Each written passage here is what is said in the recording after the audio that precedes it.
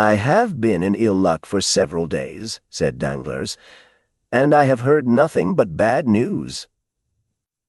"Have you had another fall at the Bourse? No? I am safe for a few days at least. I am only annoyed about a bankrupt of Trieste." "Really? Does it happen to be Jacopo Manfredi?" "Exactly so. Imagine a man who has transacted business with me for I don't know how long, to the amount of 800,000 or 900,000 francs during the year. Never a mistake or delay.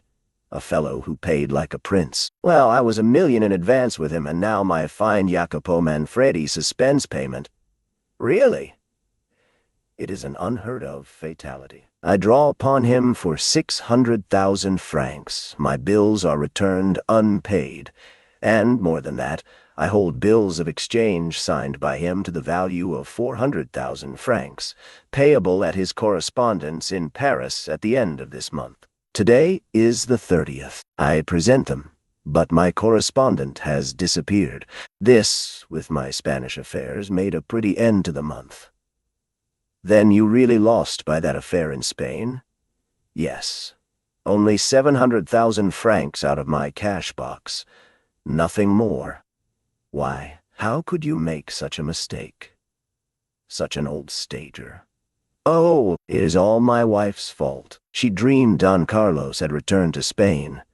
She believes in dreams. It is magnetism, she says. And when she dreams a thing, it is sure to happen, she assures me. On this conviction, I allow her to speculate, she having her bank and her stockbroker. She speculated and lost. It is true she speculates with her own money, not mine. Nevertheless, you can understand that when 700,000 francs leave the wife's pocket, the husband always finds it out. But do you mean to say you have not heard of this?" "Why, the thing has made a tremendous noise." "Yes, I heard it spoken of, but I did not know the details. And then no one can be more ignorant than I am of the affairs in the Bourse." "Then you do not speculate." "I? How could I speculate when I already have so much trouble in regulating my income? I should be obliged, besides my steward, to keep a clerk and a boy. But touching these Spanish affairs, I think that the Baroness did not dream the whole of the Don Carlos matter. The papers said something about it, did they not? Then you believe the papers?" "I? Not the least in the world. Only I fancied that the honest messenger was an exception to the rule, and that it only announced telegraphic dispatches. Well, that's what puzzles me," replied Danglars. "The news of the return of Don Carlos was brought by—" "Terrible," said Monte Cristo compassionately. "It is a hard blow for a third-rate fortune." "Third-rate," said Danglars, rather humble. "What do you mean by that?" "Certainly," continued Monte Cristo, "I make 3 assortments in fortune, first-rate, second-rate, and third-rate fortunes. I call those first-rate which are composed of treasures one possesses under one's hand, such as mines, lands, and funded property, in such states as France, Austria, and England, provided these treasures and property form a total of about 100 millions. I call those second-rate fortunes that are gained by manufacturing enterprises, joint stock companies, viceroyalties, and principalities, not drawing more than 1,500 francs, the whole forming a capital of about 50 millions. Finally, I call those third-rate fortunes which are composed of a fluctuating capital, dependent upon the will of others, or upon chances which a bankruptcy involves or a false telegram shakes, such as banks, speculations of the day. In fact, all operations under the influence of greater or less mischances, the whole bringing in a real or fictitious capital of about 15 millions. I think this is about your position, is it not?" "Confound it, yes," replied Danglars. "The result, then, of 6 more such months as this would be to reduce the third-rate house to despair." "Oh," said Danglars, becoming very pale, "how you are running on!" "Let us imagine 7 such months," continued Monte Cristo, in the same tone. "Tell me, have you ever thought that 7 times 1,700,000 francs make nearly 12 millions? No, you have not? Well, you are right, for if you indulged in such reflections, you would never risk your principal, which is to the speculator what the skin is to civilized man. We have our clothes, some more splendid than others. This is our credit. But when a man dies, he has only his skin. In the same way, on retiring from business, you have nothing but your real principal of about 5 or 6 millions at the most. For third-rate fortunes are never more than a fourth of what they appear to be, like the locomotive on a railway, the size of which is magnified by the smoke and steam surrounding it. Well, out of the 5 or 6 millions which form your real capital, you have just lost nearly 2 millions, which must, of course, in the same degree, diminish your credit and fictitious fortune. To follow out my simile, your skin has been opened by bleeding, and this, if repeated 3 or 4 times, will cause death. So pay attention to it, my dear Monsieur Danglars. Do you want money? Do you wish me to lend you some? What a bad calculator you are, exclaimed Danglars, calling to his assistance all his philosophy and dissimulation. I have made money at the same time by speculations which have succeeded. I have made up the loss of blood by nutrition. I lost a battle in Spain, I have been defeated in Trieste, but my naval army in India will have taken some galleons, and my Mexican pioneers will have discovered some mine. Very good, very good. Very good, but the wound remains and will reopen at the first loss. No, for I am only embarked in certainties, replied Danglars, with the air of a mountebank sounding his own praises. To involve me, 3 governments must crumble to dust. Well, such things have been. That there should be a famine, recollect the 7 fat and the 7 lean kine, or that the sea should become dry, as in the days of Pharaoh, and even then my vessels would become caravans. So much the better. I congratulate you, my dear M. Danglars, said Monte Cristo. I see I was deceived, and that you belong to the class of second-rate fortunes. I think I may aspire to that honor, said Danglars with a smile, which reminded Monte Cristo of the sickly moons which bad artists are so fond of daubing into their pictures of ruins. But, while we are speaking of business, Danglars added, pleased to find an opportunity of changing the subject, tell me what I am to do for M. Cavalcanti. Give him money, if he is recommended to you, and the recommendation seems good. Excellent. He presented himself this morning with a bond of 40,000 francs, payable at sight, on you, signed by Busoni, and returned by you to me with your endorsement. Of course, I immediately counted him over the 40 banknotes. Monte Cristo nodded his head in token of assent. But that is not all, continued Danglars. He has opened an account with my house for his son. May I ask how much he allows the young man? 5,000 francs per month. 60,000 francs per year. I thought I was right in believing that Cavalcanti to be a stingy fellow. How can a young man live upon 5,000 francs a month? But you understand that if the young man should want a few thousands more, do not advance it. The father will never repay it. You do not know these ultramontane millionaires. They are regular misers. And by whom were they recommended to you? Oh, by the house of Fenzi, one of the best in Florence. I do not mean to say you will lose, but nevertheless, mind you hold to the terms of the agreement. Would you not trust the Cavalcanti? I? Oh, I would advance 10 millions on his signature. I was only speaking in reference to the second-rate fortunes we were mentioning just now. And with all this, how unassuming he is. I should never have taken him for anything more than a mere major.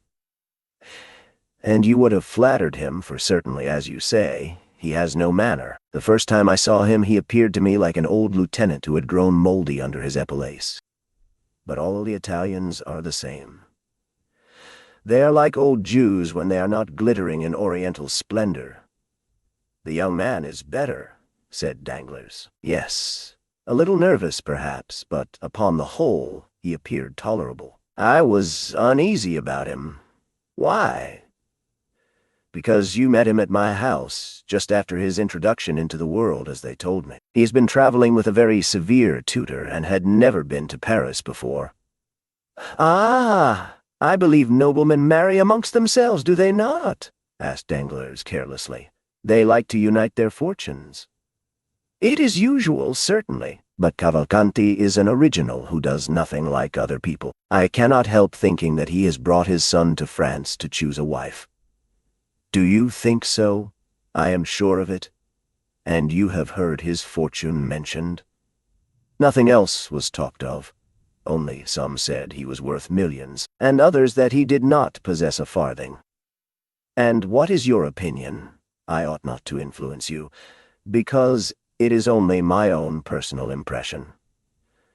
Well, and it is that these ancient condottieri, for the Cavalcanti have commanded armies and governed provinces, my opinion, I say, is that they have buried their millions in corners, the secret of which they have transmitted only to their eldest sons, who have done the same from generation to generation. And the proof of this is seen in their yellow and dry appearance, like the florins of the Republic, which, from being constantly gazed upon, have become reflected in them. Certainly, said Danglars. And this is further supported by the fact of their not possessing an inch of land. Very little, at least. I know of none which Cavalcanti possesses, excepting his palace in Lucca. Ah, he has a palace. Come, that is something. Yes. And more than that, he lets it to the Minister of Finance while he lives in a simple house. Oh, as I told you before, I think the old fellow is very close. Come, you do not flatter him. I scarcely know him. I think I have seen him 3 times in my life. All I know relating to him is through Busoni and himself. He was telling me this morning that, tired of letting his property lie dormant in Italy, which is a dead nation, he wished to find a method, either in France or England, of multiplying his millions.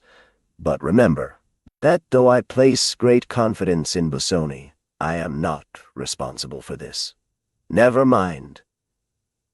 Accept my thanks for the client you have sent me.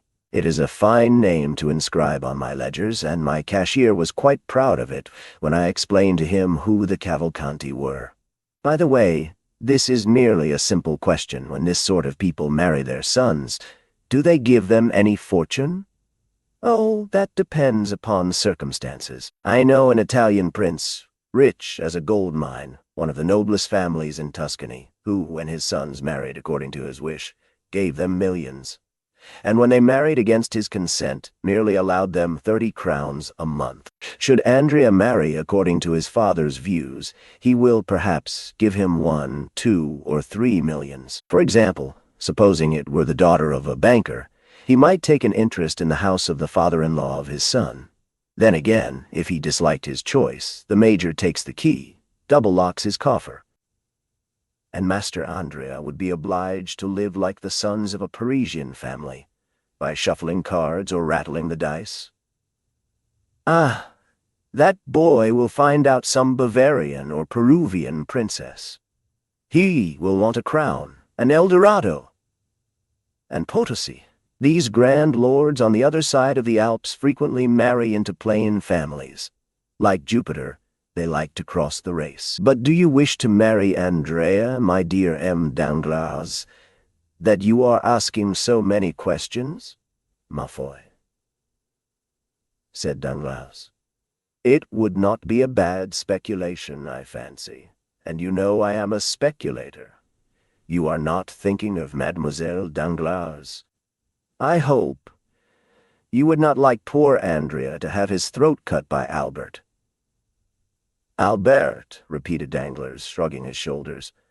Ah, well, he would care very little about it, I think.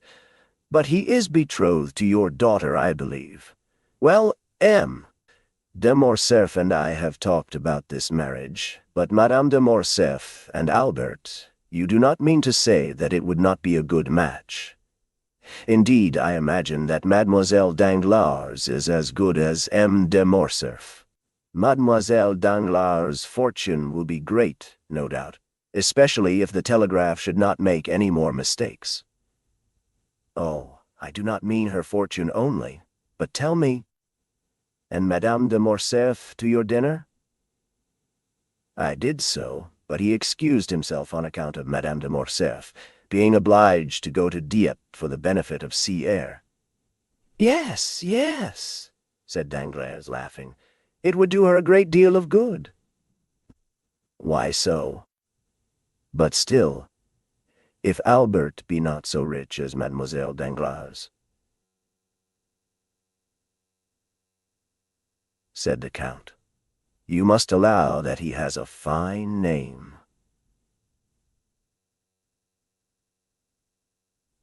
But you are too intelligent not to know that according to a prejudice, too firmly rooted to be exterminated, a nobility which dates back 5 centuries is worth more than one that can only reckon 20 years. And for this very reason, said Danglars with a smile, which he tried to make sardonic, I prefer M. Andrea Cavalcanti to M. Albert de Morcerf. Still, I should not think the Morcerfs would yield to the Cavalcanti. The Morcerfs! Stay, my dear Count, said Danglars. You are a man of the world, are you not? I think so. And you understand heraldry? Well, what then, while his name is not Morcerf? Impossible! Listen, my dear Count. M. de Morcerf has been my friend, or rather my acquaintance, during the last 30 years. You know I have made the most of my arms, though I never forgot my origin. A proof of great humility or great pride, said Monte Cristo. Well, when I was a clerk, Morcerf was a mere fisherman. And then he was called Fernand? Only Fernand? Fernand Mondego? I have bought enough fish of him to know his name. Then why did you think of giving your daughter to him?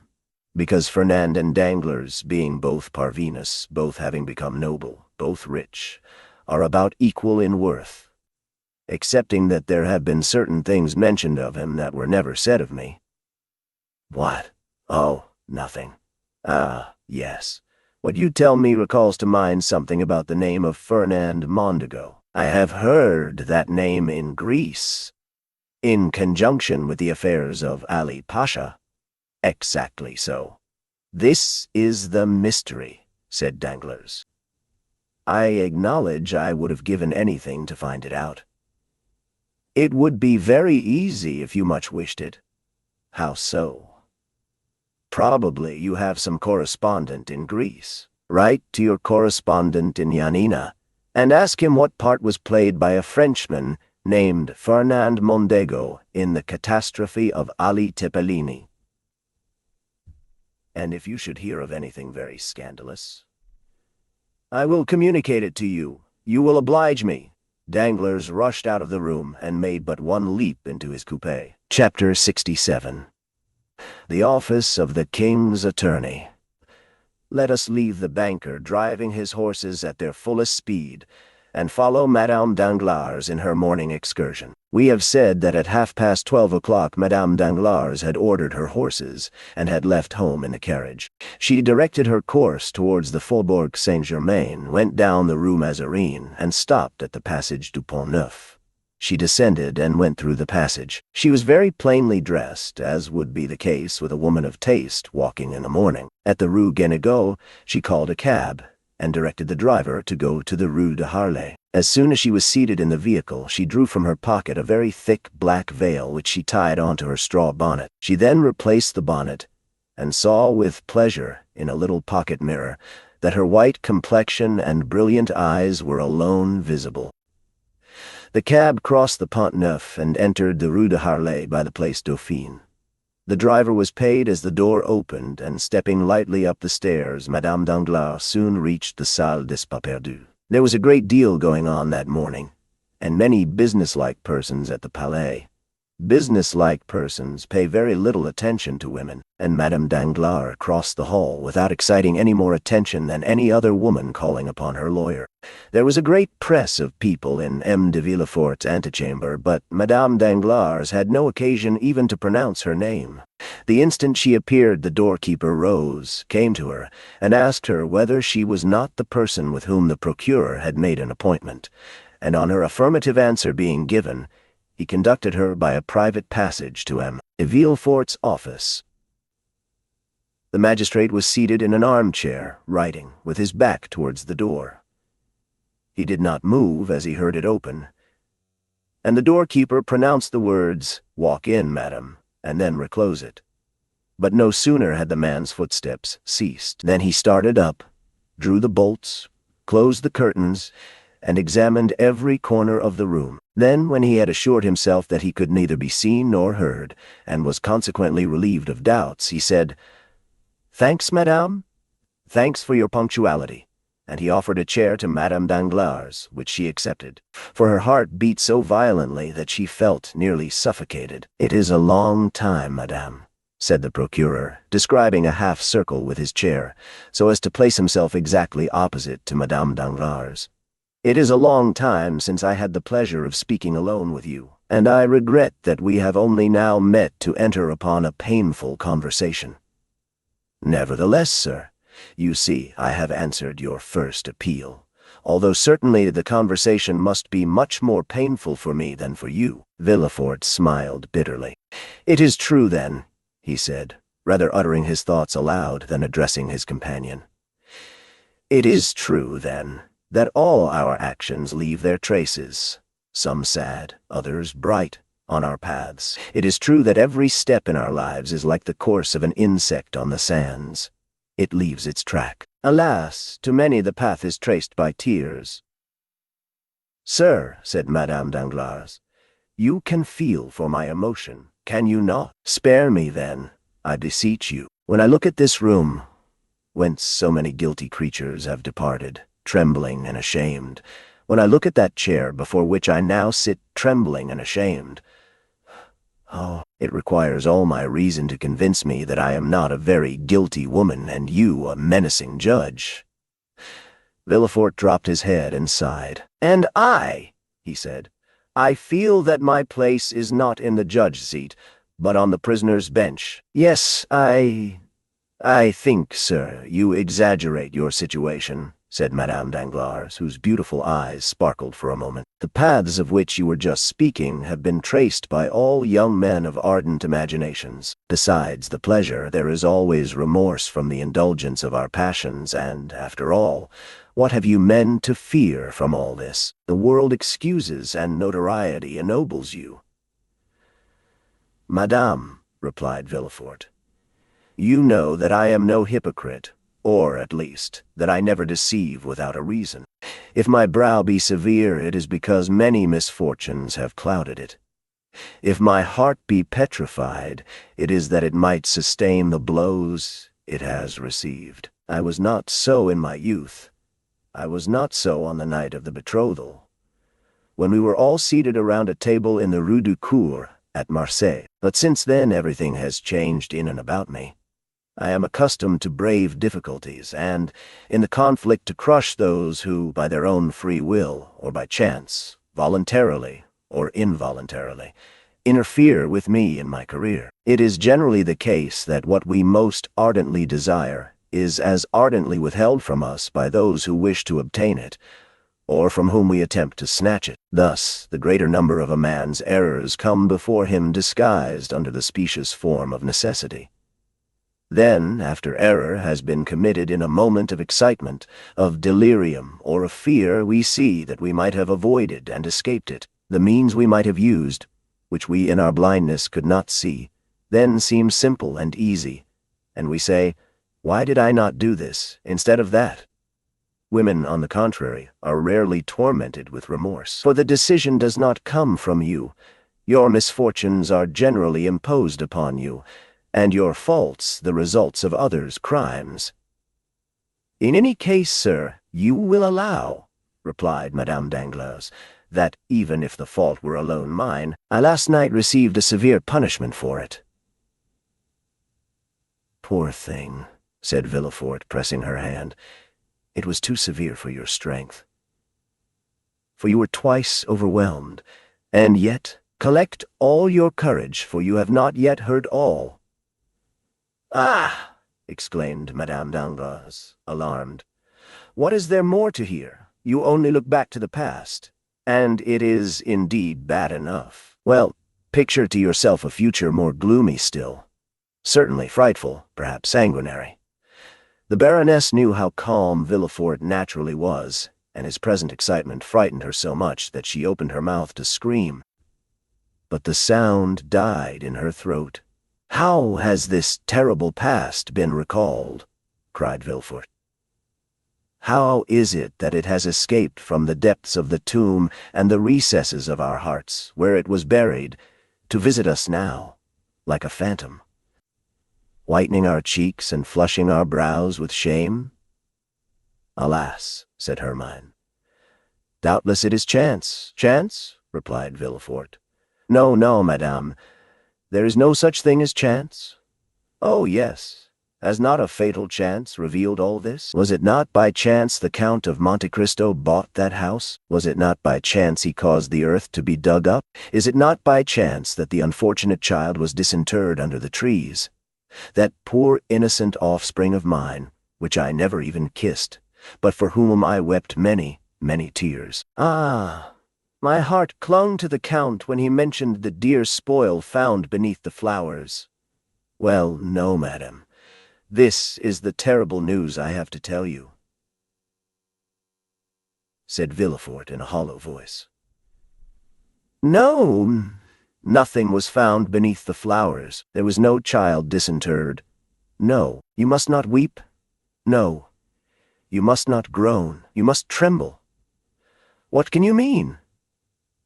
asked Madame Danglars, shuddering. "I mean that M. de Monte Cristo, digging underneath these trees, found neither skeleton nor chest, because neither of them was there."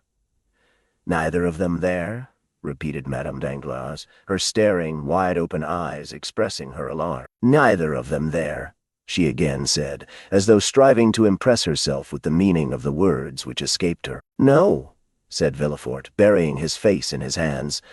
"No, 100 times no."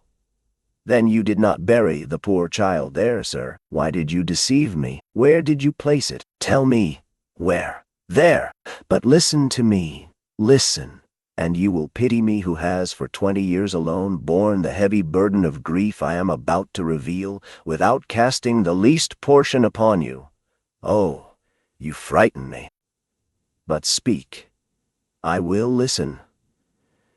You recollect that sad night when you were half expiring on that bed in the red damask room, while I, scarcely less agitated than you, awaited your delivery. The child was born, was given to me, motionless, breathless, voiceless. We thought it dead. Madame Danglars moved rapidly, as though she would spring from her chair, but Villefort stopped and clasped his hands as if to implore her attention. "We thought it dead," he repeated. "I placed it in the chest, which was to take the place of a coffin. I descended to the garden, I dug a hole, and then flung it down in haste. Scarcely had I covered it with earth when the arm of the Corsican was stretched towards me.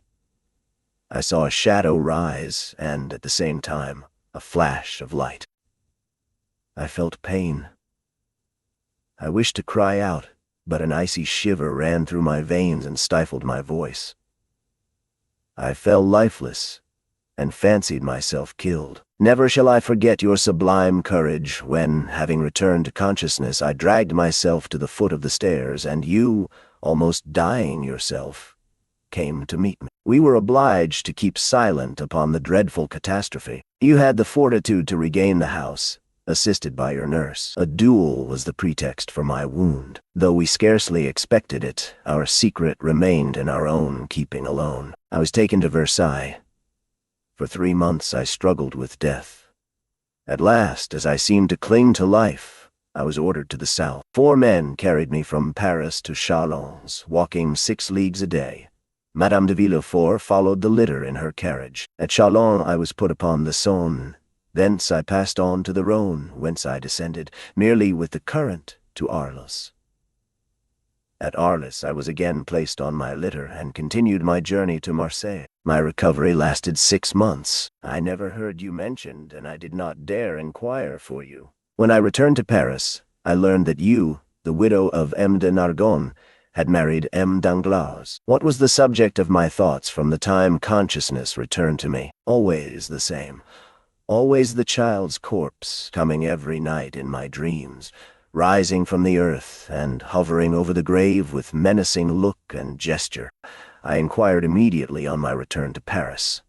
The house had not been inhabited since we left it, but it had just been let for 9 years. I found the tenant. I pretended that I disliked the idea that a house belonging to my wife's father and mother should pass into the hands of strangers. I offered to pay them for canceling the lease. They demanded. I would have given 10,000. I would have given 20,000. I had the money with me. I made the tenant sign the deed of resolution. And when I had obtained what I so much wanted, I galloped to Auteuil. No one had entered the house since I had left it. It was 5 o'clock in the afternoon. I ascended into the Red Room and waited for night. There all the thoughts which had disturbed me during my year of constant agony came back with double force. The Corsican who had declared the vendetta against me, who had followed me from Nimes to Paris, who had hid himself in the garden, who had struck me, had seen me dig the grave, had seen me enter the child. He might become acquainted with your person. Nay, he might even then have known it. Would he not one day make you pay for keeping this terrible secret? Would it not be a sweet revenge for him when he found that I had not died from the blow of his dagger? It was therefore necessary, before everything else, and at all risks, that I should cause all traces of the past to disappear. That I should destroy every material vestige. Too much reality would always remain in my recollection. It was for this I had annulled the lease. It was for this I had come. It was for this I was waiting. Night arrived. I allowed it to become quite dark. I was without a light in that room. When the wind shook all the doors, behind which I continually expected to see some spy concealed, I trembled. I seemed everywhere to hear your moans behind me in the bed, and I dared not turn around. My heart beat so violently that I feared my wound would open. At length, one by one, all the noises in the neighborhood ceased. I understood that I had nothing to fear, that I should neither be seen nor heard, so I decided upon descending to the garden. Listen, Hermine.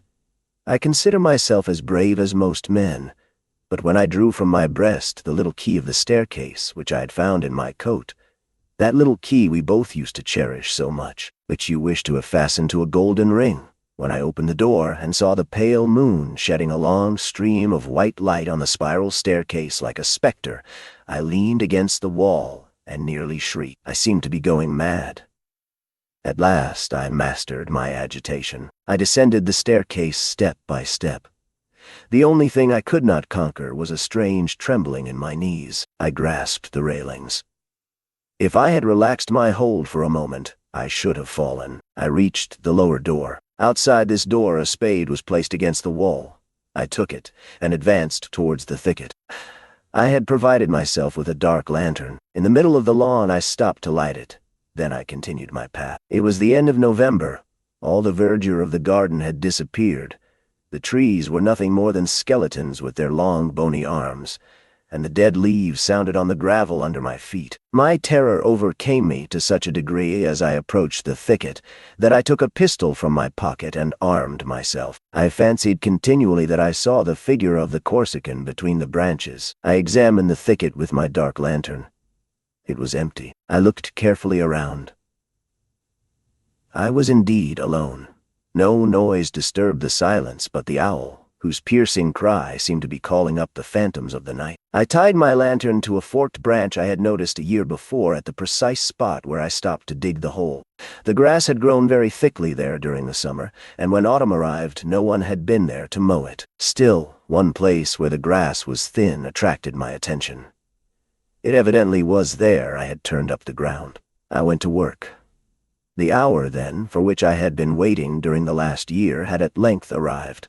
How I worked, how I hoped, how I struck every piece of turf, thinking to find some resistance to my spade. But no, I found nothing. Though I had made a hole twice as large as the first, I thought I had been deceived, had mistaken the spot. I turned around. I looked at the trees. I tried to recall the details which had struck me at the time. A cold, sharp wind whistled through the leafless branches, and yet the drops fell from my forehead. I recollected that I was stabbed just as I was trampling the ground to fill up the hole. While doing so, I had leaned against a laburnum. Behind me was an artificial rockery, intended to serve as a resting place for persons walking in the garden. In falling, my hand, relaxing its hold of the laburnum, felt the coldness of the stone. On my right, I saw the tree. Behind me, the rock. I stood in the same attitude, and threw myself down. I rose and again began digging and enlarging the hole.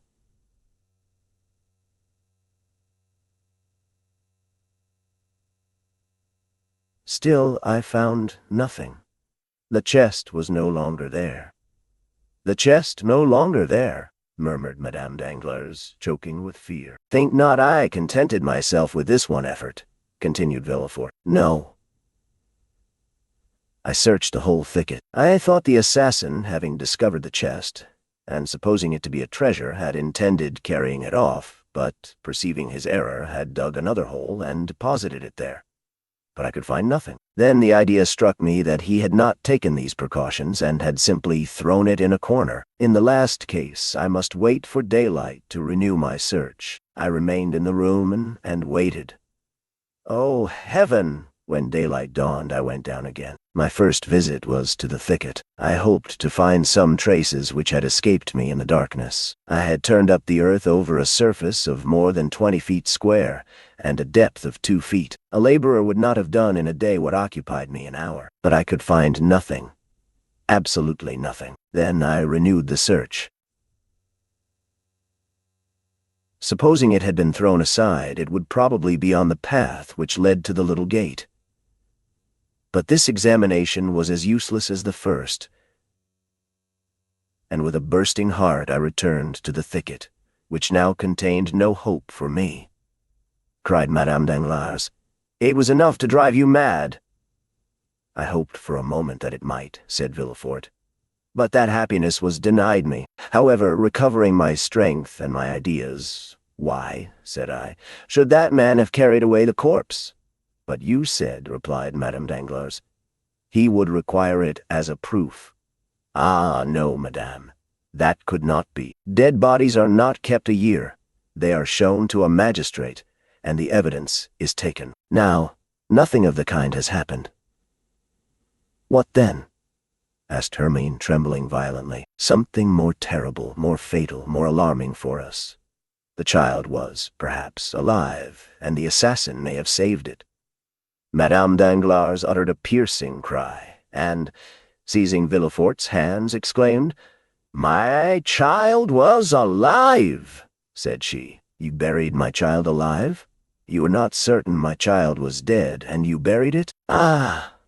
Madame Danglars had risen, and stood before the procureur, whose hand she wrung in her feeble grasp. "I know not. I merely suppose so, as I might suppose anything else," replied Villefort with a look so fixed. It indicated that his powerful mind was on the verge of despair and madness. "Ah, my child, my poor child," cried the Baroness, falling on her chair, and stifling her sobs in her handkerchief. Villefort, becoming somewhat reassured, perceived that to avert the maternal storm gathering over his head, he must inspire Madame Danglars with the terror he felt. "You understand, then, that if it were so," said he, rising in his turn, and approaching the Baroness to speak to her in a lower tone, "we are lost. This child lives, and someone knows it lives. Someone is in possession of our secret. And since Monte Cristo speaks before us of a child disinterred, when that child could not be found, it is he who is in possession of our secret. Just God, avenging God," murmured Madame Danglars. Villefort's only answer was a stifled groan. "But the child, sir," repeated the agitated mother. "How I have searched for him," replied Villefort, wringing his hands. "How I have called him in my long, sleepless nights. How I have longed for royal wealth to purchase 1,000,000 of secrets from 1,000,000 of men, and to find mine among them. At last, one day, when for the 100th time I took up my spade, I asked myself again and again what the Corsican could have done with the child. A child encumbers a fugitive. Perhaps on perceiving it was still alive, he had thrown it into the river." "Impossible!" cried Madame Danglars. "A man may murder another out of revenge, but he would not deliberately drown a child." "Perhaps," continued Villefort, "Hay had put it in the Foundling Hospital." "Oh, yes, yes," cried the Baroness, wrapped in part of a fine linen napkin, purposely torn in half. This portion of the napkin was marked with half a baron's crown, and the letter H. "Truly, truly," said Madame Danglars. "All my linen is marked thus. Monsieur de Nargonne was a baron, and my name is Herman. Thank God my child was not then dead." "No, it was not dead. And you can tell me so without fearing to make me die of joy? Where is the child?" Villefort shrugged his shoulders. "Do I know?" said he. "And do you believe that if I knew I would relate to you all its trials and all its adventures as would a dramatist or a novel writer? Alas! No, I know not. A woman, about 6 months after, came to claim it with the other half of the napkin. This woman gave all the requisite particulars, and it was entrusted to her. But you should have inquired for the woman. You should have traced her. And what do you think I did? I feigned a criminal process, and employed all the most acute bloodhounds and skillful agents in search of her. They traced her to Château, and there they lost her." "They lost her?" "Yes, forever." Madame Danglars had listened to this recital with a sigh, a tear, or a shriek for every detail. "And this is all," said she. "And you stop there?" "Oh, no," said Villefort. "I never cease to search and to inquire. However, the last 2 or 3 years I had allowed myself some respite, but now I will begin with more perseverance and fury than ever, since fear urges me, not my conscience." "But," replied Madame Danglars, "the Count of Monte Cristo can know nothing, or he would not seek our society as he does." "Oh, the wickedness of man is very great," said Villefort, "since it surpasses the goodness of God. Did you observe that man's eyes while he was speaking to us?" "No. But have you ever watched him carefully? Doubtless he is capricious, but that is all. One thing alone struck me. Of all the exquisite things he placed before us, he touched nothing. I might have suspected he was poisoning us. And you see you would have been deceived. Yes, doubtless. But believe me, that man has other projects. For that reason I wished to see you, to speak to you, to warn you against everyone, but especially against him."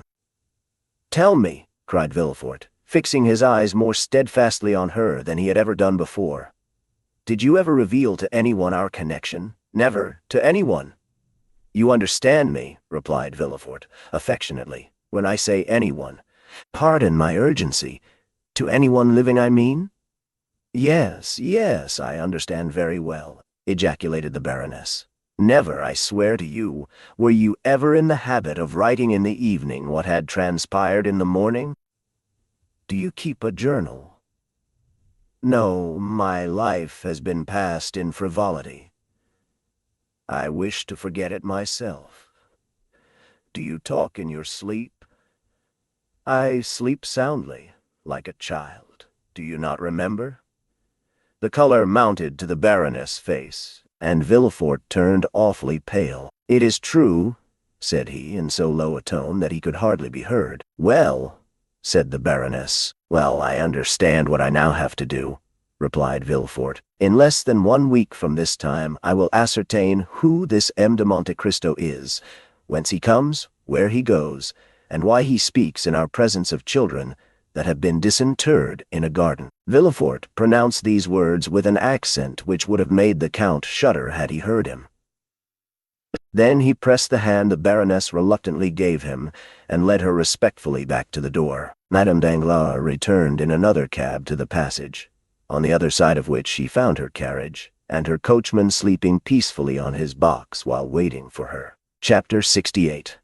A Summer Ball. The same day, during the interview between Madame Danglars and the procureur, a traveling carriage entered the Rue du Helder, passed through the gateway of Number 27, and stopped in the yard. In a moment the door was opened, and Madame de Morcerf alighted, leaning on her son's arm. Albert soon left her, ordered his horses, and having arranged his toilet, drove to the Champs-Élysées, to the house of Monte Cristo. The Count received him with his habitual smile. It was a strange thing that no one ever appeared to advance a step in that man's favor. Those who would, as it were, force a passage to his heart, found an impassable barrier. Morcerf, who ran towards him with open arms, was chilled as he drew near, in spite of the friendly smile, and simply held out his hand. Monte Cristo shook it coldly according to his invariable practice. "Here I am, dear Count. Welcome home again. I arrived an hour since, from Dieppe, and what is the news?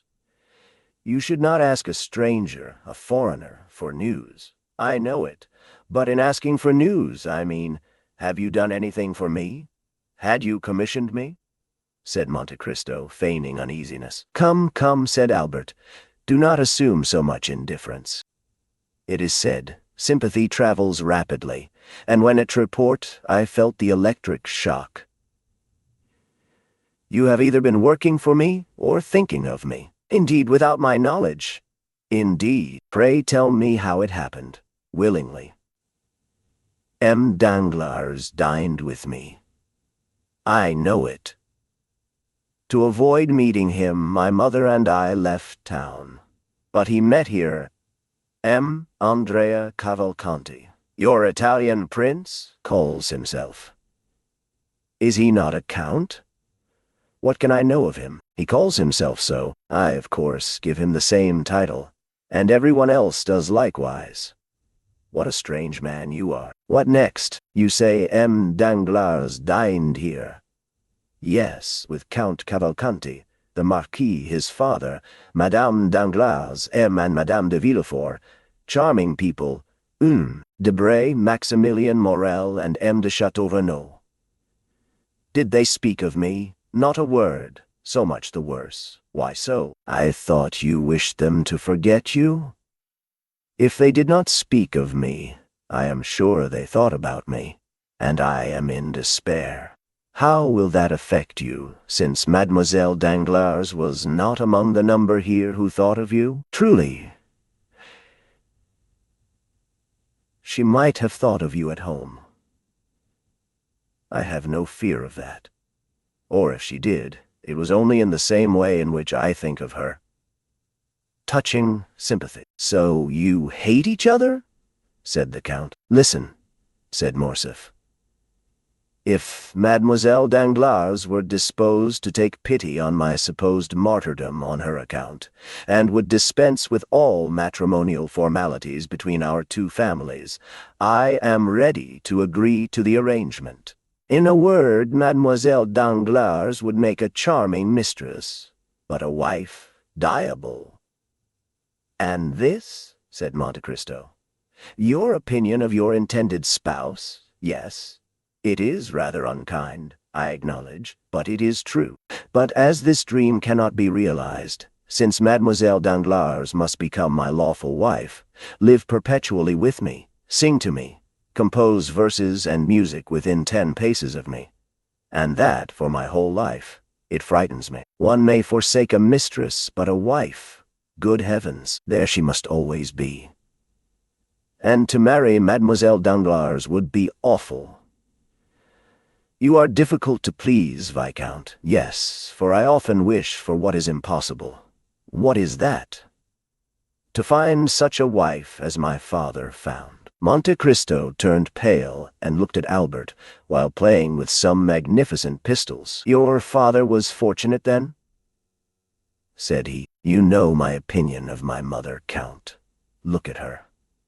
Still beautiful, witty, more charming than ever. For any other son to have stayed with his mother for 4 days at Tréport, it would have been a condescension or a martyrdom, while I return more contented, more peaceful. Shall I say more poetic than if I had taken Queen Mab or Titania as my companion? That is an overwhelming demonstration, and you would make everyone vow to live a single life. Such are my reasons for not liking to marry Mademoiselle Danglars. Have you ever noticed how much a thing is heightened in value when we obtain possession of it? The diamond which glittered in the window at Marlay's or Fawson's shines with more splendor when it is our own. But if we are compelled to acknowledge the superiority of another, and still must retain the one that is inferior, do you not know what we have to endure?" "Worldling," murmured the Count. "Thus I shall rejoice when Mademoiselle Eugénie perceives I am but a pitiful atom, with scarcely as many 100,000 francs as she has millions." Monte Cristo smiled. "One plan occurred to me," continued Albert. "Franz likes all that is eccentric. I tried to make him fall in love with Mademoiselle Danglars, but in spite of 4 letters written in the most alluring style, he invariably answered, 'My eccentricity may be great, but it will not make me break my promise, that is what I call devoted friendship, to recommend to another one whom you would not marry yourself.'" Albert smiled. "A propos," continued he, "Franz is coming soon, but it will not interest you. You dislike him, I think?" "Aye," said Monte Cristo. "My dear Viscount, how have you discovered that I did not like M. Franz?" "I like everyone." "And you include me in the expression everyone. Many thanks." "Let us not mistake," said Monte Cristo. "I love everyone as God commands us to love our neighbor as Christians, but I thoroughly hate but a few. Let us return to M. Franz d'Épinay. Did you say he was coming?" "Yes." "Summoned by M. de Villefort, who is apparently as anxious to get Mademoiselle Valentine married as Danglars is to see Mademoiselle Eugénie settled. It must be a very irksome office to be the father of a grown-up daughter. It seems to make one feverish, and to raise one's pulse to 90 beats a minute until the deed is done. But M. d'Épinay, unlike you, bears his misfortune patiently. Still more, he talks seriously about the matter, puts on a white tie, and speaks of his family. He entertains a very high opinion of M. and Madame de Villefort, which they deserve, do they not? I believe they do. M. de Villefort has always passed for a severe but a just man." "There is, then, one," said Monte Cristo, "whom you do not condemn like poor Danglars, because I am not compelled to marry his daughter, perhaps," replied Albert, laughing. "Indeed, my dear sir," said Monte Cristo, "you are revoltingly foppish." "I foppish? How do you mean?" "Yes. Pray take a cigar and cease to defend yourself, and to struggle to escape marrying Mademoiselle Danglars. Let things take their course. Perhaps you may not have to retract." "Bah! Doubtless, my dear Viscount, you will not be taken by force. And seriously, do you wish to break off your engagement? I would give 100,000 francs to be able to do so. Then make yourself quite easy. M. Danglars would give double that sum to attain the same end." "Am I, indeed?" "So happy," said Albert, who still could not prevent an almost imperceptible cloud passing across his brow. "But, my dear Count, has M. Danglars any reason?" "Ah, there is your proud and selfish nature. You would expose the self-love of another with a hatchet, but you shrink if your own is attacked with a needle. But yet M. Danglars appeared delighted with you, was he not? Well, he is a man of bad taste, and is still more enchanted with another. I know not whom. Look and judge for yourself." "Thank you, I understand. But my mother, No, not my mother. I mistake. My father intends giving a ball. A ball at this season?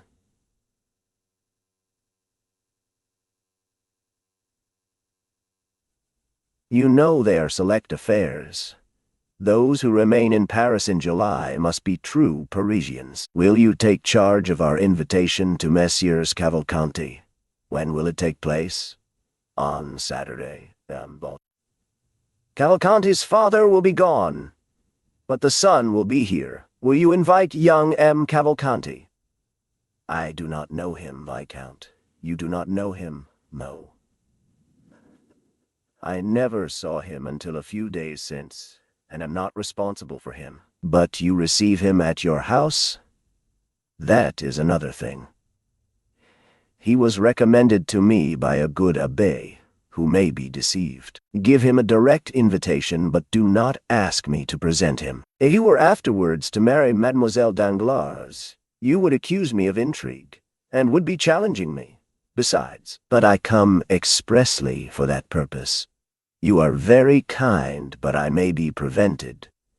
If I tell you one thing, you will be so amiable as to set aside all impediments. Tell me what it is.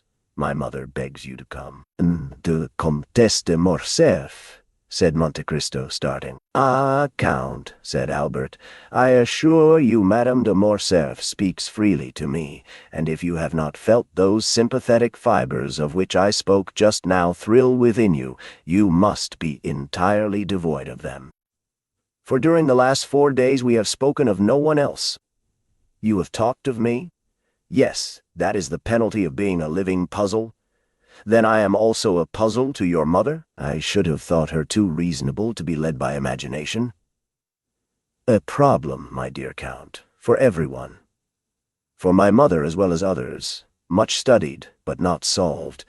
You still remain an enigma, do not fear. My mother is only astonished that you remain so long unsolved. I believe, while the Countess Guy takes you for Lord Ruthven, my mother imagines you to be Cagliostro or the Count Saint-Germain. The first opportunity you have, confirm her in her opinion. It will be easy for you, as you have the philosophy of the one and the wit of the other. I thank you for the warning, said the Count. I shall endeavor to be prepared for all suppositions. We shall try to persuade the great D'Aguesseau 11M de Villefort to come, but have not much hope of seeing him. Never despair of anything, says the proverb. Do you dance, Count? I dance? Yes, you. It would not be astonishing. That is very well before one is over 40. No, I do not dance, but I like to see others do so. Does Madame de Morcerf dance? Never. You can talk to her. She so delights in your conversation. Indeed? Yes, truly. You are the only man of whom I have heard her speak with interest.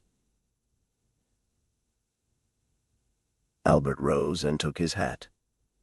The Count conducted him to the door. I have one thing to reproach myself with, said he, stopping Albert on the steps. What is it? I have spoken to you indiscreetly about Danglars.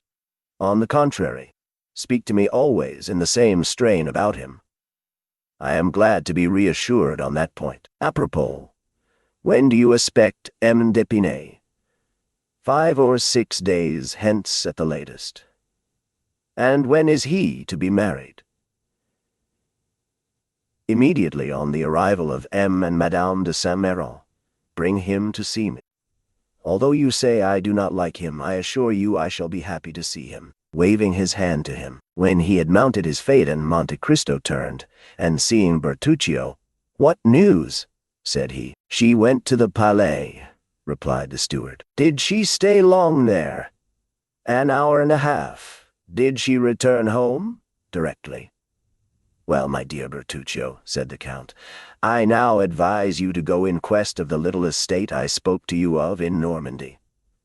Bertuccio bowed, and as his wishes were in perfect harmony with the order he had received, He started the same evening. Chapter 69. The Inquiry. M. de Villefort kept the promise he had made to Madame Danglars to endeavor to find out how the Count of Monte Cristo had discovered the history of the house at Auteuil. He wrote the same day for the required information to M. de Beauville, who, from having been an inspector of prisons, was promoted to a high office in the police, and the latter begged for 2 days' time to ascertain exactly who would be most likely to give him full particulars.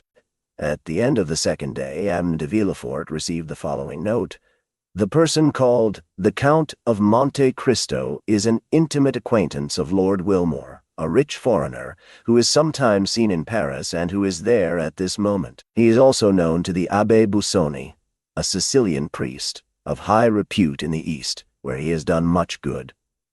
M. de Villefort replied by ordering the strictest inquiries to be made respecting these 2 persons. His orders were executed, and the following evening he received these details. The abbé, who was in Paris only for a month, inhabited a small 2-storied house behind Saint-Sulpice. There were 2 rooms on each floor, and he was the only tenant. The 2 lower rooms consisted of a dining room with a table, chairs, and sideboard of walnut, and a wainscoted parlor without ornaments, carpet, or timepiece. It was evident that the abbé limited himself to objects of strict necessity.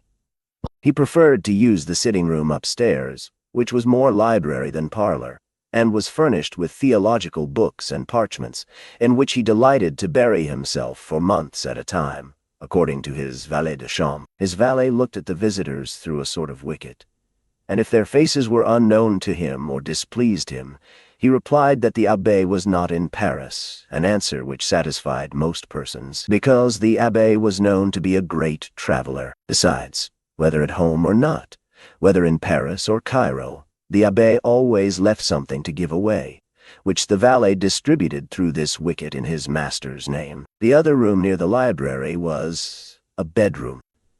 A bed without curtains, 4 armchairs, and a couch, covered with yellow Utrecht velvet, composed, with a prie-dieu, all its furniture.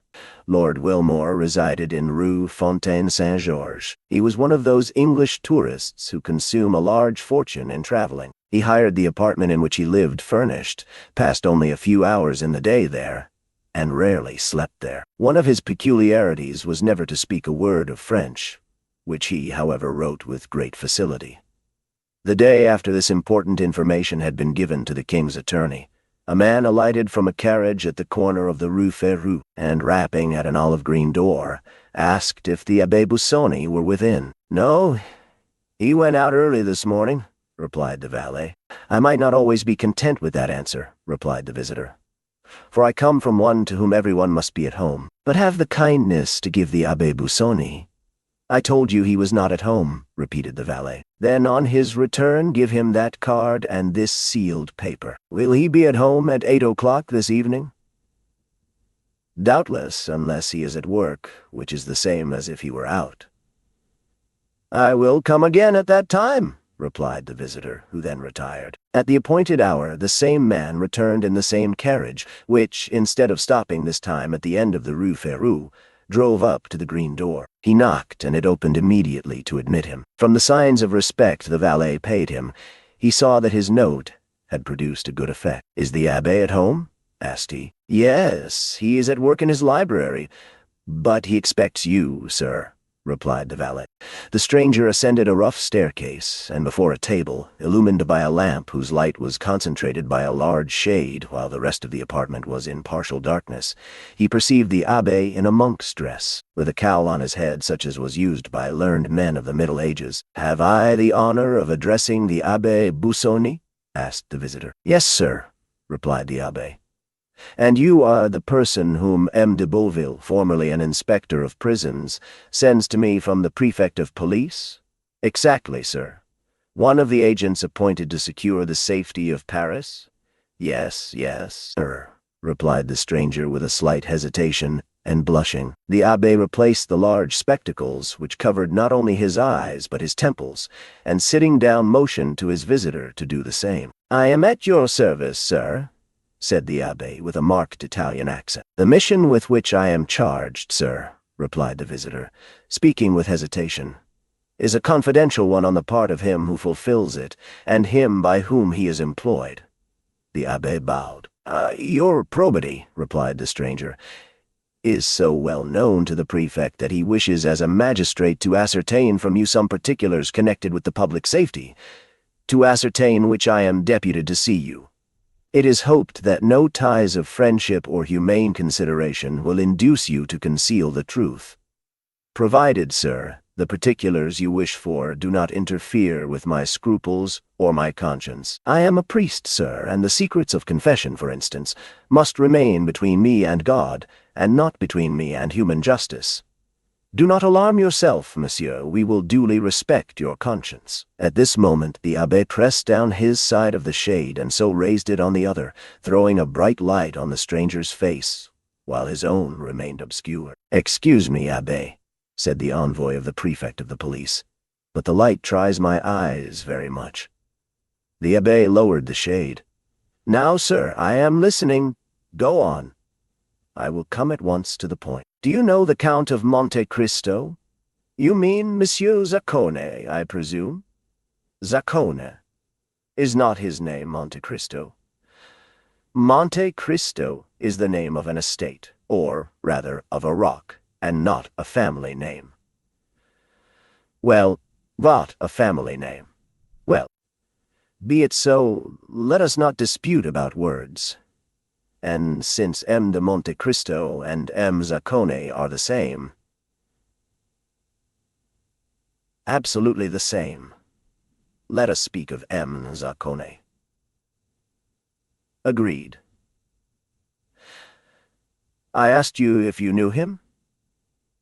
"Extremely well." "Who is he?" "The son of a rich shipbuilder in Malta." "I know that is the report, but, as you are aware, the police does not content itself with vague reports."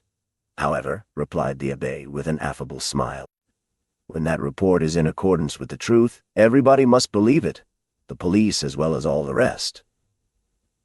"Are you sure of what you assert?" "What do you mean by that question?" "Understand, sir, I do not in the least suspect your veracity. I ask if you are certain of it." "I knew his father, M. Zaccone." "Ah, indeed. And when a child I often played with the son in the timber yards. But whence does he derive the title of Count? You are aware that may be bought." "In Italy?" "Everywhere." "And his immense riches, whence does he procure them?" "They may not be so very great."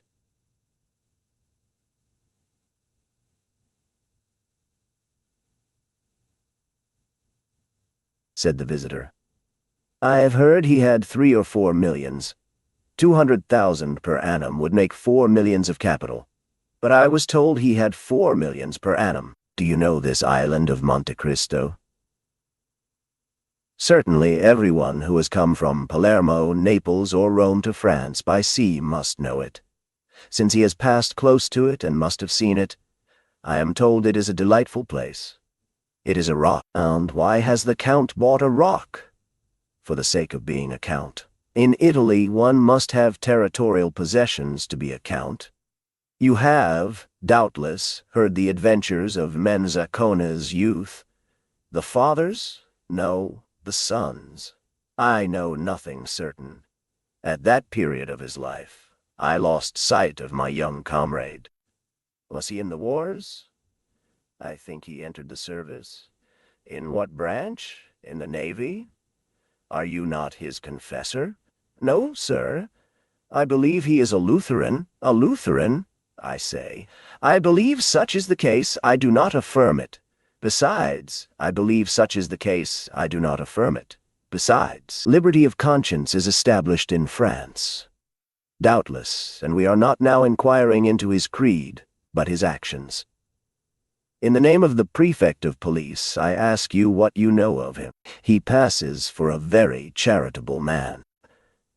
Our Holy Father, the Pope, has made him a knight of Jesus Christ for the services he rendered to the Christians in the East. He has 5 or 6 rings as testimonials from Eastern monarchs of his services. Does he wear them? No, but he is proud of them. He is better pleased with rewards given to the benefactors of man than to his destroyers. He is a Quaker, then? Exactly. He is a Quaker, with the exception of the peculiar dress. Everyone who knows him is his friend. But has he any enemies? One only. What is his name? Lord Wilmore. Where is he? He is in Paris just now. Can he give me any particulars? Important ones. Do you know his abode? It's somewhere in the Chaussée d'Antin, but I know neither the street nor the number.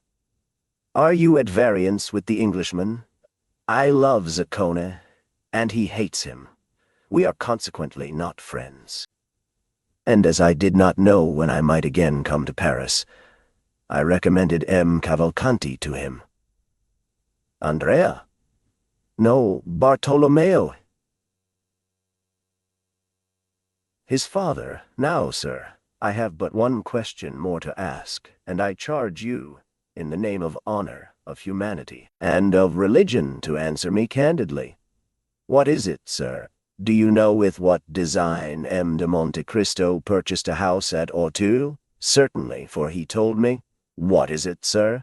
To make a lunatic asylum of it, similar to that founded by the Count of Pisani at Palermo. Do you know about that institution? I have heard of it. It is a magnificent charity. Having said this, the abbé bowed to imply he wished to pursue his studies. The visitor either understood the abbé's meaning or had no more questions to ask. He arose, and the abbé accompanied him to the door. You are a great almsgiver, said the visitor, and although you are said to be rich, I will venture to offer you something for your poor people. Will you accept my offering?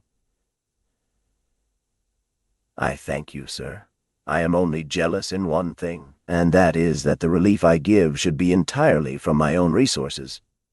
However, my resolution, sir, is unchangeable, but you have only to search for yourself, and you will find, alas, but too many objects upon whom to exercise your benevolence.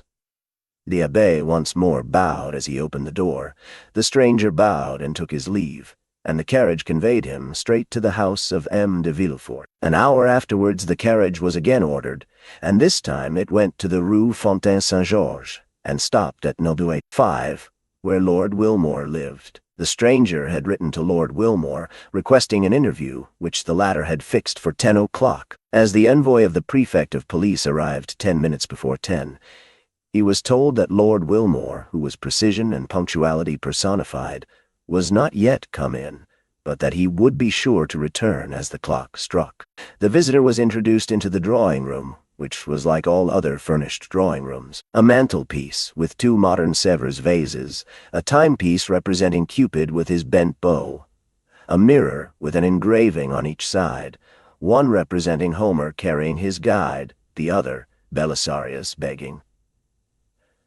A grayish paper, red and black tapestry, such was the appearance of Lord Wilmore's drawing-room. It was illuminated by lamps with ground-glass shades which gave only a feeble light, as if out of consideration for the envoy's weak sight. After 10 minutes' expectation the clock struck 10. At the 5th stroke the door opened and Lord Wilmore appeared. He was rather above the middle height, with thin reddish whiskers, light complexion, and light hair, turning rather gray. He was dressed with all the English peculiarity, namely, in a blue coat, with gilt buttons and high collar, in the fashion of 1811, a white kerseymere waistcoat, and nankeen pantaloons, 3 inches too short, but which were prevented by straps from slipping up to the knee. His first remark on entering was, "You know, sir, I do not speak French." "I know you do not like to converse in our language," replied the envoy. "But you may use it," replied Lord Wilmore. "I understand it." "And I," replied the visitor, changing his idiom, "know enough of English to keep up the conversation. Do not put yourself to the slightest inconvenience." "Ah, said Lord Wilmore, with that tone which is only known to natives of Great Britain.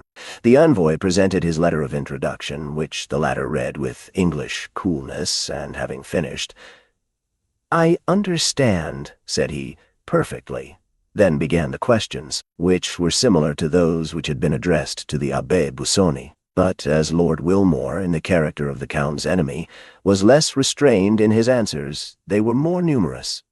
He described the youth of Monte Cristo, who, he said, at 10 years of age, entered the service of one of the petty sovereigns of India, who make war on the English. It was there Wilmore had first met him and fought against him. And in that war Zaccone had been taken prisoner, sent to England, and consigned to the hulks, whence he had escaped by swimming. Then began his travels, his duels, his caprices. Then the insurrection in Greece broke out, and he had served in the Grecian ranks. While in that service he had discovered a silver mine in the mountains of Thessaly, but he had been careful to conceal it from everyone. After the Battle of Navarino, when the Greek government was consolidated, he asked of King Otho a mining grant for that district, which was given him. Hence that immense fortune which, in Lord Wilmore's opinion, possibly amounted to 1 or 2 millions per annum, a precarious fortune which might be momentarily lost by the failure of the mine. "But," asked the visitor, "do you know why he came to France?" "He is speculating in railways," said Lord Wilmore, "and as he is an expert chemist and physicist, he has invented a new system of telegraphy which he is seeking to bring to perfection." "How much does he spend yearly?" asked the prefect. "Not more than 500,000 or 600,000 francs," said Lord Wilmore. "He is a miser." Hatred evidently inspired the Englishman who, knowing no other reproach to bring on the Count, accused him of avarice. "Do you know his house at Auteuil?" "Certainly." "What do you know respecting it?" "Do you wish to know why he bought it?" "Yes." "The Count is a speculator who will certainly ruin himself in experiments. He supposes there is in the neighborhood of the house he has bought a mineral spring equal to those at Bagneres, Luchon, and Cauteretz. He's going to turn his house into a bad house, as the Germans term it. He has already dug up all the garden 2 or 3 times to find the famous spring, and, being unsuccessful, he will soon purchase all the contiguous houses. Now, as I dislike him, and hope his railway, his electric telegraph, or his search for baths will ruin him, I am watching for his discomfiture, which must soon take place." "What was the cause of your quarrel?" "When he was in England he seduced the wife of one of my friends." "Why do you not seek revenge?" "I have already fought 3 duels with him," said the Englishman, "the first with the pistol, the second with the sword, and the third with the saber." "And what was the result of those duels?" "The first time, he broke my arm. The second, he wounded me in the breast. And the third time, made this large wound." The Englishman turned down his shirt collar and showed a scar, whose redness proved it to be a recent one. "So that, you see, there is a deadly feud between us." "But," said the envoy, "you do not go about it in the right way to kill him, if I understand you correctly. And every other day Grisier comes to my house." This was all the visitor wished to ascertain, or, rather, all the Englishman appeared to know. The agent arose, and having bowed to Lord Wilmore, who returned his salutation with the stiff politeness of the English, he retired. Lord Wilmore, having heard the door close after him, returned to his bedroom, where with one hand he pulled off his light hair, his red whiskers, his false jaw, and his wound, to resume the black hair, dark complexion, and pearly teeth of the Count of Monte Cristo. It was M. de Villefort, and not the prefect, who returned to the house of M. de Villefort. The procureur felt more at ease, although he had learned nothing really satisfactory, and, for the first time since the dinner party at Auteuil, he slept soundly. Chapter 70.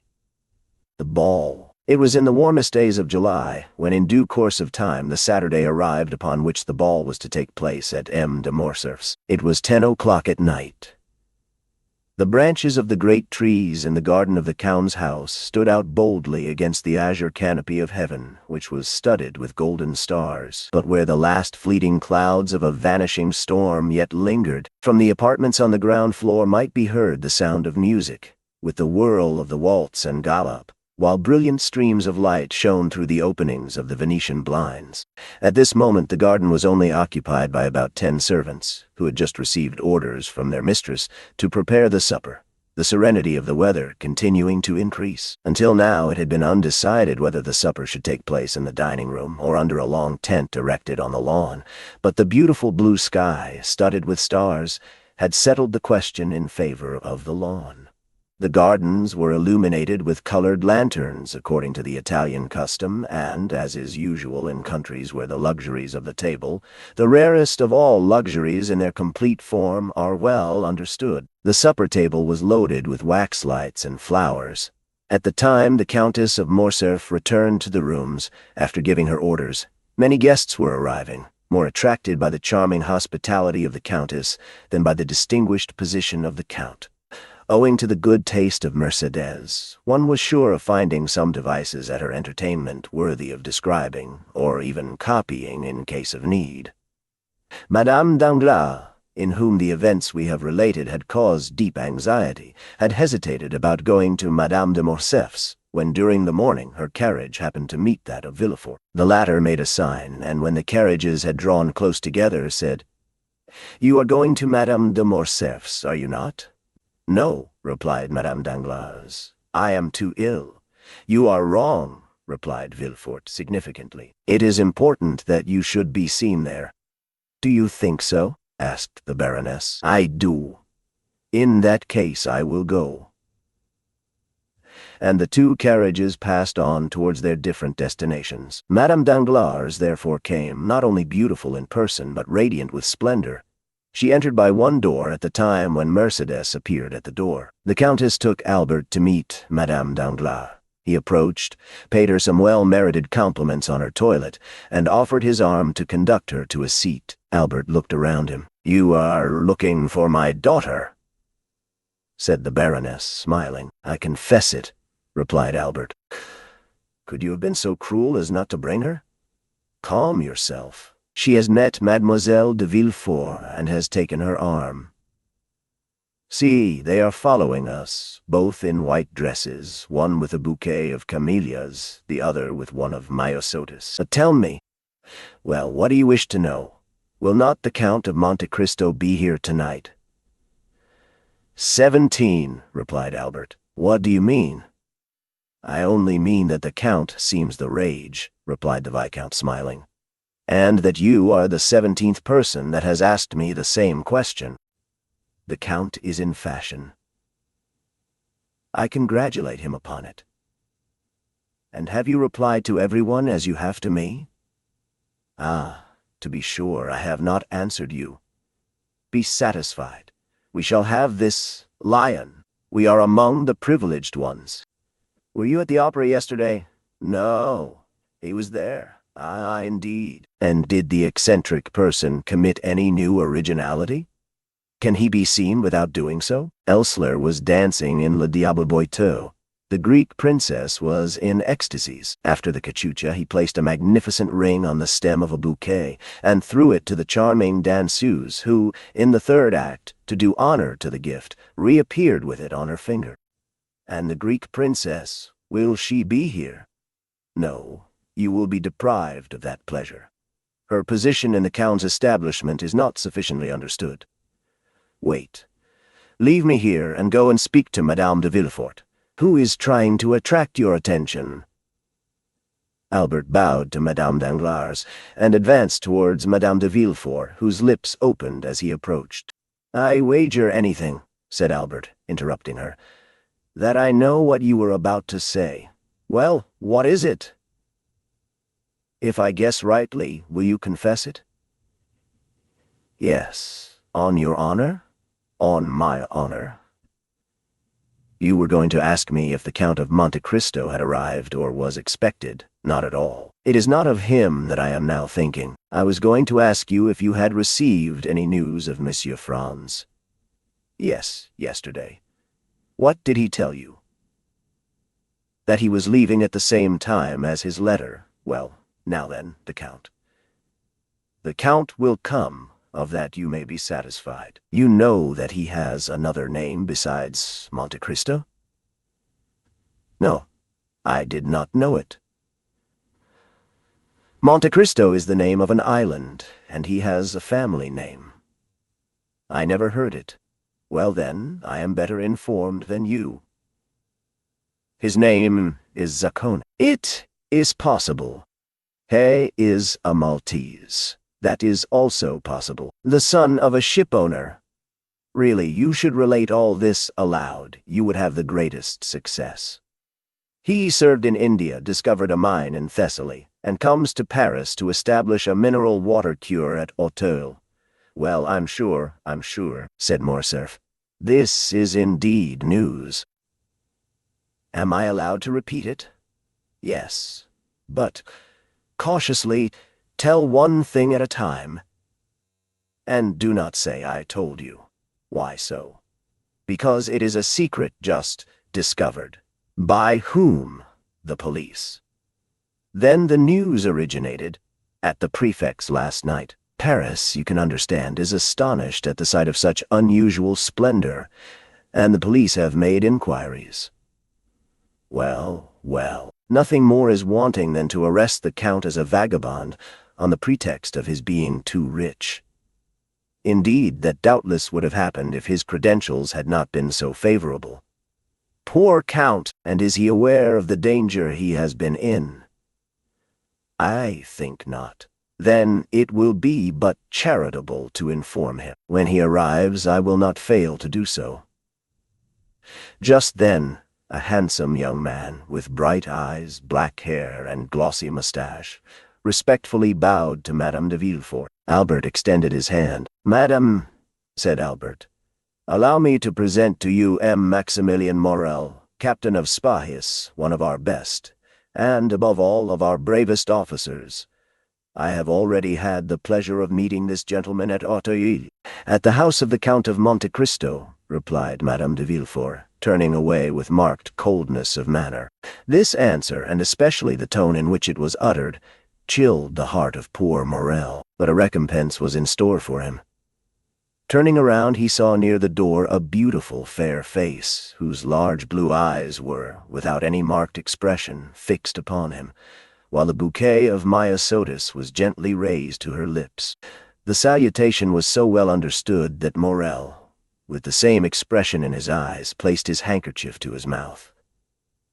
And these two living statues, whose hearts beat so violently under their marble aspect, separated from each other by the whole length of the room, forgot themselves for a moment, or rather, forgot the world in their mutual contemplation. They might have remained much longer lost in one another, without anyone noticing their abstraction. The Count of Monte Cristo had just entered. We have already said that there was something in the Count which attracted universal attention wherever he appeared. It was not the coat, unexceptional in its cut, though simple and unornamented. It was not the plain white waistcoat. It was not the trousers that displayed the foot so perfectly formed.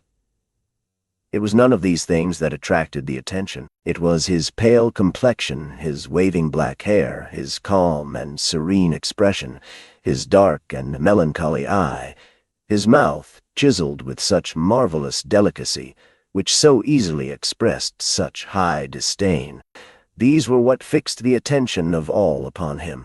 Many men might have been handsomer, but certainly there could be none whose appearance was more significant, if the expression may be used. Everything about the Count seemed to have its meaning, for the constant habit of thought which he had acquired had given an ease and vigor to the expression of his face, and even to the most trifling gesture, scarcely to be understood. Yet the Parisian world is so strange that even all this might not have won attention had there not been connected with it a mysterious story gilded by an immense fortune. Meanwhile he advanced through the assemblage of guests under a battery of curious glances towards Madame de Morcerf, who, standing before a mantelpiece ornamented with flowers, had seen his entrance in a looking-glass placed opposite the door, and was prepared to receive him. She turned towards him with a serene smile just at the moment he was bowing to her. No doubt she fancied the Count would speak to her, while on his side the Count thought she was about to address him. But both remained silent, and after a mere bow, Monte Cristo directed his steps to Albert, who received him cordially. "Have you seen my mother?" asked Albert. "I have just had the pleasure," replied the Count. "But I have not seen your father. See, he is down there, talking politics with that little group of great geniuses." "Indeed," said Monte Cristo. "And so those gentlemen down there are men of great talent." "I should not have guessed it. And for what kind of talent are they celebrated?" "You know there are different sorts. That tall, harsh-looking man is very learned," he discovered. "In the neighborhood of Rome, a kind of lizard with a vertebra, more than lizards usually have." And he immediately laid his discovery before the Institute. The thing was discussed for a long time, but finally decided in his favor. I can assure you the vertebra made a great noise in the learned world, and the gentleman who was only a knight of the Legion of Honor was made an officer. "Come," said Monte Cristo. "This cross seems to me to be wisely awarded. I suppose, had he found another additional vertebra, they would have made him a commander." "Very likely," said Albert. "And who can that person be who has taken it into his head to wrap himself up in a blue coat embroidered with green?" "Oh, that coat is not his own idea. It is the Republic's, which deputed David XII to devise a uniform for the academicians." "Indeed?" said Monte Cristo. "So this gentleman is an academician?" "Within the last week he has been made one of the learned assembly." "And what is his especial talent?" "His talent? I believe he thrusts pins through the heads of rabbits, he makes fowls eat matter, and punches the spinal marrow out of dogs with whalebone." "And he is made a member of the Academy of Sciences for this?" "No, of the French Academy." "But what has the French Academy to do with all this?" "I was going to tell you. It seems that his experiments have very considerably advanced the cause of science, doubtless." "No, that his style of writing is very good." "This must be very flattering to the feelings of the rabbits into whose heads he has thrust pins, to the fowls whose bones he has dyed red, and to the dogs whose spinal marrow he has punched out." Albert laughed. "And the other one?" demanded the Count. "That one?" "Yes, the third. The one in the dark blue coat?" "Yes. He is a colleague of the Count, and one of the most active opponents to the idea of providing the Chamber of Peers with a uniform. He was very successful upon that question. He stood badly with the liberal papers, but his noble opposition to the wishes of the court is now getting him into favor with the journalists. They talk of making him an ambassador." "And what are his claims to the peerage?" "He has composed 2 or 3 comic operas, written 4 or 5 articles in the Siècle, and voted 5 or 6 years on the ministerial side." "Bravo, Viscount," said Monte Cristo, smiling. "You are a delightful cicerone, and now you will do me a favor, will you not?" "What is it?" He turned round. It was Danglars. "Ah, is it you, Baron?" said he. "Why do you call me Baron?" said Danglars. "You know that I care nothing for my title. I am not like you, Viscount. You like your title, do you not?" "Certainly," replied Albert, "seeing that without my title I should be nothing, while you, sacrificing the Baron, would still remain the millionaire." "Which seems to me the finest title under the royalty of July," replied Danglars. "Unfortunately," said Monte Cristo, "own's title to a millionaire does not last for life, like that of Baron, peer of France, or academician. For example, the millionaires Frank and Pohlmann of Frankfurt, who have just become bankrupts." "Indeed?" said Danglars, becoming pale. "Yes, I received the news this evening by a courier. I had about 1 million in their hands, but, warned in time, I withdrew a month ago." "Ah, mon Dieu!" exclaimed Danglars. "They have drawn on me for 200,000 francs. Well, you can throw out the draft. Their signature is worth 5%. Yes." "But it is too late," said Danglars. "I have honored their bills." "Then," said Monte Cristo, "here are 200,000 francs gone after." "Hush! Do not mention these things," said Danglars. Then, approaching Monte Cristo, he added, "Especially before young M. Cavalcanti," after which he smiled and turned towards the young man in question. Albert had left the Count to speak to his mother, Danglars to converse with young Cavalcanti.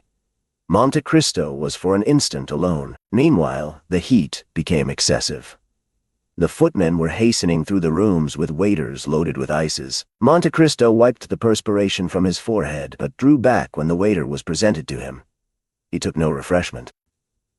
"Albert," she asked, "did you notice that?" "What, mother? That the Count has never been willing to partake of food under the roof of M. de Morcerf? Yes, but then he breakfasted with me." "Indeed." He made his first appearance in the world on that occasion. "But your house is not M. de Morcerf's," murmured Mercédès. "And since he has been here, I have watched him. Well, he has taken nothing yet." "The Count is very temperate." Mercédès smiled sadly. "Approach him," said she, "and when the next waiter passes, insist upon his taking something." "But why, mother?" "Just to please me, Albert," said Mercédès. Albert kissed his mother's hand and drew near the Count. Another salver passed, loaded like the preceding ones. She saw Albert attempt to persuade the Count, but he obstinately refused. Albert rejoined his mother.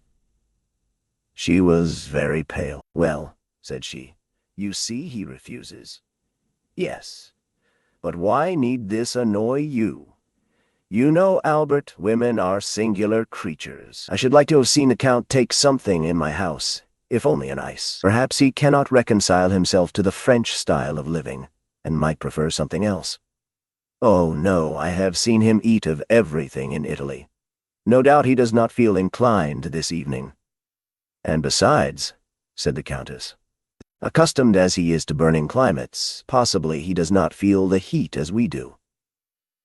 "I do not think that, for he has complained of feeling almost suffocated, and asked why the Venetian blinds were not opened as well as the windows."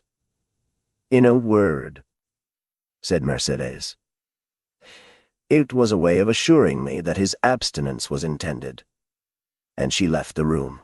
A minute afterwards the blinds were thrown open, and through the jessamine and clematis that overhung the window one could see the garden ornamented with lanterns, and the supper laid under the tent. Dancers, players, talkers, all uttered an exclamation of joy. Everyone inhaled with delight the breeze that floated in. At the same time Mercédès reappeared, paler than before, but with that imperturbable expression of countenance which she sometimes wore. She went straight to the group of which her husband formed the center. "Do not detain those gentlemen here, Count," she said. "They would prefer, I should think, to breathe in the garden rather than suffocate here, since they are not playing." "Ah," said a gallant old general who, in 1809, had sung Partant pour la Syrie, "we will not go alone to the garden." "Then," said Mercédès, "I will lead the way." Turning towards Monte Cristo, she added, "Count, will you oblige me with your arm?" The Count almost staggered at these simple words. Then he fixed his eyes on Mercédès. It was only a momentary glance, but it seemed to the Countess to have lasted for a century.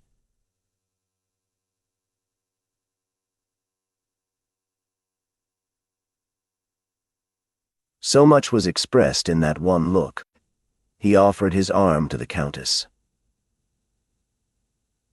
She took it, or rather just touched it with her little hand, and they together descended the steps, lined with rhododendrons and camellias. Behind them, by another outlet, a group of about 20 persons rushed into the garden with loud exclamations of delight. Chapter 71. Bread and Salt.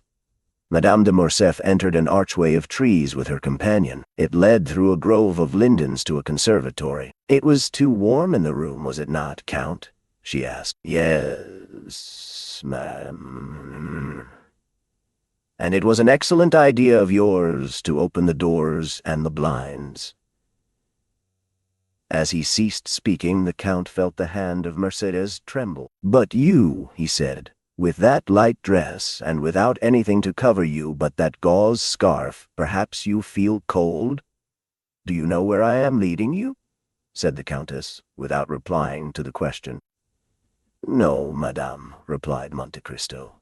"But you see I make no resistance. We are going to the greenhouse that you see at the other end of the grove." The Count looked at Mercédès as if to interrogate her, but she continued to walk on in silence, and he refrained from speaking. They reached the building, ornamented with magnificent fruits, which ripen at the beginning of July in the artificial temperature which takes the place of the sun, so frequently absent in our climate. The Countess left the arm of Monte Cristo and gathered a bunch of muscatel grapes. "See, Count," she said, with a smile so sad in its expression that one could almost detect the tears on her eyelids. "See, our French grapes are not to be compared, I know, with yours of Sicily and Cyprus, but you will make allowance for our northern sun." The Count bowed, but stepped back. "Do you refuse?" said Mercédès in a tremulous voice. "Pray, excuse me, madame," replied Monte Cristo, "but I never eat muscatel grapes." Mercédès let them fall and sighed. A magnificent peach was hanging against an adjoining wall, ripened by the same artificial heat. Mercédès drew near and plucked the fruit. "Take this peach, then," she said. The Count again refused. "What, again?" she exclaimed, in so plaintive an accent that it seemed to stifle a sob. "Really, you pain me." A long silence followed. The peach, like the grapes, fell to the ground. "Count," added Mercédès with a supplicating glance, "there is a beautiful Arabian custom which makes eternal friends of those who have together eaten bread and salt under the same roof." "I know it, madame," replied the Count. "But we are in France, and not in Arabia, and in France eternal friendships are as rare as the custom of dividing bread and salt with one another. But,"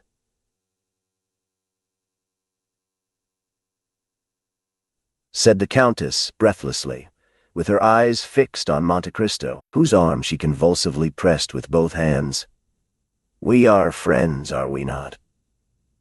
The Count became pale as death. The blood rushed to his heart, and then again rising, dyed his cheeks with crimson. His eyes swam like those of a man suddenly dazzled. "Certainly, we are friends," he replied. "Why should we not be?" The answer was so little like the one Mercédès desired that she turned away to give vent to a sigh, which sounded more like a groan. "Thank you," she said, and they walked on again. They went the whole length of the garden without uttering a word. "Sir!" suddenly exclaimed the Countess, after their walk had continued 10 minutes in silence, "is it true that you have seen so much, traveled so far, and suffered so deeply?" "I have suffered deeply, madame," answered Monte Cristo. "But now you are happy?" "Doubtless," replied the Count, "since no one hears me complain. And your present happiness, has it softened your heart? Are you not married?" asked the Countess. "I married!" exclaimed Monte Cristo, shuddering. "Who could have told you so?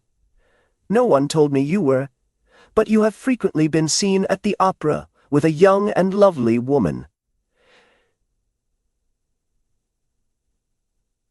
"She is a slave whom I bought at Constantinople, madame, the daughter of a prince. I have adopted her as my daughter, having no one else to love in the world." "You live alone, then?" "I do. You have no sister, no son, no father. I have no one. How can you exist thus without anyone to attach you to life?"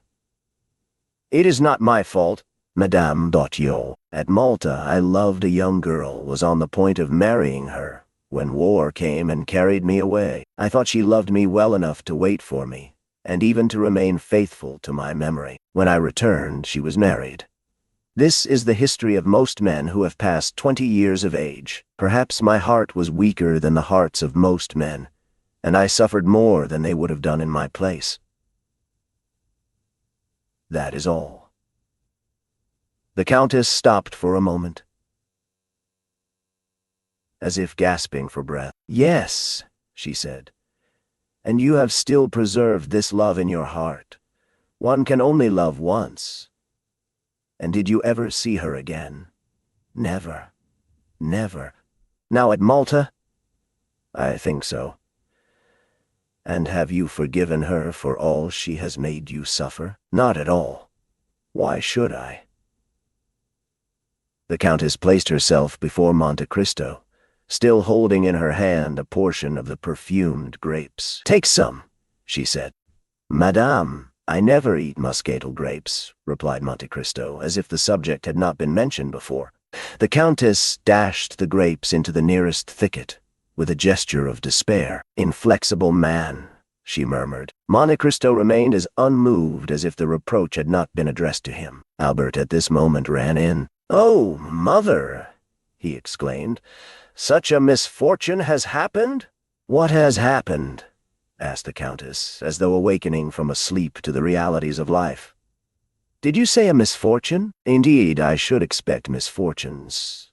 M. de Villefort is here." "Well?" "He comes to fetch his wife and daughter." "Why so?" "Because Madame de Saint-Méran is just arrived in Paris, bringing the news of M. de Saint-Méran's death, which took place on the first stage after he left Marseille." Madame de Villefort, who was in very good spirits, would neither believe nor think of the misfortune, but Mademoiselle Valentine, at the first words, guessed the whole truth, notwithstanding all the precautions of her father. The blow struck her like a thunderbolt, and she fell senseless. "And how was M. de Saint-Méran related to Mademoiselle de Villefort?" said the Count. "He was her grandfather on the mother's side. He was coming here to hasten her marriage with Franz." "Ah, indeed. So Franz must wait. Why was not M. de Saint-Méran also grandfather to Mademoiselle Danglars?" "Albert? Albert?" said Madame de Morcerf, in a tone of mild reproof. "What are you saying?" "Ah, Count, he esteems you so highly. Tell him that he has spoken amiss." And she took 2 or 3 steps forward. Monte Cristo watched her with an air so thoughtful and so full of affectionate admiration that she turned back and grasped his hand. At the same time she seized that of her son and joined them together. "We are friends, are we not?" she asked. "Oh, madame, I do not presume to call myself your friend, but at all times I am your most respectful servant." The Countess left with an indescribable pang in her heart, and before she had taken 10 steps the Count saw her raise her handkerchief to her eyes. "Do not my mother and you agree?" asked Albert, astonished. "On the contrary," replied the Count. "Did you not hear her declare that we were friends?" They re-entered the drawing-room, which Valentine and Madame de Villefort had just quitted. It is perhaps needless to add that Morrel departed almost at the same time. Chapter 72. Madame de Saint-Méran, Pontier. A gloomy scene had indeed just passed at the house of M. de Villefort. After the ladies had departed for the ball, whither all the entreaties of Madame de Villefort had failed in persuading him to accompany them, the procureur had shut himself up in his study, according to his custom, with a heap of papers calculated to alarm anyone else, but which generally scarcely satisfied his inordinate desires. But this time the papers were a mere matter of form. Villefort had secluded himself, not to study, but to reflect. And with the door locked and orders given that he should not be disturbed excepting for important business, he sat down in his armchair and began to ponder over the events, the remembrance of which had during the last 8 days filled his mind with so many gloomy thoughts and bitter recollections. Then, instead of plunging into the mass of documents piled before him, he opened the drawer of his desk, touched a spring, and drew out a parcel of cherished memoranda, amongst which he had carefully arranged, in characters only known to himself, the names of all those who, either in his political career, in money matters at the bar, or in his mysterious love affairs, had become his enemies. Their number was formidable, now that he had begun to fear, and yet these names, powerful though they were, had often caused him to smile with the same kind of satisfaction experienced by a traveler who from the summit of a mountain beholds at his feet the craggy eminences, the almost impassable paths, and the fearful chasms, through which he has so perilously climbed. When he had run over all these names in his memory, again read and studied them, commenting meanwhile upon his lists, he shook his head. "No," he murmured. "None of my enemies would have waited so patiently and laboriously for so long a space of time that they might now come and crush me with this secret. Sometimes, as Hamlet says, foul deeds will rise, though all the earth o'erwhelm them, to men's eyes, but, like a phosphoric light, they rise but to mislead." The story has been told by the Corsican to some priest, who in his turn has repeated it. M. de Monte Cristo may have heard it, and to enlighten himself. "But why should he wish to enlighten himself upon the subject?" asked Villefort, after a moment's reflection. "What interest can this M. de Monte Cristo, or M. Zaccone, son of a shipowner of Malta, discoverer of a mine in Thessaly, now visiting Paris for the first time, what interest, I say, can he take in discovering a gloomy, mysterious, and useless fact like this? However, among all the incoherent details given to me by the Abbé Busoni and by Lord Wilmore, by that friend and that enemy, one thing appears certain and clear in my opinion, that in no period, in no case, in no circumstance, could there have been any contact between him and me." But Villefort uttered words which even he himself did not believe. He dreaded not so much the revelation, for he could reply to or deny its truth. He cared little for that meme mene tekel upharsin, which appeared suddenly in letters of blood upon the wall. But what he was really anxious for was to discover whose hand had traced them. While he was endeavoring to calm his fears, and instead of dwelling upon the political future that had so often been the subject of his ambitious dreams, was imagining a future limited to the enjoyments of home. In fear of awakening the enemy that had so long slept, the noise of a carriage sounded in the yard. Then he heard the steps of an aged person ascending the stairs, followed by tears and lamentations, such as servants always give vent to when they wish to appear interested in their master's grief. He drew back the bolt of his door, and almost directly an old lady entered unannounced, carrying her shawl on her arm and her bonnet in her hand. The white hair was thrown back from her yellow forehead, and her eyes, already sunken by the furrows of age, now almost disappeared beneath the eyelids swollen with grief. "Oh, sir," she said, "oh, sir, what a misfortune! I shall die of it. Oh, yes, I shall certainly die of it." And then, falling upon the chair nearest the door, she burst into a paroxysm of sobs. The servants, standing in the doorway, not daring to approach nearer, were looking at Noirtier's old servant, who had heard the noise from his master's room, and run there also, remaining behind the others. Villefort rose and ran towards his mother-in-law, for it was she. "Why, what can have happened?" he exclaimed. "What has thus disturbed you? Is M. de Saint-Méran with you?" "De Saint-Méran is dead," answered the old Marchioness, without preface and without expression. She appeared to be stupefied. Villefort drew back, and clasping his hands together, exclaimed, "Dead? So suddenly?" "A week ago," continued Madame de Saint-Méran. "We went out together in the carriage after dinner. M. de Saint-Méran had been unwell for some days. Still, the idea of seeing our dear Valentine again inspired him with courage, and notwithstanding his illness, he would leave. At 6 leagues from Marseille, after having eaten some of the lozenges he is accustomed to take, he fell into such a deep sleep that it appeared to me unnatural. Still, I hesitated to wake him, although I fancied that his face was flushed, and that the veins of his temples throbbed more violently than usual. However, as it became dark and I could no longer see, I fell asleep. I was soon aroused by a piercing shriek, as from a person suffering in his dreams, and he suddenly threw his head back violently. I called the valet. I stopped the postilion. I spoke to M. de Saint-Méran. I applied my smelling salts. But all was over, and I arrived at Aix by the side of a corpse. Villefort stood with his mouth half open, quite stupefied. "Of course you sent for a doctor." "Immediately. But, as I have told you, it was too late." "Yes. And what did you do then?" De Saint-Méran had always expressed a desire, in case his death happened during his absence from Paris, that his body might be brought to the family vault. "I had him put into a leaden coffin, and I am preceding him by a few days." "Oh, my poor mother," said Villefort. "To have such duties to perform at your age after such a blow. God has supported me through all.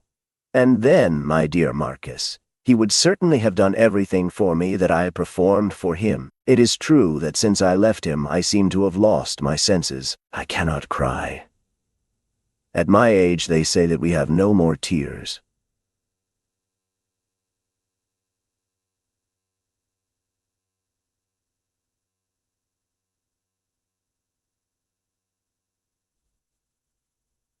"Still, I think that when one is in trouble one should have the power of weeping. Where is Valentine, sir? It is on her account I am here.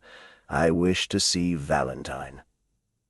Villefort thought it would be terrible to reply that Valentine was at a ball.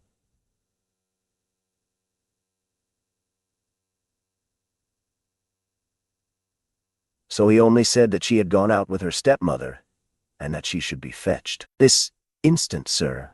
This instant, I beseech you," said the old lady. Villefort placed the arm of Madame de Saint-Méran within his own, and conducted her to his apartment. "Rest yourself, mother," he said. The Marchioness raised her head at this word, and beholding the man who so forcibly reminded her of her deeply regretted child, who still lived for her in Valentine, she felt touched at the name of mother, and bursting into tears, she fell on her knees before an armchair, where she buried her venerable head. Villefort left her to the care of the women, while old Barras ran, half scared, to his master.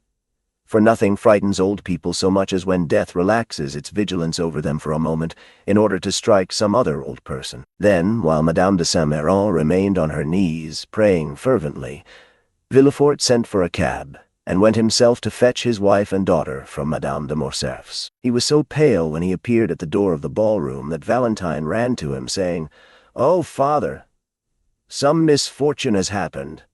Your grandmamma has just arrived, Valentine," said M. de Villefort. "And grandpapa?" inquired the young girl, trembling with apprehension. M. de Villefort only replied by offering his arm to his daughter. It was just in time, for Valentine's head swam, and she staggered. Madame de Villefort instantly hastened to her assistance, and aided her husband in dragging her to the carriage, saying, "What a singular event! Who could have thought it? Ah, yes, it is indeed strange." And the wretched family departed, leaving a cloud of sadness hanging over the rest of the evening. At the foot of the stairs, Valentine found Barras awaiting her. "Noirtier wishes to see you tonight," he said in an undertone. "Tell him I will come when I leave my dear grandmamma." She replied, feeling with true delicacy that the person to whom she could be of the most service just then was Madame de Saint-Méran. Valentine found her grandmother in bed. Silent caresses, heart-wrung sobs, broken sighs, burning tears were all that passed in this sad interview, while Madame de Villefort, leaning on her husband's arm, maintained all outward forms of respect, at least towards the poor widow. She soon whispered to her husband, "I think it would be better for me to retire, with your permission, for the sight of me appears still to afflict your mother-in-law." Madame de Saint-Méran heard her. "Yes, yes," she said softly to Valentine. "Let her leave. But do you stay." Madame de Villefort left, and Valentine remained alone beside the bed, for the procureur, overcome with astonishment at the unexpected death, had followed his wife. Meanwhile, Barras had returned for the first time to old Noirtier, who, having heard the noise in the house, had, as we have said, sent his old servant to inquire the cause. On his return, his quick, intelligent eye interrogated the messenger. "Alas, sir," exclaimed Barras, "a great misfortune has happened. Madame de Saint-Méran has arrived, and her husband is dead." M. de Saint-Méran and Noirtier had never been on strict terms of friendship. Still, the death of one old man always considerably affects another. Noirtier let his head fall upon his chest, apparently overwhelmed and thoughtful. Then he closed one eye in token of inquiry. Barras asked, "Mademoiselle Valentine?" Noirtier nodded his head. "She is at the ball, as you know, since she came to say good-bye to you in full dress." Noirtier again closed his left eye. Do you wish to see her? Noirtier again made an affirmative sign. Well, they have gone to fetch her, no doubt, from Madame de Morcerf's. I will await her return, and beg her to come up here. Is that what you wish for? Yes, replied the invalid. Barroise, therefore, as we have seen, watched for Valentine, and informed her of her grandfather's wish. Consequently, Valentine came up to Noirtier on leaving Madame de Saint-Méran, who in the midst of her grief had at last yielded to fatigue and fallen into a feverish sleep. Within reach of her hand they placed a small table upon which stood a bottle of orangeade, her usual beverage, and a glass. Then, as we have said, the young girl left the bedside to see M. Noirtier. Valentine kissed the old man, who looked at her with such tenderness that her eyes again filled with tears, whose sources, he thought, must be exhausted. The old gentleman continued to dwell upon her with the same expression. Yes, yes, said Valentine. You mean that I have yet a kind grandfather left, do you not? The old man intimated that such was his meaning. Ah, yes, happily I have, replied Valentine. Without that, what would become of me?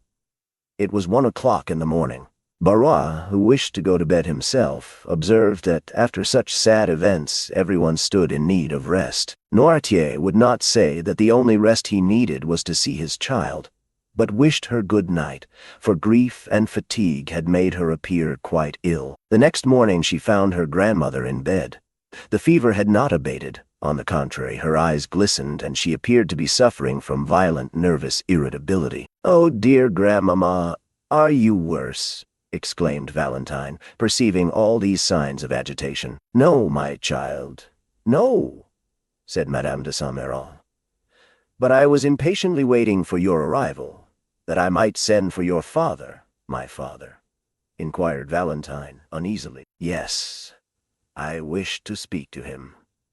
Valentine durst not oppose her grandmother's wish, the cause of which she did not know, and an instant afterwards Villefort entered. "Sir," said Madame de Saint-Méran, without using any circumlocution, and as if fearing she had no time to lose, "you wrote to me concerning the marriage of this child?" "Yes, madame," replied Villefort. "It is not only projected but arranged. Your intended son-in-law is named M. Franz d'Épinay." "Yes, madame." "Is he not the son of General d'Épinay, who was on our side, and who was assassinated some days before the usurper returned from the island of Elba? Does he not dislike the idea of marrying the granddaughter of a Jacobin?" "Our civil dissensions are now happily extinguished, mother," said Villefort. "D'Épinay was quite a child when his father died. He knows very little of M. Noirtier, and will meet him, if not with pleasure, at least with indifference. Is it a suitable match? In every respect." "On the young man?" "Well, sir," said Madame de Saint-Méran after a few minutes' reflection, "I must hasten the marriage, for I have but a short time to live." "You, madame, you, dear mamma!" exclaimed M. de Villefort and Valentine at the same time. "I know what I am saying," continued the Marchioness. "I must hurry you, so that, as she has no mother, she may at least have a grandmother to bless her marriage. I am all that is left to her belonging to my poor Renée, whom you have so soon forgotten, sir." "Ah, madame," said Villefort, "you forget that I was obliged to give a mother to my child." "A stepmother is never a mother, sir.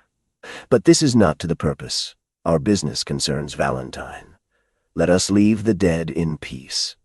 All this was said with such exceeding rapidity that there was something in the conversation that seemed like the beginning of delirium. "It shall be as you wish, madame," said Villefort, "more especially since your wishes coincide with mine, and as soon as M. d'Épinay arrives in Paris—" "My dear grandmother," interrupted Valentine, "consider decorum, the recent death. You would not have me marry under such sad auspices?" "My child," exclaimed the old lady sharply, "let us hear none of the conventional objections that deter weak minds from preparing for the future. I also was married at the deathbed of my mother, and certainly I have not been less happy on that account."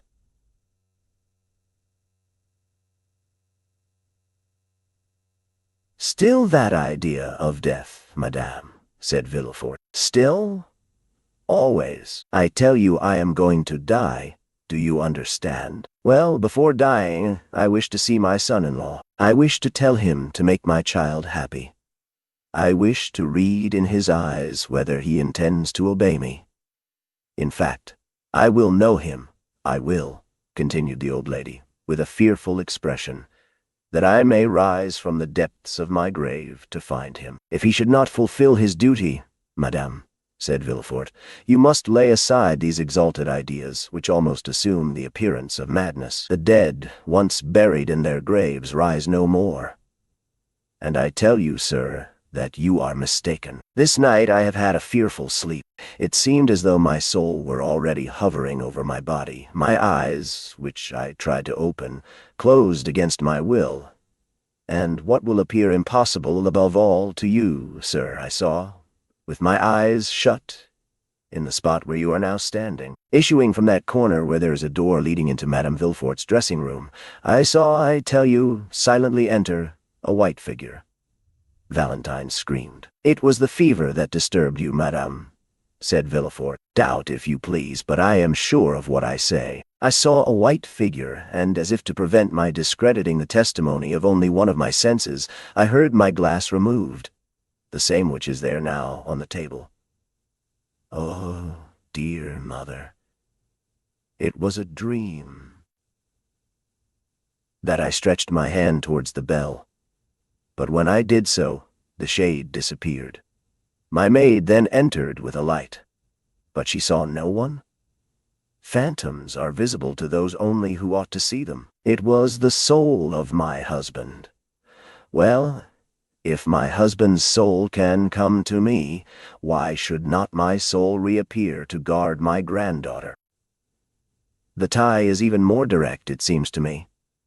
"Oh, madame," said Villefort, deeply affected in spite of himself, "do not yield to those gloomy thoughts. You will long live with us, happy, loved, and honored, and we will make you forget." "Never, never, never," said the Marchioness. "When does M. d'Épinay return? We expect him every moment." "It is well. As soon as he arrives, inform me. We must be expeditious. And then I also wish to see a notary, that I may be assured that all our property returns to Valentine." "Ah, grandmamma," murmured Valentine, pressing her lips on the burning brow. "Do you wish to kill me? Oh, how feverish you are! We must not send for a notary, but for a doctor." "A doctor?" said she, shrugging her shoulders. "I am not ill. I am thirsty, that is all. What are you drinking, dear grandmamma?" "The same as usual, my dear." "The same as usual, my dear. My glass is there on the table. Give it to me, Valentine." Valentine poured the orangeade into a glass and gave it to her grandmother with a certain degree of dread, for it was the same glass she fancied that had been touched by the spectre. The Marchioness drained the glass at a single draught, and then turned on her pillow, repeating, "The notary, the notary." No M. de Villefort left the room, and Valentine seated herself at the bedside of her grandmother. The poor child appeared herself to require the doctor she had recommended to her aged relative. A bright spot burned in either cheek, her respiration was short and difficult, and her pulse beat with feverish excitement. She was thinking of the despair of Maximilian, when he should be informed that Madame de Saint-Méran, instead of being an ally, was unconsciously acting as his enemy. More than once she thought of revealing all to her grandmother, and she would not have hesitated a moment if Maximilian Morrel had been named Albert de Morcerf or Raoul de Château-Renaud. But Morrel was of plebeian extraction, and Valentine knew how the haughty Marquise de Saint-Méran despised all who were not noble. Her secret had each time been repressed when she was about to reveal it, by the sad conviction that it would be useless to do so. For, were it once discovered by her father and mother, all would be lost. 2 hours passed thus. Madame de Saint-Méran was in a feverish sleep, and the notary had arrived. Though his coming was announced in a very low tone, Madame de Saint-Méran arose from her pillow. "The notary!" she exclaimed. "Let him come in." The notary, who was at the door, immediately entered. "Go, Valentine," said Madame de Saint-Méran, "and leave me with this gentleman. But, grandmamma, leave me. Go!" The young girl kissed her grandmother and left with her handkerchief to her eyes. At the door she found the valet de chambre, who told her that the doctor was waiting in the dining room. Valentine instantly ran down. The doctor was a friend of the family, and at the same time one of the cleverest men of the day, and very fond of Valentine, whose birth he had witnessed. He had himself a daughter about her age, but whose life was one continued source of anxiety and fear to him from her mother having been consumptive. "Oh," said Valentine, "we have been waiting for you with such impatience, dear M. d'Avrigny. But, first of all, how are Madeleine and Antoinette?" Madeleine was the daughter of M. d'Avrigny, and Antoinette his niece. M. d'Avrigny smiled sadly. "Antoinette is very well," he said, "and Madeleine tolerably so. But you sent for me, my dear child. It is not your father or Madame de Villefort who is ill. As for you, although we doctors cannot divest our patients of nerves, I fancy you have no further need of me than to recommend you not to allow your imagination to take too wide a field." Valentine colored. M. d'Avrigny carried the science of divination almost to a miraculous extent, for he was one of the physicians who always work upon the body through the mind. "No," she replied, "it is for my poor grandmother. You know the calamity that has happened to us, do you not?" "I know nothing," said M. d'Avrigny. "Ah," said Valentine, restraining her tears. "My grandfather is dead." "M.A.T. Saint-Méran?" "Yes, suddenly, from an apoplectic stroke. An apoplectic stroke?" repeated the doctor. "Yes, and my poor grandmother fancies that her husband, whom she never left, has called her, and that she must go and join him." "Oh, M. d'Avrigny, I beseech you, do something for her. Where is she?" "In her room with the notary." And M. Noirtier, just as he was, his mind perfectly clear, but the same incapability of moving or speaking. "And the same love for you, eh, my dear child?" "Yes," said Valentine, "he was very fond of me." "Who does not love you?"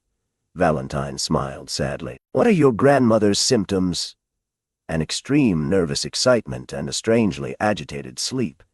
She fancied this morning in her sleep that her soul was hovering above her body, which she at the same time watched. It must have been delirium. She fancies, too, that she saw a phantom enter her chamber, and even heard the noise it made on touching her glass." "It is singular," said the doctor. "I was not aware that Madame de Saint-Méran was subject to such hallucinations." "It is the first time I ever saw her in this condition," said Valentine. "And this morning she frightened me so that I thought her mad." And my father, who you know is a strong-minded man, himself appeared deeply impressed.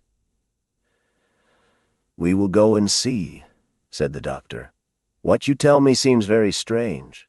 The notary here descended, and Valentine was informed that her grandmother was alone. "Go upstairs," she said to the doctor. "And you?" "Oh, I dare not. She forbade my sending for you. And, as you say, I am myself agitated, feverish, and out of sorts. I will go and take a turn in the garden to recover myself." The doctor pressed Valentine's hand, and while he visited her grandmother, she descended the steps. We need not say which portion of the garden was her favorite walk. After remaining for a short time in the parterre surrounding the house, and gathering a rose to place in her waist or hair, she turned into the dark avenue which led to the bench. Then from the bench she went to the gate. As usual, Valentine strolled for a short time among her flowers, but without gathering them. The mourning in her heart forbade her assuming this simple ornament, though she had not yet had time to put on the outward semblance of woe. She then turned towards the avenue. As she advanced, she fancied she heard a voice speaking her name. She stopped astonished. Then the voice reached her ear more distinctly, and she recognized it to be that of Maximilian. Chapter 73. The Promise. It was indeed Maximilian Morrel, who had passed a wretched existence since the previous day. With the instinct peculiar to lovers, he had anticipated, after the return of Madame de Saint-Méran and the death of the Marquis, that something would occur at M. de Villeforce in connection with his attachment for Valentine. His presentiments were realized, as we shall see, and his uneasy forebodings had goaded him pale and trembling to the gate under the chestnut trees. Valentine was ignorant of the cause of this sorrow and anxiety, and as it was not his accustomed hour for visiting her, she had gone to the spot simply by accident, or perhaps through sympathy. Morrel called her, and she ran to the gate. "You here at this hour?" said she. "Yes, my poor girl," replied Morrel. "I come to bring and to hear bad tidings. This is indeed a house of mourning," said Valentine. "Speak, Maximilian, although the cup of sorrow seems already full." "Dear Valentine," said Morrel, endeavoring to conceal his own emotion, "listen, I entreat you. What I am about to say is very serious. When are you to be married?" "I will tell you all," said Valentine. "From you, I have nothing to conceal." This morning the subject was introduced, and my dear grandmother, on whom I depended as my only support, not only declared herself favorable to it, but is so anxious for it, that they only await the arrival of M. d'Épinay. And the following day the contract will be signed. A deep sigh escaped the young man, who gazed long and mournfully at her he loved. "Alas," replied he, "it is dreadful thus to hear my condemnation from your own lips. The sentence is passed, and in a few hours will be executed. It must be so, but, since you say nothing remains but for M. d'Épinay to arrive that the contract may be signed, and the following day you will be his. Tomorrow you will be engaged to M. d'Épinay." For he came this morning to Paris. Valentine uttered a cry. "I was at the house of Monte Cristo an hour since," said Morrel. "We were speaking, he of the sorrow your family had experienced, and I of your grief, when a carriage rolled into the courtyard. Never, till then, had I placed any confidence in presentiments, but now I cannot help believing them. Valentine." At the sound of that carriage I shuddered. Soon I heard steps on the staircase, which terrified me as much as the footsteps of the commander did Don Juan. The door at last opened. Albert de Morcerf entered first, and I began to hope my fears were vain when, after him, another young man advanced, and the Count exclaimed, "Ah, here is the Baron Franz d'Épinay." I summoned all my strength and courage to my support. Perhaps I turned pale and trembled, but certainly I smiled. And 5 minutes after I left without having heard one word that had passed. "Poor Maximilian," murmured Valentine. "Valentine, the time has arrived when you must answer me, and remember my life depends on your answer." "What do you intend doing?" Valentine held down her head. She was overwhelmed. "Listen," said Morrel. "It is not the first time you have contemplated our present position, which is a serious and urgent one. I do not think it is a moment to give way to useless sorrow. Leave that for those who like to suffer at their leisure and indulge their grief in secret. There are such in the world, and God will doubtless reward them in heaven for their resignation on earth. But those who mean to contend must not lose one precious moment, but must return immediately the blow which fortune strikes. Do you intend to struggle against our ill fortune? Tell me, Valentine, for it is that I came to know." Valentine trembled, and looked at him with amazement. The idea of resisting her father, her grandmother, and all the family had never occurred to her. "What do you say, Maximilian?" asked Valentine. "What do you mean by a struggle?" "It would be a sacrilege." "What? I resist my father's order, and my dying grandmother's wish?" "Impossible!" Morrel started. "You are too noble not to understand me, and you understand me so well that you already yield, dear Maximilian. No, no, I shall need all my strength to struggle with myself and support my grief in secret, as you say. But to grieve my father, to disturb my grandmother's last moments—" "Never. You are right," said Morrel calmly. "In what a tone you speak!" cried Valentine. "I speak as one who admires you, mademoiselle." "Mademoiselle!" cried Valentine. "Mademoiselle! Oh," selfish man. He sees me in despair and pretends he cannot understand me. You mistake. I understand you perfectly. You will not oppose M. Villefort. You will not displease the Marchioness. And tomorrow you will sign the contract which will bind you to your husband. But, mon Dieu, tell me, how can I do otherwise? Do not appeal to me, mademoiselle. I shall be a bad judge in such a case. My selfishness will blind me, replied Morel, whose low voice and clenched hands announced his growing desperation. What would you have proposed, Maximilian, had you found me willing to accede? It is not for me to say. You are wrong. You must advise me what to do. Do you seriously ask my advice, Valentine? Certainly, dear Maximilian, for if it is good, I will follow it. And during the last hour the most extravagant thoughts have passed through my brain. Oh, if you refuse my advice, what do you advise? Said Valentine, raising her eyes to heaven and sighing. I am free, replied Maximilian, and rich enough to support you. I swear to make you my lawful wife before my lips even shall have approached your forehead. You make me tremble, said the young girl. Follow me, said Morel. I will take you to my sister, who is worthy also to be yours. We will embark for Algiers, for England, for America, or, if you prefer it, retire to the country and only return to Paris when our friends have reconciled your family. Valentine shook her head. I feared it, Maximilian, said she. It is the counsel of a madman, and I should be more mad than you, did I not stop you at once with the word, impossible, Morel, impossible! You will then submit to what fate decrees for you without even attempting to contend with it? Said Morel sorrowfully. Yes, if I die. Well, Valentine, resumed Maximilian, I can only say again that you are right. Truly, it is I who am mad, and you prove to me that passion blinds the most well-meaning. I appreciate your calm reasoning. It is then understood that tomorrow you will be irrevocably promised to M. Franz d'Épinay, not only by that theatrical formality invented to heighten the effect of a comedy called the signature of the contract, but your own will?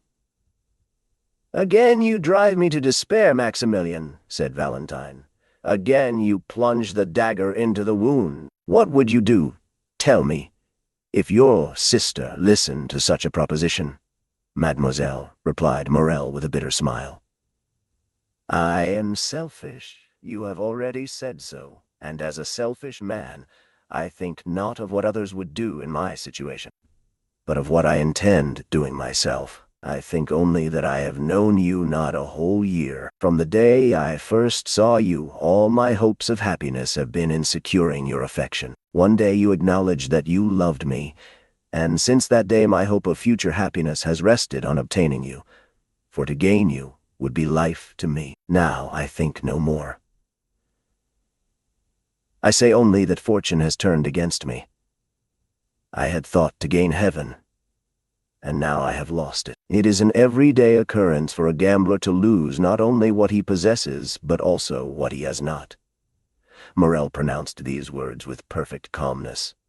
Valentine looked at him a moment with her large, scrutinizing eyes, endeavoring not to let Morel discover the grief which struggled in her heart. But, in a word, what are you going to do? Asked she. I am going to have the honor of taking my leave of you, mademoiselle, solemnly assuring you that I wish your life may be so calm, so happy, and so fully occupied, that there may be no place for me even in your memory. Oh, murmured Valentine. Adieu, Valentine, adieu, said Morel, bowing. Where are you going? Cried the young girl, extending her hand through the opening and seizing Maximilian by his coat, for she understood from her own agitated feelings that her lover's calmness could not be real. Where are you going? I am going that I may not bring fresh trouble into your family, and to set an example which every honest and devoted man, situated as I am, may follow. Before you leave me, tell me what you are going to do, Maximilian. The young man smiled sorrowfully. Speak, "Speak," said Valentine. "I entreat you. Has your resolution changed, Valentine?" "It cannot change, unhappy man." "You know it must not," cried the young girl. "Then adieu, Valentine." Valentine shook the gate with a strength of which she could not have been supposed to be possessed, as Morel was going away, and passing both her hands through the opening, she clasped and wrung them. "I must know what you mean to do," said she. "Where are you going?" "Oh, fear not," said Maximilian, stopping at a short distance. "I do not intend to render another man responsible for the rigorous fate reserved for me. Another might threaten to seek M. Franz to provoke him, and to fight with him. All that would be folly. What has M. Franz to do with it? He saw me this morning for the first time, and has already forgotten he has seen me. He did not even know I existed when it was arranged by your two families that you should be united. I have no enmity against M. Franz, and promise you the punishment shall not fall on him." "On whom, then? On me? On you? Valentine!" "Oh, heaven forbid. Woman is sacred. The woman one loves is holy." "On yourself, then, unhappy man, on yourself. I am the only guilty person, am I not?" said Maximilian. "Maximilian," said Valentine. "Maximilian, come back, I entreat you." He drew near with his sweet smile, and, but for his paleness, one might have thought him in his usual happy mood. "Listen, my dear, my adored Valentine. I never was romantic, and am no melancholy hero. I imitate neither Manfred nor Anthony, but without words, protestations, or vows, my life has entwined itself with yours. You leave me, and you are right in doing so. I repeat it, you are right. But in losing you, I lose my life. The moment you leave me, Valentine, I am alone in the world. My sister is happily married. Her husband is only my brother-in-law, that is, a man whom the ties of social life alone attach to me. No one then longer needs my useless life. This is what I shall do. I will wait until the very moment you are married, for I will not lose the shadow of one of those unexpected chances which are sometimes reserved for us, since M. Franz may, after all, die before that time. A thunderbolt may fall even on the altar as you approach it. Nothing appears impossible to one condemned to die, and miracles appear quite reasonable when his escape from death is concerned. I will then wait until the last moment, and when my misery is certain, irremediable, hopeless, I will write a confidential letter to my brother-in-law, another to the prefect of police, to acquaint them with my intention. And at the corner of some wood, on the brink of some abyss, on the bank of some river, I will put an end to my existence, as certainly as I am the son of the most honest man who ever lived in France." Valentine trembled convulsively. She loosened her hold of the gate, her arms fell by her side, and 2 large tears rolled down her cheeks. The young man stood before her, sorrowful and resolute. "Oh, for pity's sake," said she. "You will live, will you not?" "No, on my honor," said Maximilian. "But that will not affect you. You have done your duty, and your conscience will be at rest." Valentine fell on her knees and pressed her almost bursting heart. "Maximilian," said she, "Maximilian, my friend, my brother on earth, my true husband in heaven, I entreat you, do as I do, live in suffering. Perhaps we may one day be united." "Adieu, Valentine," repeated Morel. "My God," said Valentine, raising both her hands to heaven with a sublime expression, "I have done my utmost to remain a submissive daughter. I have begged, entreated, implored. He has regarded neither my prayers, my entreaties, nor my tears. It is done," cried she, wiping away her tears and resuming her firmness. "I am resolved not to die of remorse, but rather of shame. Live, Maximilian, and I will be yours. Say, when shall it be?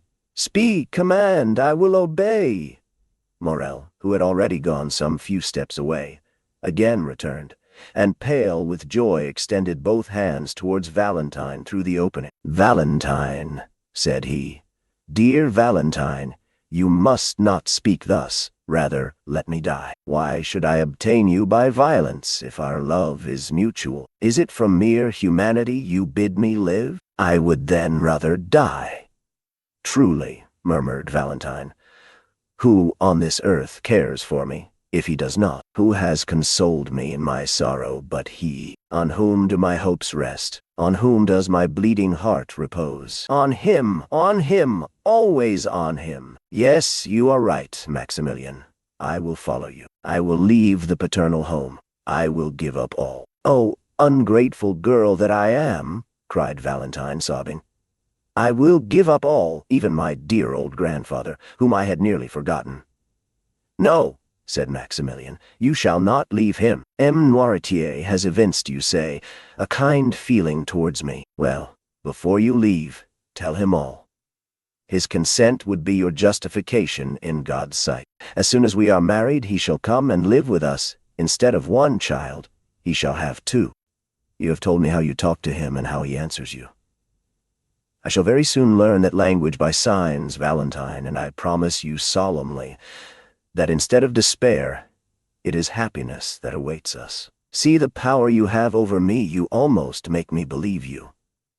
And yet, what you tell me is madness, for my father will curse me. He is inflexible. He will never pardon me. Now listen to me, Maximilian. If by artifice, by entreaty, by accident, in short, if by any means I can delay this marriage, will you wait? And that if you are dragged before a magistrate or a priest, you will refuse. I promise you by all that is most sacred to me in the world, namely, by my mother." "We will wait then," said Morel. "Yes, we will wait," replied Valentine, who revived at these words. "There are so many things which may save unhappy beings such as we are. If your father and Madame de Saint-Méran insist that M. d'Épinay should be called tomorrow to sign the contract, then you have my promise, Maximilian. Instead of signing, I will go to you, and we will fly. But from this moment until then, let us not tempt Providence. Let us not see each other. It is a miracle. It is a providence that we have not been discovered. If we were surprised, if it were known that we met thus, we should have no further resource." "You are right, Valentine, but how shall I ascertain?" "From the notary M. Deschamps. I dread this marriage, Maximilian, as much as you." "Thank you, my adored Valentine. Thank you. That is enough. When once I know the hour, I will hasten to this spot. You can easily get over this fence with my assistance. A carriage will await us at the gate, in which you will accompany me to my sister's. There living retired or mingling in society. As you wish, we shall be enabled to use our power to resist oppression, and not suffer ourselves to be put to death like sheep, which only defend themselves by sighs." "Yes," said Valentine, "I will now acknowledge you are right, Maximilian. And now are you satisfied with your betrothal?" said the young girl sorrowfully. "My adored Valentine, words cannot express one half of my satisfaction." Valentine had approached, or rather, had placed her lips so near the fence that they nearly touched those of Morel, which were pressed against the other side of the cold and inexorable barrier. "Adieu, then, till we meet again," said Valentine, tearing herself away. "I shall hear from you?" "Yes, thanks, dear love. Adieu." The sound of a kiss was heard, and Valentine fled through the avenue. Morel listened to catch the last sound of her dress brushing the branches, and of her footstep on the gravel, then raised his eyes with an ineffable smile of thankfulness to heaven for being permitted to be thus loved, and then also disappeared. The young man returned home and waited all the evening and all the next day without getting any message. It was only on the following day, at about 10 o'clock in the morning, as he was starting to call on M. Deschamps, the notary, that he received from the postman a small billet, which he knew to be from Valentine, although he had not before seen her writing. It was to this effect: "Tears, entreaties, prayers have availed me nothing. Yesterday, for 2 hours, I was at the church of Saint-Philippe du Roule, and for 2 hours I prayed most fervently. Heaven is as inflexible as man, and the signature of the contract is fixed for this evening at 9 o'clock. I have but one promise, and but one heart to give. That promise is pledged to you. That heart is also yours. This evening, then, at 8:45 at the gate, your betrothed, Valentine de Villefort. P.P.S. My poor grandmother gets worse and worse. Yesterday her fever amounted to delirium. Today her delirium is almost madness. You will be very kind to me, will you not, Morel, to make me forget my sorrow in leaving her thus? I think it is kept a secret from Grandpapa Noirtier that the contract is to be signed this evening. Morel went also to the notary, who confirmed the news that the contract was to be signed that evening. Then he went to call on Monte Cristo, and heard still more. Franz had been to announce the ceremony, and Madame de Villefort had also written to beg the Count to excuse her not inviting him. The death of Edmond de Saint-Méran and the dangerous illness of his widow would cast a gloom over the meeting, which she would regret should be shared by the Count, whom she wished every happiness. The day before, Franz had been presented to Madame de Saint-Méran, who had left her bed to receive him, but had been obliged to return to it immediately after. It is easy to suppose that Morel's agitation would not escape the Count's penetrating eye. Monte Cristo was more affectionate than ever.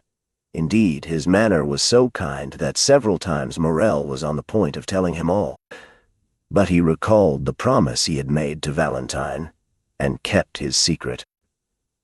The young man read Valentine's letter 20 times in the course of the day. It was her first, and on what an occasion! Each time he read it, he renewed his vow to make her happy. How great is the power of a woman who has made so courageous a resolution! What devotion does she deserve from him for whom she has sacrificed everything? How ought she really to be supremely loved? She becomes at once a queen and a wife, and it is impossible to thank and love her sufficiently. Morel longed intensely for the moment when he should hear Valentine say, "Here I am, Maximilian. Come and help me." He had arranged everything for her escape. 2 ladders were hidden in the clover field. A cabriolet was ordered for Maximilian alone, without a servant, without lights. At the turning of the first street they would light the lamps, as it would be foolish to attract the notice of the police by too many precautions. Occasionally he shuddered. He thought of the moment when, from the top of that wall, he should protect the descent of his dear Valentine, pressing in his arms for the first time her of whom he had yet only kissed the delicate hand. When the afternoon arrived and he felt that the hour was drawing near, he wished for solitude. His agitation was extreme. A simple question from a friend would have irritated him. He shut himself in his room and tried to read, but his eye glanced over the page without understanding a word, and he threw away the book, and for the second time sat down to sketch his plan, the ladders and the fence. At length the hour drew near. Never did a man deeply in love allow the clocks to go on peacefully. Morel tormented his so effectually that they struck 8 at 6:30. He then said, "It is time to start." The signature was indeed fixed to take place at 9 o'clock, but perhaps Valentine will not wait for that. Consequently, Morel, having left the Rue Meslay at 8:30 by his timepiece, entered the clover field while the clock of Saint-Philippe du Roule was striking 8. The horse and cabriolet were concealed behind a small ruin, where Morel had often waited. The night gradually drew on, and the foliage in the garden assumed a deeper hue. Then Morel came out from his hiding-place with a beating heart, and looked through the small opening in the gate. There was yet no one to be seen. The clock struck 8:30, and still another half-hour was passed in waiting, while Morel walked to and fro, and gazed more and more frequently through the opening. The garden became darker still, but in the darkness he looked in vain for the white dress, and in the silence he vainly listened for the sound of footsteps. The house, which was discernible through the trees, remained in darkness, and gave no indication that so important an event as the signature of a marriage contract was going on. Morel looked at his watch, which wanted 9:45. But soon the same clock he had already heard strike 2 or 3 times rectified the error by striking 9:30. This was already half an hour past the time Valentine had fixed. It was a terrible moment for the young man. The slightest rustling of the foliage, the least whistling of the wind attracted his attention and drew the perspiration to his brow. Then he tremblingly fixed his ladder and, not to lose a moment, placed his foot on the first step. Amidst all these alternations of hope and fear, the clock struck 10. "It is impossible," said Maximilian, "that the signing of a contract should occupy so long a time without unexpected interruptions. I have weighed all the chances, calculated the time required for all the forms. Something must have happened." And then he walked rapidly to and fro and pressed his burning forehead against the fence. Had Valentine fainted, or had she been discovered and stopped in her flight? These were the only obstacles which appeared possible to the young man. The idea that her strength had failed her in attempting to escape, and that she had fainted in one of the paths, was the one that most impressed itself upon his mind. "In that case," said he, "I should lose her, and by my own fault." He dwelt on this idea for a moment. Then it appeared reality. He even thought he could perceive something on the ground at a distance. He ventured to call, and it seemed to him that the wind wafted back an almost inarticulate sigh. At last the half-hour struck. It was impossible to wait longer. His temples throbbed violently. His eyes were growing dim. He passed one leg over the wall, and in a moment leaped down on the other side. He was on Villefort's premises, had arrived there by scaling the wall. What might be the consequences? However, he had not ventured thus far to draw back. He followed a short distance close under the wall, then crossed a path. He had entered a clump of trees. In a moment he had passed through them and could see the house distinctly. Then Morrel saw that he had been right in believing that the house was not illuminated. Instead of lights at every window, as is customary on days of ceremony, he saw only a gray mass, which was veiled also by a cloud, which at that moment obscured the moon's feeble light. A light moved rapidly from time to time past 3 windows of the second floor. These 3 windows were in Madame de Saint-Méran's room. Another remained motionless behind some red curtains which were in Madame de Villefort's bedroom.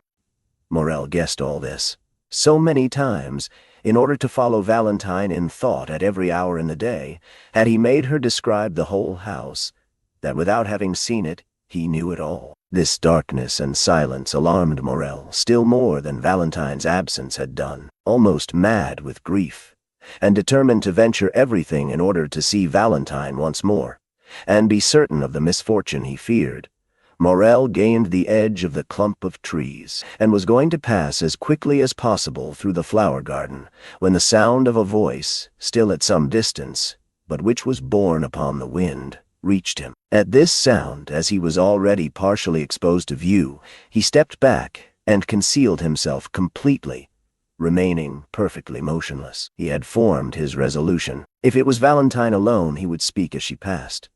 If she was accompanied, and he could not speak, still he should see her, and know that she was safe. If they were strangers, he would listen to their conversation, and might understand something of this hitherto incomprehensible mystery. The moon had just then escaped from behind the cloud which had concealed it, and Morrel saw Villefort come out upon the steps, followed by a gentleman in black. They descended and advanced towards the clump of trees, and Morrel soon recognized the other gentleman as Dr. d'Avrigny. The young man, seeing them approach, drew back mechanically, until he found himself stopped by a sycamore tree in the center of the clump.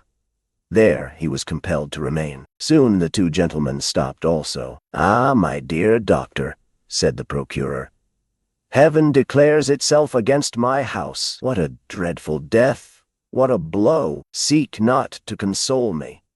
Alas, nothing can alleviate so great a sorrow. The wound is too deep and too fresh. Dead, dead."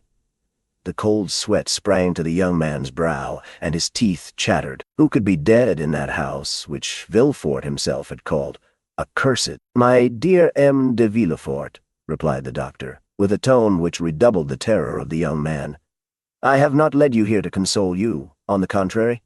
"What can you mean?" asked the procureur, alarmed. I mean that behind the misfortune which has just happened to you, there is another, perhaps still greater." "Can it be possible?" murmured Villefort, clasping his hands. "What are you going to tell me?" "Are we quite alone, my friend?" "Yes, quite. But why all these precautions?" "Because I have a terrible secret to communicate to you," said the doctor. "Let us sit down." Villefort fell rather than seated himself. The doctor stood before him, with one hand placed on his shoulder. Morel, horrified, supported his head with one hand, and with the other pressed his heart, lest its beatings should be heard. "Dead, dead," repeated he within himself, and he felt as if he were also dying. "Speak, doctor." "I am listening," said Villefort. "Strike! I am prepared for everything." Madame de Saint-Méran was doubtless advancing in years, but she enjoyed excellent health. Morel began again to breathe freely, which he had not done during the last 10 minutes. "Grief has consumed her," said Villefort. "Yes, grief, doctor. After living 40 years with the Marquise, it is not grief, my dear Villefort," said the doctor. "Grief may kill, although it rarely does, and never in a day, never in an hour, never in 10 minutes. He simply raised his head, which had been cast down before, and looked at the doctor with amazement. "Were you present during the last struggle?" asked M. d'Avrigny. "I was," replied the procureur. "You begged me not to leave. Did you notice the symptoms of the disease to which Madame de Saint-Méran has fallen a victim?" "I did." Madame de Saint-Méran had 3 successive attacks, at intervals of some minutes, each one more serious than the former. When you arrived, Madame de Saint-Méran had already been panting for breath some minutes. She then had a fit, which I took to be simply a nervous attack, and it was only when I saw her raise herself in the bed, and her limbs and neck appear stiffened, that I became really alarmed. Then I understood from your countenance there was more to fear than I had thought. This crisis past, I endeavored to catch your eye, but could not. You held her hand. You were feeling her pulse, and the second fit came on before you had turned towards me. This was more terrible than the first. The same nervous movements were repeated, and the mouth contracted and turned purple. And at the third she expired. At the end of the first attack I discovered symptoms of tetanus. "Yes, before others," replied the doctor, "but now we are alone. What are you going to say?" "Oh, spare me."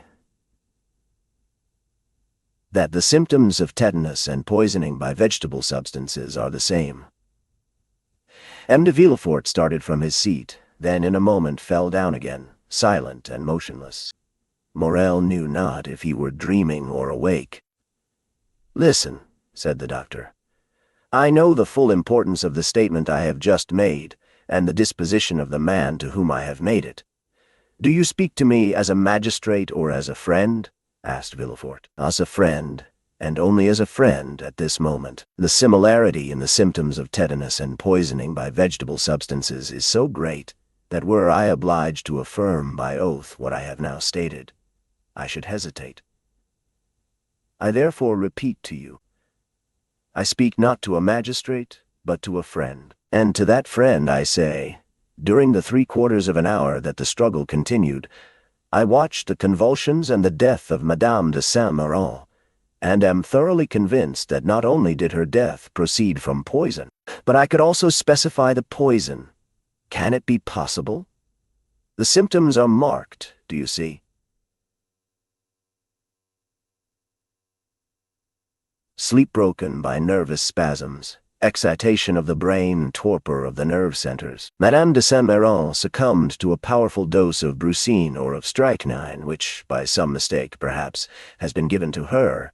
Villefort seized the doctor's hand. "Oh, it is impossible," said he. "I must be dreaming. It is frightful to hear such things from such a man as you. Tell me, I entreat you, my dear doctor, that you may be deceived. Doubtless I may, but I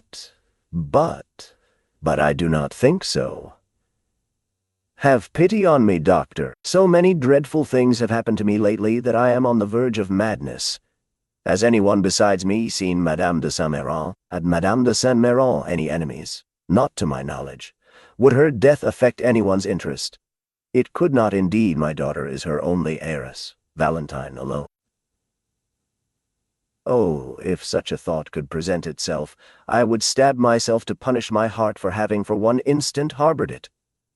Indeed, my dear friend, said Madame d'Avrigny, I would not accuse anyone. I speak only of an accident, you understand, of a mistake. But whether accident or mistake, the fact is there. It is on my conscience and compels me to speak aloud to you. Make inquiry. Of whom? How? Noirtier poisoned Madame de Saint-Méran? Nothing is more simple. You know poisons become remedies in certain diseases, of which paralysis is one. For instance, having tried every other remedy to restore movement and speech to M. Noirtier, I resolved to try one last means, and for 3 months I had been giving him brucine. So that in the last dose I ordered for him there were 6 grains. This quantity, which is perfectly safe to administer to the paralyzed frame of M. Noirtier, which has become gradually accustomed to it, would be sufficient to kill another person. My dear doctor, there is no communication between M. Noirtier's apartment and that of Madame de Saint-Méran, and Barras never entered my mother-in-law's room. In short, doctor, although I know you to be the most conscientious man in the world, and although I place the utmost reliance in you, I want, notwithstanding my conviction, to believe this axiom, errare humanum est. And you will find traces of poison. No, I did not say of poison, but we can prove what was the state of the body. We shall discover the cause of her sudden death, and we shall say, Dear Villefort, if this thing has been caused by negligence, watch over your servants. If from hatred, watch your enemies. What do you propose to me, d'Avrigny? Said Villefort in despair. So soon as another is admitted into our secret, an inquest will become necessary, and an inquest in my house, impossible. Still, continued the procureur, looking at the doctor with uneasiness, if you wish it, if you demand it, why then it shall be done. But, doctor, you see me already so grieved. How can I introduce into my house so much scandal, after so much sorrow? My wife and my daughter would die of it, and I, doctor, you know a man does not arrive at the post I occupy. One has not been king's attorney 25 years without having amassed a tolerable number of enemies. Mine are numerous. Let this affair be talked of. It will be a triumph for them, which will make them rejoice, and cover me with shame. Pardon me, doctor, these worldly ideas. Were you a priest, I should not dare tell you that, but you are a man, and you know mankind. Doctor, pray, recall your words. You have said nothing, have you? I would have saved Madame de Saint-Méran if science could have done it. But she is dead, and my duty regards the living. Let us bury this terrible secret in the deepest recesses of our hearts. I am willing, if anyone should suspect this, that my silence on the subject should be imputed to my ignorance. Meanwhile, sir, watch always. Watch carefully, for perhaps the evil may not stop here. And when you have found the culprit, if you find him, I will say to you, you are a magistrate, do as you will. I thank you, doctor, said Villefort, with indescribable joy. I never had a better friend than you.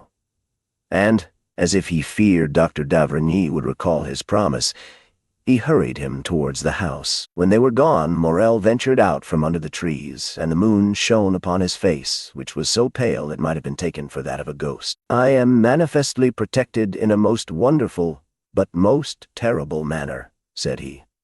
But Valentine, poor girl, how will she bear so much sorrow? As he thought thus, he looked alternately at the window with red curtains and the 3 windows with white curtains.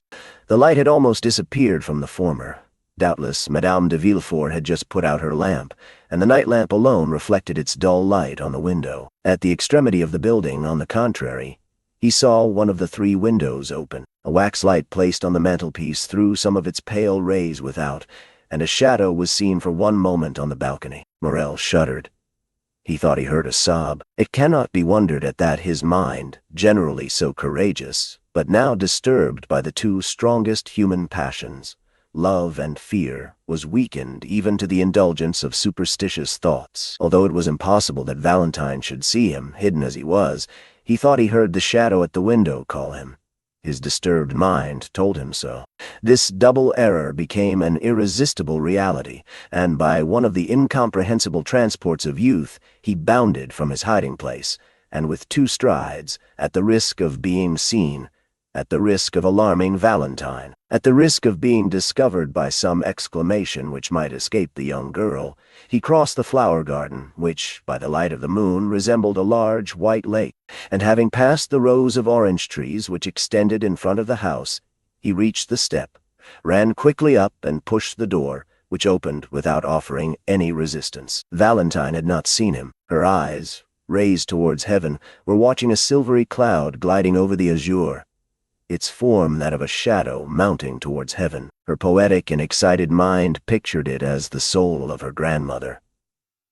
Meanwhile, Morel had traversed the anteroom and found the staircase, which, being carpeted, prevented his approach being heard, and he had regained that degree of confidence that the presence of M. de Villefort even would not have alarmed him. He was quite prepared for any such encounter. He would at once approach Valentine's father and acknowledge all, begging Villefort to pardon and sanction the love which united 2 fond and loving hearts. Morel was mad. Happily, he did not meet anyone.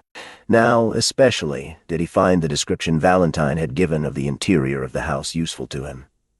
He arrived safely at the top of the staircase, and while he was feeling his way, a sob indicated the direction he was to take. He turned back. A door partly open enabled him to see his road, and to hear the voice of one in sorrow. He pushed the door open and entered. At the other end of the room, under a white sheet which covered it, lay the corpse, still more alarming to Morel since the account he had so unexpectedly overheard. By its side, on her knees, and with her head buried in the cushion of an easy-chair, was Valentine, trembling and sobbing, her hands extended above her head, clasped and stiff. She had turned from the window, which remained open, and was praying in accents that would have affected the most unfeeling.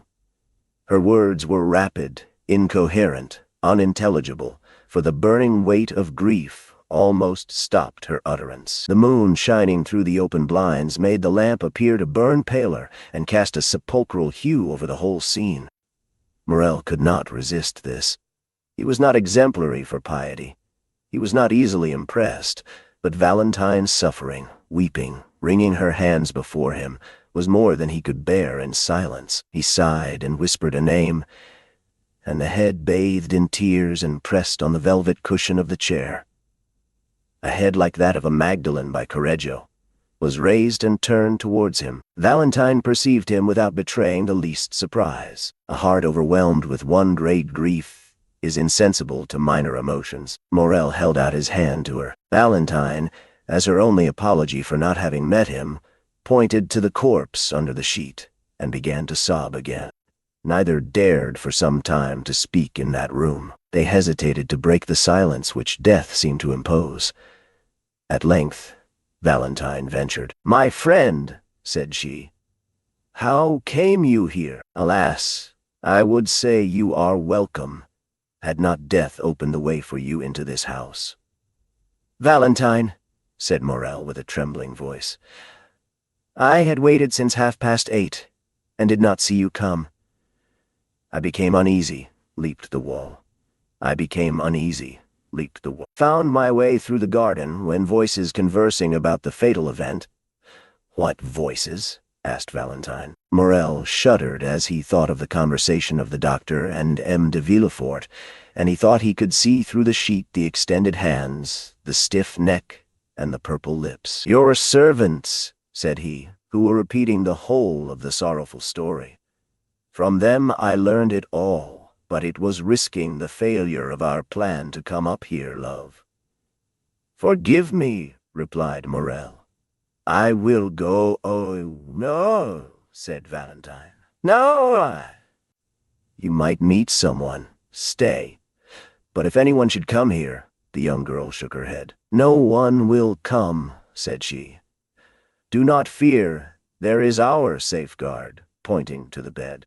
But what has become of M. d'Épinay? Replied Morel. Franz arrived to sign the contract just as my dear grandmother was dying. Alas, said Morel with a feeling of selfish joy, for he thought this death would cause the wedding to be postponed indefinitely. But what redoubles my sorrow, continued the young girl, as if this feeling was to receive its immediate punishment, is that the poor old lady, on her deathbed, requested that the marriage might take place as soon as possible. She also, thinking to protect me, was acting against me. Hark, said Morel. They both listened. Steps were distinctly heard in the corridor and on the stairs. It is my father, who has just left his study. To accompany the doctor to the door, added Morel. How do you know it is the doctor? Asked Valentine, astonished. I imagined it must be, said Morel. Valentine looked at the young man. They heard the street door close, then M. de Villefort locked the garden door and returned upstairs. He stopped a moment in the anteroom, as if hesitating whether to turn to his own apartment or into Madame de Saint-Méran's. Morel concealed himself behind a door. Valentine remained motionless, grief seeming to deprive her of all fear. M. de Villefort passed on to his own room. Said Valentine, you can neither go out by the front door nor by the garden. Morel looked at her with astonishment. There is but one way left you that is safe, said she. It is through my grandfather's room. She rose. Come, she added. Where? Asked Maximilian. To my grandfather's room. In M. Noirtier's apartment? Yes. Can you mean it, Valentine? I have long wished it. He is my only remaining friend, and we both need his help. Come, hesitating to comply with the young girl's wishes. I now see my error. I acted like a madman in coming in here. Are you sure you are more reasonable? Yes, said Valentine. And I have but one scruple, that of leaving my dear grandmother's remains, which I had undertaken to watch. Besides, it will not be for long. She then crossed the corridor and led the way down a narrow staircase to M. Noirtier's room. Morel followed her on tiptoe. At the door they found the old servant. Marois, said Valentine, shut the door, and let no one come in. She passed first. Noirtier, seated in his chair and listening to every sound, was watching the door. He saw Valentine, and his eye brightened. There was something grave and solemn in the approach of the young girl which struck the old man, and immediately his bright eye began to interrogate. Dear grandfather, said she hurriedly, you know poor grandmamma died an hour since, and now I have no friend in the world but you. His expressive eyes evinced the greatest tenderness. To you alone, then, may I confide my sorrows and my hopes. The paralytic motioned. Eyes. Valentine took Maximilian's hand. Look attentively, then, at this gentleman. The old man fixed his scrutinizing gaze with slight astonishment on Morel. It is M. Maximilian Morel,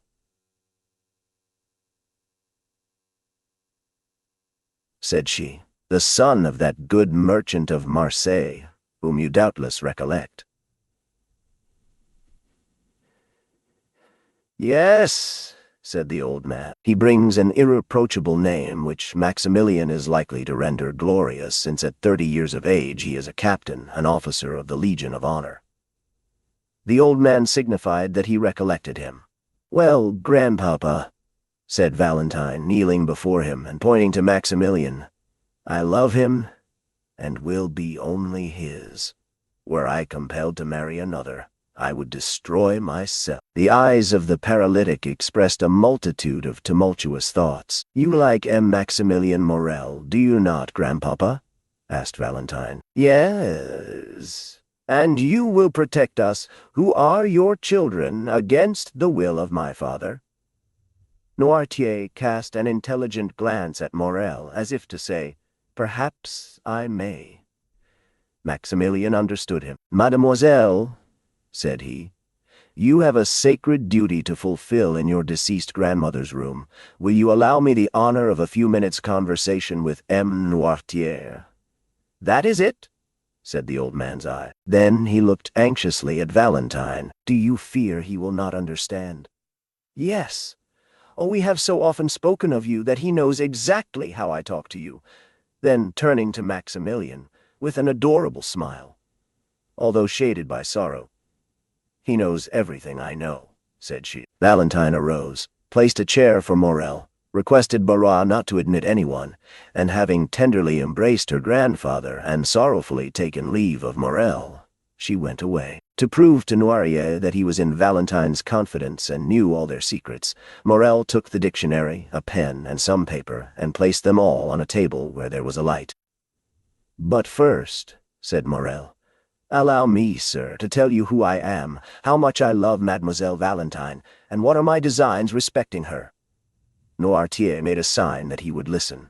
It was an imposing sight to witness this old man, apparently a mere useless burden, becoming the sole protector, support, and adviser of the lovers who were both young, beautiful, and strong. His remarkably noble and austere expression struck Morel, who began his story with trembling. He related the manner in which he had become acquainted with Valentine, and how he had loved her, and that Valentine, in her solitude and her misfortune, had accepted the offer of his devotion. He told him his birth, his position, his fortune, and more than once, when he consulted the look of the paralytic, that look answered, "That is good, proceed." "And now," said Morel, when he had finished the first part of his recital, "now I have told you of my love and my hopes, may I inform you of my intentions?" "Yes."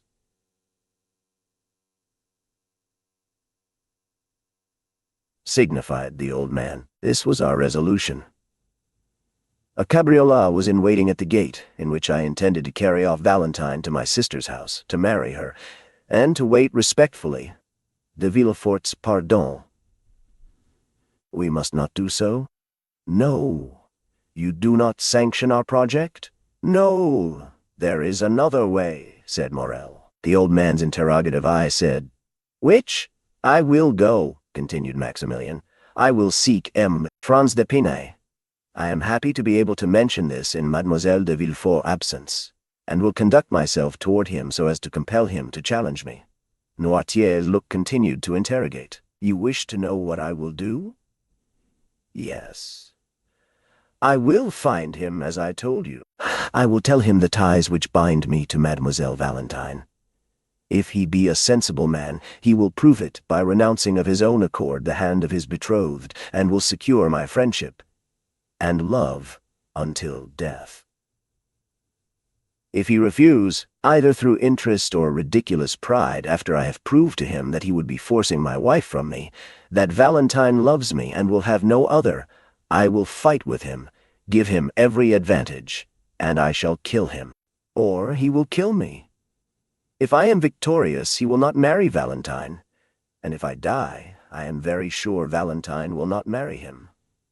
Noirtier watched, with indescribable pleasure, this noble and sincere countenance, on which every sentiment his tongue uttered was depicted, adding by the expression of his fine features all that coloring adds to a sound and faithful drawing. Still, when Morel had finished, he shut his eyes several times, which was his manner of saying, "No, no," said Morel. "You disapprove of this second project, as you did of the first." "I do," signified the old man. "But what then must be done?" asked Morel. Madame de Saint-Méran's last request was, that the marriage might not be delayed. "Must I let things take their course?" Noirtier did not move. "I understand," said Morel. "I am to wait. Yes, but delay may ruin our plan, sir," replied the young man. "Alone, Valentine has no power. She will be compelled to submit. I am here almost miraculously, and can scarcely hope for so good an opportunity to occur again. Believe me, there are only the two plans I have proposed to you, Forgive my vanity, and tell me which you prefer. Do you authorize Mademoiselle Valentine to entrust herself to my honor? No. Do you prefer I should seek M. d'Épinay? No. Whence, then, will come the help we need? From chance, resumed Norel. From you? Yes. You thoroughly understand me, sir? Pardon my eagerness, for my life depends on your answer. Will our help come from you? Yes. You are sure of it? Yes. Oh, thank you 1,000 times. But how? Unless a miracle should restore your speech, your gesture, your movement, how can you, chained to that armchair, dumb and motionless, oppose this marriage? A smile lit up the old man's face. A strange smile of the eyes in a paralyzed face. Then I must wait, asked the young man. Yes, but the contract? The same smile returned. Will you assure me it shall not be signed? Yes, said Noirtier. The contract shall not be signed, cried Morel. Oh, pardon me, sir. I can scarcely realize so great a happiness. Will they not sign it? No, said the paralytic. Notwithstanding that assurance, Morel still hesitated. This promise of an impotent old man was so strange that, instead of being the result of the power of his will, it might emanate from enfeebled organs. Is it not natural that the madman, ignorant of his folly, should attempt things beyond his power? The weak man talks of burdens he can raise, the timid of giants he can confront, the poor of treasures he spends. The most humble peasant, in the height of his pride, calls himself Jupiter. Whether Noirtier understood the young man's indecision, or whether he had not full confidence in his docility, he looked uneasily at him. What do you wish, sir? Asked Morel. That I should renew my promise of remaining tranquil. Noirtier's eye remained fixed and firm, as if to imply that a promise did not suffice. Then it passed from his face to his hands. Shall I swear to you, sir? Asked Maximilian. Yes, said the paralytic with the same solemnity. Morel understood that the old man attached great importance to an oath. He extended his hand. I swear to you on my honor, said he, to await your decision respecting the course I am to pursue with M. d'Épinay. That is right, said the old man. Now, said Morel, do you wish me to retire? Yes. Without seeing Mademoiselle Valentine? Yes. But, said he, first allow me to embrace you as your daughter did just now. Noirtier's expression could not be understood. The young man pressed his lips on the same spot, on the old man's forehead, where Valentine's had been. Then he bowed a second time and retired. He found outside the door the old servant to whom Valentine had given directions. Morel was conducted along a dark passage, which led to a little door opening on the garden, soon found the spot where he had entered, with the assistance of the shrubs gained the top of the wall, and by his ladder was in an instant in the clover field where his cabriolet was still waiting for him. He got in it, and thoroughly wearied by so many emotions, arrived about midnight in the Rue Meslay, threw himself on his bed and slept soundly. Volume 4, Chapter 74. The Villefort Family Vault. 2 days after, a considerable crowd was assembled, towards 10 o'clock in the morning, around the door of M. de Villefort's house, and a long file of mourning coaches and private carriages extended along the Faubourg Saint-Honoré and the Rue de la Pépinière. Among them was one of a very singular form which appeared to have come from a distance. It was a kind of covered wagon, painted black, and was one of the first to arrive. Inquiry was made, and it was ascertained that, by a strange coincidence, this carriage contained the corpse of the Marquis de Saint-Méran, and that those who had come thinking to attend one funeral would follow two. Their number was great. The Marquis de Saint-Méran, one of the most zealous and faithful dignitaries of Louis XVIII and King Charles X, had preserved a great number of friends, and these, added to the personages whom the usages of society gave Villefort a claim on, formed a considerable body. Due information was given to the authorities, and permission obtained that the two funerals should take place at the same time. A second hearse, decked with the same funereal pomp, was brought to M. de Villefort's door, and the coffin removed into it from the post-wagon. The two bodies were to be interred in the cemetery of Père-Lachaise, where M. de Villefort had long since had a tomb prepared for the reception of his family. The remains of poor Renée were already deposited there, and now, after 10 years of separation, her father and mother were to be reunited with her. The Parisians, always curious, always affected by funereal display, looked on with religious silence while the splendid procession accompanied to their last abode 2 of the number of the old aristocracy, the greatest protectors of commerce and sincere devotees to their principles. In one of the mourning coaches, Beauchamp, Debray, and Château Renaud were talking of the very sudden death of the Marchioness. "I saw Madame de Saint-Méran only last year at Marseille, when I was coming back from Algiers," said Château Renaud. "She looked like a woman destined to live to be 100 years old, from her apparent sound health and great activity of mind and body." "How old was she?" "Franz assured me," replied Albert, "that she was 66 years old. But she has not died of old age, but of grief. It appears that since the death of the Marquis, which affected her very deeply, she has not completely recovered her reason." "But of what disease, then, did she die?" asked Debray. "It is said to have been a congestion of the brain, or apoplexy, which is the same thing, is it not?" "Nearly. It is difficult to believe that it was apoplexy," said Beauchamp. "Madame de Saint-Méran, whom I once saw, was short, of slender form, and of a much more nervous than sanguine temperament. Grief could hardly produce apoplexy in such a constitution as that of Madame de Saint-Méran." "At any rate," said Albert, "whatever disease or doctor may have killed her, M. de Villefort, or rather, Mademoiselle Valentine, or, still rather, our friend Franz, inherits a magnificent fortune amounting, I believe, to 80,000 livres per annum." "And this fortune will be doubled at the death of the old Jacobin Noirtier. That is a tenacious old grandfather," said Beauchamp. "Tenacem propositi virum dot." "I think he must have made an agreement with death to outlive all his heirs, and he appears likely to succeed. He resembles the old conventionalist of '93, who said to Napoleon, in 1814, 'You bend because your empire is a young stem, weakened by rapid growth. Take the Republic for a tutor.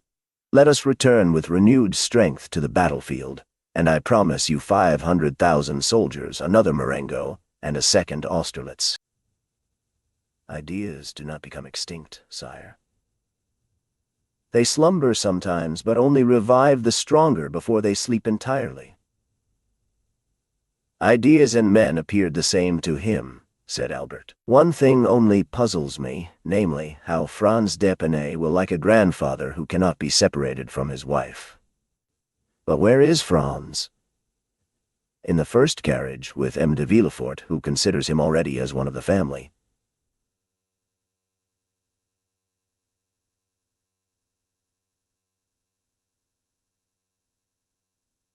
Such was the conversation in almost all the carriages. Astonished everyone, but no one suspected the terrible secret which M. d'Avrigny had communicated in his nocturnal walk to M. de Villefort. They arrived in about an hour at the cemetery.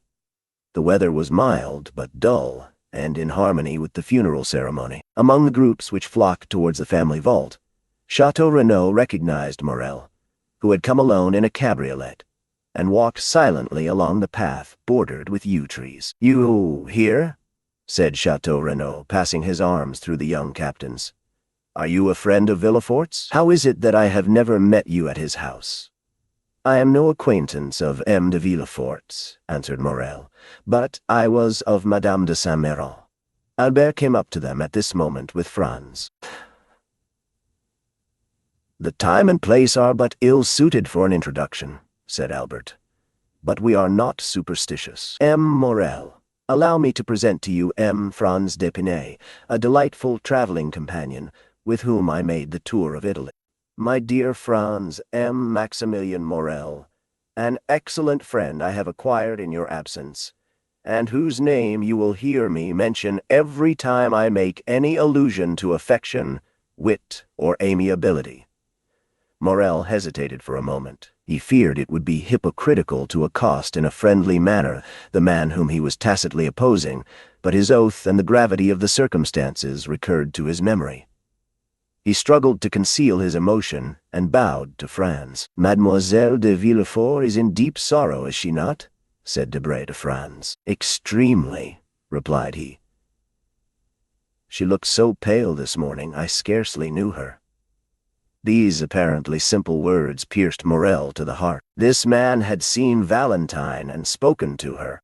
The young and high-spirited officer required all his strength of mind to resist breaking his oath. He took the arm of Château Renaud and turned towards the vault where the attendants had already placed the 2 coffins. "This is a magnificent habitation," said Beauchamp, looking towards the mausoleum.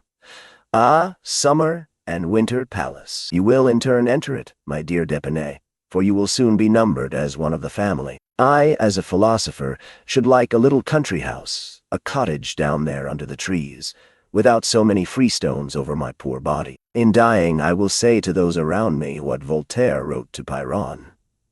Eo rus, and all will be over. But come, Franz, take courage. Your wife is an heiress." "Indeed, Beauchamp, you are unbearable. Politics has made you laugh at everything, and political men have made you disbelieve everything. But when you have the honor of associating with ordinary men, and the pleasure of leaving politics for a moment, try to find your affectionate heart, which you leave with your stick when you go to the chamber." "But tell me," said Beauchamp, "what is life? Is it not a halt in death's anteroom?" "I am prejudiced against Beauchamp," said Albert, drawing Franz away and leaving the former to finish his philosophical dissertation with Debray. The Villefort vault formed a square of white stones, about 20 feet high. An interior partition separated the 2 families, and each apartment had its entrance door. Here were not, as in other tombs, ignoble drawers, one above another, where thrift bestows its dead and labels them like specimens in a museum. All that was visible within the bronze gates was a gloomy-looking room, separated by a wall from the vault itself. The 2 doors before mentioned were in the middle of this wall, and enclosed the Villefort and Saint-Méran coffins. Their grief might freely expend itself without being disturbed by the trifling loungers who came from a picnic party to visit Père Lachaise, or by lovers who make it their rendezvous. The 2 coffins were placed on trestles previously prepared for their reception in the right-hand crypt belonging to the Saint-Méran family. Villefort, Franz, and a few near relatives alone entered the sanctuary. As the religious ceremonies had all been performed at the door and there was no address given, the party all separated. Château Renaud, Albert, and Morel went one way, and Debray and Beauchamp the other. Franz remained with M. de Villefort. At the gate of the cemetery, Morel made an excuse to wait. He saw Franz and M. de Villefort get into the same mourning coach, and thought this meeting foreboded evil. He then returned to Paris, and although in the same carriage with Château Renaud and Albert, he did not hear one word of their conversation. As Franz was about to take leave of M. de Villefort, "When shall I see you again?" said the latter. "At what time you please, sir," replied Franz. "As soon as possible. I am at your command, sir. Shall we return together? If not unpleasant to you, on the contrary, I shall feel much pleasure." Thus the future father and son-in-law stepped into the same carriage, and Morel stepped into the same carriage, and Morel, seeing them pass, became uneasy. Villefort and Franz returned to the Faubourg Saint-Honoré. The procureur, without going to see either his wife or his daughter, went at once to his study, and offering the young man a chair, "Ma'am, d'Épinay," said he, "allow me to remind you at this moment, which is perhaps not so ill chosen as at first sight may appear, for obedience to the wishes of the departed is the first offering which should be made at their tomb. Allow me then to remind you of the wish expressed by Madame de Saint-Méran on her deathbed, that Valentine's wedding might not be deferred. You know the affairs of the deceased are in perfect order, and her will bequeaths to Valentine the entire property of the Saint-Méran family. The notary showed me the documents yesterday, which will enable us to draw up the contract immediately. You may call on the notary M. Deschamps, Place Beauvau, Faubourg Saint-Honoré, and you have my authority to inspect those deeds. Sir, replied M. d'Épinay, it is not, perhaps, the moment for Mademoiselle Valentine, who is in deep distress, to think of a husband. Indeed, I fear, Valentine will have no greater pleasure than that of fulfilling her grandmother's last injunctions. There will be no obstacle from that quarter, I assure you. In that case, replied Franz, as I shall raise none, you may make arrangements when you please. I have pledged my word and shall feel pleasure and happiness in adhering to it. The contract was to have been signed 3 days since. We shall find it all ready and can sign it today. But the morning, said Franz, hesitating. Don't be uneasy on that score, replied Villefort. No ceremony will be neglected in my house. Mademoiselle de Villefort may retire during the prescribed 3 months to her estate of Saint-Méran. I say hers, for she inherits it today. There, after a few days, if you like, the civil marriage shall be celebrated without pomp or ceremony. Madame de Saint-Méran wished her daughter should be married there. When that is over, you, sir, can return to Paris, while your wife passes the time of her mourning with her mother-in-law. As you please, sir, said Franz. Then, replied M. de Villefort, have the kindness to wait half an hour. Valentine shall come down into the drawing-room. I will send for M. Deschamps. We will read and sign the contract before we separate, and this evening Madame de Villefort shall accompany Valentine to her estate, where we will rejoin them in a week. Sir, said Franz. What is it? I wish Albert de Morcerf and Raoul de Château to be present at this signature. You know they are my witnesses. Half an hour will suffice to apprise them. Will you go for them yourself, or shall you send? I prefer going. Sir, I shall expect you then in half an hour. Baron and Valentine will be ready. Franz bowed and left the room. Scarcely had the door closed when M. de Villefort sent to tell Valentine to be ready in the drawing-room in half an hour, as he expected the notary and M. d'Épinay and his witnesses. The news caused a great sensation throughout the house.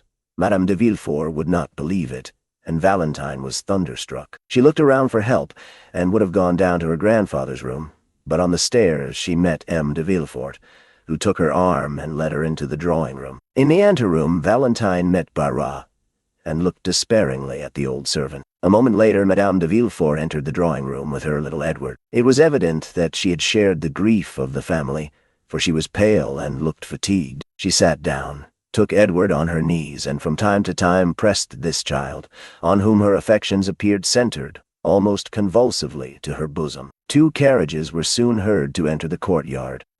One was the notary's, the other, that of Franz and his friends. In a moment, the whole party was assembled. Valentine was so pale one might trace the blue veins from her temples, round her eyes, and down her cheeks. Franz was deeply affected. Château and Albert looked at each other with amazement.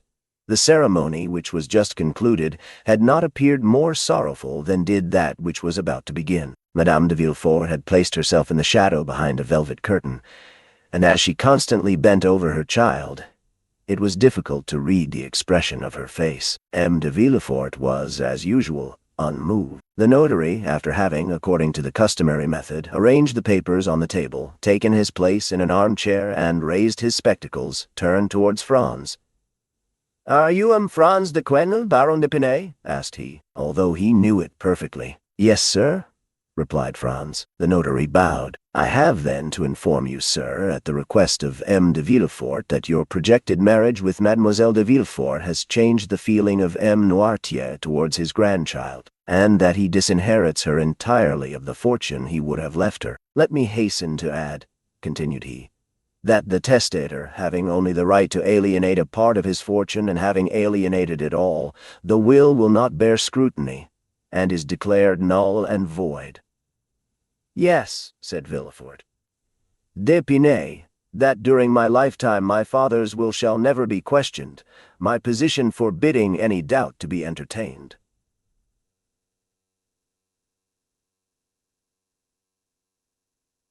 Sir, said Franz, I regret much that such a question has been raised in the presence of Mademoiselle Valentine. I have never inquired the amount of her fortune, which, however limited it may be, exceeds mine. My family has sought consideration in this alliance with M. de Villefort. All I seek is happiness. Valentine imperceptibly thanked him, while 2 silent tears rolled down her cheeks. Besides, sir, said Villefort, addressing himself to his future son-in-law, accepting the loss of a portion of your hopes, this unexpected will need not personally wound you. M. Noirtier's weakness of mind sufficiently explains it. It is not because Mademoiselle Valentine is going to marry you that he is angry, but because she will marry, a union with any other would have caused him the same sorrow. Old age is selfish, sir, and Mademoiselle de Villefort has been a faithful companion to M. Noirtier, which she cannot be when she becomes the Baroness d'Épinay. My father's melancholy state prevents our speaking to him on any subjects, which the weakness of his mind would incapacitate him from understanding, and I am perfectly convinced that at the present time, although he knows that his granddaughter is going to be married, M. Noirtier has even forgotten the name of his intended grandson. M. de Villefort had scarcely said this when the door opened, and Barrois appeared. "Gentlemen," said he, in a tone strangely firm for a servant speaking to his masters under such solemn circumstances, "Gentlemen, M. Noirtier de Villefort wishes to speak immediately to M. Franz de Quesnel, Baron d'Épinay." He, as well as the notary, that there might be no mistake in the person, gave all his titles to the bridegroom-elect. Villefort started. Madame de Villefort let her son slip from her knees. Valentine rose, pale and dumb as a statue. Albert and Château Renaud exchanged a second look, more full of amazement than the first. The notary looked at Villefort. "It is impossible," said the procureur. M. d'Épinay cannot leave the drawing-room at present.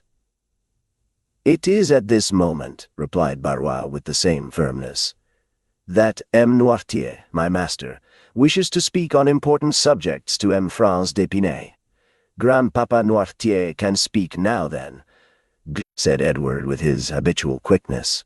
However, his remark did not make Madame de Villefort even smile, so much was every mind engaged, and so solemn was the situation. "Tell M. Noirtier," resumed Villefort, "that what he demands is impossible." "Then M. Noirtier gives notice to these gentlemen," replied Barrois, "that he will give orders to be carried to the drawing-room." Astonishment was at its height.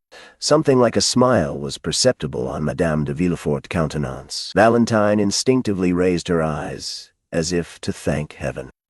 "Pray go, Valentine," said M. de Villefort, "and see what this new fancy of your grandfather's is."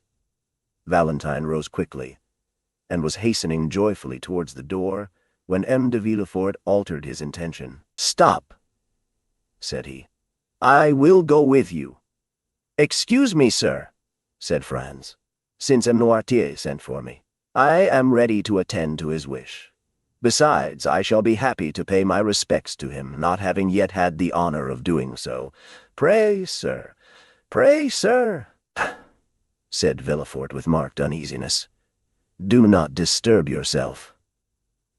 "Forgive me, sir," said Franz in a resolute tone. "I would not lose this opportunity of proving to M. Noirtier how wrong it would be of him to encourage feelings of dislike to me, which I am determined to conquer, whatever they may be, by my devotion." And without listening to Villefort, he arose and followed Valentine, who was running downstairs with the joy of a shipwrecked mariner who finds a rock to cling to. M. de Villefort followed them. Château Renaud and Morcerf exchanged a third look of still increasing wonder. Chapter 75. A signed statement. Noirtier was prepared to receive them, dressed in black, and installed in his armchair. When the 3 persons he expected had entered, he looked at the door, which his valet immediately closed. "Listen," whispered Villefort to Valentine, who could not conceal her joy. If M. Noirtier wishes to communicate anything which would delay your marriage, I forbid you to understand him." Valentine blushed, but did not answer. Villefort approached Noirtier. "Here is M. Franz d'Épinay," said he. "You requested to see him. We have all wished for this interview, and I trust it will convince you how ill-formed are your objections to Valentine's marriage." Noirtier answered only by a look which made Villefort's blood run cold. He motioned to Valentine to approach. In a moment, thanks to her habit of conversing with her grandfather, she understood that he asked for a key, and his eye was fixed on the drawer of a small chest between the windows. She opened the drawer and found a key, and, understanding that was what he wanted, again watched his eyes, which turned toward an old secretaire which had been neglected for many years and was supposed to contain nothing but useless documents. "Shall I open the secretaire?" asked Valentine. "Yes," said the old man. "And the drawers?" "Yes." "Those at the side?" "No." "The middle one?" "Yes." Valentine opened it and drew out a bundle of papers. "Is that what you wish for?" asked she. She took successively all the other papers out till the drawer was empty. "But there are no more," said she. Noirtier's eye was fixed on the dictionary. "Yes, I understand, grandfather," said the young girl. She pointed to each letter of the alphabet. At the letter S, the old man stopped her. She opened and found the word secret. "Ah! Is there a secret spring?" said Valentine. "Yes," said Noirtier. "And who knows it?" Noirtier looked at the door where the servant had gone out. "Aroa?" said she. "Yes. Shall I call him?" Villefort's impatience during this scene made the perspiration roll from his forehead, and Franz was stupefied. The old servant came. "Barrois," said Valentine, "my grandfather has told me to open that drawer in the secretaire, but there is a secret spring in it, which, you know. Will you open it?" Barrois looked at the old man. "Obey," said Noirtier's intelligent eye. Barrois touched a spring. The false bottom came out, and they saw a bundle of papers tied with a black string. "Is that what you wish for?" said Barrois. "Yes." "Shall I give these papers to M. de Villefort?" "To me, sir," said he. "Yes." Franz took them from Barrois and, casting a glance at the cover, read, "To be given after my death to General Durand, who shall bequeath the packet to his son, with an injunction to preserve it as containing an important document." "Well, sir," asked Franz, "what do you wish me to do with this paper?" "To preserve it, sealed up as it is, doubtless," said the procureur. "No," replied Noirtier eagerly. "Do you wish him to read it?" said Valentine. "Yes," replied the old man. "You understand, Baron, my grandfather wishes you to read this paper," said Valentine. "Then let us sit down," said Villefort impatiently, "for it will take some time." "Sit down," said the old man. Villefort took a chair, but Valentine remained standing by her father's side, and Franz before him, holding the mysterious paper in his hand. "Read," said the old man. Franz untied it, and in the midst of the most profound silence read, "Extract of the report of a meeting of the Bonapartist Club in the Rue Saint-Jacques, held February 5th, 1815. Franz stopped. "February 5th, 1815, said he. "It is the day my father was murdered." Valentine and Villefort were dumb. The eye of the old man alone seemed to say clearly, "Go on," but it was on leaving this club, said he. "My father disappeared." Noirtier's eye continued to say, "Read," he resumed. "The undersigned Louis-Jacques Beaurepaire, Lieutenant Colonel of Artillery, Etienne Duchampy, General of Brigade, and Claude Lecharpal, Keeper of Woods and Forests, declare that on the 4th of February a letter arrived from the island of Elba, recommending to the kindness and the confidence of the Bonapartist Club General Flavien de Clenel, who, having served the Emperor from 1804 to 1814, was supposed to be devoted to the interests of the Napoleon dynasty, notwithstanding the title of Baron which Louis XVII had just granted to him with his estate of Epinay. A note was in consequence addressed to General de Quesnel, begging him to be present at the meeting next day, the 5th. The note indicated neither the street nor the number of the house where the meeting was to be held. It bore no signature, but it announced to the general that someone would call for him if he would be ready at 9 o'clock. The meetings were always held from that time till midnight. At 9 o'clock, the president of the club presented himself. The general was ready. The president informed him that one of the conditions of his introduction was that he should be eternally ignorant of the place of meeting, and that he would allow his eyes to be bandaged, swearing that he would not endeavor to take off the bandage. General de Quesnel accepted the condition, and promised on his honor not to seek to discover the road they took. The general's carriage was ready, but the president told him it was impossible for him to use it, since it was useless to blindfold the master if the coachman knew through what streets he went. "What must be done then?" asked the general. "I have my carriage here," said the president. "Have you, then, so much confidence in your servant that you can entrust him with a secret you will not allow me to know?" "Our coachman is a member of the club," said the president. "We shall be driven by a state councillor." "Then we run another risk," said the general, laughing, "that of being upset. We insert this joke to prove that the general was not in the least compelled to attend the meeting, but that he came willingly." When they were seated in the carriage, the president reminded the general of his promise to allow his eyes to be bandaged, to which he made no opposition. On the road, the president thought he saw the general make an attempt to remove the handkerchief, and reminded him of his oath. "Sure enough," said the general. The carriage stopped at an alley leading out of the Rue Saint-Jacques. The general alighted, leaning on the arm of the president, of whose dignity he was not aware, considering him simply as a member of the club.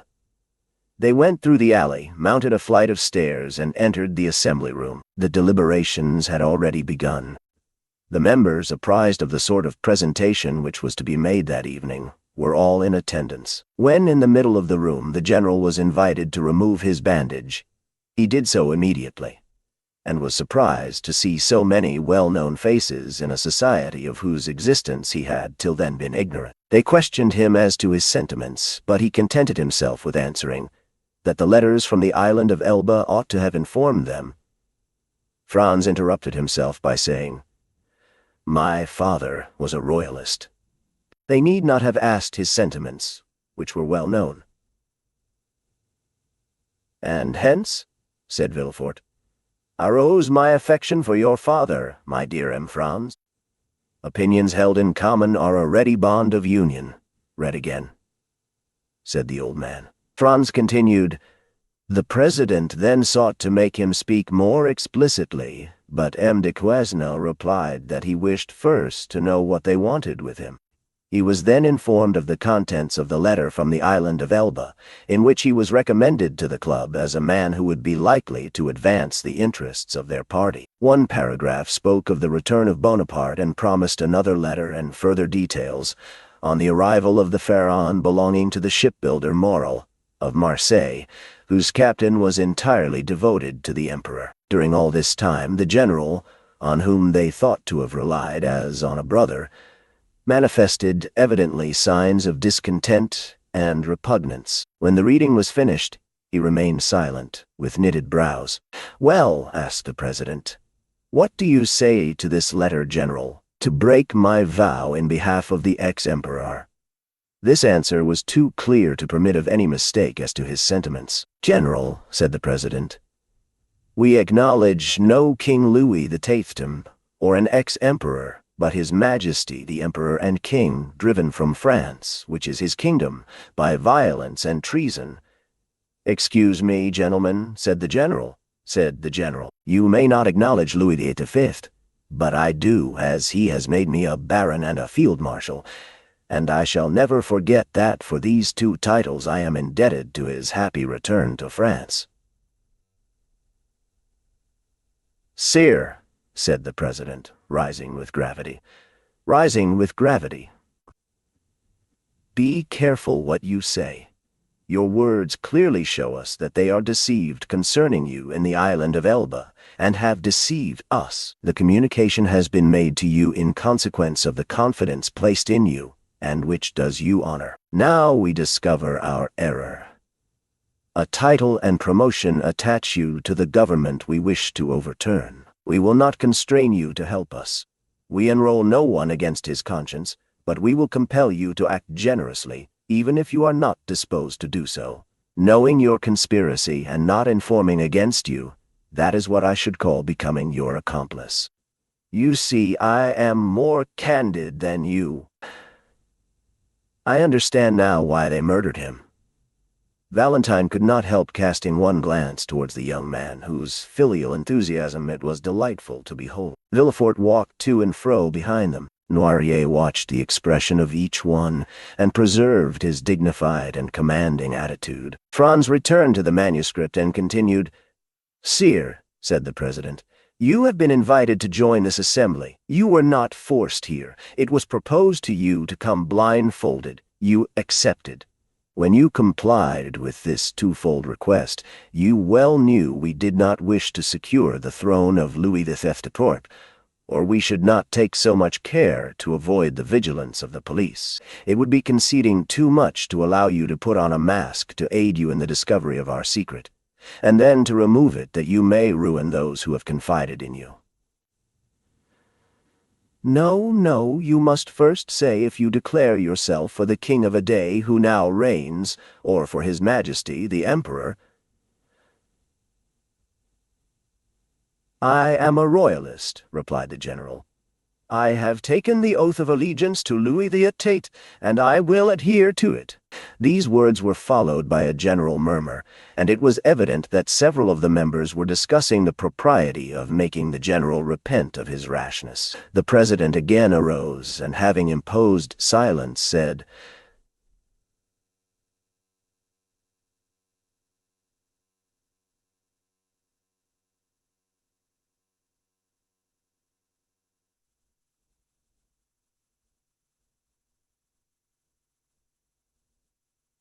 "And your candor has already dictated to us the conditions which remain for us to offer you."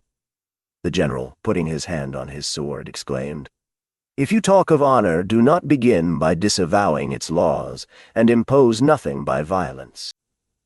"And you, sir," continued the president, with a calmness still more terrible than the general's anger, "I advise you not to touch your sword." The general looked around him with slight uneasiness. However, he did not yield, but calling up all his fortitude, said, "I will not swear." "Then you must die," replied the president calmly. M. d'Épinay became very pale. He looked round him a second time. Several members of the club were whispering and getting their arms from under their cloaks. "General," said the president, "do not alarm yourself. You are among men of honor who will use every means to convince you before resorting to the last extremity, but as you have said, you are among conspirators. You are in possession of our secret. You are in possession of our secret, and you must restore it to us." A significant silence followed these words, and as the general did not reply, "Close the doors," said the president to the doorkeeper. The same deadly silence succeeded these words. Then the general advanced, and making a violent effort to control his feelings, "I have a son," said he, "and I ought to think of him, finding myself among assassins." "General," said the chief of the assembly, "one man may insult 50. It is the privilege of weakness, but he does wrong to use his privilege. Follow my advice, swear, and do not insult." The general, again daunted by the superiority of the chief, hesitated a moment. Then, advancing to the president's desk, "What is the form?" said he. "It is this. I swear by my honor not to reveal to anyone what I have seen and heard on the 5th of February, 1815, between 9 and 10 o'clock in the evening. And I plead guilty of death should I ever violate this oath." The general appeared to be affected by a nervous tremor which prevented his answering for some moments. Then, overcoming his manifest repugnance, he pronounced the required oath, but in so low a tone as to be scarcely audible to the majority of the members, who insisted on his repeating it clearly and distinctly, which he did. "Now am I at liberty to retire?"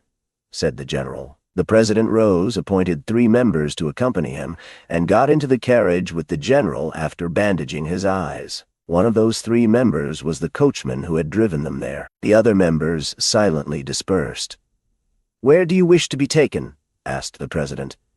"Anywhere out of your presence," replied M. d'Épinay. "Beware, sir," replied the president. "You are no longer in the assembly, and have only to do with individuals. Do not insult them unless you wish to be held responsible." But instead of listening, M. d'Épinay went on. "You are still as brave in your carriage as in your assembly because you are still 4 against 1. The president stopped the coach. They were at that part of the Quai des Ormes where the steps lead down to the river. "Why do you stop here?" asked d'Épinay. "Because, sir," said the president, "you have insulted a man, and that man will not go 1 step farther without demanding honorable reparation." Another method of assassination.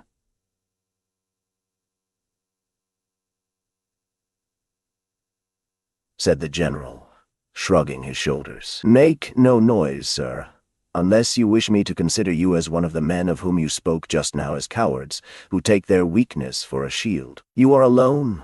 One alone shall answer you. You have a sword by your side. I have one in my cane. You have no witness. One of these gentlemen will serve you. Now, if you please, remove your bandage." The general tore the handkerchief from his eyes. "At last," said he, "I shall know with whom I have to do." They opened the door, and the 4 men alighted. Franz again interrupted himself, and wiped the cold drops from his brow. There was something awful in hearing the son read aloud in trembling pallor these details of his father's death, which had hitherto been a mystery. Valentine clasped her hands as if in prayer. Noirtier looked at Villefort with an almost sublime expression of contempt and pride. Franz continued, "It was, as we said, the 5th of February. For 3 days the mercury had been 5 or 6 degrees below freezing, and the steps were covered with ice. The general was stout and tall. The president offered him the side of the railing to assist him in getting down. The 2 witnesses followed. It was a dark night. The ground from the steps to the river was covered with snow and hoarfrost. The water of the river looked black and deep. One of the seconds went for a lantern in a coal barge near, and by its light they examined the weapons. The president's sword, which was simply, as he had said, one he carried in his cane, was 5 inches shorter than the general's, and had no guard.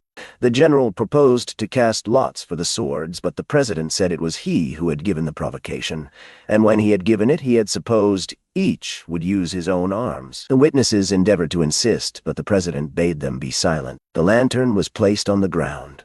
The 2 adversaries took their stations, and the duel began. The light made the 2 swords appear like flashes of lightning. As for the men, they were scarcely perceptible. The darkness was so great. General d'Épinay passed for one of the best swordsmen in the army, but he was pressed so closely in the onset that he missed his aim and fell. The witnesses thought he was dead, but his adversary, who knew he had not struck him, offered him the assistance of his hand to rise. The circumstance irritated instead of calming the general, and he rushed on his adversary. But his opponent did not allow his guard to be broken. He received him on his sword, and 3 times the general drew back on finding himself too closely engaged, and then returned to the charge. At the 3rd he fell again. They thought he slipped, as at first, and the witnesses, seeing he did not move, approached and endeavored to raise him. But the one who passed his arm around the body found it was moistened with blood. The general, who had almost fainted, revived. "Ah," said he, "they have sent some fencing master to fight with me." The president, without answering, approached the witness who held the lantern, and raising his sleeve, showed him 2 wounds he had received in his arm. Then, opening his coat and unbuttoning his waistcoat, displayed his side, pierced with a 3rd wound. Still he had not even uttered a sigh. General d'Épinay died 5 minutes after. Franz read these last words in a voice so choked that they were hardly audible, and then stopped, passing his hand over his eyes as if to dispel a cloud. But after a moment's silence, he continued. The president went up the steps after pushing his sword into his cane. A track of blood on the snow marked his course. He had scarcely arrived at the top when he heard a heavy splash in the water. It was the general's body, which the witnesses had just thrown into the river after ascertaining that he was dead. The general fell, then, in a loyal duel, and not in ambush, as it might have been reported. In proof of this, we have signed this paper to establish the truth of the facts, lest the moment should arrive when either of the actors in this terrible scene should be accused of premeditated murder or of infringement of the laws of honor. Signed, Beaurepaire, Duchampy, and Lecharpel. When Franz had finished reading this account, so dreadful for a son, when Valentine, pale with emotion, had wiped away a tear, when Villefort, trembling and crouched in a corner, had endeavored to lessen the storm by supplicating glances at the implacable old man, "Sir," said d'Épinay to Noirtier, "since you are well acquainted with all these details, which are attested by honorable signatures, since you appear to take some interest in me, although you have only manifested it hitherto by causing me sorrow, refuse me not one final satisfaction.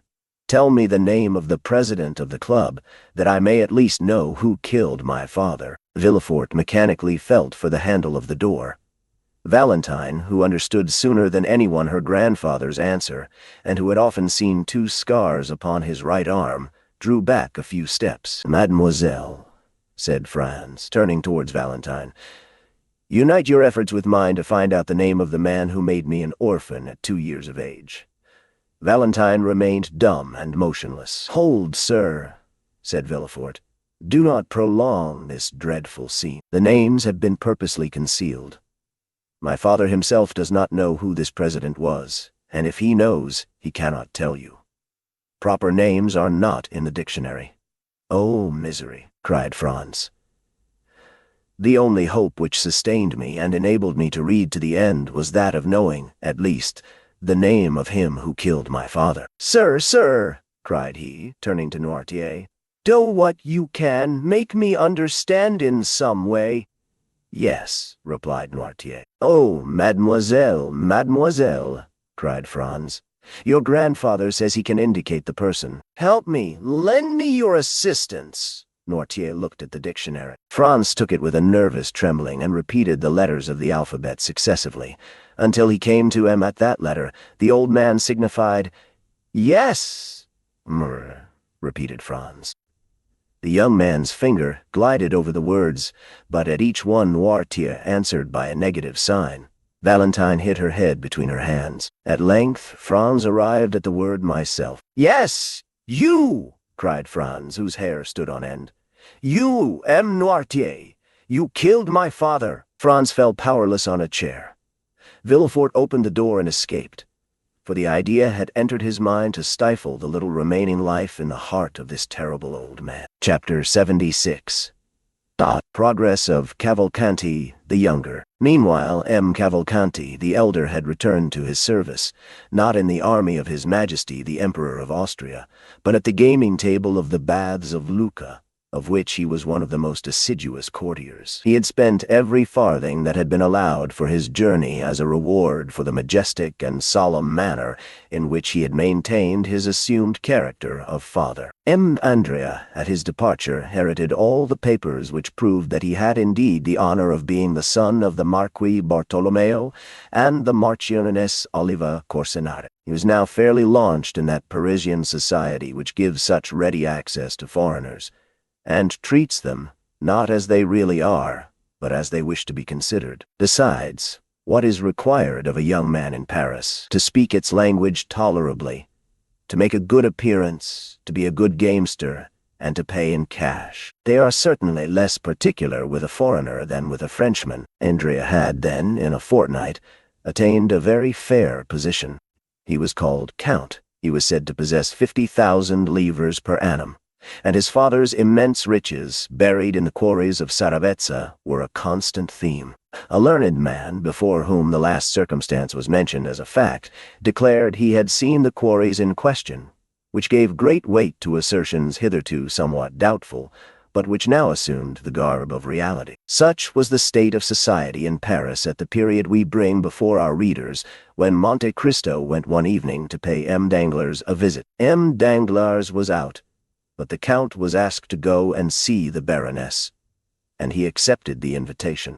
It was never without a nervous shudder, since the dinner at Auteuil, and the events which followed it, that Madame Danglars heard Monte Cristo's name announced. If he did not come, the painful sensation became most intense. If, On the contrary, he appeared. His noble countenance, his brilliant eyes, his amiability, his polite attention even towards Madame Danglars. It appeared impossible to the Baroness that a man of such delightfully pleasing manners should entertain evil designs against her. Besides, the most corrupt minds only suspect evil when it would answer some interested end.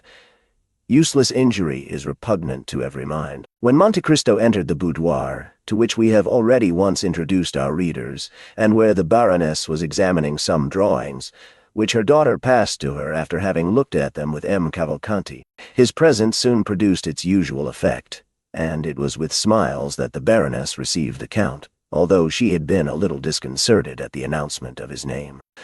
The latter took in the whole scene at a glance. The Baroness was partially reclining on a sofa. Eugénie sat near her, and Cavalcanti was standing. Cavalcanti, dressed in black, like one of Goethe's heroes, with varnished shoes and white silk open-worked stockings, passed a white and tolerably nice-looking hand through his light hair, and so displayed a sparkling diamond that, in spite of Monte Cristo's advice, the vain young man had been unable to resist putting on his little finger.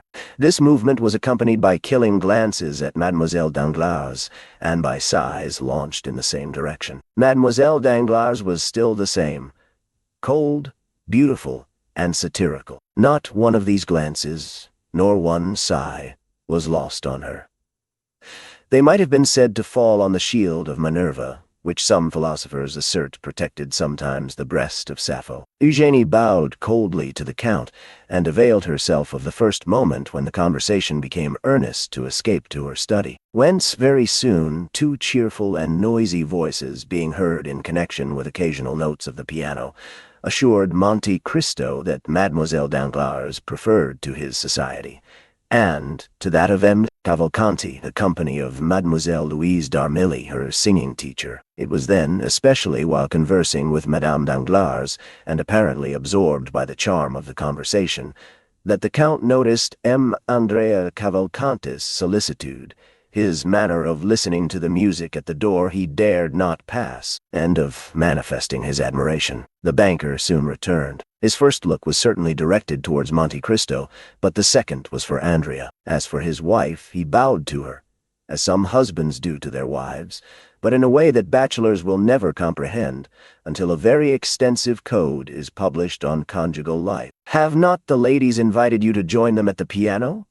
said Danglars to Andrea. "Alas, no, sir," replied Andrea with a sigh, still more remarkable than the former ones. Danglars immediately advanced towards the door and opened it. The two young ladies were seen seated on the same chair, at the piano, accompanying themselves, each with one hand, a fancy to which they had accustomed themselves, and performed admirably. Mademoiselle d'Armilly, whom they then perceived through the open doorway, formed with Eugénie one of the tableaux vivants of which the Germans are so fond. She was somewhat beautiful, and exquisitely formed, a little fairy-like figure, with large curls falling on her neck, which was rather too long, as Perugino sometimes makes his virgins, and her eyes dull from fatigue. She was said to have a weak chest, and like Antonia in the Cremona violin, she would die one day while singing. Monte Cristo cast one rapid and curious glance round this sanctum. It was the first time he had ever seen Mademoiselle d'Armilly, of whom he had heard much. "Well," said the banker to his daughter, "are we then all to be excluded?" He then led the young man into the study, and either by chance or manœuvre, the door was partially closed after Andrea, so that from the place where they sat neither the Count nor the Baroness could see anything. But as the banker had accompanied Andrea, Madame Danglars appeared to take no notice of it. The Count soon heard Andrea's voice singing a Corsican song, accompanied by the piano. While the Count smiled at hearing this song, which made him lose sight of Andrea in the recollection of Benedetto, Madame Danglars was boasting to Monte Cristo of her husband's strength of mind, who that very morning had lost 300,000 or 400,000 francs by a failure at Milan. The praise was well deserved, for had not the Count heard it from the Baroness, or by one of those means by which he knew everything, the Baron's countenance would not have led him to suspect it. "Hem," thought Monte Cristo. "He begins to conceal his losses. A month since he boasted of them." Then aloud, "Oh, madame, M. Danglars is so skilful, he will soon regain at the Bourse what he loses elsewhere." "I see that you participate in a prevalent error," said Madame Danglars. "What is it?" said Monte Cristo. "That M. Danglars speculates, whereas he never does." "Truly, madame, I recollect M. Debray told me." "Apropos, what has become of him?" "I have seen nothing of him the last 3 or 4 days." "Nor I," said Madame Danglars. "But you began a sentence, sir, and did not finish, which M. Debray had told you." "Ah, yes. He told me it was you who sacrificed to the demon of speculation." "I was once very fond of it, but I do not indulge now." "Then you are wrong, madame. Fortune is precarious. And if I were a woman and fate had made me a banker's wife, whatever might be my confidence in my husband's good fortune, still in speculation you know there is great risk. Well, I would secure for myself a fortune independent of him, even if I acquired it by placing my interests in hands unknown to him." Madame Danglars blushed, in spite of all her efforts. "Stay," said Monte Cristo, as though he had not observed her confusion. "I have heard of a lucky hit that was made yesterday on the Neapolitan bonds. We are like 2 stockbrokers. Have you heard how fate is persecuting the poor Villeforts?" "What has happened?" said the Count, simulating total ignorance. "You know the Marquis of Saint-Méran died a few days after he had set out on his journey to Paris, and the Marchioness a few days after her arrival." "Yes," said Monte Cristo. "I have heard that, but, as Claudius said to Hamlet, it is a law of nature. Their fathers died before them, and they mourned their loss. They will die before their children, who will, in their turn, grieve for them. They were going to marry their daughter to M. Franz d'Épinay. Is it broken off? Yesterday morning, it appears, Franz declined the honor. Indeed, and is the reason known? No. How extraordinary! And how does M. de Villefort bear it? Ah, as usual, like a philosopher. Danglars returned at this moment alone. "Well," said the Baroness, "do you leave M. Cavalcanti with your daughter?" "And Mademoiselle d'Armilly," said the banker. "Do you consider her no one?" Then, turning to Monte Cristo, he said, "Prince Cavalcanti is a charming young man, is he not?" "But is he really a prince?" "I will not answer for it," said Monte Cristo. "His father was introduced to me as a marquis, so he ought to be a count. But I do not think he has much claim to that title." "Why," said the banker, "if he is a prince, he is wrong not to maintain his rank. I do not like anyone to deny his origin." "Oh, you are a thorough democrat," said Monte Cristo, smiling. "But do you see to what you are exposing yourself?" said the Baroness. "If, perchance, M. de Morcerf came, he would find M. Cavalcanti in that room where he, the betrothed of Eugénie, has never been admitted." "You may well say, perchance," replied the banker, "for he comes so seldom. It would seem only chance that brings him. But should he come and find that young man with your daughter, he might be displeased." "Hey? You are mistaken. M. Albert would not do us the honor to be jealous. He does not like Eugénie sufficiently. Besides, I care not for his displeasure. Still, situated as we are— Yes, do you know how we are situated? At his mother's ball he danced once with Eugénie and M. Cavalcanti 3 times, and he took no notice of it. The valet announced the Vicomte Albert de Morcerf. The Baroness rose hastily and was going into the study when Danglars stopped her. "Let her alone," said he. She looked at him in amazement. Monte Cristo appeared to be unconscious of what passed. Albert entered, looking very handsome and in high spirits. He bowed politely to the Baroness, familiarly to Danglars, and affectionately to Monte Cristo. Then, turning to the Baroness, "May I ask how Mademoiselle Danglars is?" said he. "She is quite well," replied Danglars quickly. "She is at the piano with M. Cavalcanti." Albert retained his calm and indifferent manner. He might feel perhaps annoyed, but he knew Monte Cristo's eye was on him. Cavalcanti has a fine tenor voice," said he, "and Mademoiselle Eugenie a splendid soprano, and then she plays the piano like Thalberg. The concert must be a delightful one." "They suit each other remarkably well," said Danglars. Albert appeared not to notice this remark, which was, however, so rude that Madame Danglars blushed. "I, too," said the young man, "am a musician. At least, my masters used to tell me so. But it is strange that my voice never would suit any other, and a soprano less than any." Danglars smiled and seemed to say, "It is of no consequence." Hoping doubtless to effect his purpose, he said, "The prince and my daughter were universally admired yesterday." "You were not of the party, M. de Morcerf." "What prince?" asked Albert. "Prince Cavalcanti," said Danglars, who persisted in giving the young man that title. "Pardon me," said Albert. "I was not aware that he was a prince, and Prince Cavalcanti sang with Mademoiselle Eugenie yesterday. It must have been charming indeed. I regret not having heard them, but I was unable to accept your invitation, having promised to accompany my mother to a German concert given by the Baroness of Château. This was followed by rather an awkward silence. "May I also be allowed," said Morcerf, "to pay my respects to Mademoiselle Danglars?" "Wait a moment," said the banker, stopping the young man. "Do you hear that delightful cavatina? Ta, ta, ta, ti, ta, ta, ta. It is charming. Let them finish. One moment. Bravo, bravi, brava." The banker was enthusiastic in his applause. "Indeed," said Albert, "it is exquisite.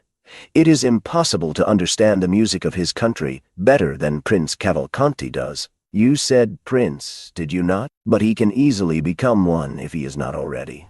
It is no uncommon thing in Italy. But to return to the charming musicians, you should give us a treat, Danglars, without telling them there is a stranger. Ask them to sing one more song.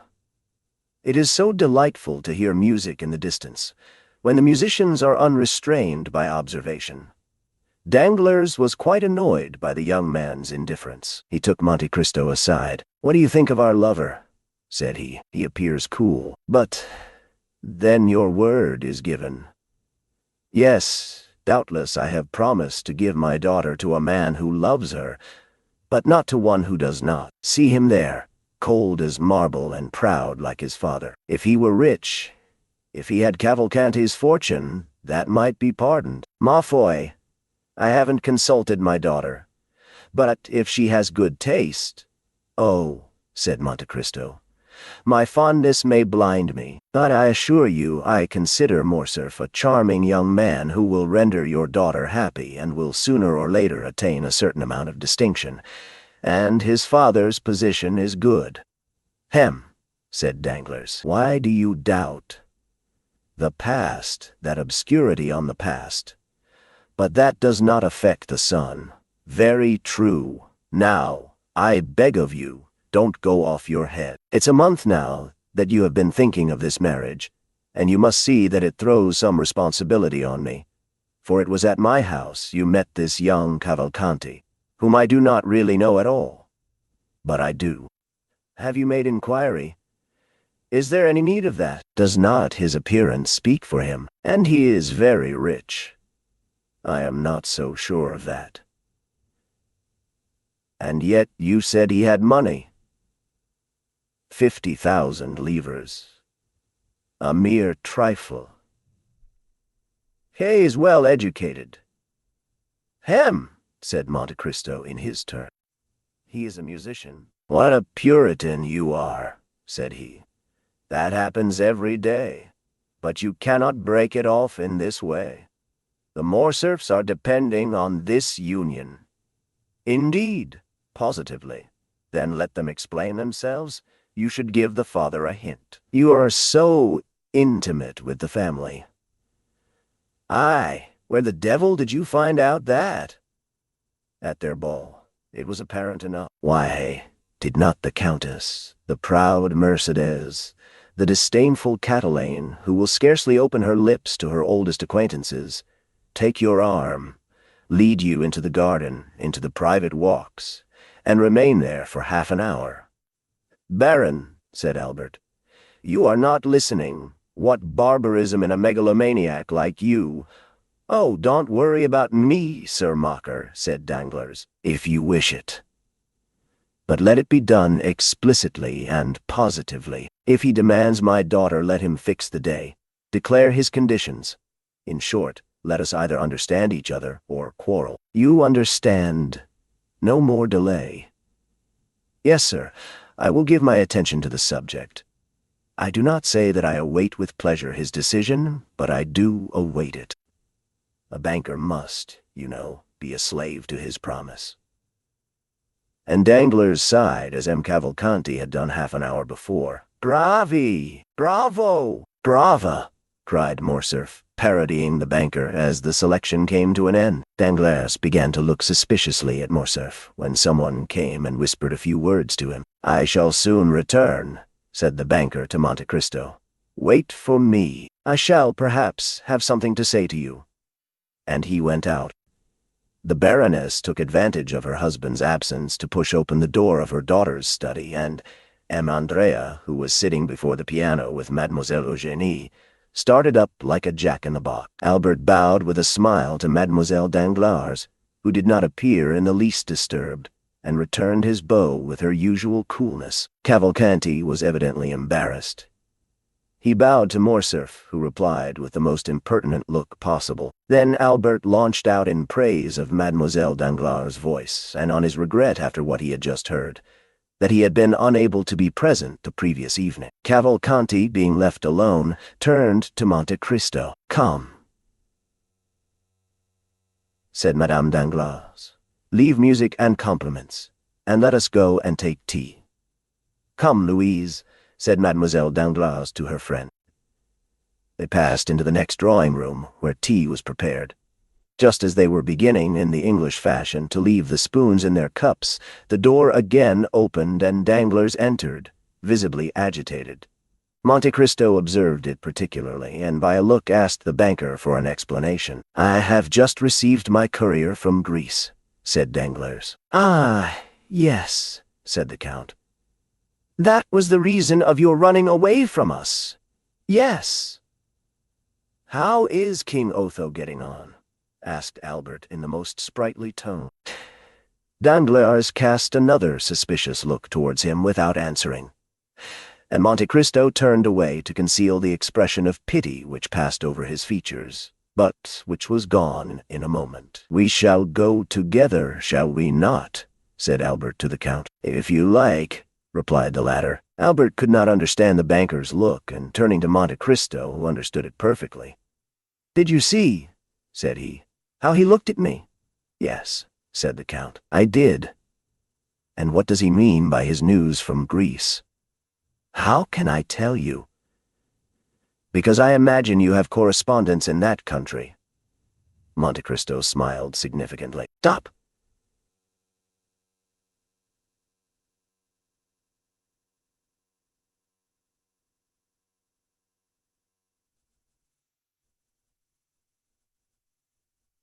Stop! I shall compliment Mademoiselle Danglars on her cameo while the father talks to you. If you compliment her at all, let it be on her voice, at least.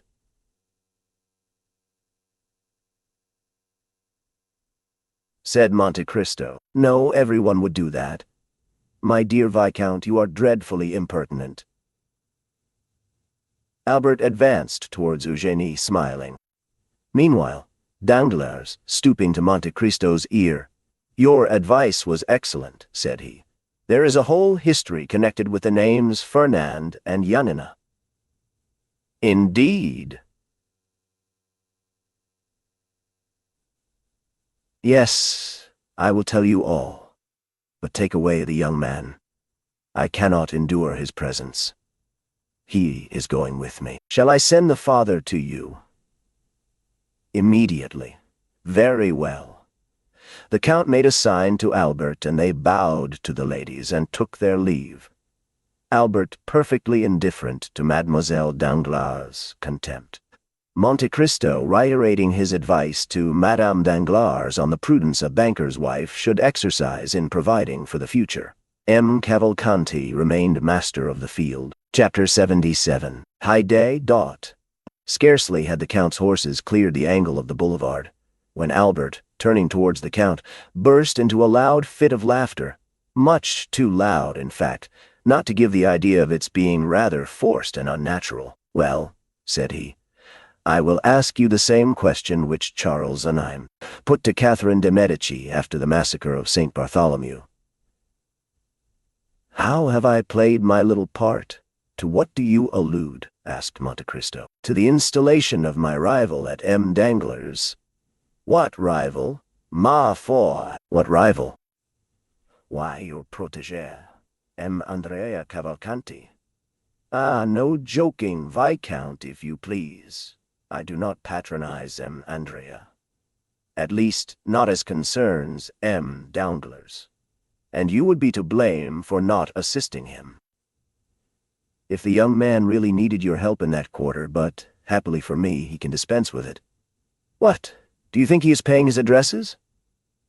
"I am certain of it. His languishing looks and modulated tones when addressing Mademoiselle Danglars fully proclaim his intentions. He aspires to the hand of the proud Eugénie. What does that signify so long as they favor your suit? But it is not the case, my dear Count. On the contrary, I am repulsed on all sides." "What?" "It is so indeed. Mademoiselle Eugénie scarcely answers me, and Mademoiselle d'Armilly, her confidante, does not speak to me at all. But the father has the greatest regard possible for you," said Monte Cristo. "Hey? Oh, no. He has plunged 1,000 daggers into my heart. Tragedy weapons, I own, which instead of wounding sheathed their points in their own handles, but daggers which he nevertheless believed to be real and deadly. Jealousy indicates affection. True, but I am not jealous." "He is. Of whom?" "Of Debray. No, of you. Of me. I will engage to say that before a week is past, the door will be closed against me." "You are mistaken, my dear Viscount. Prove it to me." "Do you wish me to do so?" "Yes. Well, yes. I am charged with the commission of endeavoring to induce the Comte de Morcerf to make some definite arrangement with the Baron." "By whom are you charged?" "By the Baron himself." "Oh," said Albert, with all the cajolery of which he was capable. "You surely will not do that, my dear Count?" "Certainly I shall, Albert, as I have promised to do it." "Well," said Albert with a sigh, "it seems you are determined to marry me." "I am determined to try and be on good terms with everybody." "At all events," said Monte Cristo. "But, apropos of Debray, how is it that I have not seen him lately at the Baron's house?" "There has been a misunderstanding." "What, with the Baroness?" "That is a good joke. Do you think he suspects?" said Monte Cristo with charming artlessness. "Where have you come from, my dear Count?" said Albert. "From Congo, if you will. It must be farther off than even that. But what do I know of your Parisian husbands?" "Oh, my dear Count, husbands are pretty much the same everywhere. An individual husband of any country is a pretty fair specimen of the whole race. But then, what can have led to the quarrel between Danglars and Debray? They seem to understand each other so well," said Monte Cristo with renewed energy. "Ah, now you are trying to penetrate into the mysteries of Isis, in which I am not initiated. When M. Andrea Cavalcanti has become one of the family, you can ask him that question."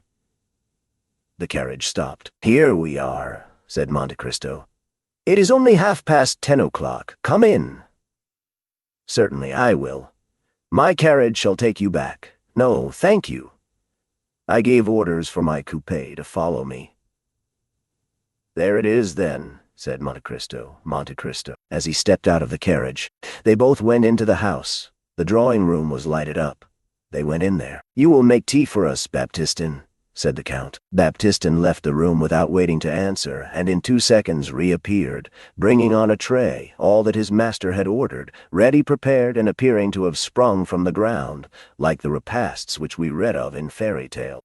"Really, my dear Count," said Morcerf, "what I admire in you is not so much your riches, for perhaps there are people even wealthier than yourself, nor is it only your wit, for Beaumarchais might have possessed as much, but it is your manner of being served, without any questions, in a moment, in a second. It is as if they guessed what you wanted by your manner of ringing, and made a point of keeping everything you can possibly desire in constant readiness. What you say is, perhaps, true. They know my habits. For instance, you shall see. How do you wish to occupy yourself during tea-time?"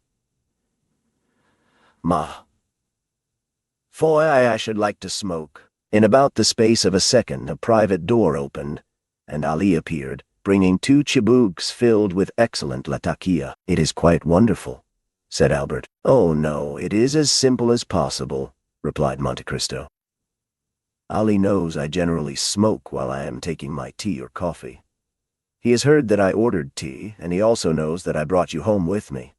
When I summoned him, he naturally guessed the reason of my doing so, and as he comes from a country where hospitality is especially manifested through the medium of smoking, he naturally concludes that we shall smoke in company, and therefore brings 2 chibouques instead of 1, and now the mystery is solved. Certainly you give a most commonplace air to your explanation, but it is not the less true that you— but what do I hear?" And Morcerf inclined his head towards the door, through which sounds seemed to issue resembling those of a guitar. "Ma foi, my dear Viscount, you are fated to hear music this evening. You have only escaped from Mademoiselle Danglars' piano, to be attacked by Haydé's guzla." "Haydée? What an adorable name! Are there, then, really women who bear the name of Haydée anywhere but in Byron's poems?" "Certainly there are. Haydée is a very uncommon name in France, but is common enough in Albania and Epirus. It is as if you said, for example, chastity, modesty, innocence. It is a kind of baptismal name, as you Parisians call it." "Oh, that is charming," said Albert. "How I should like to hear my countrywomen called Mademoiselle Goodness, Mademoiselle Silence, Mademoiselle Christian Charity. Only think, then, if Mademoiselle Danglars, instead of being called Claire Marie Eugénie, had been named Mademoiselle Chastity, Modesty, Innocence Danglars. What a fine effect that would have produced on the announcement of her marriage." "Hush, hush," said the Count. "Do not joke in so loud a tone. Haydée may hear you, perhaps." "And you think she would be angry?" "No, certainly not."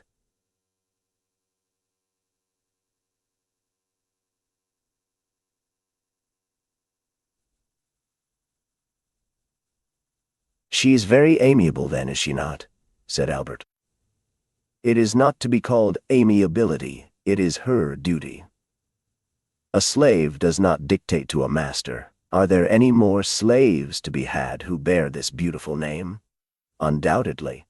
Really, Count, you do nothing, and have nothing like other people. The slave of the Count of Monte Cristo. Why, it is a rank of itself in France. And from the way in which you lavish money, it is a place that must be worth 100,000 francs a year.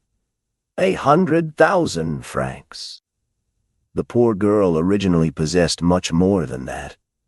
She was born to treasures in comparison with which those recorded in the 1,001 Nights would seem but poverty. She must be a princess, then. You are right, and she is one of the greatest in her country, too. I thought so, but how did it happen that such a great princess became a slave? How was it that Dionysius the tyrant became a schoolmaster? The fortune of war, my dear Viscount. The caprice of fortune. That is the way in which these things are to be accounted for. And is her name a secret? Who are one of my most intimate friends, and on whose silence I feel I may rely if I consider it necessary to enjoin it. May I not do so?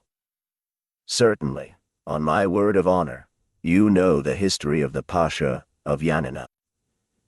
Do you not? Of Ali Tepelini? 13, oh yes. It was in his service that my father made his fortune.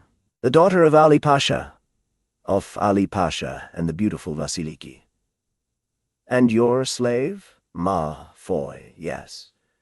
But how did she become so? Why, simply from the circumstance of my having bought her one day as I was passing through the market at Constantinople. Wonderful! Really, my dear Count, you seem to throw a sort of magic influence over all in which you are concerned. When I listen to you, existence no longer seems reality, but a waking dream. Now I am perhaps going to make an imprudent and thoughtless request, but say on. But since you go out with Haydée and sometimes even take her to the opera, well, I think I may venture to ask you this favor. You may venture to ask me anything. Well then, my dear Count, present me to your princess. I will do so, but on 2 conditions. I accept them at once. The first is that you will never tell anyone that I have granted the interview. Very well, said Albert, extending his hand. I swear I will not. Will you not? But I know you to be a man of honor. The Count again struck the gong. Ali reappeared. Now, understand me, said the Count. No direct questions, my dear Morcerf. If you wish to know anything, tell me, and I will ask her. Agreed.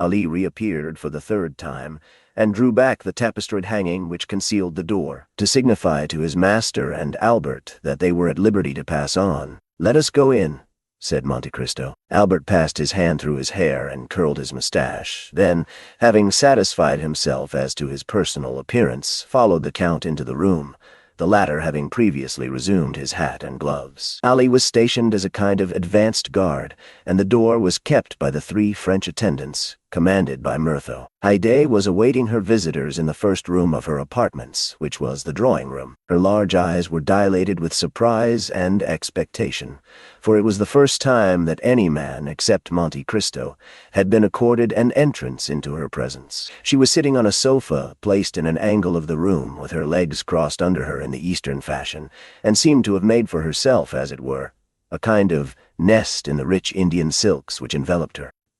Near her was the instrument on which she had just been playing.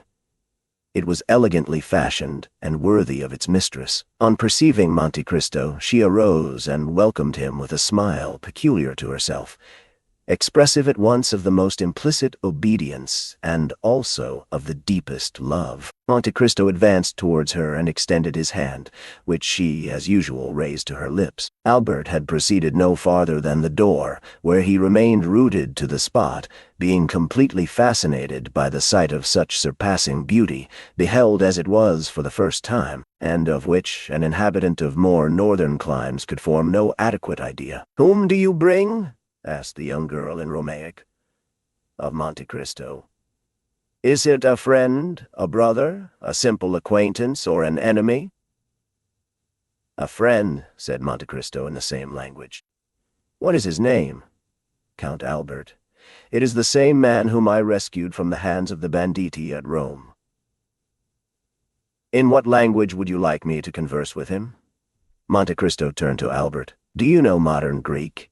asked he. "Ah! No," said Albert. "Nor even ancient Greek, my dear Count. Never had Homer or Plato a more unworthy scholar than myself." "Then," said Haydée, proving by her remark that she had quite understood Monte Cristo's question and Albert's answer, "then I will speak either in French or Italian, if my lord so wills it." Monte Cristo reflected one instant. "You will speak in Italian," said he. Then, turning towards Albert, "It is a pity you do not understand either ancient or modern Greek, both of which Haydée speaks so fluently. The poor child will be obliged to talk to you in Italian, which will give you but a very false idea of her powers of conversation." The Count made a sign to Haydée to address his visitor. "Sir," she said to Morcerf, "you are most welcome as the friend of my lord and master." This was said in excellent Tuscan, and with that soft Roman accent which makes the language of Dante as sonorous as that of Homer. Then, turning to Ally, she directed him to bring coffee and pipes, and when he had left the room to execute the orders of his young mistress, she beckoned Albert to approach nearer to her. Monte Cristo and Morcerf drew their seats towards a small table, on which were arranged music, drawings, and vases of flowers. Ali then entered bringing coffee and chibouque. As to M. Baptistin, this portion of the building was interdicted to him. Albert refused the pipe which the Nubian offered him. "Oh, take it, said the Count. "Haydée is almost as civilized as a Parisian. The smell of a Havana is disagreeable to her, but the tobacco of the East is a most delicious perfume, you know." Ali left the room. The cups of coffee were all prepared, with the addition of sugar, which had been brought for Albert. Monte Cristo and Haydée took the beverage in the original Arabian manner, that is to say, without sugar. Haydée took the porcelain cup in her little slender fingers and conveyed it to her mouth with all the innocent artlessness of a child when eating or drinking something which it likes. At this moment 2 women entered, bringing salvers filled with ices and sherbet, which they placed on 2 small tables appropriated to that purpose. "My dear host, and you, Signora," said Albert, in Italian, "excuse my apparent stupidity. I am quite bewildered, and it is natural that it should be so. Here I am in the heart of Paris. But a moment ago I heard the rumbling of the omnibuses and the tinkling of the bells of the lemonade sellers, and now I feel as if I were suddenly transported to the East, but such as my dreams have painted it. Oh, Signora, if I could but speak Greek, your conversation, added to the fairy scene which surrounds me, would furnish an evening of such delight as it would be impossible for me ever to forget." "I speak sufficient Italian to enable me to converse with you, sir," said Haydée quietly. "And if you like what is Eastern, I will do my best to secure the gratification of your tastes while you are here." "On what subject shall I converse with her?" said Albert, in a low tone to Monte Cristo. "Just what you please. You may speak of her country and of her youthful reminiscences, or if you like it better you can talk of Rome, Naples, or Florence." "Oh," said Albert, "it is of no use to be in the company of a Greek if one converses just in the same style as with a Parisian. Let me speak to her of the East." "Do so, then, for of all themes which you could choose that will be the most agreeable to her taste." Albert turned towards Haydée. What age did you leave Greece, Signora?" asked he. "I left it when I was but 5 years old," replied Haydée. "And have you any recollection of your country?" "When I shut my eyes and think, I seem to see it all again. The mind can see as well as the body. The body forgets sometimes, but the mind always remembers." "And how far back into the past do your recollections extend?" "I could scarcely walk when my mother, who was called Vasiliki, which means royal," said the young girl, tossing her head proudly, took me by the hand, and after putting in our purse all the money we possessed, we went out, both covered with veils, to solicit alms for the prisoners, saying, 'He who giveth to the poor lendeth to the Lord.' Then when our purse was full, we returned to the palace, and without saying a word to my father, we sent it to the convent, where it was divided amongst the prisoners." "And how old were you at that time?" "I was 3 years old," said Haydée. "Then you remember everything that went on about you from the time when you were 3 years old?" said Albert. "Everything, Count." "You prohibited my mentioning my father's name to her, but perhaps she will allude to him of her own accord in the course of the recital, and you have no idea how delighted I should be to hear our name pronounced by such beautiful lips." Monte Cristo turned to Haydée, and with an expression of countenance which commanded her to pay the most implicit attention to his words, he said in Greek, "Wawijo, tell us the fate of your father, but neither the name of the traitor nor the treason." Haydée sighed deeply, and a shade of sadness clouded her beautiful brow. "What are you saying to her?" said Morcerf in an undertone. I again reminded her that you were a friend, and that she need not conceal anything from you. Then, said Albert, this pious pilgrimage in behalf of the prisoners was your first remembrance. What is the next? Then I remember as if it were but yesterday, sitting under the shade of some sycamore trees, on the borders of a lake, in the waters of which the trembling foliage was reflected as in a mirror. Under the oldest and thickest of these trees, reclining on cushions, sat my father.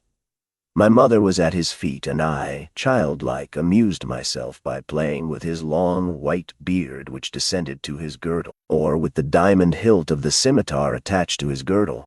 Then from time to time there came to him an Albanian who said something to which I paid no attention, but which he always answered in the same tone of voice, either kill or pardon. "It is very strange," said Albert, "to hear such words proceed from the mouth of anyone but an actress on the stage.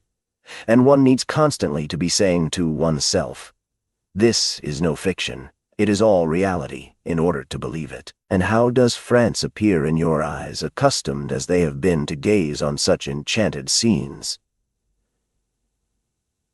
"I think it is a fine country," said Haydée, "but I see France as it really is, because I look on it with the eyes of a woman, whereas my own country, which I can only judge of from the impression produced on my childish mind, always seems enveloped in a vague atmosphere, which is luminous or otherwise, according as my remembrances of it are sad or joyous."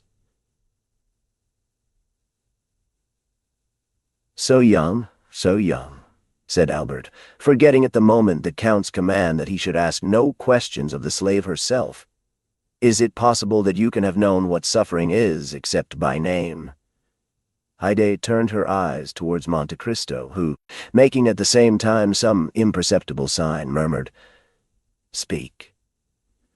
Nothing is ever so firmly impressed on the mind as the memory of our early childhood, and with the exception of the two scenes I have just described to you, all my earliest reminiscences are fraught with deepest sadness. Speak, Signora," said Albert. "I am listening with the most intense delight and interest to all you say." Haydée answered his remark with a melancholy smile. "You wish me, then, to relate the history of my past sorrows," said she. "I beg you to do so," replied Albert. "Well, I was but 4 years old when one night I was suddenly awakened by my mother. We were in the palace of Yanina. She snatched me from the cushions on which I was sleeping, and on opening my eyes I saw hers filled with tears. She took me away without speaking. When I saw her weeping, I began to cry too. "Hush, child," said she. At other times, in spite of maternal endearments or threats, I had with a child's caprice been accustomed to indulge my feelings of sorrow or anger by crying as much as I felt inclined. But on this occasion there was an intonation of such extreme terror in my mother's voice when she enjoined me to silence, that I ceased crying as soon as her command was given. She bore me rapidly away. I saw then that we were descending a large staircase. Around us were all my mother's servants carrying trunks, bags, ornaments, jewels, purses of gold, with which they were hurrying away in the greatest distraction. Behind the women came a guard of 20 men armed with long guns and pistols, and dressed in the costume which the Greeks have assumed since they have again become a nation. You may imagine there was something startling and ominous, said Haydée, shaking her head and turning pale at the mere remembrance of the scene. In this long file of slaves and women only half aroused from sleep, or at least so they appeared to me, who was myself scarcely awake. Here and there on the walls of the staircase were reflected gigantic shadows, which trembled in the flickering light of the pine torches till they seemed to reach to the vaulted roof above. "Quick!" said a voice at the end of the gallery. This voice made everyone bow before it, resembling in its effect the wind passing over a field of wheat, by its superior strength forcing every ear to yield obeisance. As for me, it made me tremble. This voice was that of my father. He came last, clothed in his splendid robes and holding in his hand a carbine which your emperor presented him. He was leaning on the shoulder of his favorite Selim, and he drove us all before him as a shepherd would his straggling flock. "My father," said Haydée, raising her head, was that illustrious man known in Europe under the name of Ali Tepelini, Pasha of Yanina, and before whom Turkey trembled. Albert, without knowing why, started on hearing these words pronounced with such a haughty and dignified accent. It appeared to him as if there was something supernaturally gloomy and terrible in the expression which gleamed from the brilliant eyes of Haydée at this moment. She appeared like a pythoness evoking a spectre, as she recalled to his mind the remembrance of the fearful death of this man, to the news of which all Europe had listened with horror. "Soon," said Haydée, "we halted on our march, and found ourselves on the borders of a lake. My mother pressed me to her throbbing heart, and at the distance of a few paces I saw my father, who was glancing anxiously around. 4 marble steps led down to the water's edge, and below them was a boat floating on the tide. From where we stood I could see in the middle of the lake a large blank mass.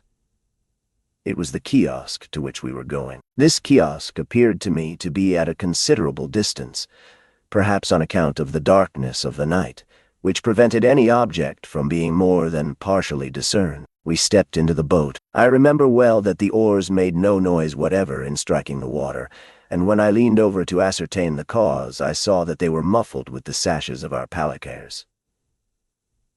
14 besides the rowers, the boat contained only the women, my father, mother, Selim, and myself. The palanquins had remained on the shore of the lake, ready to cover our retreat. They were kneeling on the lowest of the marble steps, and in that manner intended making a rampart of the 3 others in case of pursuit. Our bark flew before the wind. "Why does the boat go so fast?" asked I of my mother. "Silence, child. Hush, we are flying." I did not understand. Why should my father fly? He, the all-powerful, he, before whom others were accustomed to fly. He, who had taken for his device, "They hate me. Then they fear me." It was indeed a flight which my father was trying to effect. I have been told since that the garrison of the castle of Yanina fatigued with long service.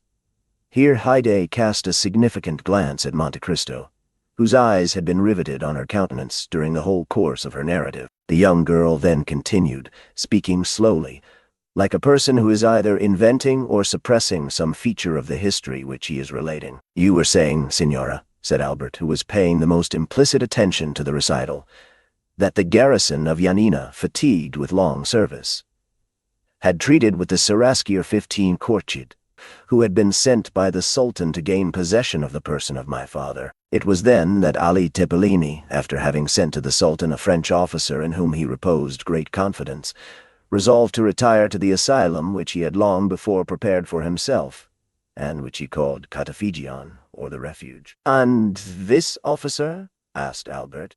"Do you remember his name, Signora?" Monte Cristo exchanged a rapid glance with the young girl, which was quite unperceived by Albert. "No," said she. "I do not remember it just at this moment, but if it should occur to me presently, I will tell you." Albert was on the point of pronouncing his father's name, when Monte Cristo gently held up his finger in token of reproach. The young man recollected his promise, and was silent. It was towards this kiosk that we were rowing. A ground floor ornamented with arabesques, bathing its terraces in the water, and another floor, looking on the lake, was all which was visible to the eye. But beneath the ground floor, stretching out into the island, was a large subterranean cavern, to which my mother, myself, and the women were conducted. In this place were together 60,000 pouches and 200 barrels. The pouches contained 25 million of money in gold, and the barrels were filled with 30,000 pounds of gunpowder. Near the barrels stood Selim, my father's favorite, whom I mentioned to you just now. He stood watch day and night with a lance provided with a lighted slow match in his hand, and he had orders to blow up everything: kiosk, guards, women, gold, and Ali Tepelini himself, at the first signal given by my father. I remember well that the slaves, convinced of the precarious tenure on which they held their lives, passed whole days and nights in praying, crying, and groaning. As for me, I can never forget the pale complexion and black eyes of the young soldier, and whenever the angel of death summons me to another world, I am quite sure I shall recognize Selim. I cannot tell you how long we remained in this state. At that period I did not even know what time meant. Sometimes, but very rarely, my father summoned me and my mother to the terrace of the palace. These were hours of recreation for me, as I never saw anything in the dismal cavern but the gloomy countenances of the slaves and Selim's fiery lance. My father was endeavoring to pierce with his eager looks the remotest verge of the horizon, examining attentively every black speck which appeared on the lake, while my mother, reclining by his side, rested her head on his shoulder. And I played at his feet, admiring everything I saw with that unsophisticated innocence of childhood which throws a charm round objects insignificant in themselves, but which, in its eyes, are invested with the greatest importance. The heights of Pindus towered above us. The castle of Yanina rose white and angular from the blue waters of the lake, and the immense masses of black vegetation which, viewed in the distance, gave the idea of lichens clinging to the rocks, or in reality gigantic fir trees and myrtles. One morning my father sent for us. My mother had been crying all the night and was very wretched. We found the Pasha calm, but paler than usual. "Take courage, Vasiliki," said he. "Today arrives the firman of the master, and my fate will be decided. If my pardon be complete, we shall return triumphant to Yanina. If the news be inauspicious, we must fly this night, but supposing our enemy should not allow us to do so," said my mother. "Oh, make yourself easy on that head," said Ali, smiling. "Selim and his flaming lance will settle that matter. They would be glad to see me dead, but they would not like themselves to die with me." My mother only answered by sighs to consolations which she knew did not come from my father's heart. She prepared the iced water which he was in the habit of constantly drinking, for since his sojourn at the kiosk he had been parched by the most violent fever, after which he anointed his white beard with perfumed oil and lighted his chibouque, which he sometimes smoked for hours together, quietly watching the wreaths of vapor that ascended in spiral clouds and gradually melted away in the surrounding atmosphere.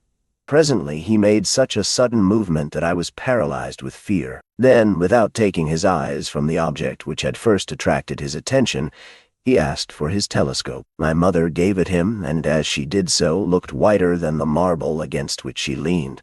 I saw my father's hand tremble. "A boat! 2! 3, murmured my father. 4. He then arose, seizing his arms and priming his pistols. "Vasiliki," said he to my mother, trembling perceptibly, "the instant approaches which will decide everything. In the space of half an hour we shall know the Emperor's answer. Go into the cavern with Haydée." "I will not quit you," said Vasiliki. "If you die, my lord, I will die with you." "Go to Selim," cried my father. "Adieu, my lord," murmured my mother, determining quietly to await the approach of death. "Take away, Vasiliki," said my father to his Palikares. As for me, I had been forgotten in the general confusion. I ran toward Ali Tepelini. He saw me hold out my arms to him, and he stooped down and pressed my forehead with his lips. Oh, how distinctly I remember that kiss. It was the last he ever gave me, and I feel as if it were still warm on my forehead. On descending, we saw through the latticework several boats which were gradually becoming more distinct to our view.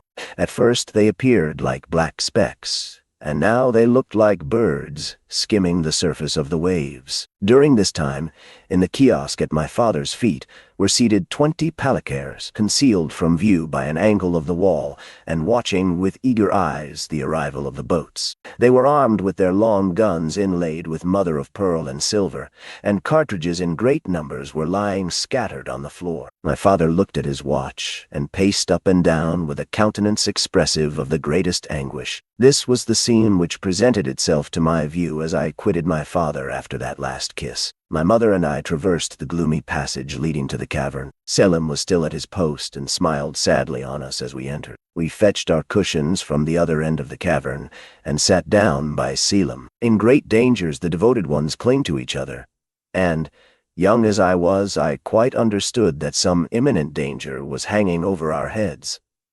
Albert had often heard, not from his father, for he never spoke on the subject, but from strangers, The description of the last moments of the vizier of Yanina.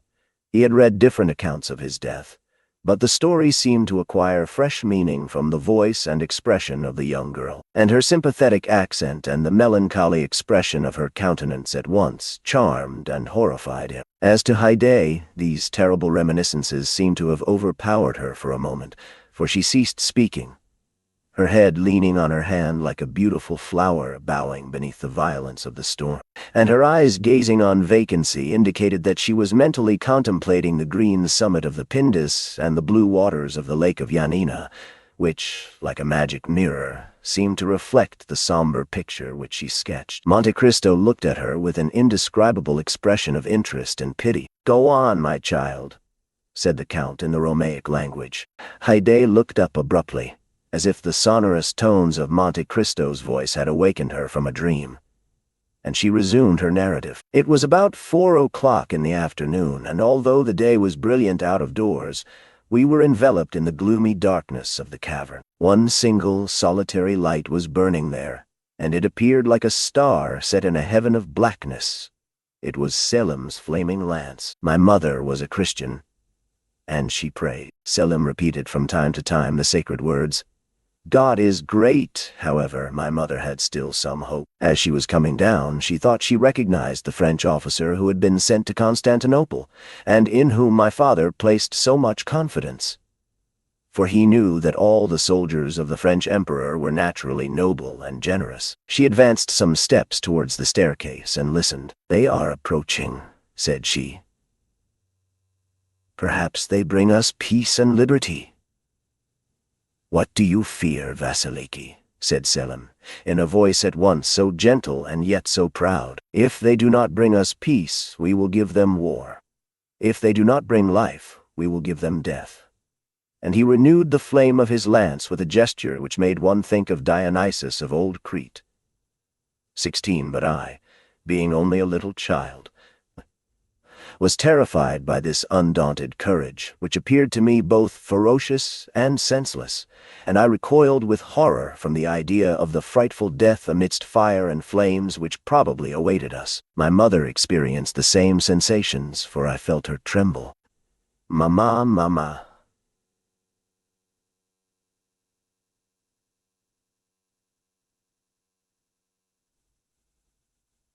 Said I, "Are we really to be killed?" And at the sound of my voice the slaves redoubled their cries and prayers and lamentations. "My child," said Vasiliki, "may God preserve you from ever wishing for that death which today you so much dread." Then, whispering to Selim, she asked what were her master's orders. "If he send me his poniard, it will signify that the emperor's intentions are not favorable, and I am to set fire to the powder. If, on the contrary, he send me his ring, it will be a sign that the emperor pardons him, and I am to extinguish the match and leave the magazine untouched." "My friend," said my mother, "when your master's orders arrive, if it is the poniard which he sends instead of dispatching us by that horrible death which we both so much dread, you will mercifully kill us with this same poniard, will you not?" "Yes, Vasiliki," replied Selim tranquilly. Suddenly we heard loud cries, and, listening, discerned that they were cries of joy. The name of the French officer who had been sent to Constantinople resounded on all sides amongst our palikars. It was evident that he brought the answer of the emperor, and that it was favorable. "And do you not remember the Frenchman's name?" said Morcerf, quite ready to aid the memory of the narrator. Monte Cristo made a sign to him to be silent. "I do not recollect it," said Haydée. The noise increased. Steps were heard approaching nearer and nearer. They were descending the steps leading to the cavern. Selim made ready his lance. Soon a figure appeared in the gray twilight at the entrance of the cave, formed by the reflection of the few rays of daylight which had found their way into this gloomy retreat. "Who are you?" cried Selim. "But whoever you may be, I charge you not to advance another step. Long live the emperor," said the figure. "He grants a full pardon to the Vizier Ali, and not only gives him his life, but restores to him his fortune and his possessions." My mother uttered a cry of joy, and clasped me to her bosom. "Stop," said Selim, seeing that she was about to go out. You see, I have not yet received the ring." "True," said my mother, and she fell on her knees, at the same time holding me up towards heaven as if she desired, while praying to God in my behalf to raise me actually to his presence. And for the second time Heyday stopped, overcome by such violent emotion that the perspiration stood upon her pale brow, and her stifled voice seemed hardly able to find utterance, so parched and dry were her throat and lips. Monte Cristo poured a little iced water into a glass and presented it to her, saying with a mildness in which was also a shade of command, "Courage." Haydée dried her eyes and continued. By this time our eyes, habituated to the darkness, had recognized the messenger of the Pasha. It was a friend. Selim had also recognized him, but the brave young man only acknowledged one duty, which was to obey. "In whose name do you come?" said he to him. "I come in the name of our master, Ali Tepelini." "If you come from Ali himself," said Selim. "You know what you were charged to remit to me?" "Yes," said the messenger, "and I bring you his ring." At these words he raised his hand above his head to show the token, but it was too far off, and there was not light enough to enable Selim, where he was standing, to distinguish and recognize the object presented to his view. "I do not see what you have in your hand," said Selim. "Approach then," said the messenger, "or I will come nearer to you, if you prefer it." "I will agree to neither one nor the other," replied the young soldier. "Place the object which I desire to see in the ray of light which shines there, and retire while I examine it." "Be it so," said the envoy. And he retired, after having first deposited the token agreed on in the place pointed out to him by Selim. Oh, how our hearts palpitated! For it did indeed seem to be a ring which was placed there. But was it my father's ring? That was the question. Selim, still holding in his hand the lighted match, walked towards the opening in the cavern, and, aided by the faint light which streamed in through the mouth of the cave, picked up the token. "It is well," said he, kissing it. "It is my master's ring."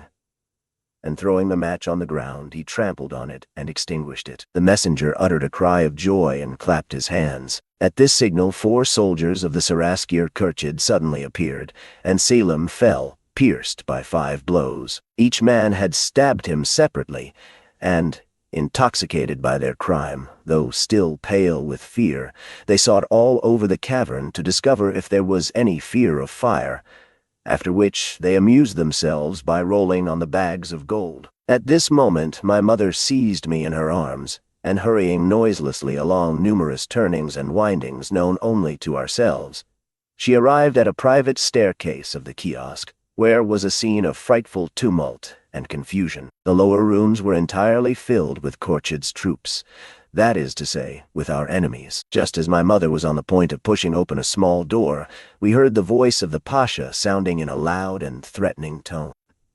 My mother applied her eye to the crack between the boards. I luckily found a small opening which afforded me a view of the apartment and what was passing within. "What do you want?"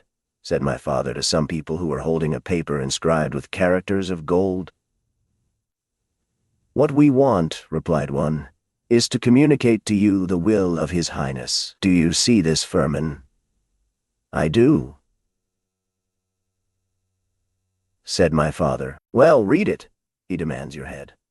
My father answered with a loud laugh, which was more frightful than even threats would have been, and he had not ceased when 2 reports of a pistol were heard. He had fired them himself, and had killed 2 men. The Palikars, who were prostrated at my father's feet, now sprang up and fired, and the room was filled with fire and smoke. At the same instant the firing began on the other side, and the balls penetrated the boards all round us. Oh, how noble did the Grand Vizier, my father, look at that moment, in the midst of the flying bullets, his scimitar in his hand, and his face blackened with the powder of his enemies, and how he terrified them, even then, and made them fly before him. "Selim, Selim," cried he, "guardian of the fire, do your duty." "Selim is dead," replied a voice which seemed to come from the depths of the earth. "And you are lost, Ali." At the same moment an explosion was heard, and the flooring of the room in which my father was sitting was suddenly torn up and shivered to atoms. The troops were firing from underneath. 3 or 4 palikars fell with their bodies literally plowed with wounds. My father howled aloud, plunged his fingers into the holes which the balls had made, and tore up one of the planks entire. But immediately through this opening 20 more shots were fired, and the flame, rushing up like fire from the crater of a volcano, soon reached the tapestry, which it quickly devoured. In the midst of all this frightful tumult and these terrific cries, 2 reports, fearfully distinct, followed by 2 shrieks more heart-rending than all, froze me with terror. These 2 shots had mortally wounded my father, and it was he who had given utterance to these frightful cries. However, he remained standing, clinging to a window. My mother tried to force the door, that she might go and die with him, but it was fastened on the inside. All around him were lying the palikars, writhing in convulsive agonies, while 2 or 3 who were only slightly wounded were trying to escape by springing from the windows. At this crisis, the whole flooring suddenly gave way. My father fell on one knee, and at the same moment 20 hands were thrust forth, armed with sabers, pistols, and poniards. 20 blows were instantaneously directed against one man, and my father disappeared in a whirlwind of fire and smoke kindled by these demons, and which seemed like hell itself opening beneath his feet. I felt myself fall to the ground. My mother had fainted. Haide's arms fell by her side, and she uttered a deep groan, at the same time looking towards the Count as if to ask if he were satisfied with her obedience to his commands. Monte Cristo arose and approached her, took her hand, and said to her in Romaic, "Calm yourself, my dear child, and take courage in remembering that there is a God who will punish traitors." "It is a frightful story, Count," terrified at the paleness of Haide's countenance, "and I reproach myself now for having been so cruel and thoughtless in my request." "Oh, it is nothing," said Monte Cristo. Then, patting the young girl on the head, he continued, "Haide is very courageous, and she sometimes even finds consolation in the recital of her misfortunes." "Because, my lord," said Haide eagerly, "my miseries recall to me the remembrance of your goodness." Albert looked at her with curiosity, for she had not yet related what he most desired to know, how she had become the slave of the Count. Haide saw at a glance the same expression pervading the countenances of her 2 auditors.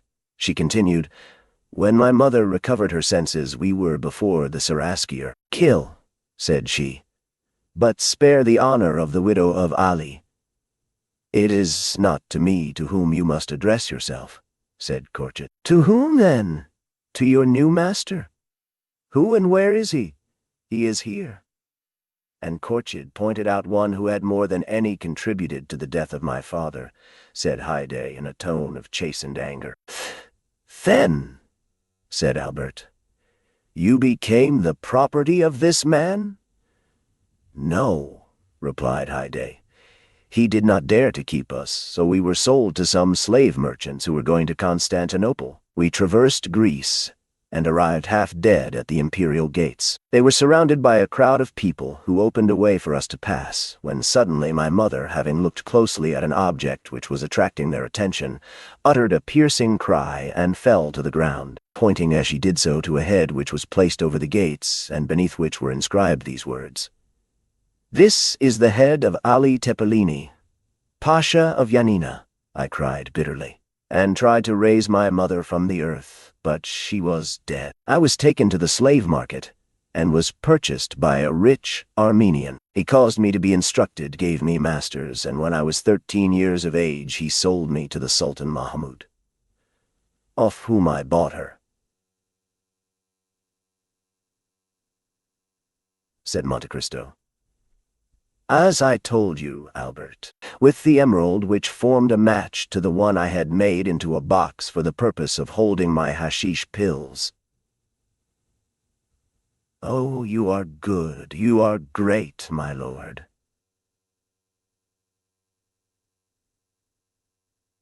said Haide, kissing the Count's hand, "and I am very fortunate in belonging to such a master." Albert remained quite bewildered with all that he had seen and heard. "Come, finish your cup of coffee," said Monte Cristo. "The history is ended." Chapter 78. We hear from Janina. If Valentine could have seen the trembling step and agitated countenance of Franz when he quitted the chamber of Mortier, even she would have been constrained to pity him. Villefort had only just given utterance to a few incoherent sentences, and then retired to his study, where he received about 2 hours afterwards the following letter. After all the disclosures which were made this morning, M. Noirtier de Villefort must see the utter impossibility of any alliance being formed between his family and that of M. Franz d'Épinay. M. d'Épinay must say that he is shocked and astonished that M. de Villefort, who appeared to be aware of all the circumstances detailed this morning, should not have anticipated him in this announcement. No one who had seen the magistrate at this moment so thoroughly unnerved by the recent inauspicious combination of circumstances would have supposed for an instant that he had anticipated the annoyance, although it certainly never had occurred to him that his father would carry candor, or rather rudeness, so far as to relate such a history. And in justice to Villefort, it must be understood that M. Noirtier, who never cared for the opinion of his son on any subject, had always omitted to explain the affair to Villefort, so that he had all his life entertained the belief that General d'Esquinel, or the Baron d'Épinay, as he was alternately styled, according as the speaker wished to identify him by his own family name, or by the title which had been conferred on him, fell the victim of assassination, and not that he was killed fairly in a duel. This harsh letter, coming as it did from a man generally so polite and respectful, struck a mortal blow at the pride of Villefort. Hardly had he read the letter when his wife entered. The sudden departure of Franz, after being summoned by M. Noirtier, had so much astonished everyone that the position of Madame de Villefort, left alone with the notary and the witnesses, became every moment more embarrassing. Determined to bear it no longer, she arose and left the room, saying she would go and make some inquiries into the cause of his sudden disappearance. M. de Villefort's communications on the subject were very limited and concise. He told her, in fact, that an explanation had taken place between M. Noirtier, M. d'Épinay, and himself, and that the marriage of Valentine and Franz would consequently be broken off. This was an awkward and unpleasant thing to have to report to those who were waiting. She therefore contented herself with saying that M. Noirtier, having at the commencement of the discussion been attacked by a sort of apoplectic fit, the affair would necessarily be deferred for some days longer. This news, false as it was following so singularly in the train of the two similar misfortunes which had so recently occurred, evidently astonished the auditors, and they retired without a word. During this time, Valentine, at once terrified and happy, after having embraced and thanked the feeble old man for thus breaking with a single blow the chain which she had been accustomed to consider as irrefragable, asked leave to retire to her own room, in order to recover her composure. Noirtier looked the permission which she solicited, but instead of going to her own room, Valentine, having once gained her liberty, entered the gallery and, opening the small door at the end of it, found herself at once in the garden. In the midst of all the strange events which had crowded one on the other, an indefinable sentiment of dread had taken possession of Valentine's mind. She expected every moment that she should see Morrel appear, pale and trembling, to forbid the signing of the contract, like the Laird of Ravenswood in The Bride of Lammermoor. It was high time for her to make her appearance at the gate, for Maximilian had long awaited her coming. He had half guessed what was going on when he saw Franz quit the cemetery with M. de Villefort. He followed M. d'Épinay, saw him enter, afterwards go out, and then re-enter with Albert and Château Renaud. He had no longer any doubts as to the nature of the conference. He therefore quickly went to the gate in the clover patch, prepared to hear the result of the proceedings, and very certain that Valentine would hasten to him the first moment she should be set at liberty. He was not mistaken. Peering through the crevices of the wooden partition, he soon discovered the young girl, who cast aside all her usual precautions and walked at once to the barrier. The first glance which Maximilian directed towards her entirely reassured him, and the first words she spoke made his heart bound with delight. "We are saved," said Valentine. "Saved?" repeated Morel, not being able to conceive such intense happiness. By whom? By my grandfather. Oh, Morel, pray love him for all his goodness to us. Morel swore to love him with all his soul. And at that moment he could safely promise to do so, for he felt as though it were not enough to love him merely as a friend or even as a father. He worshipped him as a god. But tell me, Valentine, how has it all been effected? What strange means has he used to compass this blessed end? Valentine was on the point of relating all that had passed, but she suddenly remembered that in doing so she must reveal a terrible secret, which concerned others as well as her grandfather. And she said, "At some future time I will tell you all about it. But when will that be? When I am your wife." The conversation had now turned upon a topic so pleasing to Morel that he was ready to accede to anything that Valentine thought fit to propose, and he likewise felt that a piece of intelligence such as he just heard ought to be more than sufficient to content him for one day. However, he would not leave without the promise of seeing Valentine again the next night. Valentine promised all that Morel required of her, and certainly it was less difficult now for her to believe that she should marry Maximilian than it was an hour ago to assure herself that she should not marry Franz. During the time occupied by the interview we have just detailed, Madame de Villefort had gone to visit M. Noirtier. The old man looked at her with that stern and forbidding expression with which he was accustomed to receive her. "Sir," said she, "it is superfluous for me to tell you that Valentine's marriage is broken off, since it was here that the affair was concluded." Noirtier's countenance remained immovable. "But one thing I can tell you, of which I do not think you are aware. That is, that I have always been opposed to this marriage, and that the contract was entered into entirely without my consent or approbation." Noirtier regarded his daughter-in-law with the look of a man desiring an explanation. "Now that this marriage, which I know you so much disliked, is done away with, I come to you on an errand which neither M. de Villefort nor Valentine could consistently undertake." Noirtier's eyes demanded the nature of her mission. "I come to entreat you, sir," continued Madame de Villefort, "is the only one who has the right of doing so, inasmuch as I am the only one who will receive no personal benefit from the transaction. I come to entreat you to restore, not your love, for that she has always possessed, but to restore your fortune to your granddaughter." There was a doubtful expression in Noirtier's eyes.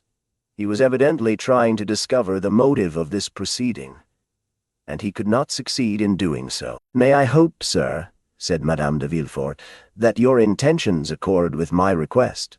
Noirtier made a sign that they did. "In that case, sir," rejoined Madame de Villefort, "I will leave you overwhelmed with gratitude and happiness at your prompt acquiescence to my wishes." She then bowed to M. Noirtier and retired.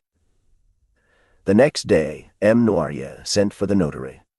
The first will was torn up and a second made, in which he left the whole of his fortune to Valentine, on condition that she should never be separated from him.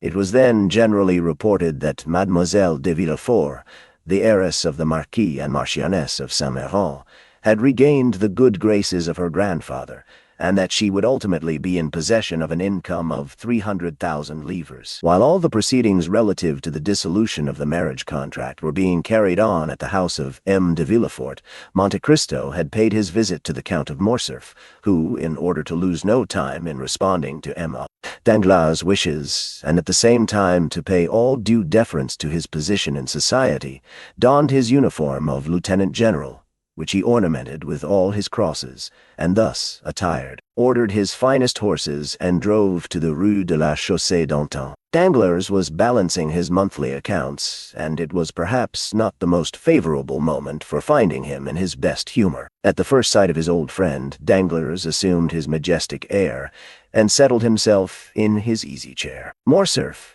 usually so stiff and formal, accosted the banker in an affable and smiling manner, and, feeling sure that the overture he was about to make would be well received, he did not consider it necessary to adopt any manoeuvres in order to gain his end, but went at once straight to the point. "Oh, Baron," said he, Here I am at last. Some time has elapsed since our plans were formed, and they are not yet executed. Morcerf paused at these words, quietly waiting till the cloud should have dispersed which had gathered on the brow of Danglars and which he attributed to his silence. But, on the contrary, to his great surprise, it grew darker and darker. "To what do you allude, monsieur?"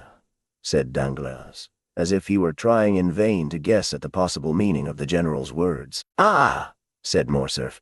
"I see you are a stickler for forms, my dear sir, and you would remind me that the ceremonial rites should not be omitted. Ma foi, I beg your pardon, but as I have but one son, and it is the first time I have ever thought of marrying him, I'm still serving my apprenticeship, you know. Come, I will reform." And Morcerf, with a forced smile, arose and, making a low bow to M. Danglars, said, "Baron, I have the honor of asking of you the hand of Mademoiselle Eugénie Danglars for my son, the Vicomte Albert de Morcerf. But Danglars," instead of receiving this address in the favorable manner which Morcerf had expected, knit his brow, and without inviting the Count, who was still standing, to take a seat, he said, "Monsieur, it will be necessary to reflect before I give you an answer." "To reflect," said Morcerf, more and more astonished. "Have you not had enough time for reflection during the 8 years which have elapsed since this marriage was first discussed between us?"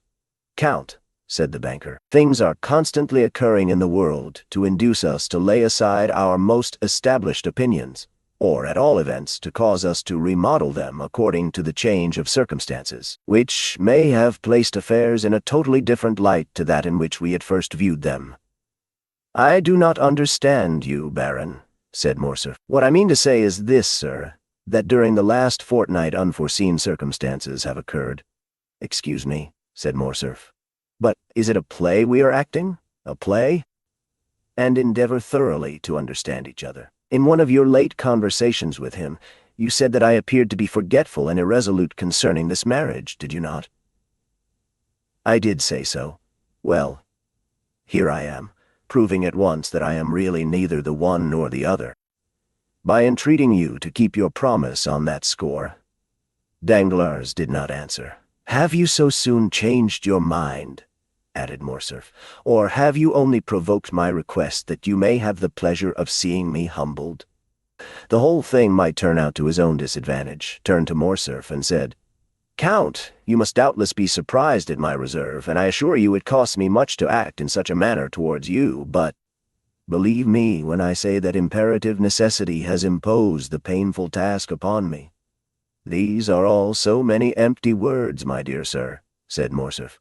"They might satisfy a new acquaintance, but the Count de Morcerf does not rank in that list, and when a man like him comes to another, recalls to him his plighted word, and this man fails to redeem the pledge, he has at least a right to exact from him a good reason for so doing."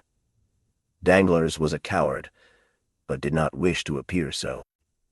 He was piqued at the tone which Morcerf had just assumed. "I am not without a good reason for my conduct," replied the banker. "What do you mean to say?"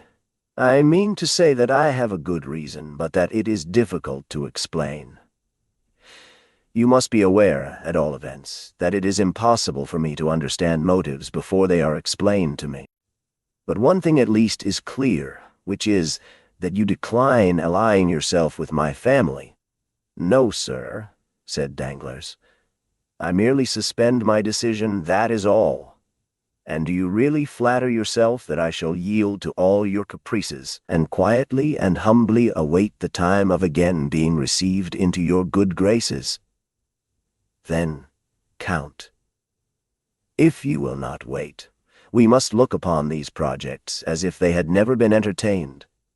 The Count bit his lips till the blood almost started, to prevent the ebullition of anger which his proud and irritable temper scarcely allowed him to restrain. Understanding, however, that in the present state of things the laugh would decidedly be against him, he turned from the door, towards which he had been directing his steps, and again confronted the banker. A cloud settled on his brow, evincing decided anxiety and uneasiness, instead of the expression of offended pride which had lately reigned there. "My dear Danglars," said Morcerf, "we have been acquainted for many years, and consequently we ought to make some allowance for each other's failings. You owe me an explanation, and really it is but fair that I should know what circumstance has occurred to deprive my son of your favor." "It is from no personal ill feeling towards the Viscount. That is all I can say, sir," replied Danglars, who resumed his insolent manner as soon as he perceived that Morcerf was a little softened and calmed down. "And towards whom do you bear this personal ill feeling, then?" said Morcerf, turning pale with anger. The expression of the Count's face had not remained unperceived by the banker. He fixed on him a look of greater assurance than before, and said, "You may, perhaps, be better satisfied that I should not go farther into particulars." A tremor of suppressed rage shook the whole frame of the Count, and making a violent effort over himself, he said, "I have a right to insist on your giving me an explanation. Is it Madame de Morcerf who has displeased you? Is it my fortune which you find insufficient? Is it because my opinions differ from yours?" "Nothing of the kind, sir," replied Danglars. "If such had been the case, I only should have been to blame, inasmuch as I was aware of all these things when I made the engagement. No, do not seek any longer to discover the reason. I really am quite ashamed to have been the cause of your undergoing such severe self-examination. Let us drop the subject, and adopt the middle course of delay, which implies neither a rupture nor an engagement. Ma foi, there is no hurry. My daughter is only 17 years old, and your son 21. While we wait, time will be progressing. Events will succeed each other. Things which, in the evening, look dark and obscure, appear but too clearly in the light of morning, and sometimes the utterance of one word, or the lapse of a single day, will reveal the most cruel calumnies." "Calumnies, did you say, sir?" cried Morcerf, turning livid with rage. "Does anyone dare to slander me?" "Monsieur, I told you that I considered it best to avoid all explanation." "Then, sir, I am patiently to submit to your refusal." "Yes, sir. Sir, although I assure you the refusal is as painful for me to give as it is for you to receive, for I had reckoned on the honor of your alliance, and the breaking off of a marriage contract always injures the lady more than the gentleman." "Enough, sir." "Sir," said Morcerf, "we will speak no more on the subject." And clutching his gloves in anger, he left the apartment. Danglars observed that during the whole conversation, Morcerf had never once dared to ask if it was on his own account that Danglars recalled his word. That evening he had a long conference with several friends, and M. Cavalcanti, who had remained in the drawing-room with the ladies, was the last to leave the banker's house. The next morning, as soon as he awoke, Danglars asked for the newspapers. They were brought to him. He laid aside 3 or 4 and at last fixed on L'Impartial, the paper of which Beauchamp was the chief editor. He hastily tore off the cover, opened the journal with nervous precipitation, passed contemptuously over the Paris jottings, and arriving at the miscellaneous intelligence, stopped with a malicious smile at a paragraph headed "We hear from Yanina." "Very good," observed Danglars, after having read the paragraph. "Here's a little article on Colonel Fernand, which, if I am not mistaken, would render the explanation which the Comte de Morcerf required of me perfectly unnecessary." At the same moment, that is, at 9 o'clock in the morning, Albert de Morcerf, dressed in a black coat buttoned up to his chin, might have been seen walking with a quick and agitated step in the direction of Monte Cristo's house in the Champs-Élysées. When he presented himself at the gate, the porter informed him that the Count had gone out about half an hour previously. "Did he take Baptistin with him?" "No, my lord." "Call him, then. I wish to speak to him." The concierge went to seek the valet de chambre, and returned with him in an instant. "My good friend," said Albert, "I beg pardon for my intrusion. but I was anxious to know from your own mouth if your master was really out or not." "He is really out, sir," replied Baptistin. "Out even to me." "I know how happy my master always is to receive the Viscount," said Baptistin, "and I should therefore never think of including him in any general order. You are right. And now I wish to see him on an affair of great importance. Do you think it will be long before he comes in?" "No, I think not, for he ordered his breakfast at 10 o'clock. "Well, I will go and take a turn in the Champs-Élysées, and at 10 o'clock I will return here. Meanwhile, if the Count should come in, will you beg him not to go out again without seeing me?"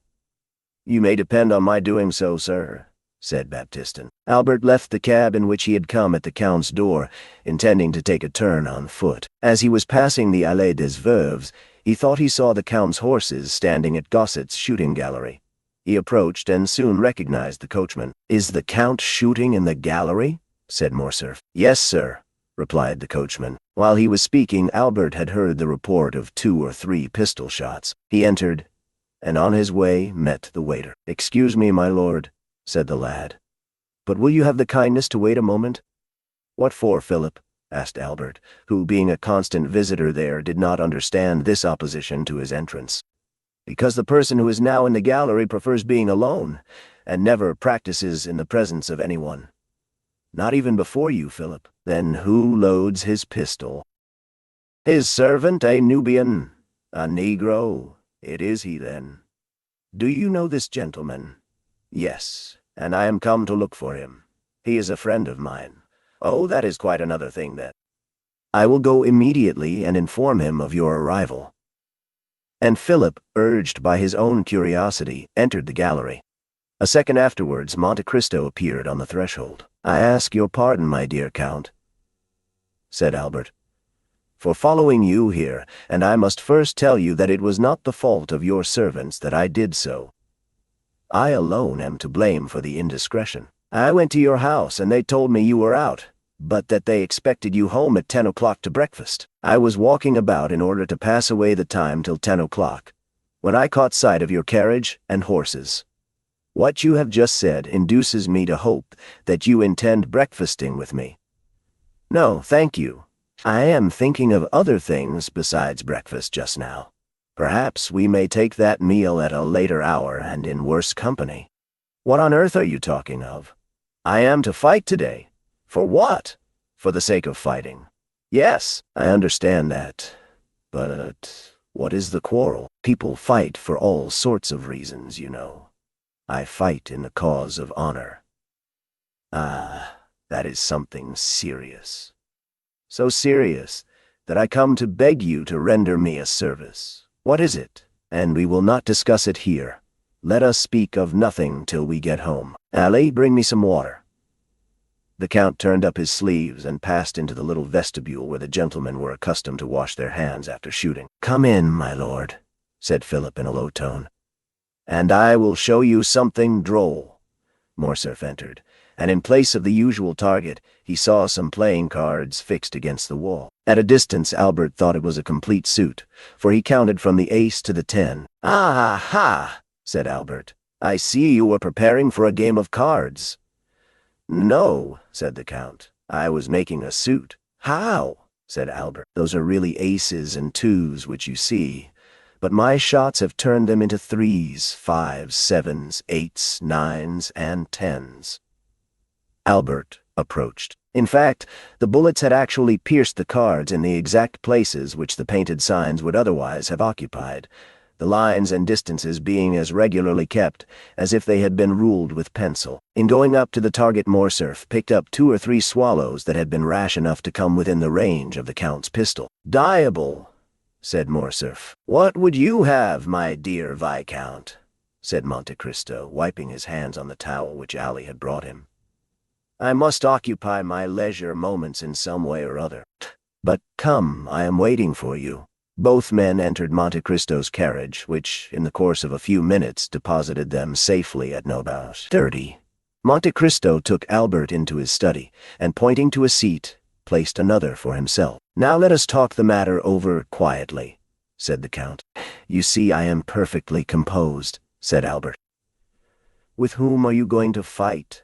With Beauchamp. One of your friends, of course. It is always with friends that one fights. I suppose you have some cause of quarrel. I have. What has he done to you? There appeared in his journal last night. But wait, and read for yourself. And Albert handed over the paper to the Count, who read as follows. A correspondent at Yanina informs us of a fact of which, until now, we had remained in ignorance. The castle which formed the protection of the town was given up to the Turks by a French officer named Fernand, in whom the Grand Vizier Ali Tepelini had reposed the greatest confidence. Well, said Monte Cristo, what do you see in that to annoy you? What do I see in it? Yes. What does it signify to you if the castle of Yanina was given up by a French officer? It signifies to my father, the Count of Morcerf, whose Christian name is Fernand. Did your father serve under Ali Pasha? Yes, that is to say, he fought for the independence of the Greeks, and hence arises the calumny. Oh, my dear Viscount, do talk reason. I do not desire to do otherwise. Now, just tell me who the devil should know in France that the officer Fernand and the Count of Morcerf are one and the same person? And who cares now about Yanina, which was taken as long ago as the year 1822 or 1823? That just shows the meanness of this slander.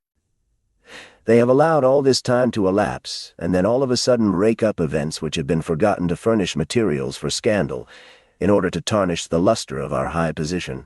I inherit my father's name, and I do not choose that the shadow of disgrace should darken it.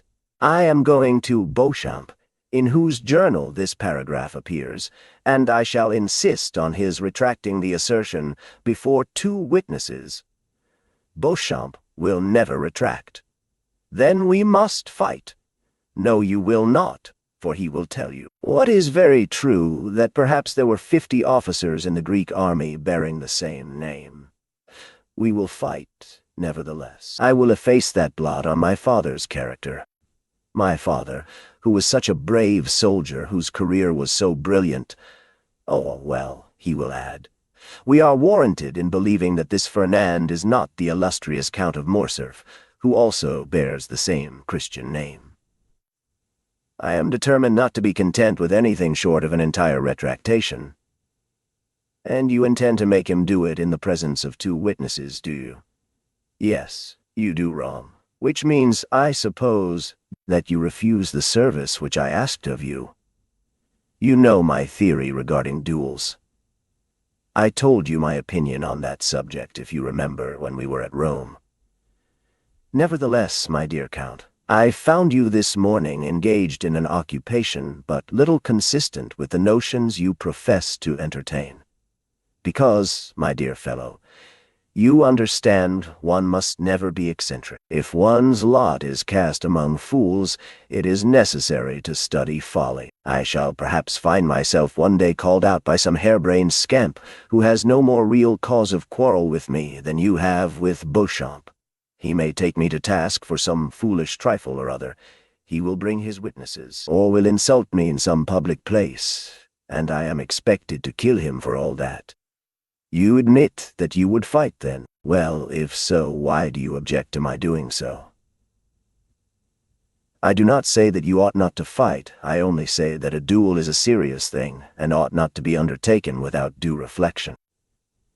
Did he reflect before he insulted my father? If he spoke hastily, and owns that he did so, you ought to be satisfied. Ah, my dear Count, you are far too indulgent.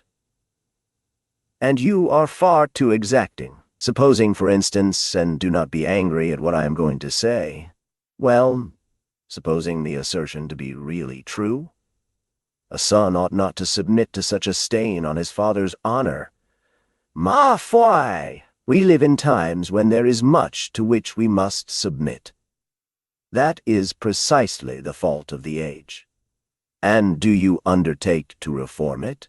Yes, as far as I am personally concerned. Are you quite impervious to good advice? Not when it comes from a friend. And do you account me that title? Certainly I do. Well then, before going to Beauchamp with your witnesses, seek further information on the subject. From whom? From Haydée. Why, what can be the use of mixing a woman up in the affair? What can she do in it? She can declare to you, for example, that your father had no hand whatever in the defeat and death of the vizier, or if, by chance he had, indeed, the misfortune to— I have told you, my dear Count, that I would not for one moment admit of such a proposition. You reject this means of information, then? I do, most decidedly. Then let me offer one more word of advice. Do so, then, but let it be the last. You do not wish to hear it, perhaps. On the contrary, I request it. Do not take any witnesses with you when you go to Beauchamp. Visit him alone. That would be contrary to all custom. Your case is not an ordinary one. And what is your reason for advising me to go alone? Because then the affair will rest between you and Beauchamp. Explain yourself. I will do so. If Beauchamp be disposed to retract, you ought at least to give him the opportunity of doing it of his own free will.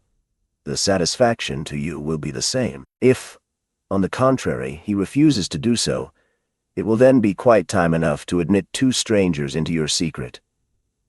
They will not be strangers. They will be friends. Ah, but the friends of today are the enemies of tomorrow. Beauchamp, for instance. So you recommend— I recommend you to be prudent. Then you advise me to go alone to Beauchamp. I do, and I will tell you why. That is impossible. Do so, then. It will be a wiser plan than the first which you proposed. But if, in spite of all my precautions, I am at last obliged to fight, will you not be my second? You must have seen before today that at all times and in all places I have been at your disposal. But the service which you have just demanded of me is one which it is out of my power to render you. Why? Perhaps you may know at some future period. And in the meantime I request you to excuse my declining to put you in possession of my reasons. Well, I will have Franz and Château Renaud. They will be the very men for it. Do so, then. But if I do fight, you will surely not object to giving me a lesson or two in shooting and fencing. That, too, is impossible. What a singular being you are. You will not interfere in anything. You are right. That is the principle on which I wish to act. We will say no more about it, then. Goodbye, Count. Morcerf took his hat and left the room. He found his carriage at the door, and doing his utmost to restrain his anger, he went at once to find Beauchamp, who was in his office. It was a gloomy, dusty-looking apartment, such as journalists' offices have always been from time immemorial. The servant announced M. Albert de Morcerf. Beauchamp repeated the name to himself, as though he could scarcely believe that he had heard aright, and then gave orders for him to be admitted. Albert entered. Beauchamp uttered an exclamation of surprise on seeing his friend leap over and trample underfoot all the newspapers which were strewed about the room. This way, my dear Albert," said he, holding out his hand to the young man. "Are you out of your senses, or do you come peaceably to take breakfast with me? Try and find a seat. There is one by that geranium, which is the only thing in the room to remind me that there are other leaves in the world besides leaves of paper." "Beauchamp," said Albert, "it is of your journal that I come to speak." "Indeed? What do you wish to say about it?" "I desire that a statement contained in it should be rectified." "To what do you refer? But pray sit down." "Thank you," said Albert with a cold and formal bow. "Will you now have the kindness to explain the nature of the statement which has displeased you? An announcement has been made which implicates the honor of a member of my family." "What is it?" said Beauchamp, much surprised. "Surely you must be mistaken. The story sent you from Janina." "Janina?" "Yes. Really you appear to be totally ignorant of the cause which brings me here. Such is really the case." "Baptiste, give me yesterday's paper," cried Beauchamp. "Here, I have brought mine with me," replied Albert. Beauchamp took the paper and read the article, to which Albert pointed in an undertone. "You see, it is a serious annoyance," said Morcerf, when Beauchamp had finished the perusal of the paragraph. "Is the officer referred to a relation of yours, then?" demanded the journalist. "Yes," said Albert, blushing. "Well, what do you wish me to do for you?" said Beauchamp mildly. "My dear Beauchamp, I wish you to contradict this statement." Beauchamp looked at Albert with a benevolent expression. "Come," said he, "this matter will want a good deal of talking over. A retractation is always a serious thing, you know. Sit down and I will read it again." Albert resumed his seat, and Beauchamp read, with more attention than at first, the lines denounced by his friend. "Well," said Albert in a determined tone, "you see that your paper has insulted a member of my family, and I insist on a retractation being made." "You insist?" "Yes, I insist." "Permit me to remind you that you are not in the chamber." "My dear Viscount, nor do I wish to be there," replied the young man, rising. "I repeat that I am determined to have the announcement of yesterday contradicted." "You have known me long enough," continued Albert, biting his lips convulsively, for he saw that Beauchamp's anger was beginning to rise. "You have been my friend, and therefore sufficiently intimate with me to be aware that I am likely to maintain my resolution on this point. If I had been your friend, Morcerf, your present manner of speaking would almost lead me to forget that I ever bore that title. But wait a moment. Do not let us get angry, or at least not yet. You are irritated and vexed. Tell me how this Fernand is related to you." "He is merely my father," said Albert. "Fernand Mondego, Count of Morcerf, an old soldier who has fought in 20 battles, and whose honorable scars they would denounce as badges of disgrace." "Is it your father?" said Beauchamp. "That is quite another thing." "Then I can well understand your indignation, my dear Albert. I will look at it again." And he read the paragraph for the third time, laying a stress on each word as he proceeded. "But the paper nowhere identifies this Fernand with your father." "No. But the connection will be seen by others, and therefore I will have the article contradicted." At the words "I will," Beauchamp steadily raised his eyes to Albert's countenance, and then, as gradually lowering them, he remained thoughtful for a few moments. "You will retract this assertion, will you not, Beauchamp?" said Albert with increased, though stifled, anger. "Yes," replied Beauchamp. "Immediately," said Albert, "when I am convinced that the statement is false." "What?" "The thing is worth looking into, and I will take pains to investigate the matter thoroughly." "But what is there to investigate, sir?" said Albert, enraged beyond measure at Beauchamp's last remark. "If you do not believe that it is my father, say so immediately. And if, on the contrary, you believe it to be him, state your reasons for doing so." Beauchamp looked at Albert with the smile which was so peculiar to him, and which, in its numerous modifications, served to express every varied emotion of his mind. "Sir," replied he, "if you came to me with the idea of demanding satisfaction, you should have gone at once to the point, and not have entertained me with the idle conversation to which I have been patiently listening for the last half-hour. Am I to put this construction on your visit? Yes, if you will not consent to retract that infamous calumny." "Wait a moment. No threats, if you please. M. Fernand Mondego, Vicomte de Morcerf. I never allow them from my enemies, and therefore shall not put up with them from my friends. You insist on my contradicting the article relating to General Fernand, an article with which, I assure you on my word of honor, I had nothing whatever to do." "Yes, I insist on it," said Albert, whose mind was beginning to get bewildered with the excitement of his feelings. "And if I refuse to retract, you wish to fight, do you?"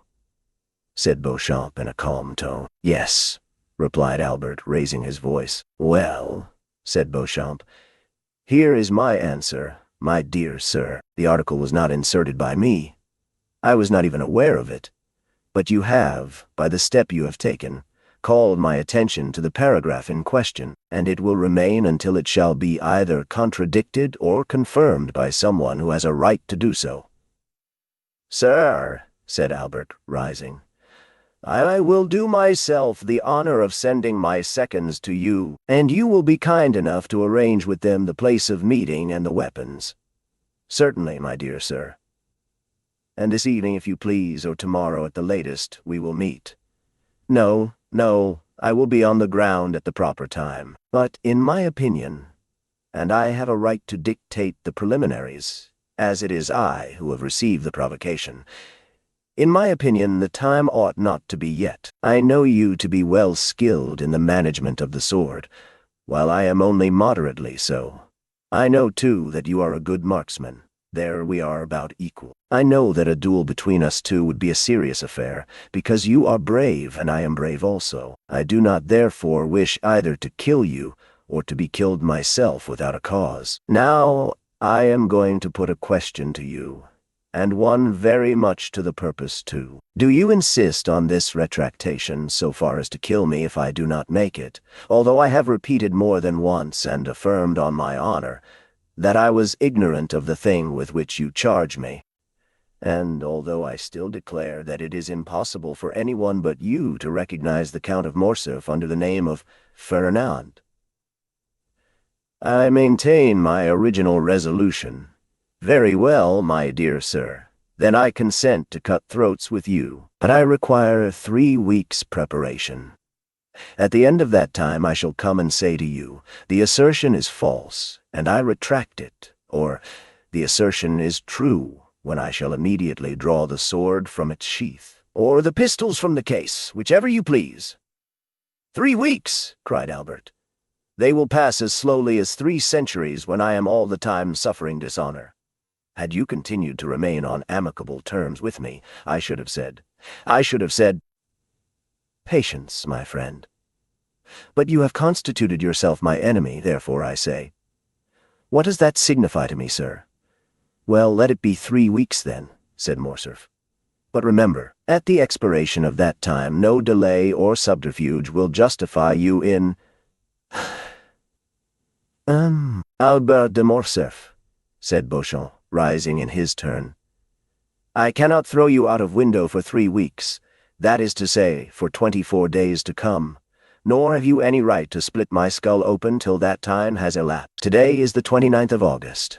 The 21st of September will, therefore, be the conclusion of the term agreed on. And till that time arrives, and it is the advice of a gentleman which I am about to give you, till then we will refrain from growling and barking like 2 dogs chained within sight of each other."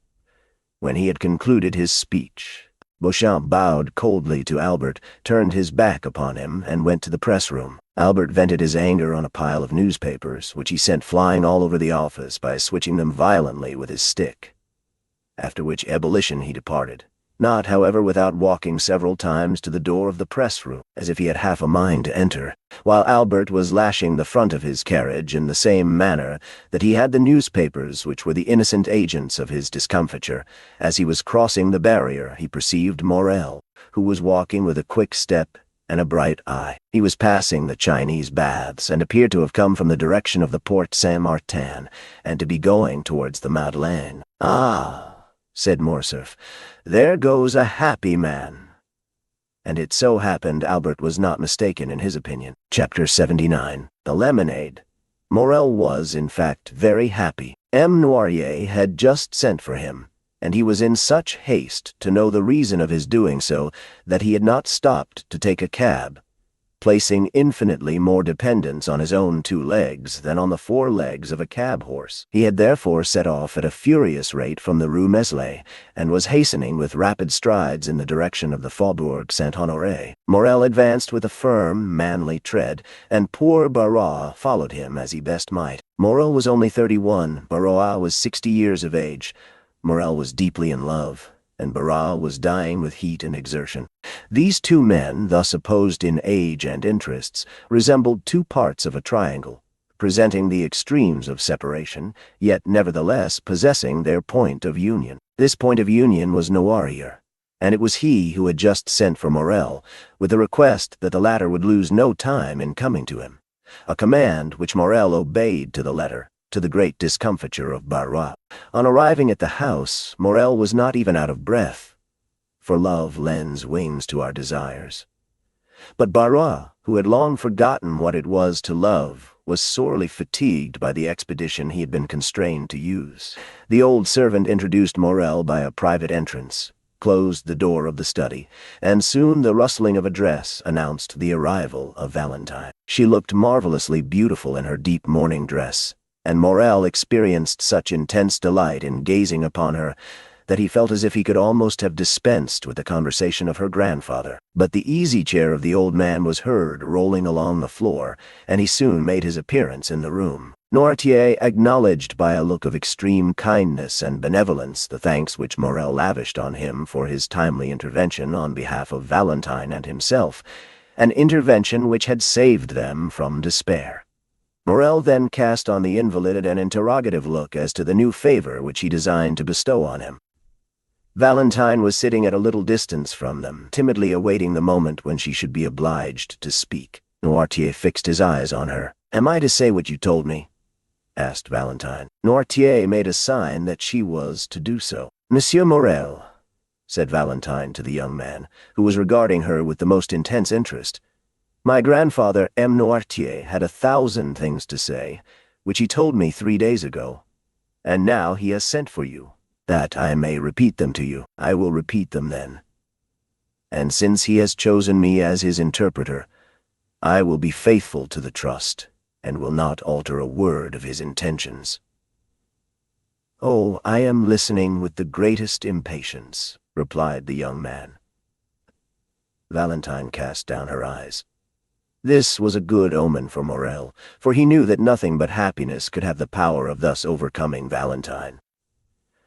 "My grandfather intends leaving this house," said she, "and Barrois is looking out for suitable apartments for him in another. But you, Mademoiselle de Villefort, you who are necessary to M. Noirtier's happiness—" "I?" interrupted Valentine. "I shall not leave my grandfather. That is an understood thing between us. My apartment will be close to his. Now, M. de Villefort must either give his consent to this plan or his refusal. In the first case, I shall leave directly, and in the second, I shall wait till I am of age, which will be in about 10 months. Then I shall be free, I shall have an independent fortune, and—" "And what?" demanded Morel. "And with my grandfather's consent, I shall fulfill the promise which I have made you." Valentine pronounced these last few words in such a low tone that nothing but Morel's intense interest in what she was saying could have enabled him to hear them. "Have I not explained your wishes, grandpapa?" said Valentine, addressing Noirtier. "Yes," looked the old man. "Once under my grandfather's roof, M. Morel can visit me in the presence of my good and worthy protector, if we still feel that the union we contemplated will be likely to ensure our future comfort and happiness. In that case, I shall expect M. Morel to come and claim me at my own hands. But, alas, I have heard it said that hearts inflamed by obstacles to their desire grew cold in time of security. I trust we shall never find it so in our experience." "Oh!" cried Morel, almost tempted to throw himself on his knees before Noirtier and Valentine, and to adore them as two superior beings. "What have I ever done in my life to merit such unbounded happiness?" "Until that time," continued the young girl in a calm and self-possessed tone of voice, "we will conform to circumstances, and be guided by the wishes of our friends, so long as those wishes do not tend finally to separate us. In a word, and I repeat it, because it expresses all I wish to convey, we will wait, and I swear to make all the sacrifices which this word imposes, sir," said Morel, "not only with resignation, but with cheerfulness. Therefore," continued Valentine, looking playfully at Maximilian, "no more inconsiderate actions, no more rash projects. For you surely would not wish to compromise one who from this day regards herself as destined, honorably and happily, to bear your name." Morel looked obedience to her commands. Noirtier regarded the lovers with a look of ineffable tenderness, while Barrois, who had remained in the room in the character of a man privileged to know everything that passed, smiled on the youthful couple as he wiped the perspiration from his bald forehead. "How hot you look, my good Barrois," said Valentine. "Ah, I have been running very fast, mademoiselle." But I must do Morel the justice to say that he ran still faster. Noirtier directed their attention to a waiter on which was placed a decanter containing lemonade and a glass. The decanter was nearly full, with the exception of a little, which had been already drunk by M. Noirtier. "Come, Barrois," said the young girl. "Take some of this lemonade. I see you are coveting a good draught of it." "The fact is, mademoiselle," said Barrois, "I am dying with thirst, and since you are so kind as to offer it me, I cannot say I should at all object to drinking your health in a glass of it. Take some, then, and come back immediately."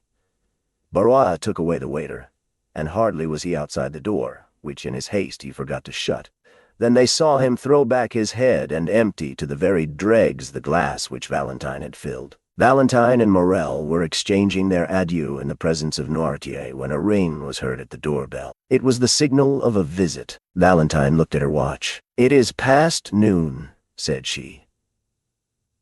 "And today is Saturday. I dare say it is the doctor, grandpapa." Noirtier looked his conviction that she was right in her supposition. "He will come in here, and M. Morel had better go. Do you not think so, grandpapa?" "Yes," signed the old man. Cried Valentine. "Barrois." "I am coming, mademoiselle," replied he. "Barrois will open the door for you," said Valentine, addressing Morel. "And now remember one thing, monsieur officer, that my grandfather commands you not to take any rash or ill-advised step which would be likely to compromise our happiness." "I promised him to wait," replied Morel. "And I will wait." At this moment, Barrois entered. "Who rang?" asked Valentine. "Dr. d'Avrigny," said Barrois, staggering as if he would fall. "What is the matter, Barrois?" said Valentine. The old man did not answer, but looked at his master with wild, staring eyes, while with his cramped hand he grasped a piece of furniture to enable him to stand upright. "He is going to fall!" cried Morel. The rigors which had attacked Barrois gradually increased, the features of the face became quite altered, and the convulsive movement of the muscles appeared to indicate the approach of a most serious nervous disorder. Noirtier, seeing Barrois in this pitiable condition, showed by his looks all the various emotions of sorrow and sympathy which can animate the heart of man. Barrois made some steps towards his master. "Ah, sir," said he, "tell me what is the matter with me. I am suffering. I cannot see. 1,000 fiery darts are piercing my brain. Ah, don't touch me, pray don't." By this time his haggard eyes had the appearance of being ready to start from their sockets. His head fell back, and the lower extremities of the body began to stiffen. Valentine uttered a cry of horror. Morel took her in his arms as if to defend her from some unknown danger. "M. d'Avrigny, M. d'Avrigny," cried she in a stifled voice. "Help! Help!" Barrois turned round and with a great effort stumbled a few steps, then fell at the feet of Noirtier, and resting his hand on the knee of the invalid, exclaimed, "My master, my good master! At this moment, M. de Villefort," attracted by the noise, appeared on the threshold. Morel relaxed his hold of Valentine, and retreating to a distant corner of the room, remained half hidden behind a curtain. Pale as if he had been gazing on a serpent, he fixed his terrified eye on the agonized sufferer. Noirtier, burning with impatience and terror, was in despair at his utter inability to help his old domestic, whom he regarded more in the light of a friend than a servant. One might, by the fearful swelling of the veins of his forehead and the contraction of the muscles round the eye, trace the terrible conflict which was going on between the living, energetic mind and the inanimate and helpless body. Barrois, his features convulsed, his eyes suffused with blood and his head thrown back, was lying at full length, beating the floor with his hands, while his legs had become so stiff that they looked as if they would break rather than bend.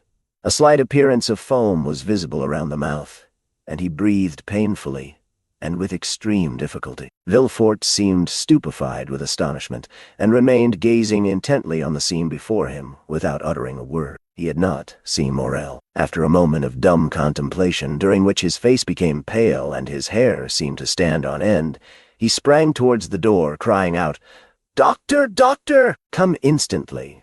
"Pray come, madame," cried Valentine, calling her stepmother, and running upstairs to meet her. "Come quick, quick, and bring your bottle of smelling salts with you." "What is the matter?" said Madame de Villefort in a harsh and constrained tone. "Oh, come, come." "But where is the doctor?" exclaimed Villefort. "Where is he?" Madame de Villefort now deliberately descended the staircase. In one hand she held her handkerchief, with which she appeared to be wiping her face, and in the other a bottle of English smelling salts. Her first look on entering the room was at Noirtier, whose face, independent of the emotion which such a scene could not fail of producing, proclaimed him to be in possession of his usual health. Her second glance was at the dying man. She turned pale, and her eye passed quickly from the servant and rested on the master. "In the name of heaven, madame," said Villefort, "where is the doctor?" "He was with you just now. You see, this is a fit of apoplexy, and he might be saved if he could but be bled." "Has he eaten anything lately?" asked Madame de Villefort, eluding her husband's question. "Madame," replied Valentine, "he has not even breakfasted. He has been running very fast on an errand with which my grandfather charged him, and when he returned, took nothing but a glass of lemonade." "Ah,"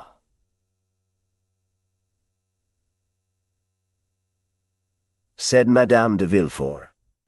"Lemonade was a very bad thing for him.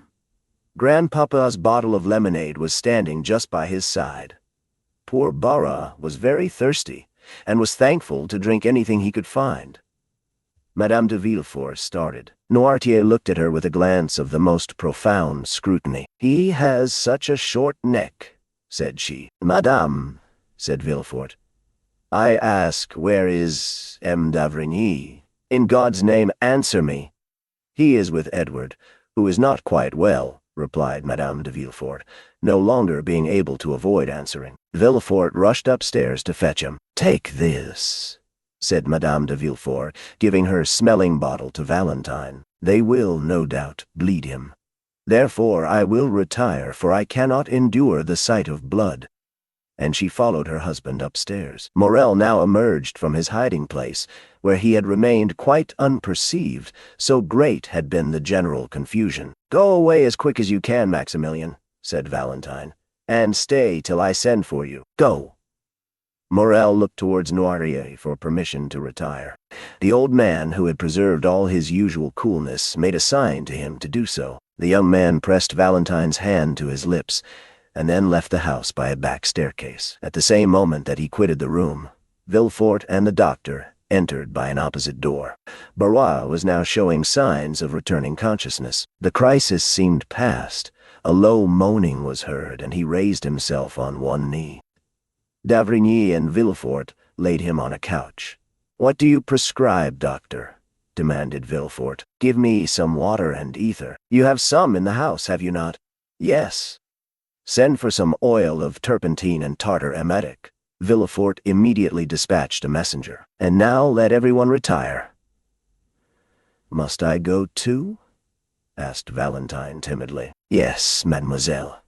You especially," replied the doctor abruptly. Valentine looked at M. d'Avrigny with astonishment, kissed her grandfather on the forehead, and left the room. The doctor closed the door after her with a gloomy air. "Look, look, doctor," said Villefort. "He is quite coming round again. I really do not think, after all, it is anything of consequence." M. d'Avrigny answered by a melancholy smile. "How do you feel, Barras?" asked he. "A little better, sir. Will you drink some of this ether and water?" "I will try. But don't touch me." "Why not?" "Because I feel that if you were only to touch me with the tip of your finger, the fit would return. Drink." Barras took the glass, and, raising it to his purple lips, took about half of the liquid offered him. "Where do you suffer?" asked the doctor. "Everywhere. I feel cramps over my whole body." "Do you find any dazzling sensation before the eyes?" "Yes." "Any noise in the ears?" "Frightful. When did you first feel that?" "Just now." "Suddenly. Did you feel nothing of it yesterday or the day before?" "Nothing." "No drowsiness? None?" "What have you eaten today?" "I have eaten nothing. I only drank a glass of my master's lemonade. That's all." And Barras turned towards Noirtier, who, immovably fixed in his armchair, was contemplating this terrible scene without allowing a word or a movement to escape him. "Where is this lemonade?" asked the doctor eagerly. "Downstairs in the decanter." "Whereabouts downstairs? In the kitchen?" "Shall I go and fetch it, doctor?" inquired Villefort. "No. Stay here and try to make Barras drink the rest of this glass of ether and water. I will go myself and fetch the lemonade."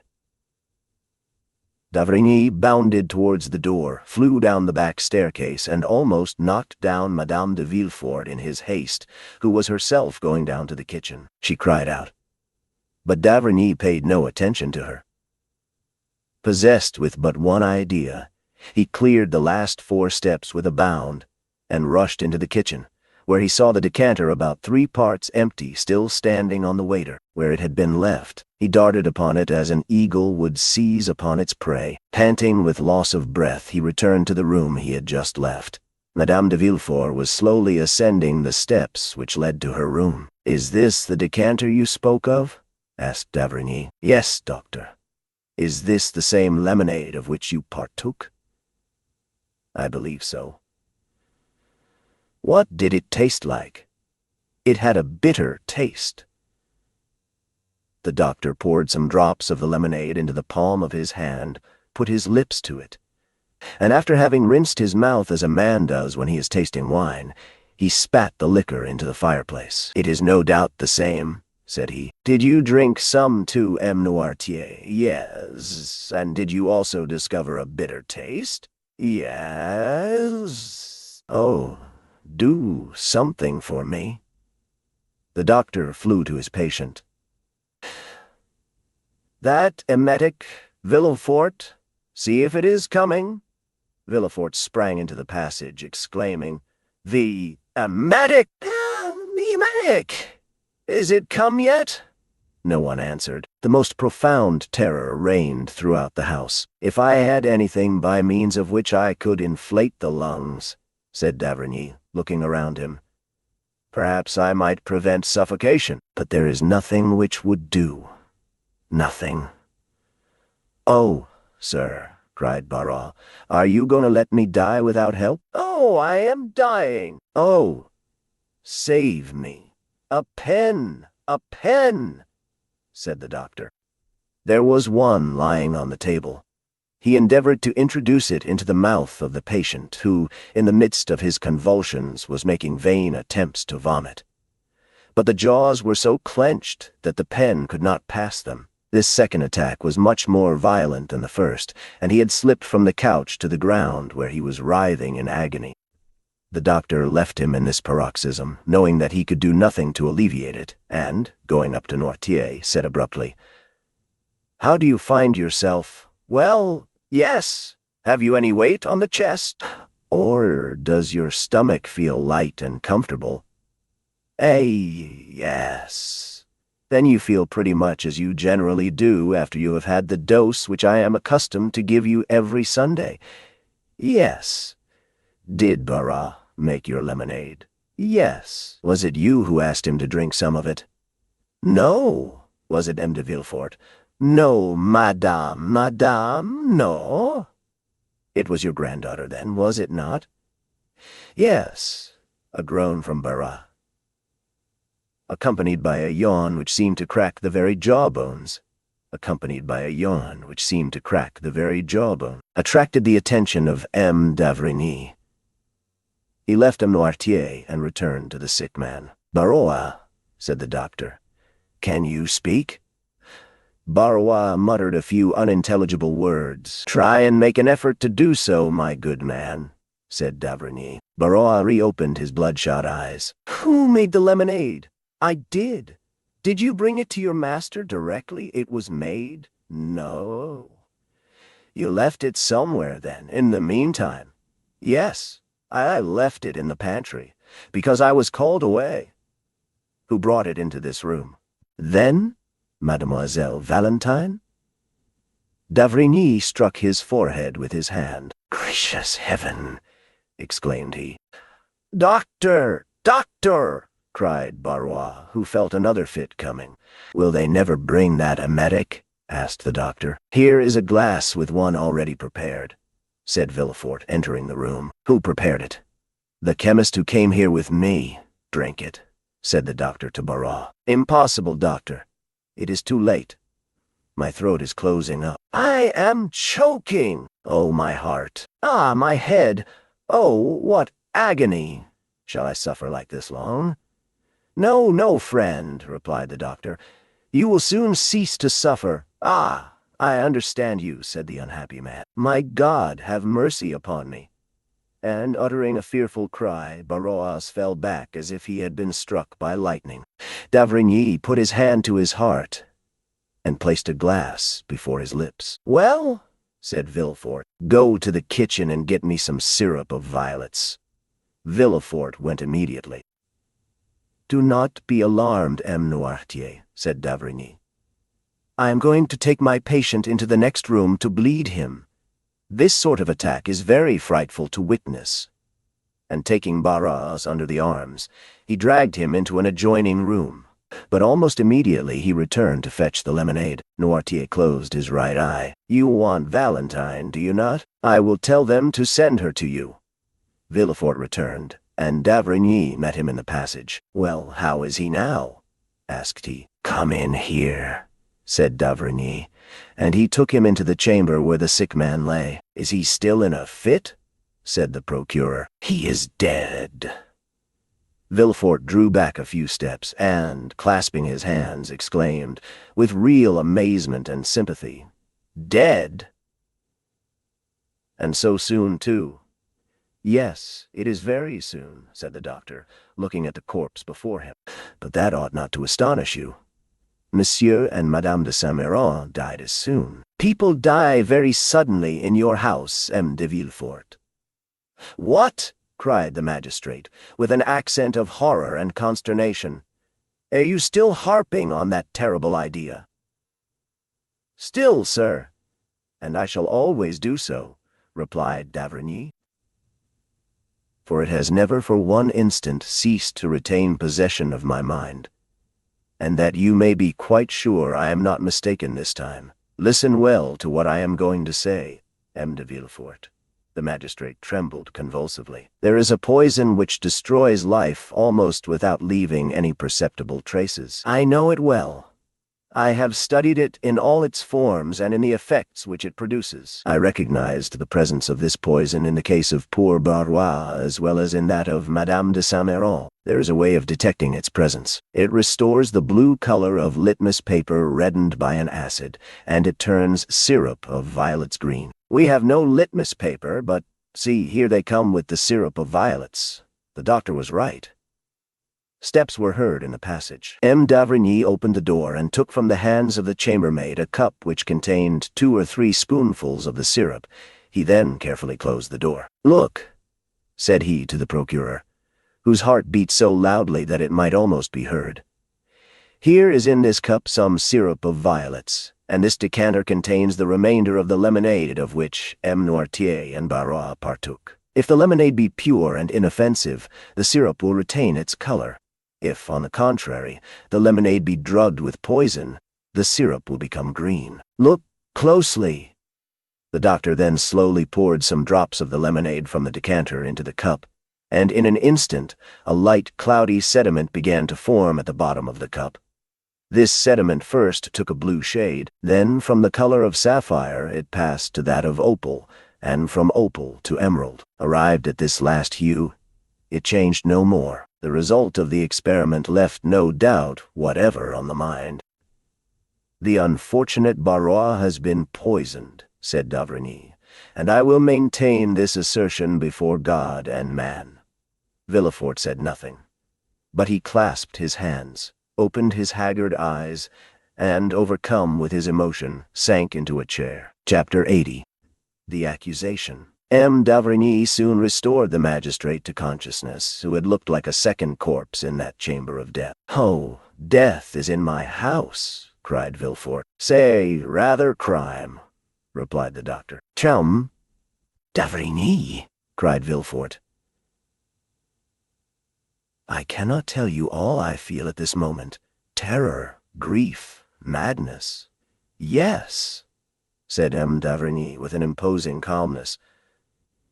"But I think it is now time to act. I think it is time to stop this torrent of mortality. I can no longer bear to be in possession of these secrets without the hope of seeing the victims and society generally revenged." Villefort cast a gloomy look around him. "In my house," murmured he. "In my house." "Come, magistrate," said M. d'Avrigny. "Show yourself a man. As an interpreter of the law, do honor to your profession by sacrificing your selfish interests to it." "Do you talk of a sacrifice?" "I do. Do you then suspect anyone?" "I suspect no one." "Death raps at your door. It enters, it goes, not blindfolded, but circumspectly, from room to room. Well, I follow its course, I track its passage. I adopt the wisdom of the ancients and feel my way, for my friendship for your family and my respect for you are as a twofold bandage over my eyes." "Well, oh, speak, doctor. I shall have courage."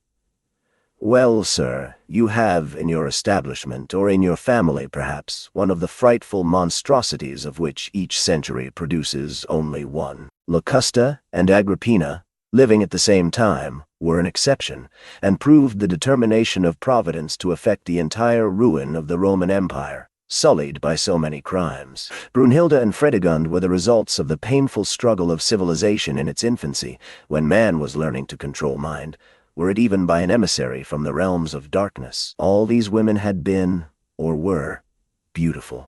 The same flower of innocence had flourished, or was still flourishing, on their brow. That is seen on the brow of the culprit in your house." Villefort shrieked, clasped his hands, and looked at the doctor with a supplicating air. But the latter went on without pity. "Seek whom the crime will profit," says an axiom of jurisprudence. "Doctor!" cried Villefort. "Alas, doctor, how often has man's justice been deceived by those fatal words? I know not why, but I feel that this crime—" "You acknowledge, then, the existence of the crime?" "Yes, I see too plainly that it does exist, but it seems that it is intended to affect me personally. I fear an attack myself after all these disasters." "Oh, man," murmured d'Avrigny, "the most selfish of all animals, the most personal of all creatures, who believes the earth turns, the sun shines, and death strikes for him alone. An ant cursing God from the top of a blade of grass? And have those who have lost their lives lost nothing? De Saint-Méran, Madame de Saint-Méran, M. Noirtier?" "How? M. Noirtier?" "Yes. Think you it was the poor servant's life was coveted? No, no. Like Shakespeare's Polonius, he died for another. It was Noirtier the lemonade was intended for. It is Noirtier, logically speaking, who drank it. The other drank it only by accident, and, although Barras is dead, it was Noirtier whose death was wished for. But why did it not kill my father? I told you one evening in the garden after Madame de Saint-Méran's death, because his system is accustomed to that very poison, and the dose was trifling to him, which would be fatal to another, because no one knows, not even the assassin, that, for the last 12 months, I have given Noirtier Brucine for his paralytic affection, while the assassin is not ignorant, for he has proved that Brucine is a violent poison. Oh, have pity, murmured Villefort, wringing his hands. Follow the culprit's steps. He first kills M. de Saint-Méran. He first kills M. de Saint-Méran, repeated the doctor. Then Madame de Saint-Méran, a double fortune to inherit. Villefort wiped the perspiration from his forehead. Listen attentively. Alas, stammered Villefort, I do not lose a single word. Noirtier, resumed M. d'Avrigny in the same pitiless tone. Noirtier had once made a will against you, against your family, in favor of the poor, in fact. M. Noirtier is spared, because nothing is expected from him. But he has no sooner destroyed his first will and made a second, than, for fear he should make a third, he is struck down. The will was made the day before yesterday, I believe. You see, there has been no time lost. Oh, mercy, M. d'Avrigny, no mercy, sir. The physician has a sacred mission on earth. And to fulfill it, he begins at the source of life, and goes down to the mysterious darkness of the tomb. When crime has been committed, and God, doubtless in anger, turns away his face, it is for the physician to bring the culprit to justice.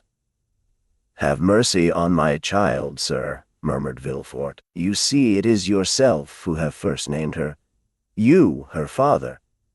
Have pity on Valentine. Listen. It is impossible. I would as willingly accuse myself, Valentine, whose heart is pure as a diamond or a lily. No pity, procureur. The crime is fragrant. Mademoiselle herself packed all the medicines which were sent to M. de Saint-Méran, and M. de Saint-Méran is dead. Mademoiselle de Villefort prepared all the cooling draughts which Madame de Saint-Méran took, and Madame de Saint-Méran is dead. Mademoiselle de Villefort took from the hands of Barrois, who was sent out, the lemonade which M. Noirtier had every morning, and he has escaped by a miracle. Mademoiselle de Villefort is the culprit. She is the poisoner. To you, as the king's attorney, I denounce Mademoiselle de Villefort. Do your duty, doctor. I resist no longer.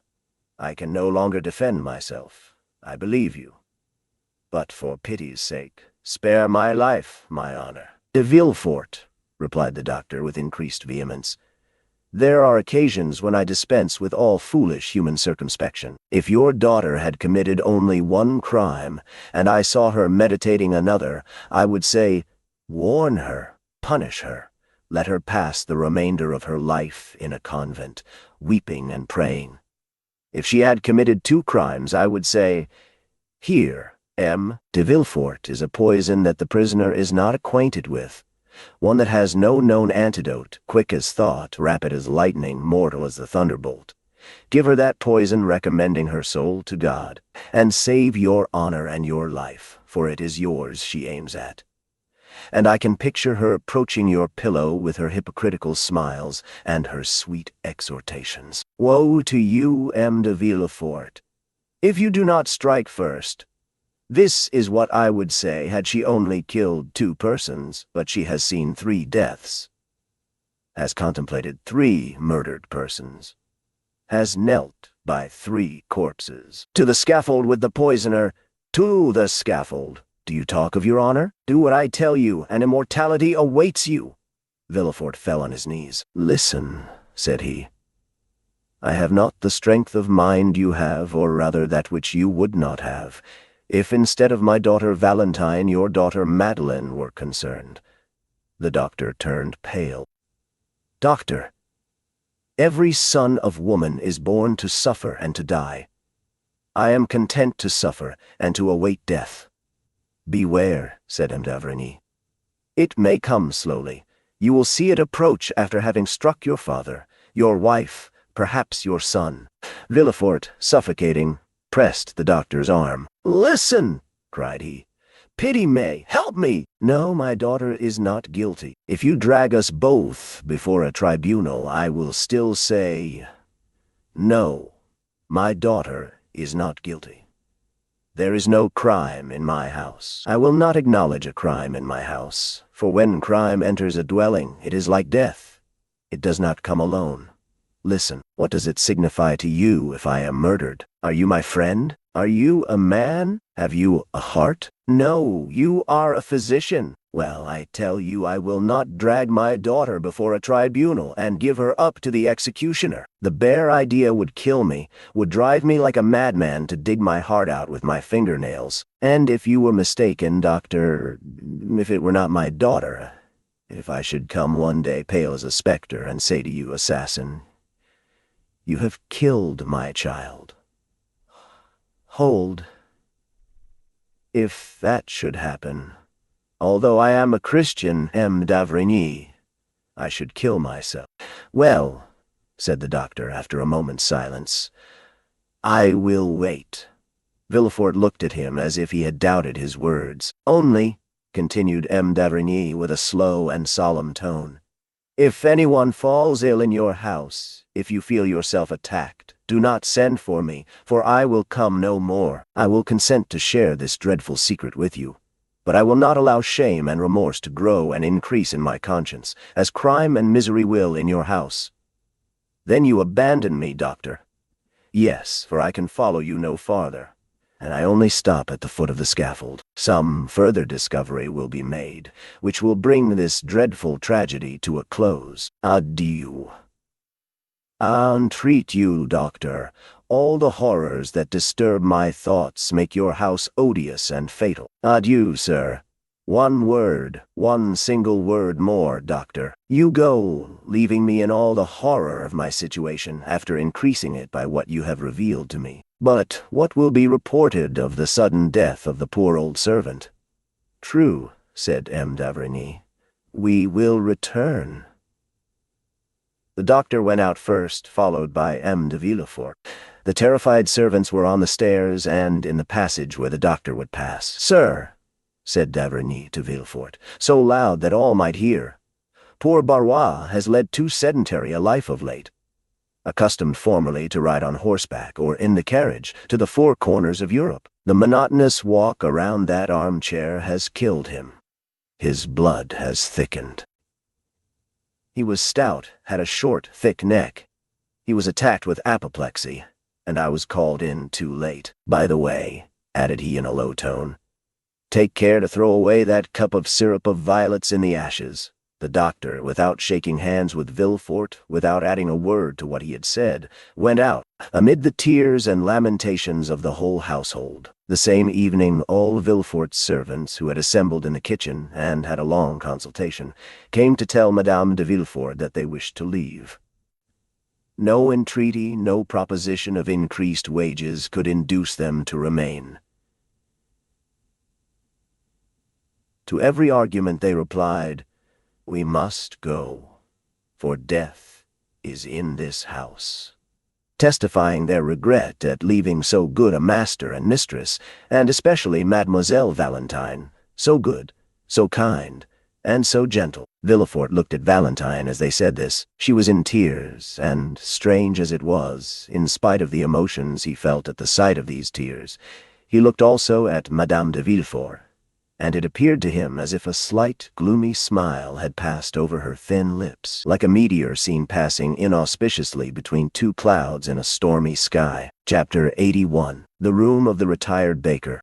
The evening of the day on which the Count of Morcerf had left Danglars' house with feelings of shame and anger at the rejection of the projected alliance, M. Andrea Cavalcanti, with curled hair, mustaches in perfect order, and white gloves which fitted admirably, had entered the courtyard of the banker's house in Rue de la Chaussée-d'Antin. He had not been more than 10 minutes in the drawing-room before he drew Danglars aside into the recess of a bow window, and, after an ingenious preamble, related to him all his anxieties and cares since his noble father's departure. He acknowledged the extreme kindness which had been shown him by the banker's family, in which he had been received as a son, and where, besides, his warmest affections had found an object on which to center in Mademoiselle Danglars.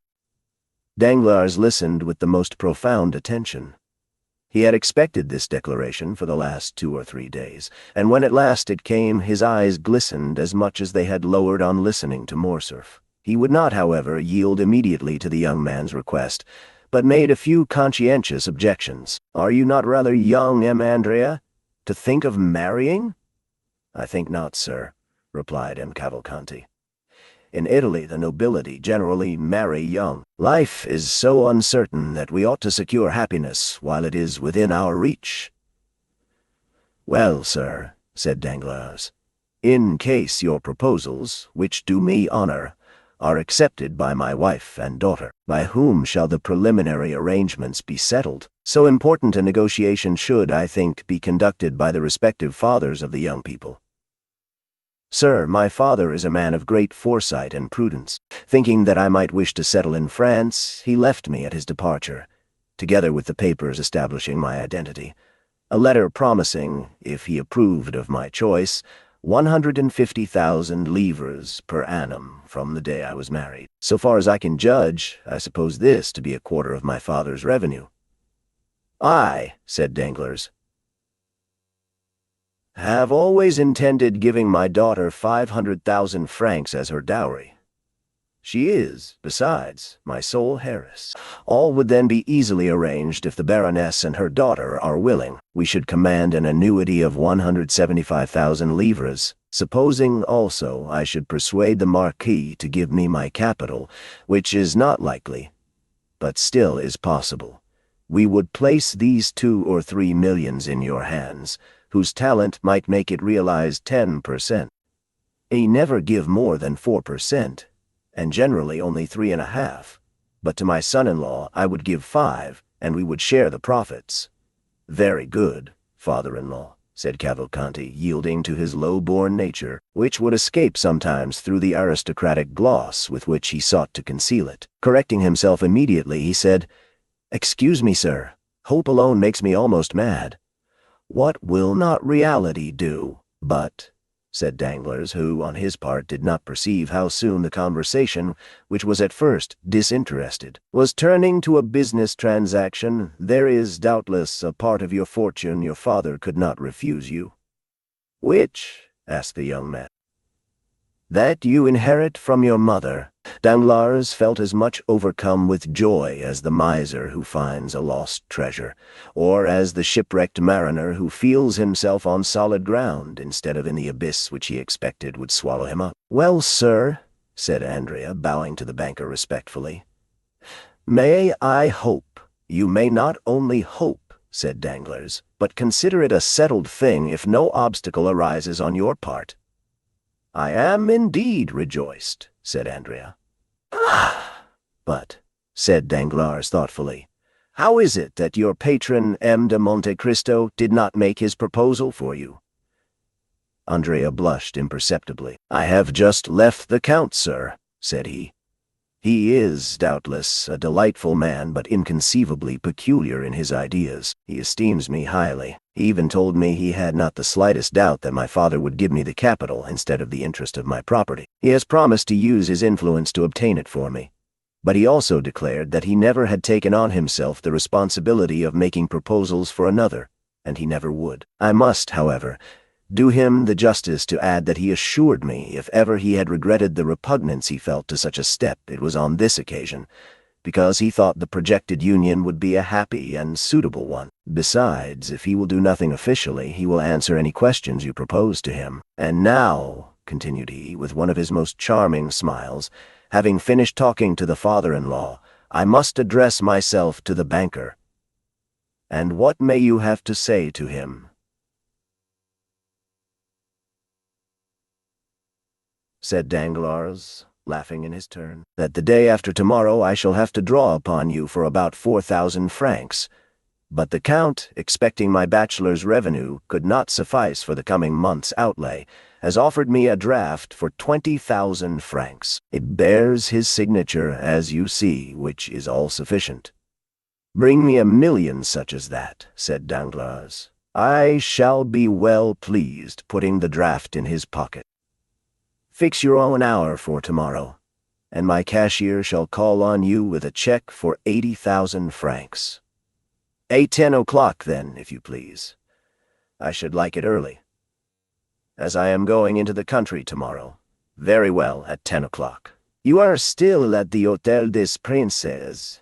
"Yes." The following morning, with the banker's usual punctuality, the 80,000 francs were placed in the young man's hands, as he was on the point of starting, after having left 200 francs for Caderousse. He went out chiefly to avoid this dangerous enemy, and returned as late as possible in the evening. But scarcely had he stepped out of his carriage when the porter met him with a parcel in his hand. "Sir," said he, "that man has been here." "What man?" said Andrea carelessly, apparently forgetting him whom he but too well recollected. "Him to whom your Excellency pays that little annuity." "Oh," said Andrea, "my father's old servant." "Well, you gave him the 200 francs I had left for him?" "Yes, your Excellency." Andrea had expressed a wish to be thus addressed. "But," continued the porter, "he would not take them."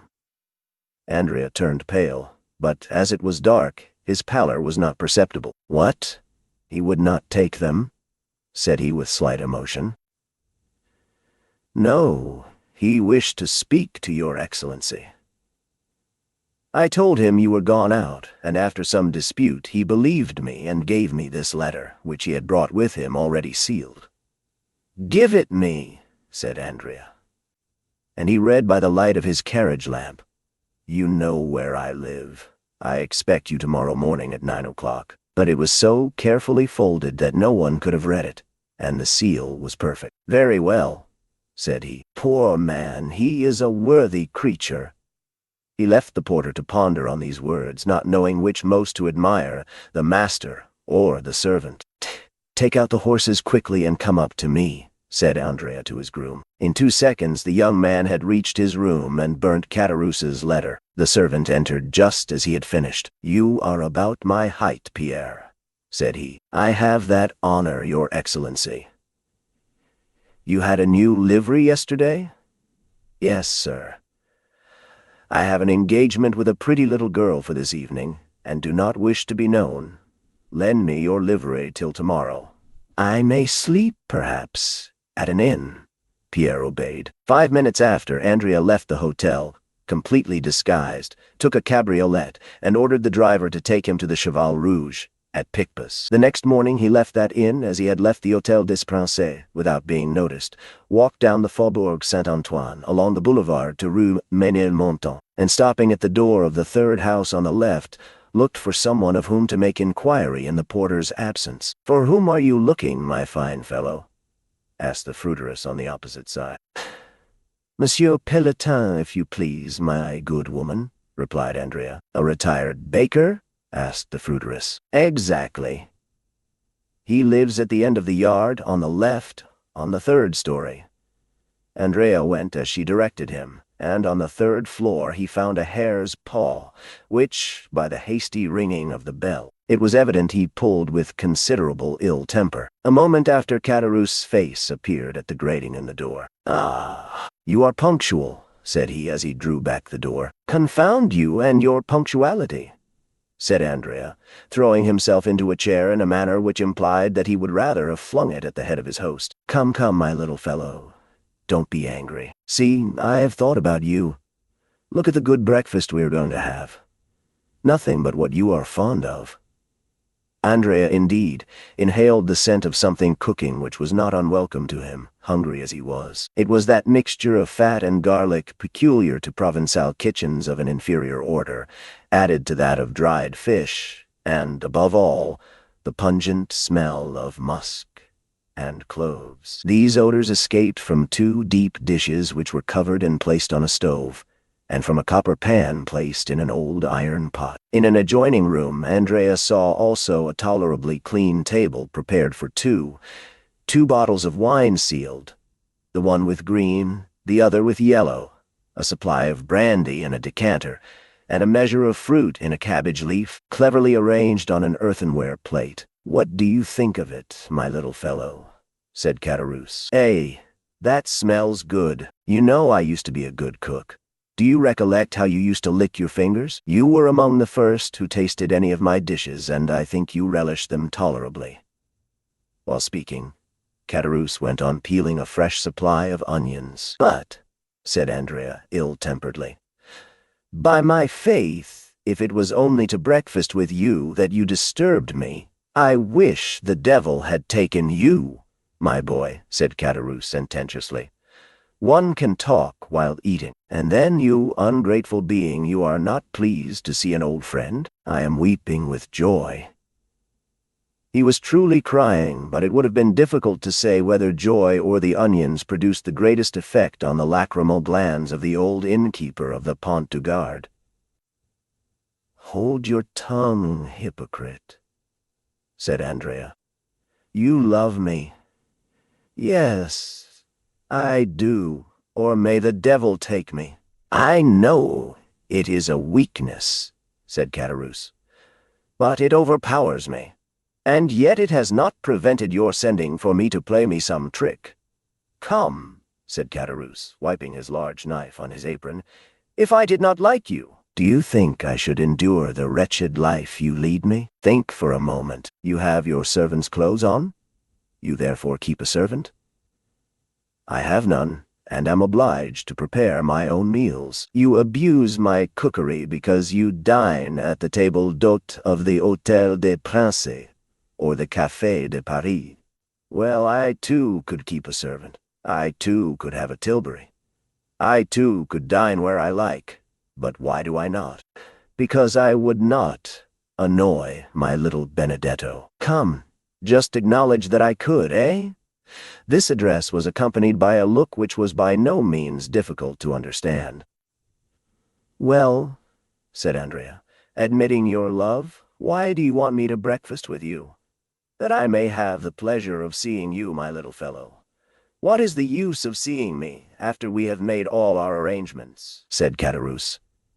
"Are wills ever made without codicils? But you first came to breakfast, did you not? Well, sit down, and let us begin with these pilchards and this fresh butter, which I have put on some vine leaves to please you, wicked one. Ah, yes. You look at my room, my 4 straw chairs, my images, 3 francs each. But what do you expect? This is not the Hôtel des Princes. Come, you are growing discontented. You are no longer happy. You who only wish to live like a retired baker." Château sighed. "Well, what have you to say? You have seen your dream realized." "I can still say it is a dream. A retired baker, my poor Benedetto, is rich. He has an annuity. Well, you have an annuity. I have, yes." Château shrugged his shoulders. "It is humiliating," said he, "thus to receive money given grudgingly, an uncertain supply which may soon fail.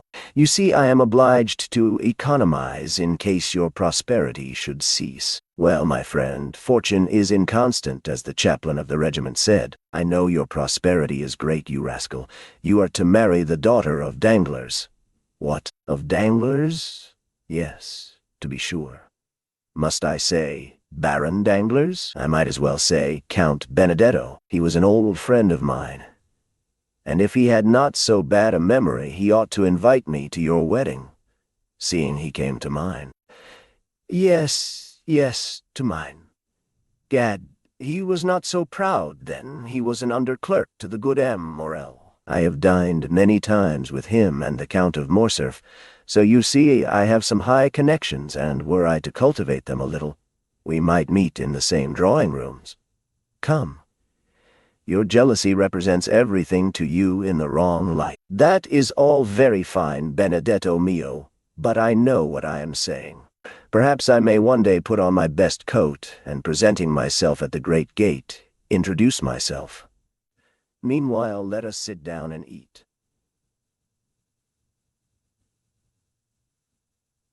Château set the example and attacked the breakfast with good appetite, praising each dish he set before his visitor. The latter seemed to have resigned himself. He drew the corks and partook largely of the fish with the garlic and fat. "Ah, mate," said Château, "you are getting on better terms with your old landlord." "Faith, yes," replied Andrea, whose hunger prevailed over every other feeling. "So you like it, you rogue." "So much that I wonder how a man who can cook thus can complain of hard living." "Do you see," said Caderousse. All my happiness is marred by one thought. What is that? That I am dependent on another, I who have always gained my own livelihood honestly. Do not let that disturb you. I have enough for two. No, truly. You may believe me if you will. At the end of every month I am tormented by remorse. That yesterday I would not take the 200 francs. Yes, you wish to speak to me. But was it indeed remorse? Tell me. True remorse. And besides, an idea had struck me. Andrea shuddered. He always did so at Caderousse's ideas. It is miserable, do you see, always to wait till the end of the month. Oh, said Andrea philosophically, determined to watch his companion narrowly, does not life pass in waiting? Do I, for instance, fare better? Well, I wait patiently. Do I not? Yes. Because instead of expecting 200 wretched francs, you expect 5,000 or 6,000, perhaps 10, perhaps even 12.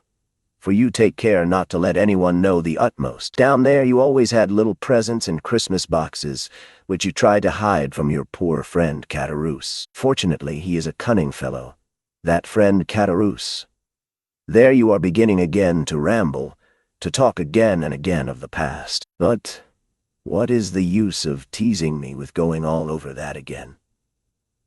Ah, you are only 21, and can forget the past. I am 50, and am obliged to recollect. But let us return to business. Yes. I was going to say, if I were in your place, well, I would realize. How would you realize? I would ask for 6 months in advance under pretense of being able to purchase a farm. Then, with my 6 months, I would decamp. Well, well, said Andrea, that isn't a bad idea. My dear friend, said Caderousse, eat of my bread and take my advice. You will be none the worse off, physically or morally. But, said Andrea, why do you not act on the advice you gave me? Why do you not realize a 6 months, a year's advance even, and retire to Brussels? Instead of living the retired baker, you might live as a bankrupt, using his privileges. That would be very good. But how the devil would you have me retire on 1,200 francs? Ah, Caderousse, said Andrea, how covetous you are. 2 months ago you were dying with hunger. The appetite grows by what it feeds on, said Caderousse, grinning and showing his teeth, like a monkey laughing or a tiger growling. And, added he, biting off with his large white teeth an enormous mouthful of bread, I have formed a plan. Caderousse's plans alarmed Andrea still more than his ideas. Ideas were but the germ. The plan was reality. Let me see your plan. I dare say it is a pretty one. Why not? Who formed the plan by which we left the establishment of M.A.? Eh? Was it not I? And it was no bad one, I believe, since here we are. Put me in the way of getting 15,000 francs. No. 15,000 are not enough. I cannot again become an honest man with less than 30,000 francs. No, replied Andrea dryly. No, I cannot. I said, without your laying out a sou. Do you want me to commit a robbery, to spoil all my good fortune, and yours with mine? And both of us to be dragged down there again? If I were retaken, I am a poor creature to live alone, and sometimes pine for my old comrades. Not like you, heartless creature, who would be glad never to see them again. Andrea did more than tremble this time. He turned pale. Come, Caderousse, no nonsense, said he. Don't alarm yourself, my little Benedetto, but just point out to me some means of gaining those 30,000 francs without your assistance, and I will contrive it. Well, I'll see. I'll try to contrive some way, said Andrea. Meanwhile, you will raise my monthly allowance to 500 francs, my little fellow. I have a fancy and mean to get a housekeeper. Well, you shall have your 500 francs, said Andrea. But it is very hard for me, my poor Caderousse. You take advantage, bah, said Caderousse, when you have access to countless stores. One would have said Andrea anticipated his companion's words, so did his eye flash like lightning. But it was but for a moment. True, he replied, and my protector is very kind. That dear protector, said Caderousse. And how much does he give you monthly? 5,000 francs. As many thousands as you give me hundreds. Truly, it is only bastards who are thus fortunate. 5,000 francs per month. What the devil can you do with all that? Oh, it is no trouble to spend that. And I am like you, I want capital, my prince, but unfortunately I must wait. You must wait for what? Asked Caderousse. For his death? The death of your prince? Yes. How so? Because he has made his will in my favor. Indeed, on my honor. For how much? For 500,000? Only that. It's little enough, but so it is. No, it cannot be. Are you my friend, Caderousse? Yes, in life or death. Well, I will tell you a secret. What is it? But remember, pardieu, mute as a carp. Well, I think. Andrea stopped and looked around. You think? Do not fear. Pardieu. We are alone. I think I have discovered my father. Your true father? Yes, that explains all. He cannot acknowledge me openly, it appears, but he does it through M. Cavalcanti, and gives him 50,000 francs for it. 50,000 francs for being your father? I would have done it for half that, for 20,000, for 15,000. Why did you not think of me, ungrateful man? Did I know anything about it, when it was all done when I was down there? Ah, truly. And you say that by his will, he leaves me 500,000 livres. Are you sure of it? He showed it me, but that is not all.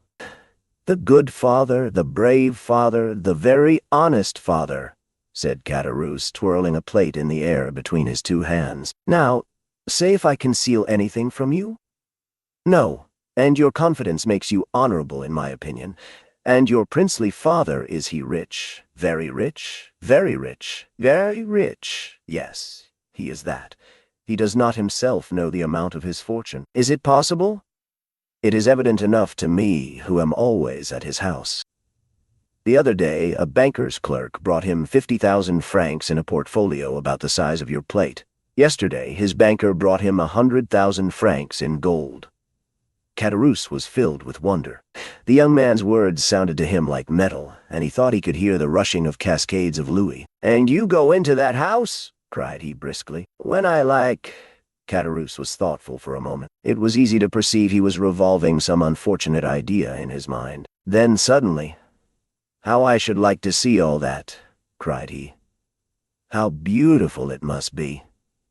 "It is, in fact, magnificent," said Andrea. "And does he not live in the Champs-Élysées?" "Yes, no, 30. "Ah," said Caderousse. 30. Yes, a fine house standing alone between a courtyard and a garden. You must know it." "Possibly. But it is not the exterior I care for. It is the interior. What beautiful furniture there must be in it." "Have you ever seen the Tuileries?" "No." "Well, it surpasses that. It must be worth one's while to stoop, Andrea, when that good M. Monte Cristo lets fall his purse." "It is not worth while to wait for that," said Andrea. "Money is as plentiful in that house as fruit in an orchard. But you should take me there one day with you." "How can I? On what plea? You are right, but you have made my mouth water. I must absolutely see it. I shall find a way." "No nonsense, Caderousse. I will offer myself as floor polisher. The rooms are all carpeted. Well, then, I must be contented to imagine it. That is the best plan. Believe me. Try, at least, to give me an idea of what it is." How can I? Nothing is easier. Is it large? Middling? How is it arranged? Faith, I should require pen, ink, and paper to make a plan. They are all here, said Caderousse briskly. He fetched from an old secretaire a sheet of white paper and pen and ink. Here, said Caderousse. Draw me all that on the paper, my boy. Andrea took the pen with an imperceptible smile and began. The house, as I said, is between the court and the garden. In this way, do you see? Andrea drew the garden, the court, and the house. High walls? Not more than 8 or 10 feet. That is not prudent, said Caderousse. In the court are orange trees in pots, turf, and clumps of flowers. And no steel traps? No. The stables are on either side of the gate which you see there. And Andrea continued his plan. Let us see the ground floor, said Caderousse. On the ground floor, dining room, 2 drawing rooms, billiard room, staircase in the hall, and a little back staircase, windows, magnificent windows, so beautiful, so large, that I believe a man of your size should pass through each frame. Why the devil have they any stairs with such windows? Luxury has everything. But shutters? Yes, but they are never used. That Count of Monte Cristo is an original who loves to look at the sky even at night. And where do the servants sleep? Oh, they have a house to themselves. Picture to yourself a pretty coach house at the right-hand side where the ladders are kept. Well, over that coach house are the servants' rooms, with bells corresponding with the different apartments. Ah, diable. Bells, did you say? What do you mean? Oh, nothing. I only say they cost a load of money to hang, and what is the use of them, I should like to know. There used to be a dog let loose in the yard at night, but it has been taken to the house at Auteuil, to that you went to, you know. I was saying to him only yesterday. You are imprudent, Monsieur Count. For when you go to Auteuil and take your servants, the house is left unprotected. Well, said he, what next? What did he answer? He quietly said, what do I care if I am? Andrea, he has some secretaire with a spring. How do you know? Yes, which catches the thief in a trap and plays a tune. I was told there were such at the last exhibition. He has simply a mahogany secretaire in which the key is always kept. And he is not robbed. There ought to be some money in that secretaire? There may be. No one knows what there is. And where is it? On the first floor. Sketch me the plan of that floor as you have done of the ground floor, my boy. That is very simple. Andrea took the pen. On the first story, do you see, there is the anteroom and the drawing room. To the right of the drawing room, a library and a study. To the left, a bedroom and a dressing room. The famous secretaire is in the dressing room. Is there a window in the dressing room? 2. One here and one there. Andrea sketched 2 windows in the room, which formed an angle on the plan, and appeared as a small square added to the rectangle of the bedroom. Caderousse became thoughtful. Does he often go to Auteuil? Added he. 2 or 3 times a week. Tomorrow, for instance, he is going to spend the day and night there. Are you sure of it? He has invited me to dine there. There's a life for you, said Caderousse. A town house and a country house. That is what it is to be rich. Shall you dine there? Probably. When you dine there, do you sleep there? If I like. I am at home there. Caderousse looked at the young man, as if to get at the truth from the bottom of his heart. But Andrea drew a cigar case from his pocket, took a Havana, quietly lit it, and began smoking. When do you want your 1,200 francs? Said he to Caderousse. Now, if you have them. Andrea took 25 louis from his pocket. Yellow boys? Said Caderousse. No, I thank you. Oh, you despise them. On the contrary, I esteem them, but will not have them. You can change them, idiot. Gold is worth 5 sous, exactly, and he who changes them will follow friend Caderousse, lay hands on him, and demand what farmers pay him their rent in gold. No nonsense, my good fellow. Silver is simply round coins with the head of some monarch or other on them. Anybody may possess a 5-franc piece. But do you suppose I carry 500 francs about with me? I should want a porter. Well, leave them with your porter. He is to be trusted. I will call for them. Today? No, tomorrow. I shall not have time today. Well, tomorrow I will leave them when I go to Château. May I depend on it?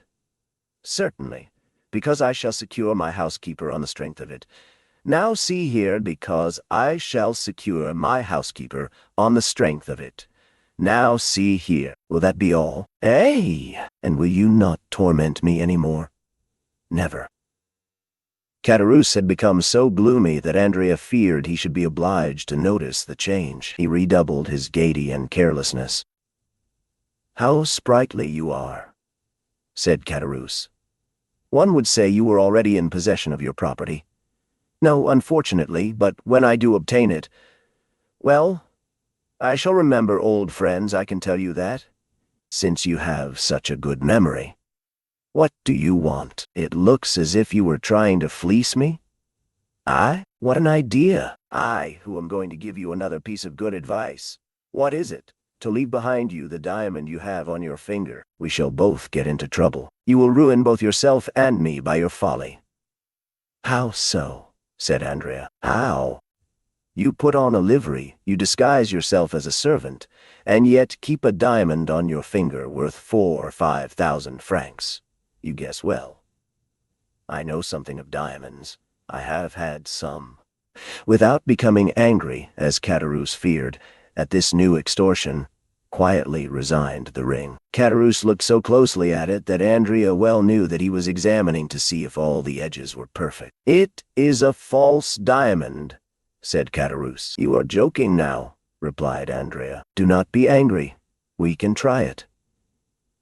Caderousse went to the window, touched the glass with it, and found it would cut. "Confiteor," said Caderousse, putting the diamond on his little finger. "I was mistaken, but those thieves of jewelers imitate so well that it is no longer worthwhile to rob a jeweler's shop. It is another branch of industry paralyzed." "Have you finished?" said Andrea. "Do you want anything more? Will you have my waistcoat or my hat? Make free, now you have begun. No, you are, after all, a good companion. I will not detain you, and will try to cure myself of my ambition. But take care the same thing does not happen to you in selling the diamond you feared with the gold." "I shall not sell it. Do not fear." "Not at least till the day after tomorrow," thought the young man. "Happy rogue," said Caderousse. "You are going to find your servants, your horses, your carriage, and your betrothed." "Yes," said Andrea. "Well, I hope you will make a handsome wedding present the day you marry Mademoiselle Danglars. I have already told you it is a fancy you have taken in your head." "What fortune has she? But I tell you—" "1,000,000. Andrea shrugged his shoulders. "Let it be 1,000,000, said Caderousse. "You can never have so much as I wish you." "Thank you," said the young man. "Oh, I wish it you with all my heart," added Caderousse with his hoarse laugh. "Stop. Let me show you the way. It is not worthwhile. Yes, it is. Why? Because there is a little secret, a precaution I thought it desirable to take, one of Huret and Fichet's locks, revised and improved by Gaspard Caderousse. I will manufacture you a similar one when you are a capitalist." "Thank you," said Andrea. "I will let you know a week beforehand." They parted. Caderousse remained on the landing until he had not only seen Andrea go down the 3 stories, but also cross the court. Then he returned hastily, shut his door carefully, and began to study, like a clever architect, the plan Andrea had left him. "Dear Benedetto," said he, "I think he will not be sorry to inherit his fortune. and he who hastens the day when he can touch his 500,000 will not be his worst friend. Chapter 82. The Burglary. The day following that on which the conversation we have related took place, the Count of Monte Cristo set out for Auteuil, accompanied by Ali and several attendants, and also taking with him some horses whose qualities he was desirous of ascertaining. He was induced to undertake this journey, of which the day before he had not even thought, and which had not occurred to Andrea either, by the arrival of Bertuccio from Normandy with intelligence respecting the house and sloop. The house was ready, and the sloop which had arrived a week before lay at anchor in a small creek with her crew of 6 men, who had observed all the requisite formalities and were ready again to put to sea. The Count praised Bertuccio's zeal and ordered him to prepare for a speedy departure, as his stay in France would not be prolonged more than a month. "Now," said he, "I may require to go in one night from Paris to Treport. Let 8 fresh horses be in readiness on the road, which will enable me to go 50 leagues in 10 hours. Your Highness had already expressed that wish."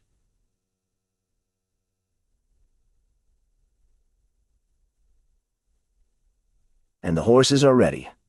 I have bought them and stationed them myself at the most desirable posts. That is, in villages where no one generally stops." "That's well," said Monte Cristo.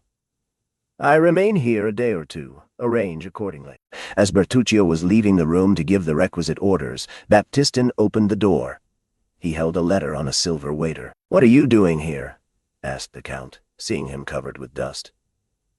"I did not send for you, I think." Baptistin, without answering, approached the Count and presented the letter. "Important and urgent," said he. The Count opened the letter and read, "The Monte Cristo is apprised that this night a man will enter his house in the Champs-Élysées with the intention of carrying off some papers supposed to be in the secretaire in the dressing-room. The Count's well-known courage will render unnecessary the aid of the police, whose interference might seriously affect him who sends this advice. The Count, by any opening from the bedroom, or by concealing himself in the dressing-room, would be able to defend his property himself. Many attendants or apparent precautions would prevent the villain from the attempt, and M. de Monte Cristo would lose the opportunity of discovering an enemy whom chance has revealed to him who now sends this warning to the Count, a warning he might not be able to send another time if this first attempt should fail and another be made.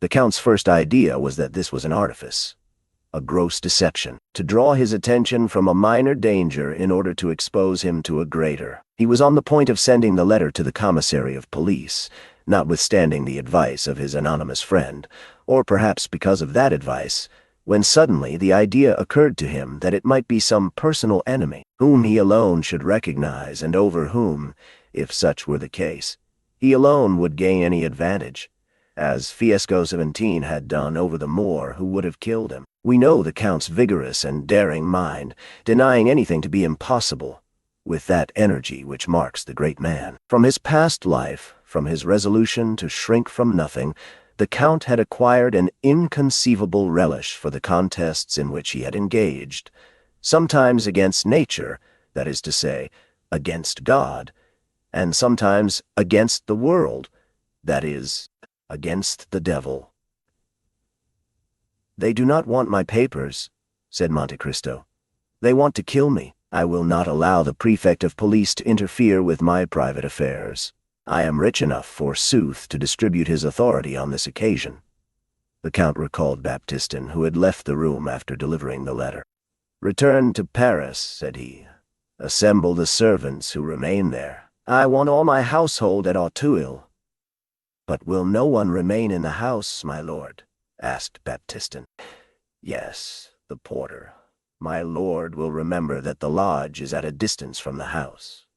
"Well, the house might be stripped without his hearing the least noise." "By whom?" "By thieves." "You are a fool, M. Baptistin. Thieves might strip the house. It would annoy me less than to be disobeyed." Baptistin bowed. "You understand me?" said the Count. "Bring your comrades here, one and all. But let everything remain as usual, only close the shutters of the ground floor." and those of the first floor. Go! The Count signified his intention of dining alone, and that no one but Ali should attend him. Having dined with his usual tranquility and moderation, the Count, making a signal to Ali to follow him, went out by the side gate, and on reaching the Bois de Boulogne turned, apparently without design, towards Paris, and at twilight found himself opposite his house in the Champs-Élysées. All was dark. One solitary, feeble light was burning in the porter's lodge, about 40 paces distant from the house, as Baptistin had said. Monte Cristo leaned against a tree, and with that scrutinizing glance which was so rarely deceived, looked up and down the avenue, examined the passers-by, and carefully looked down the neighboring streets, to see that no one was concealed. 10 minutes passed thus, and he was convinced that no one was watching him. He hastened to the side door with Ali, entered hurriedly, and by the servant's staircase, of which he had the key, gained his bedroom without opening or disarranging a single curtain, without even the porter having the slightest suspicion that the house, which he supposed empty, contained its chief occupant. Arrived in his bedroom, the Count motioned to Ali to stop. Then he passed into the dressing-room, which he examined. Everything appeared as usual. The precious secretaire in its place, and the key in the secretaire. He double-locked it, took the key, returned to the bedroom door, removed the double staple of the bolt, and went in. Meanwhile, Ali had procured the arms the Count required, namely, a short carbine and a pair of double-barreled pistols, with which as sure an aim might be taken as with a single-barreled one. Thus armed, the Count held the lives of 5 men in his hands. It was about 9:30. The Count and Ali ate in haste a crust of bread and drank a glass of Spanish wine. Then Monte Cristo slipped aside one of the movable panels, which enabled him to see into the adjoining room. He had within his reach his pistols and carbine, and Ali, standing near him, held one of the smaller Arabian hatchets, whose form has not varied since the Crusades. Through one of the windows of the bedroom, on a line with that in the dressing-room, the Count could see into the street. 2 hours passed thus. It was intensely dark. Still Ali, thanks to his wild nature, and the Count, thanks doubtless to his long confinement, could distinguish in the darkness the slightest movement of the trees. The little light in the lodge had long been extinct. It might be expected that the attack, if indeed an attack was projected, would be made from the staircase of the ground floor, and not from a window. In Monte Cristo's opinion, the villains sought his life, not his money. It would be his bedroom they would attack, and they must reach it by the back staircase, or by the window in the dressing-room. The clock of the Invalides struck 11:45. The west wind bore on its moistened gusts the doleful vibration of the 3 strokes. As the last stroke died away, the Count thought he heard a slight noise in the dressing-room. This first sound, or rather, this first grinding, was followed by a second, then a third. At the 4th, the Count knew what to expect. A firm and well-practiced hand was engaged in cutting the 4 sides of a pane of glass with a diamond. The Count felt his heart beat more rapidly. Inured as men may be to danger, forewarned as they may be of peril, they understand, by the fluttering of the heart and the shuddering of the frame, the enormous difference between a dream and a reality, between the project and the execution. However, Monte Cristo only made a sign to apprise Ali, who, understanding that danger was approaching from the other side, drew nearer to his master. Monte Cristo was eager to ascertain the strength and number of his enemies. The window whence the noise proceeded was opposite the opening by which the Count could see into the dressing-room. He fixed his eyes on that window. He distinguished a shadow in the darkness. Then one of the panes became quite opaque, as if a sheet of paper were stuck on the outside. Then the square cracked without falling. Through the opening an arm was passed to find the fastening, then a second. The window turned on its hinges, and a man entered. He was alone. "That's a daring rascal," whispered the Count. At that moment Ali touched him slightly on the shoulder. He turned. Ali pointed to the window of the room in which they were, facing the street. "I see," said he. "There are 2 of them. One does the work while the other stands guard." He made a sign to Ali not to lose sight of the man in the street, and turned to the one in the dressing-room. The glass cutter had entered and was feeling his way, his arms stretched out before him. At last he appeared to have made himself familiar with his surroundings. There were 2 doors. He he bolted them both. When he drew near to the bedroom door, Monte Cristo expected that he was coming in, and raised one of his pistols. But he simply heard the sound of the bolts sliding in their copper rings. It was only a precaution.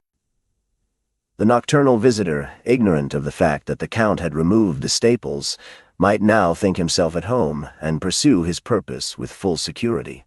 Alone and free to act as he wished, the man then drew from his pocket something which the Count could not discern, placed it on a stand, then went straight to the secretaire, felt the lock, and contrary to his expectation found that the key was missing. But the glass cutter was a prudent man who had provided for all emergencies. The Count soon heard the rattling of a bunch of skeleton keys, such as the locksmith brings when called to force a lock, and which thieves call nightingales, doubtless from the music of their nightly song when they grind against the bolt. "Aha!" whispered Monte Cristo with a smile of disappointment. "He is only a thief." But the man in the dark could not find the right key. He reached the instrument he had placed on the stand, touched a spring, and immediately a pale light, just bright enough to render objects distinct, was reflected on his hands and countenance. "By heavens!" exclaimed Monte Cristo, starting back. "Is—" Ali raised his hatchet. "Don't stir," whispered Monte Cristo, "and put down your hatchet.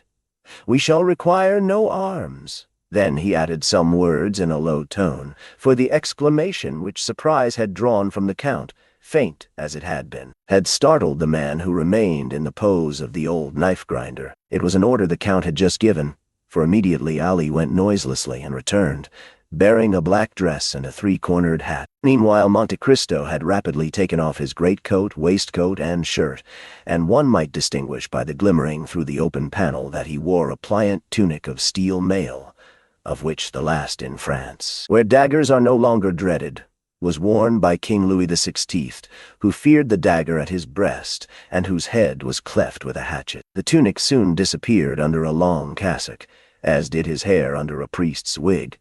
The three-cornered hat over this effectually transformed the Count into an abbé. The man, hearing nothing more, stood erect, and while Monte Cristo was completing his disguise, had advanced straight to the secretaire, whose lock was beginning to crack under his nightingale. "Try again," whispered the Count, who depended on the secret spring which was unknown to the picklock. "Clever as he might be, try again, you have a few minutes' work there." And he advanced to the window. The man whom he had seen seated on a fence had got down, and was still pacing the street.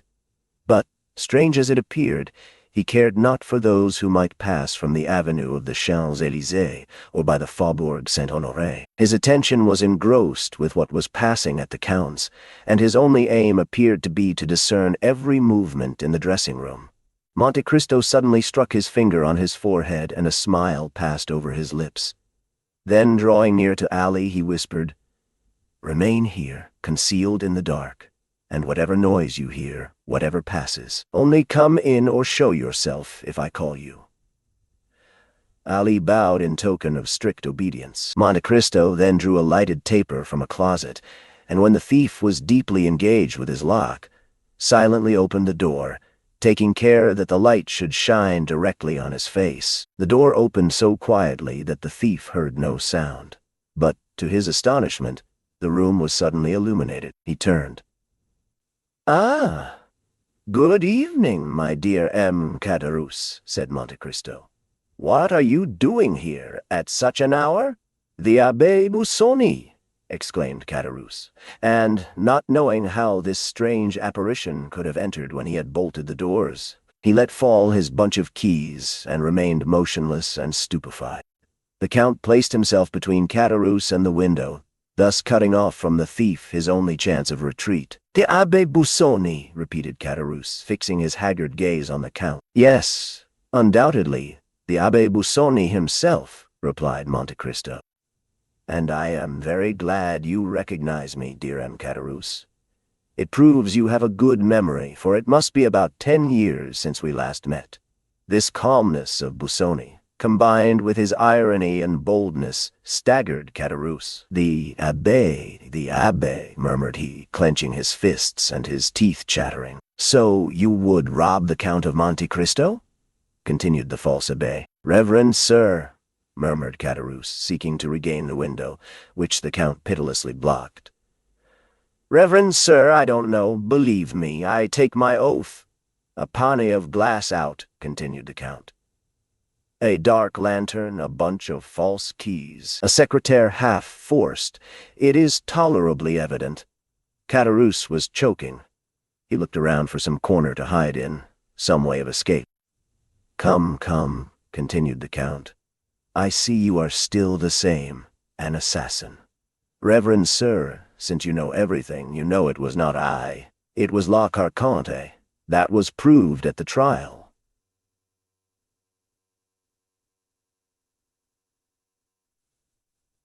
Since I was only condemned to the galleys, is your time, then, expired?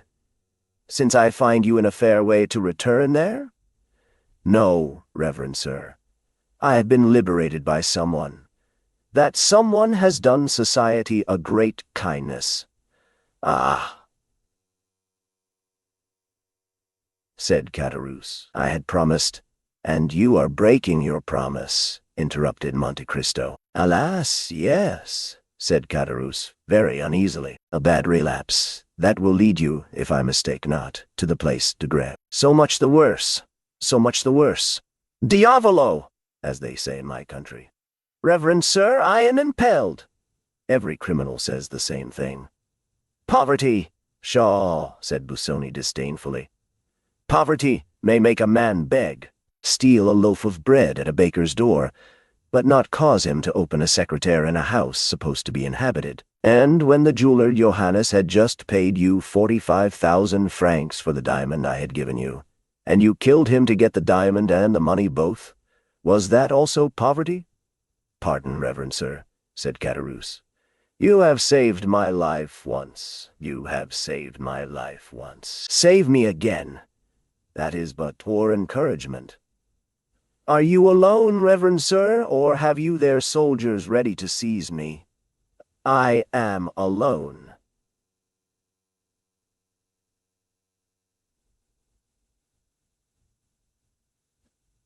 At the risk of the fresh miseries my weakness may lead to, if you tell me the truth.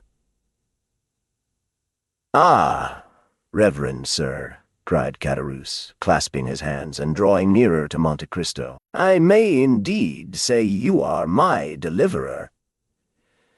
You mean to say you have been freed from confinement? Yes, that is true, reverend sir. Ah, reverend sir, I tell you the simple truth. Was this Englishman protecting you? No, not me, but a young Corsican, my companion. What was this young Corsican's name? Benedetto. Is that his Christian name? He was a foundling. Then this young man escaped with you? He did. In what way? We were working at Saint-Mandrier, near Toulon. Do you know Saint-Mandrier? I do. In the hour of rest, between noon and 1 o'clock. We may well pity the poor fellows, said the abbé. Nay, said Caderousse. One can't always work. One is not a dog. So much the better for the dogs, said Monte Cristo. While the rest slept then, we went away a short distance. We severed our fetters with a file the Englishman had given us, and swam away. And what has become of this Benedetto? I don't know. You ought to know. We parted at Hyères, and, to give more weight to his protestation, Caderousse advanced another step towards the abbé, who remained motionless in his place, as calm as ever, and pursuing his interrogation. You lie, said the Abbé Busoni with a tone of irresistible authority. Reverend sir, you lie. This man is still your friend, and you, perhaps, make use of him as your accomplice. Oh, reverend sir. Since you left Toulon, what have you lived on? Answer me. On what I could get. You lie, repeated the abbé a third time, with a still more imperative tone. Caderousse, terrified, looked at the Count. You have lived on the money he has given you. True, said Caderousse.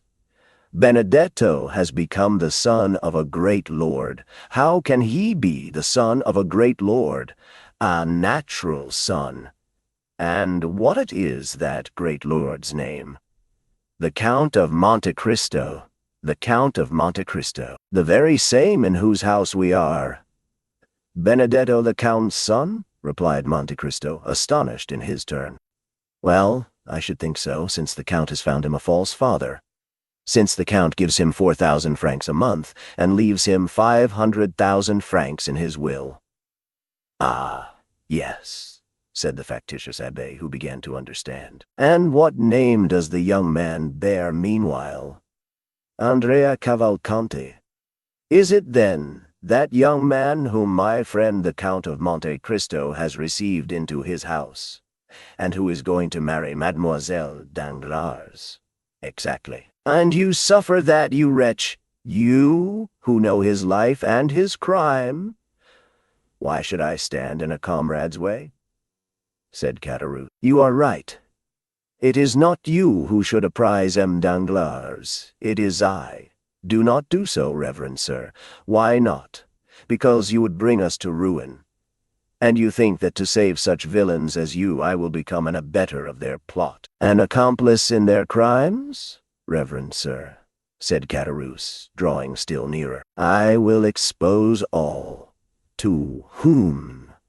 To M. Danglars. By heaven, cried Caderousse, drawing from his waistcoat an open knife and striking the Count in the breast. You shall disclose nothing, reverend sir. To Caderousse' great astonishment, the knife, instead of piercing the Count's breast, flew back blunted. At the same moment the Count seized with his left hand the assassin's wrist, and wrung it with such strength that the knife fell from his stiffened fingers, and Caderousse uttered a cry of pain.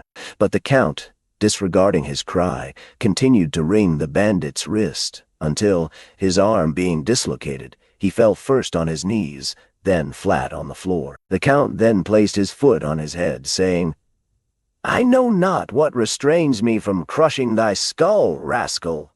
Ah, mercy, mercy, cried Caderousse. The Count withdrew his foot. Rise, said he. Caderousse rose. What a wrist you have, reverend sir, said Caderousse, stroking his arm, all bruised by the fleshy pincers which had held it. What a wrist! God gives me strength to overcome a wild beast like you. In the name of that God I act. Remember that, wretch. And to spare thee at this moment is still serving him.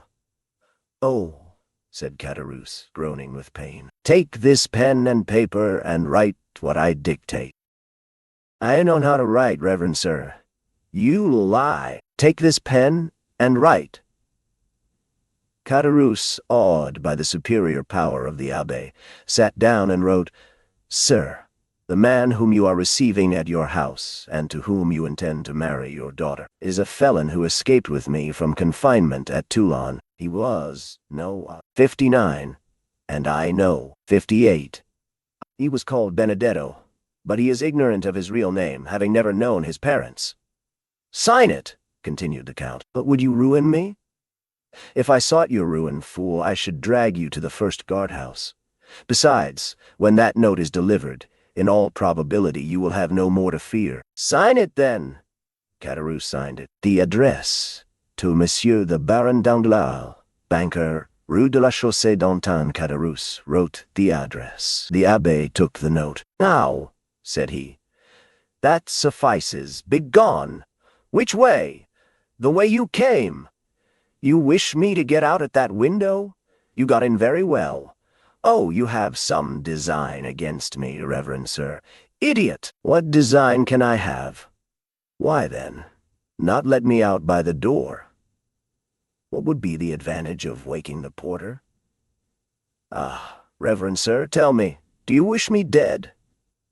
I wish what God wills, but swear that you will not strike me as I go down. Cowardly fool! What do you intend doing with me? I ask you, what can I do? I have tried to make you a happy man, and you have turned out a murderer. Oh, monsieur, said Caderousse, make one more attempt. Try me once more. I will. said the Count. "Listen, you know if I may be relied on, if you arrive safely at home. What have I to fear, except from you?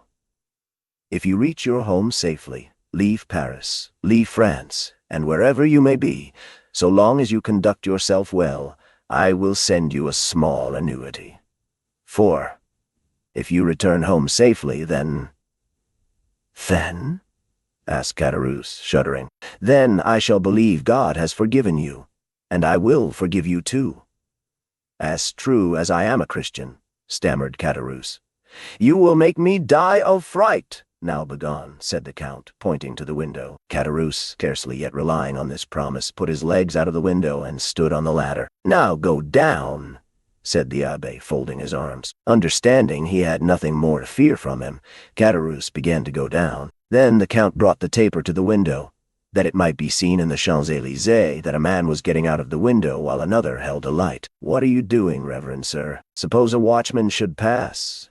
And he blew out the light. He then descended, but it was only when he felt his foot touch the ground that he was satisfied of his safety. Monte Cristo returned to his bedroom, and, glancing rapidly from the garden to the street, he saw first Caderousse, who, after walking to the end of the garden, fixed his ladder against the wall at a different part from where he came in. The Count then, looking over into the street, saw the man who appeared to be waiting run in the same direction, and place himself against the angle of the wall where Caderousse would come over. Caderousse climbed the ladder slowly and looked over the coping to see if the street was quiet. No one could be seen or heard. The clock of the Invalides struck 1. Then Caderousse sat astride the coping, and drawing up his ladder passed it over the wall.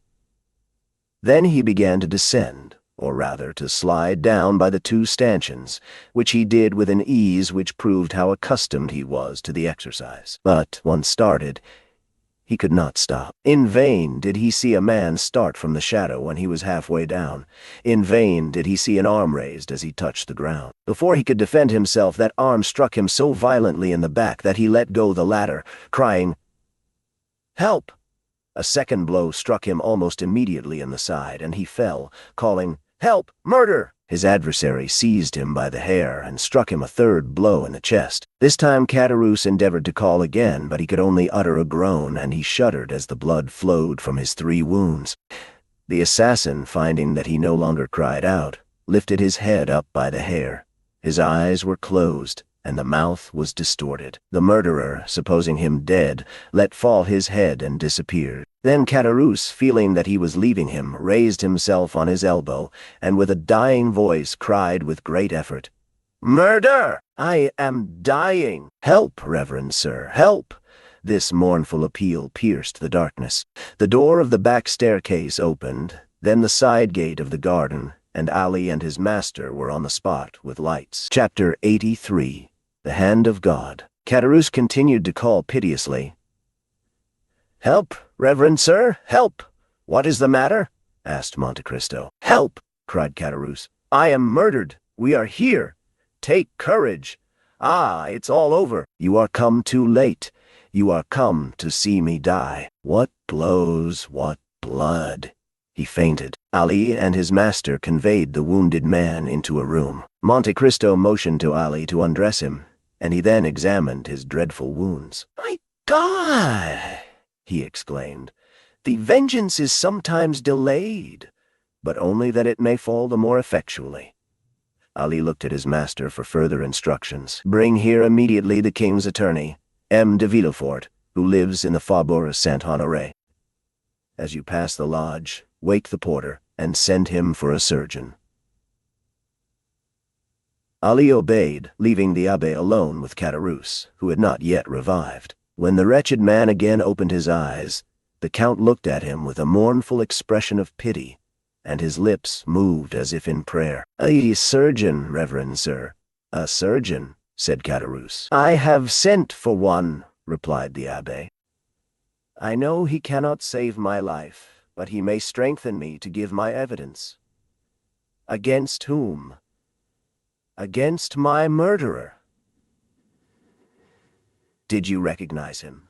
"Yes, it was Benedetto. After giving me the plan of this house, doubtless hoping I should kill the Count and he thus become his heir, or that the Count would kill me and I should be out of his way, He waylaid me, and has murdered me. He will not come in time. I feel my life fast ebbing." "Wait a moment," said Monte Cristo. He left the room, and returned in 5 minutes with a file. The dying man's eyes were all the time riveted on the door, through which he hoped succor would arrive. "Hasten, reverend sir, hasten! I shall faint again." Monte Cristo approached, and dropped on his purple lips 3 or 4 drops of the contents of the phial. Caderousse drew a deep breath. "Oh," said he, "that is life to me. More, more." "2 drops more would kill you," replied the abbé. "Oh, send for someone to whom I can denounce the wretch. Shall I write your deposition? You can sign it." "Yes, yes," said Caderousse, and his eyes glistened at the thought of this posthumous revenge. Monte Cristo wrote, "I.D. murdered by the Corsican Benedetto, my comrade in the galleys at Toulon. No. 59. Quick, quick."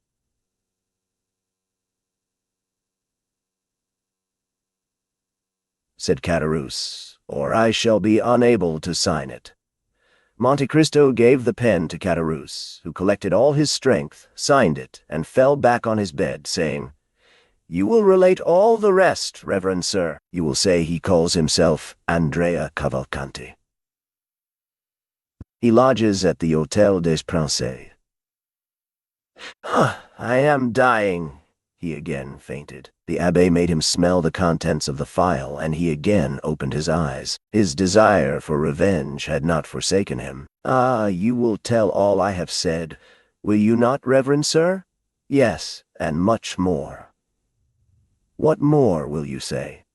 "I will say he had doubtless given you the plan of this house, in the hope the Count would kill you. I will say likewise he had apprised the Count by a note of your intention, and, the Count being absent, I read the note and sat up to await you."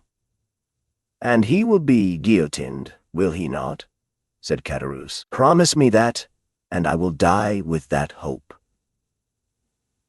"I will say," continued the Count, "that he followed and watched you the whole time, and when he saw you leave the house, ran to the angle of the wall to conceal himself. Did you see all that? Remember my words. If you return home safely, I shall believe God has forgiven you, and I will forgive you also." "And you did not warn me," cried Caderousse, raising himself on his elbows. "You knew I should be killed on leaving this house, and did not warn me?" "No, for I saw God's justice placed in the hands of Benedetto, and should have thought it sacrilege to oppose the designs of Providence."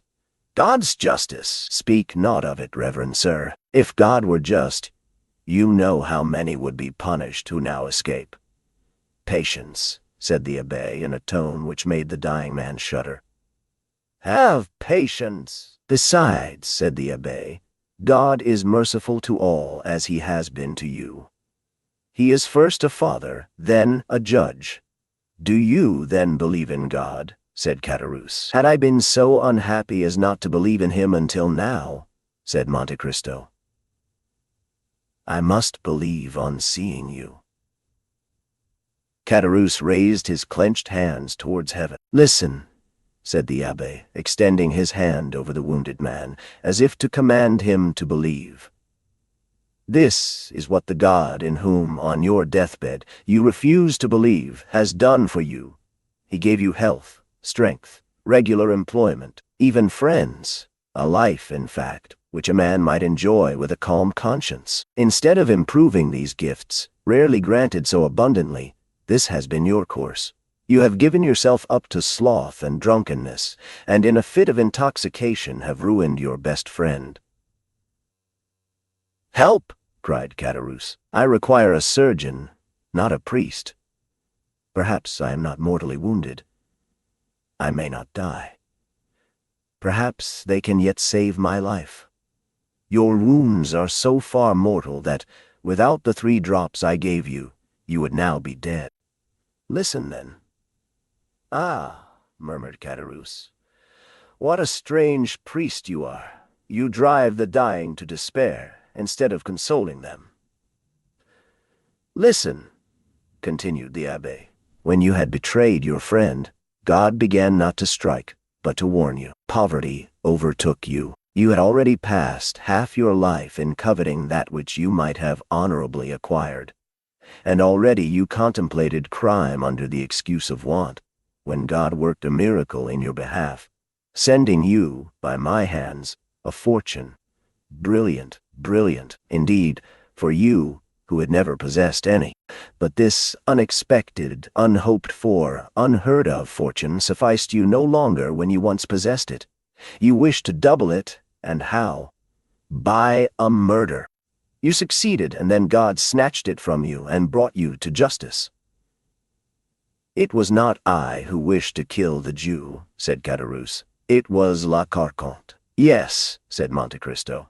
And God, I cannot say injustice, for his justice would have slain you. But God, in his mercy, spared your life. Pardieu, to transport me for life. How merciful! You thought it a mercy then, miserable wretch. The coward who feared death rejoiced at perpetual disgrace. For like all galley slaves, you said, I may escape from prison, I cannot from the grave. And you said truly. The way was opened for you unexpectedly. An Englishman visited Toulon who had vowed to rescue 2 men from infamy, and his choice fell on you and your companion. You received a second fortune. Money and tranquility were restored to you, and you, who had been condemned to a felon's life, might live as other men. Then, wretched creature, then you tempted God a 3rd time. I have not enough, you said, when you had more than you before possessed, and you committed a 3rd crime without reason, without excuse. God is wearied. He has punished you. Caderousse was fast sinking. Give me drink, said he. I thirst, I burn. Monte Cristo gave him a glass of water.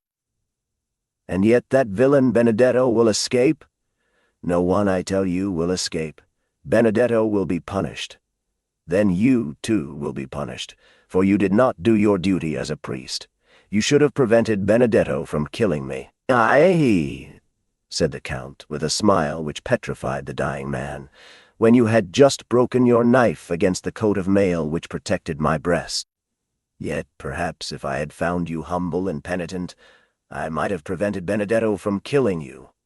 But I found you proud and bloodthirsty, and I left you in the hands of God. I do not believe there is a God, howled Caderousse. You do not believe it. You lie, you lie.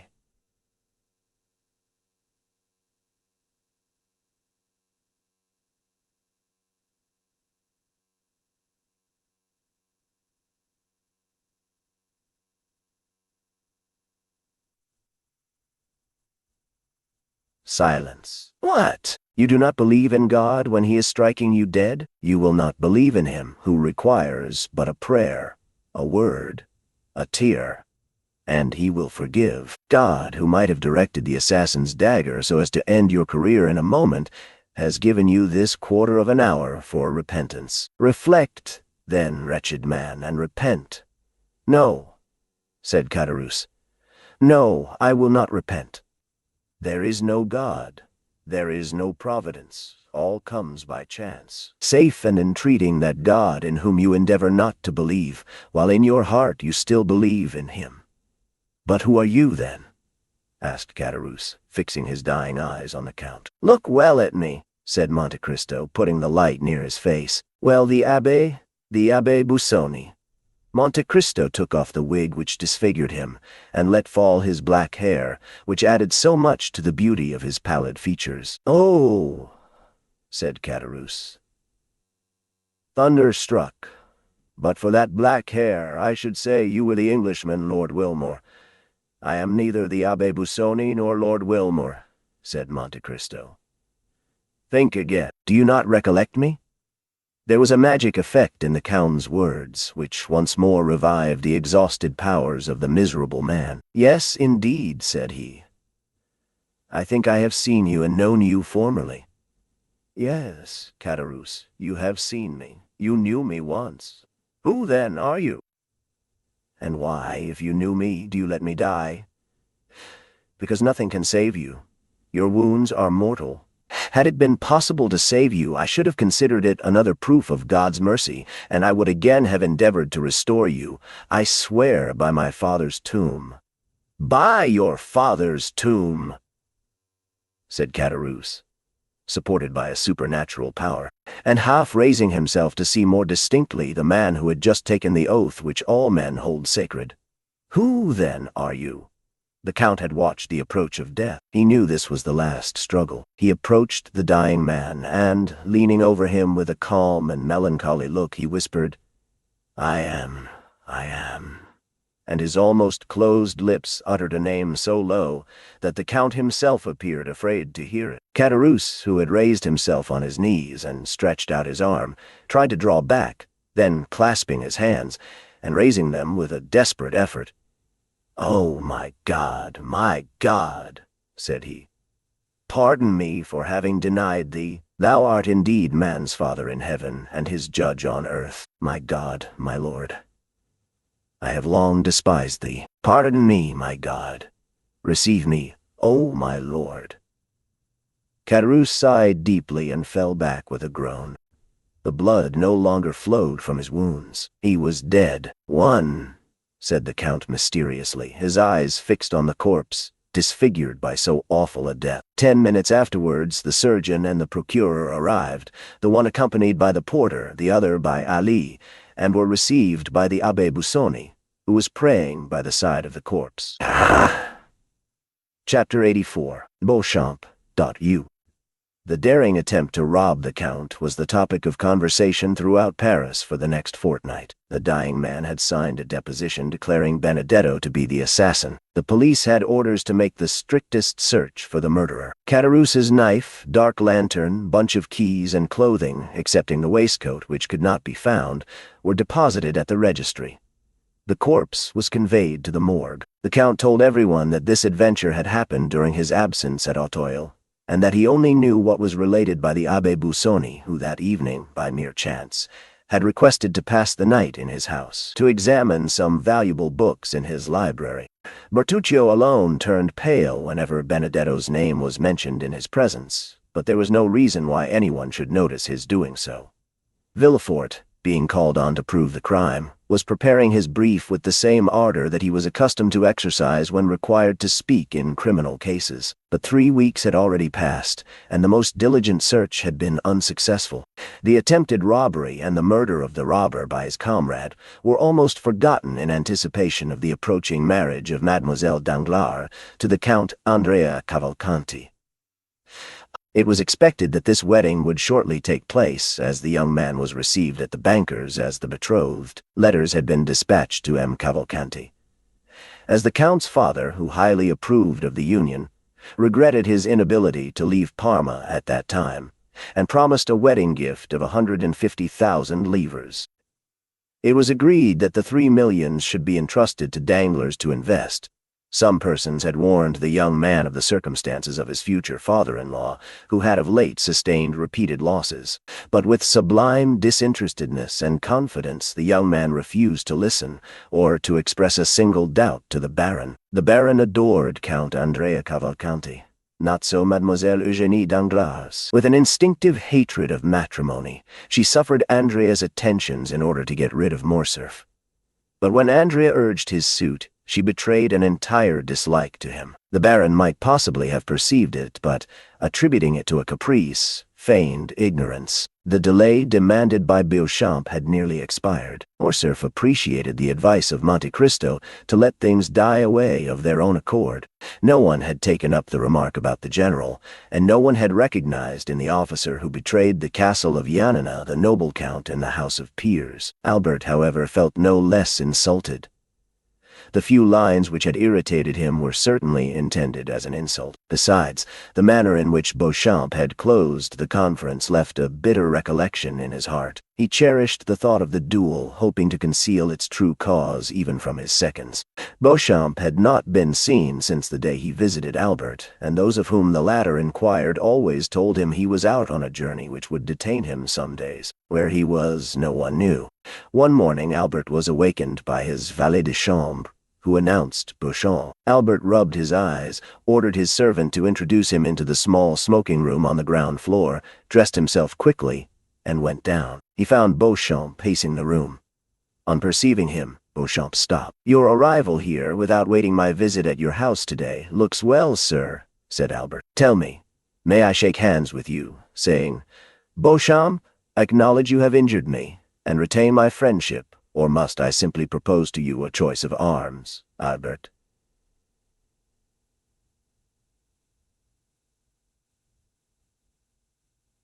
Said Beauchamp, with a look of sorrow which stupefied the young man. "Let us first sit down and talk." "Rather, sir, before we sit down, I must demand your answer." "Albert," said the journalist, "these are questions which it is difficult to answer. I will facilitate it by repeating the question, will you, or will you not, retract, Morcerf? It is not enough to answer yes or no to questions which concern the honor, the social interest, and the life of such a man as Lieutenant General the Count of Morcerf, peer of France. What must then be done? What I have done, Albert. I reasoned thus: money, time, and fatigue are nothing compared with the reputation and interests of a whole family. Probabilities will not suffice, only facts will justify a deadly combat with a friend. If I strike with the sword, or discharge the contents of a pistol at man with whom, for 3 years, I have been on terms of intimacy, I must, at least, know why I do so. I must meet him with a heart at ease, and that quiet conscience which a man needs when his own arm must save his life. "Well," said Morcerf, impatiently, "what does all this mean?" "It means that I have just returned from Yanina." "From Yanina, yes. Impossible. Here is my passport. Examine the visa. Geneva, Milan, Venice, Trieste, Delvino, Yanina. Will you believe the government of a republic, a kingdom, and an empire?" Albert cast his eyes on the passport, then raised them in astonishment to Beauchamp. "You have been to Yanina?" said he. "Albert, had you been a stranger, a foreigner, a simple lord, like that Englishman who came to demand satisfaction 3 or 4 months since, and whom I killed to get rid of, I should not have taken this trouble. But I thought this mark of consideration due to you. I took a week to go, another to return, 4 days of quarantine and 48 hours to stay there. That makes 3 weeks. I returned last night, and here I am. What circumlocution! How long you are before you tell me what I most wish to know. Because, in truth, Albert, you hesitate. Yes, I fear. You fear to acknowledge that your correspondent has deceived you. Oh, no self-love, Beauchamp. Acknowledge it, Beauchamp. Your courage cannot be doubted. Not so, murmured the journalist. On the contrary. Albert turned frightfully pale. He endeavored to speak, but the words died on his lips. "My friend," said Beauchamp, in the most affectionate tone, "I should gladly make an apology. That French officer, yes. Fernand, yes. The traitor who surrendered the castle of the man in whose service he was. Pardon me, my friend. That man was your father." Albert advanced furiously towards Beauchamp, but the latter restrained him more by a mild look than by his extended hand. "My friend," said he, "here is a proof of it." Albert opened the paper. It was an attestation of 4 notable inhabitants of Yanina, proving that Colonel Fernand Mondego, in the service of Ali Tepelini, had surrendered the castle for 2,000,000 crowns. The signatures were perfectly legal. Albert tottered and fell overpowered in a chair. Could no longer be doubted. The family name was fully given. After a moment's mournful silence, his heart overflowed, and he gave way to a flood of tears. Beauchamp, who had watched with sincere pity the young man's paroxysm of grief, approached him. "Now, Albert," said he, "you understand me, do you not?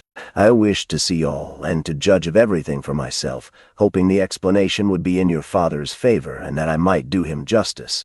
But, on the contrary, the particulars which are given prove that Fernand Mondego, raised by Ali Pasha to the rank of Governor-General, is no other than Count Fernand of Morcerf. Then, recollecting the honor you had done me, in admitting me to your friendship, I hasten to you."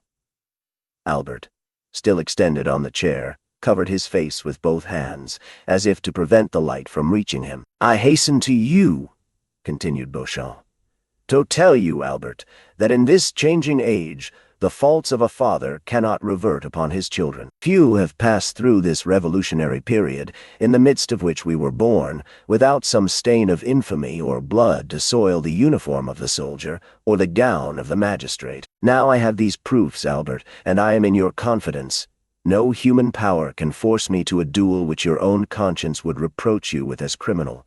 But I come to offer you what you can no longer demand of me. Do you wish these proofs, these attestations, which I alone possess, to be destroyed? Do you wish this frightful secret to remain with us? Confided to me, it shall never escape my lips. Say, Albert, my friend, do you wish it?"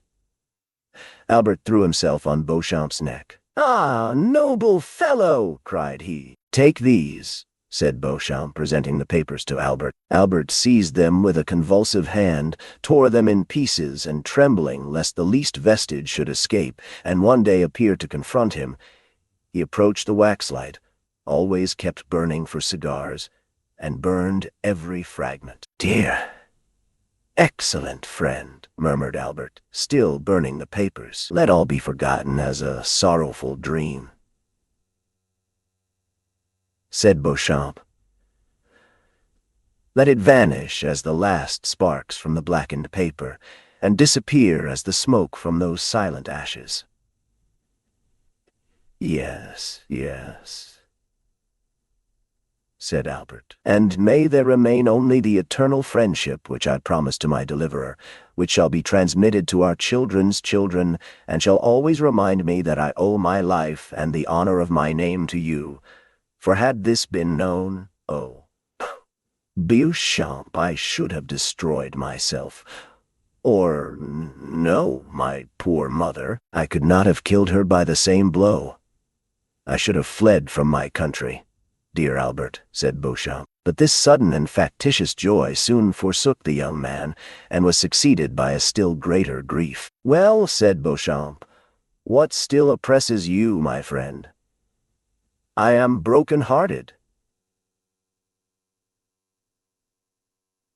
said Albert. "Listen, Beauchamp, I cannot thus, in a moment, relinquish the respect, the confidence and pride with which a father's untarnished name inspires a son. Oh, Beauchamp, Beauchamp, how shall I now approach mine? Shall I draw back my forehead from his embrace, or withhold my hand from his? I am the most wretched of men." "Ah, my mother, my poor mother," said Albert, gazing through his tears at his mother's portrait.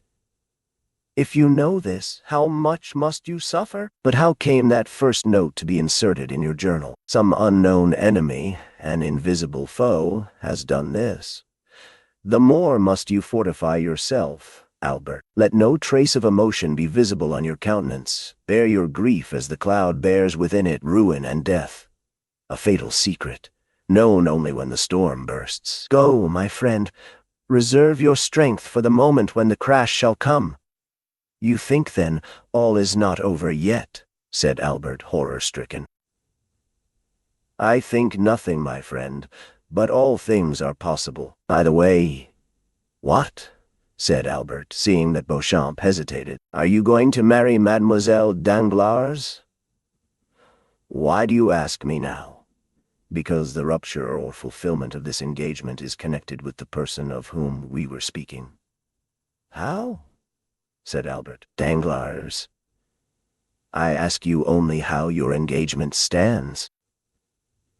"Pray put no construction on my words. I do not mean they should convey, and give them no undue weight."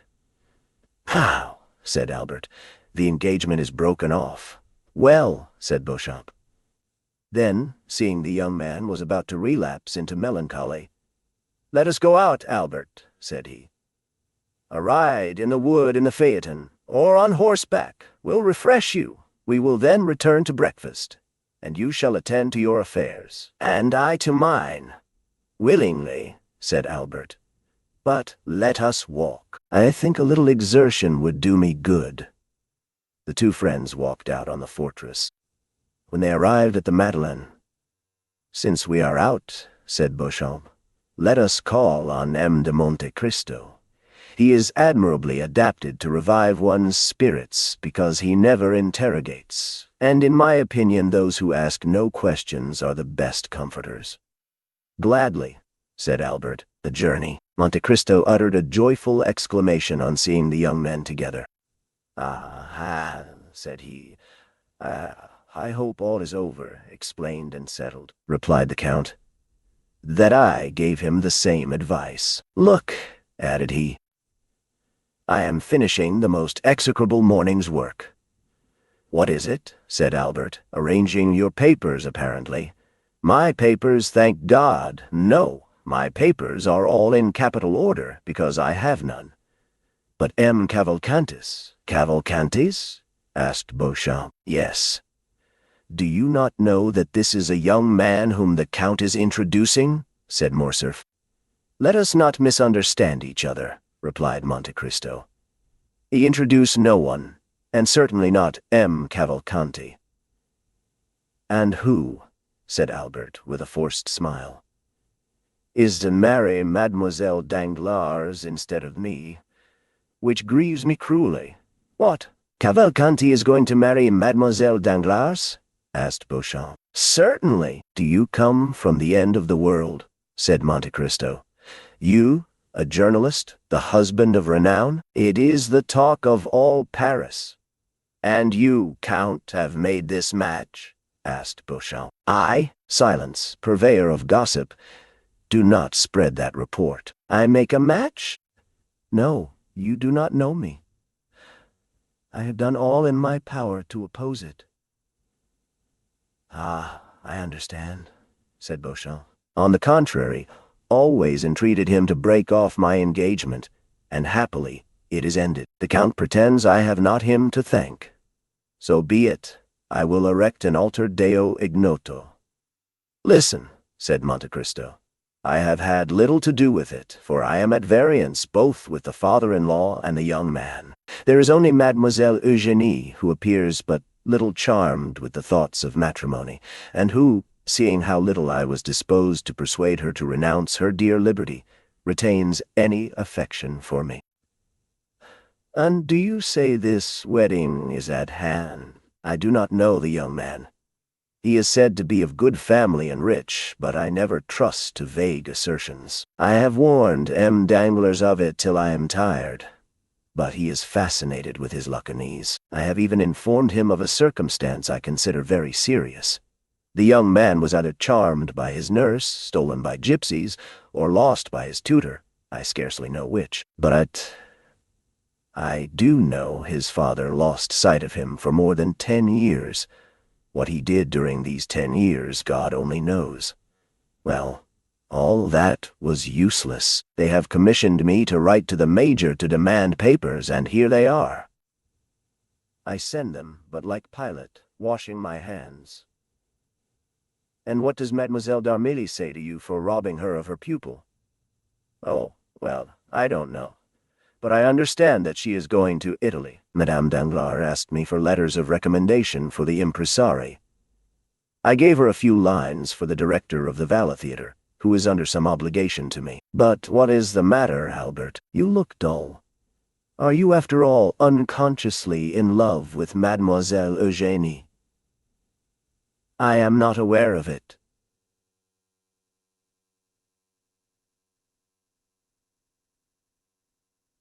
said Albert, smiling sorrowfully. Beauchamp turned to look at some paintings. "But," continued Monte Cristo, "you are not in your usual spirits." "I have a dreadful headache," said Albert. "Well, my dear Viscount," said Monte Cristo, "I have an infallible remedy to propose to you." "What is that?" asked the young man. "A change, indeed," said Albert. "Yes. And as I am just now excessively annoyed, I shall go from home. Shall we go together, you annoyed Count?" said Beauchamp. And by what? Ah, you think very lightly of it. I should like to see you with a brief preparing in your house. What brief? The one M. de Villefort is preparing against my amiable assassin. Some brigand escaped from the gallows, apparently. True, said Beauchamp. I saw it in the paper. Who is this Caderousse? Some Provençal, it appears. M. de Villefort heard of him at Marseille, and M. Danglars recollects having seen him. Consequently, the procureur is very active in the affair, and the prefect of police very much interested. And, thanks to that interest, for which I am very grateful, they send me all the robbers of Paris and the neighborhood, under pretense of their being Caderousse's murderers, so that in 3 months, if this continues, every robber and assassin in France will have the plan of my house at his fingers' ends. I am resolved to desert them and go to some remote corner of the earth, and shall be happy if you will accompany me, Viscount. Willingly. Then it is settled. Yes, but where? Where one is sure to be humbled, however proud may be his nature. I love that humiliation, I, who am master of the universe, as was Augustus. But where are you really going? To sea, Viscount. You know I am a sailor. I was rocked when an infant in the arms of old ocean, and on the bosom of the beautiful Amphitrite. I have sported with the green mantle of the one and the azure robe of the other. I love the sea as a mistress, and pine if I do not often see her. Let us go, Count. To sea? Yes. You accept my proposal? I do. Well, Viscount, there will be in my courtyard this evening a good traveling britska, with 4 post-horses, in which one may rest, as in a bed. M. Beauchamp, it holds 4 very well. Will you accompany us? Thank you, I have just returned from sea. What? You have been to sea? Yes. I have just made a little excursion to the Borromean island Satine. What of that? Come with us, said Albert. No, dear Morcerf. You know I only refuse when the thing is impossible. Besides, it is important, added he in a low tone, that I should remain in Paris just now to watch the paper. Ah, you are a good and an excellent friend.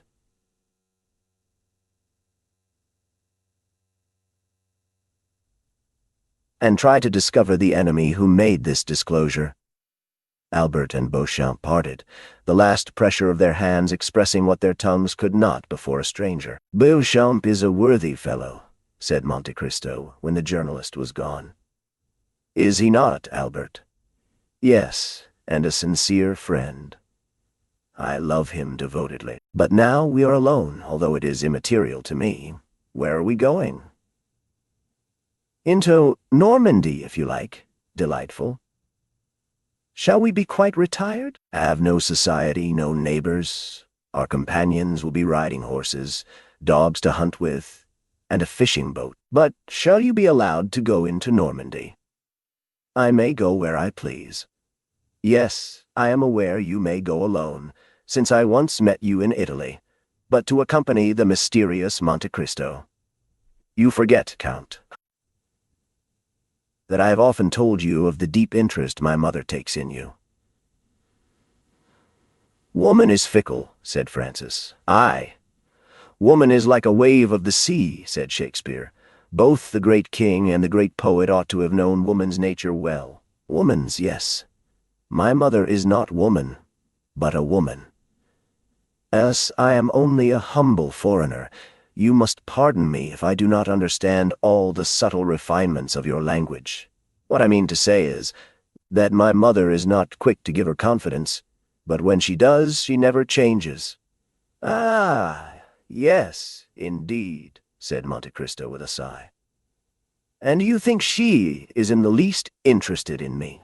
I repeated. You must really be a very strange and superior man, for my mother is so absorbed by the interest you have excited that when I am with her, she speaks of no one else. And does she try to make you dislike me? On the contrary, she often says, Morcerf, I believe the Count has a noble nature. Try to gain his esteem, indeed, said Monte Cristo, sighing. You see then, said Albert, that instead of opposing, she will encourage me.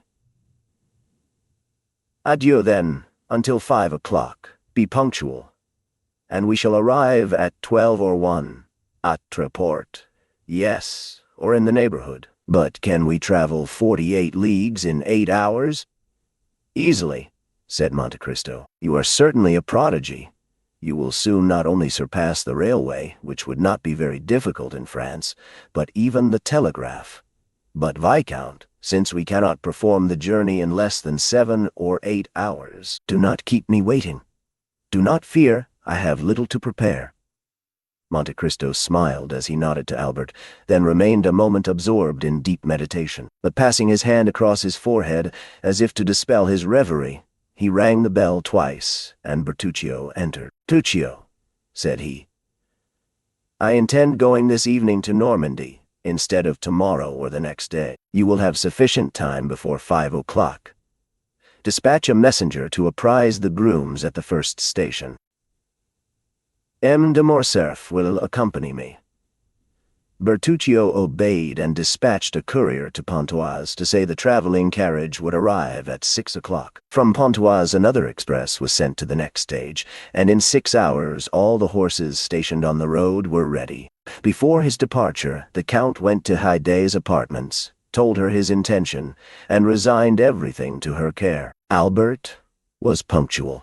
The journey soon became interesting from its rapidity, of which Morcerf had formed no previous idea. Truly, said Monte Cristo, with your post-horses going at the rate of 2 leagues an hour, and that absurd law that one traveler shall not pass another without permission, so that an invalid or ill-tempered traveler may detain those who are well and active, it is impossible to move. I escape this annoyance by traveling with my own postilion and horses. Do I not, Ali?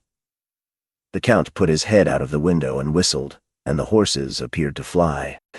The carriage rolled with a thundering noise over the pavement, and everyone turned to notice the dazzling meteor. Ali, smiling, repeated the sound, grasped the reins with a firm hand, and spurred his horses, whose beautiful manes floated in the breeze. This child of the desert was in his element, and with his black face and sparkling eyes appeared, in the cloud of dust he raised, like the genius of the simoom and the god of the hurricane. I never knew till now the delight of speed, said Morcerf, and the last cloud disappeared from his brow.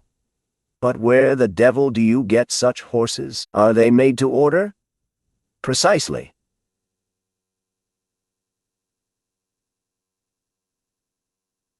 Said the Count.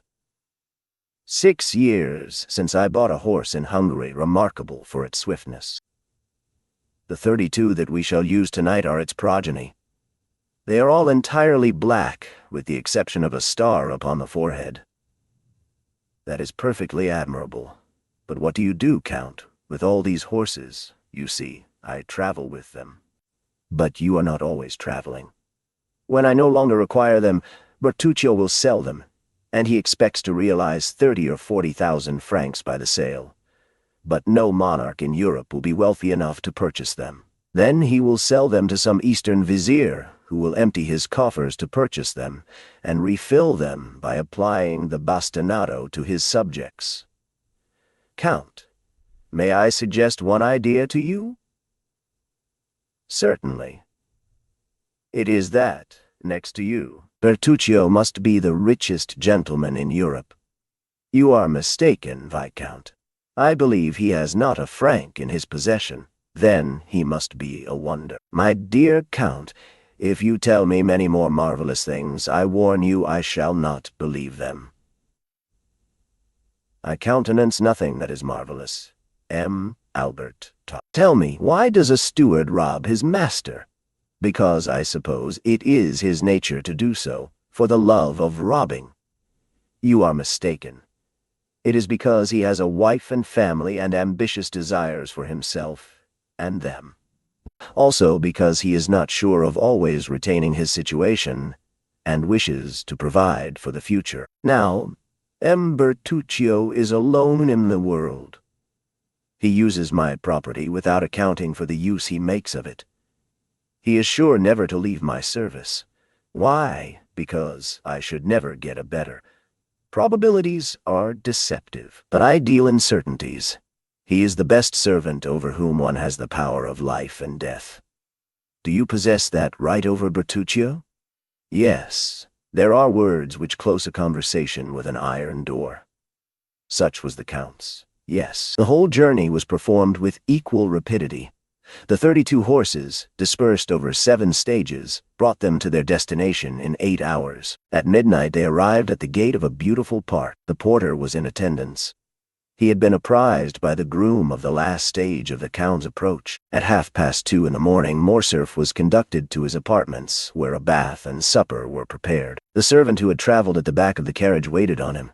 Baptistin, who rode in front, attended the Count. Albert bathed, took his supper, and went to bed. All night he was lulled by the melancholy noise of the surf. On rising, he went to his window, which opened on a terrace, having the sea in front, and at the back a pretty park bounded by a small forest. In a creek lay a little sloop, with a narrow keel and high masts, bearing on its flag the Monte Cristo arms, which were a mountain, or, on a sea azure, with a cross gulls in chief, which might be an allusion to his name that recalled Calvary, the mount rendered by our Lord's passion more precious than gold, and to the degrading cross which his blood had rendered holy.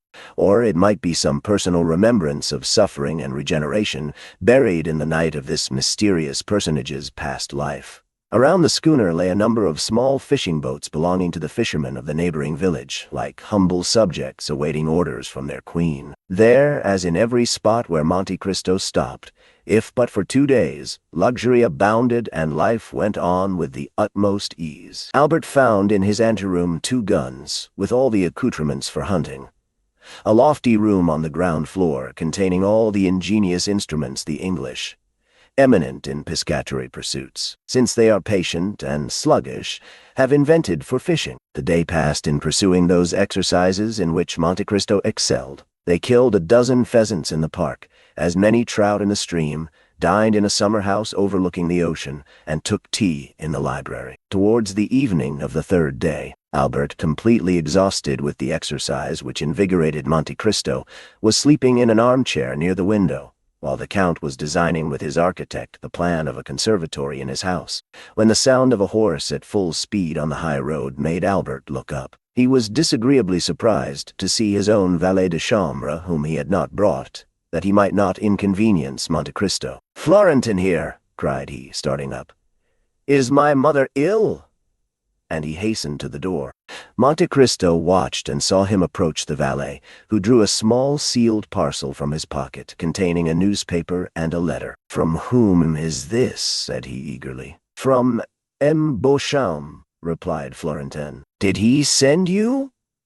"Yes, sir. He sent for me to his house, gave me money for my journey, procured a horse, and made me promise not to stop till I had reached you. I have come in 15 hours, uttered a shriek on reading the first line, and seized the paper. His sight was dimmed, his legs sank under him, and he would have fallen had not Florentin supported him. "Poor young man," said Monte Cristo in a low voice.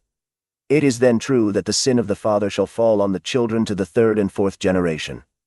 Meanwhile Albert had revived, and continuing to read, he threw back his head, saying, "Florentin, is your horse fit to return immediately?"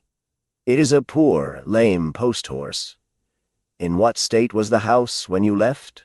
"All was quiet, but on returning from M. Beauchamp's, I found Madame in tears. She had sent for me to know when you would return. I told her my orders from M. Beauchamp. She first extended her arms to prevent me, but after a moment's reflection, 'Yes, go, Florentin,' said she. 'And may he come quickly?' 'Yes, my mother,' said Albert. 'And woe to the infamous wretch! But first of all I must get there.' He went back to the room where he had left Monte Cristo. 5 minutes had sufficed to make a complete transformation in his appearance. His voice had become rough and hoarse. His face was furrowed with wrinkles. His eyes burned under the blue-veined lids, and he tottered like a drunken man. 'Count,' said he, 'I thank you for your hospitality, which I would gladly have enjoyed longer, but I must return to Paris. What has happened? A great misfortune more important to me than life. Don't question me, I beg of you, but lend me a horse. My stables are at your command, Viscount, but you will kill yourself by riding on horseback. Take a post-chaise or a carriage. Monte Cristo did not see this second manifestation of physical exhaustion. He was at the window calling, "Ali, a horse for M. de Morcerf. Quick! He is in a hurry!" These words restored Albert. He darted from the room, followed by the Count. "Thank you," cried he, throwing himself on his horse. "Return as soon as you can, Florentin." Must I use any password to procure a horse? Only dismount. Another will be immediately saddled. Albert hesitated a moment. "You may think my departure strange and foolish," said the young man. "You do not know how a paragraph in a newspaper may exasperate one. Read that," said he, "when I am gone, that you may not be witness of my anger." While the Count picked up the paper, he put spurs to his horse, which leaped in astonishment at such an unusual stimulus, and shot away with the rapidity of an arrow. The Count watched him with a feeling of compassion, and when he had completely disappeared, read as follows. The French officer in the service of Ali Pasha of Yanina alluded to 3 weeks since in L'Impartial, who not only surrendered the castle of Yanina, but sold his benefactor to the Turks, styled himself truly at that time Fernand, as our esteemed contemporary states, but he has since added to his Christian name a title of nobility and a family name. He now calls himself the Count of Morcerf, and ranks among the peers.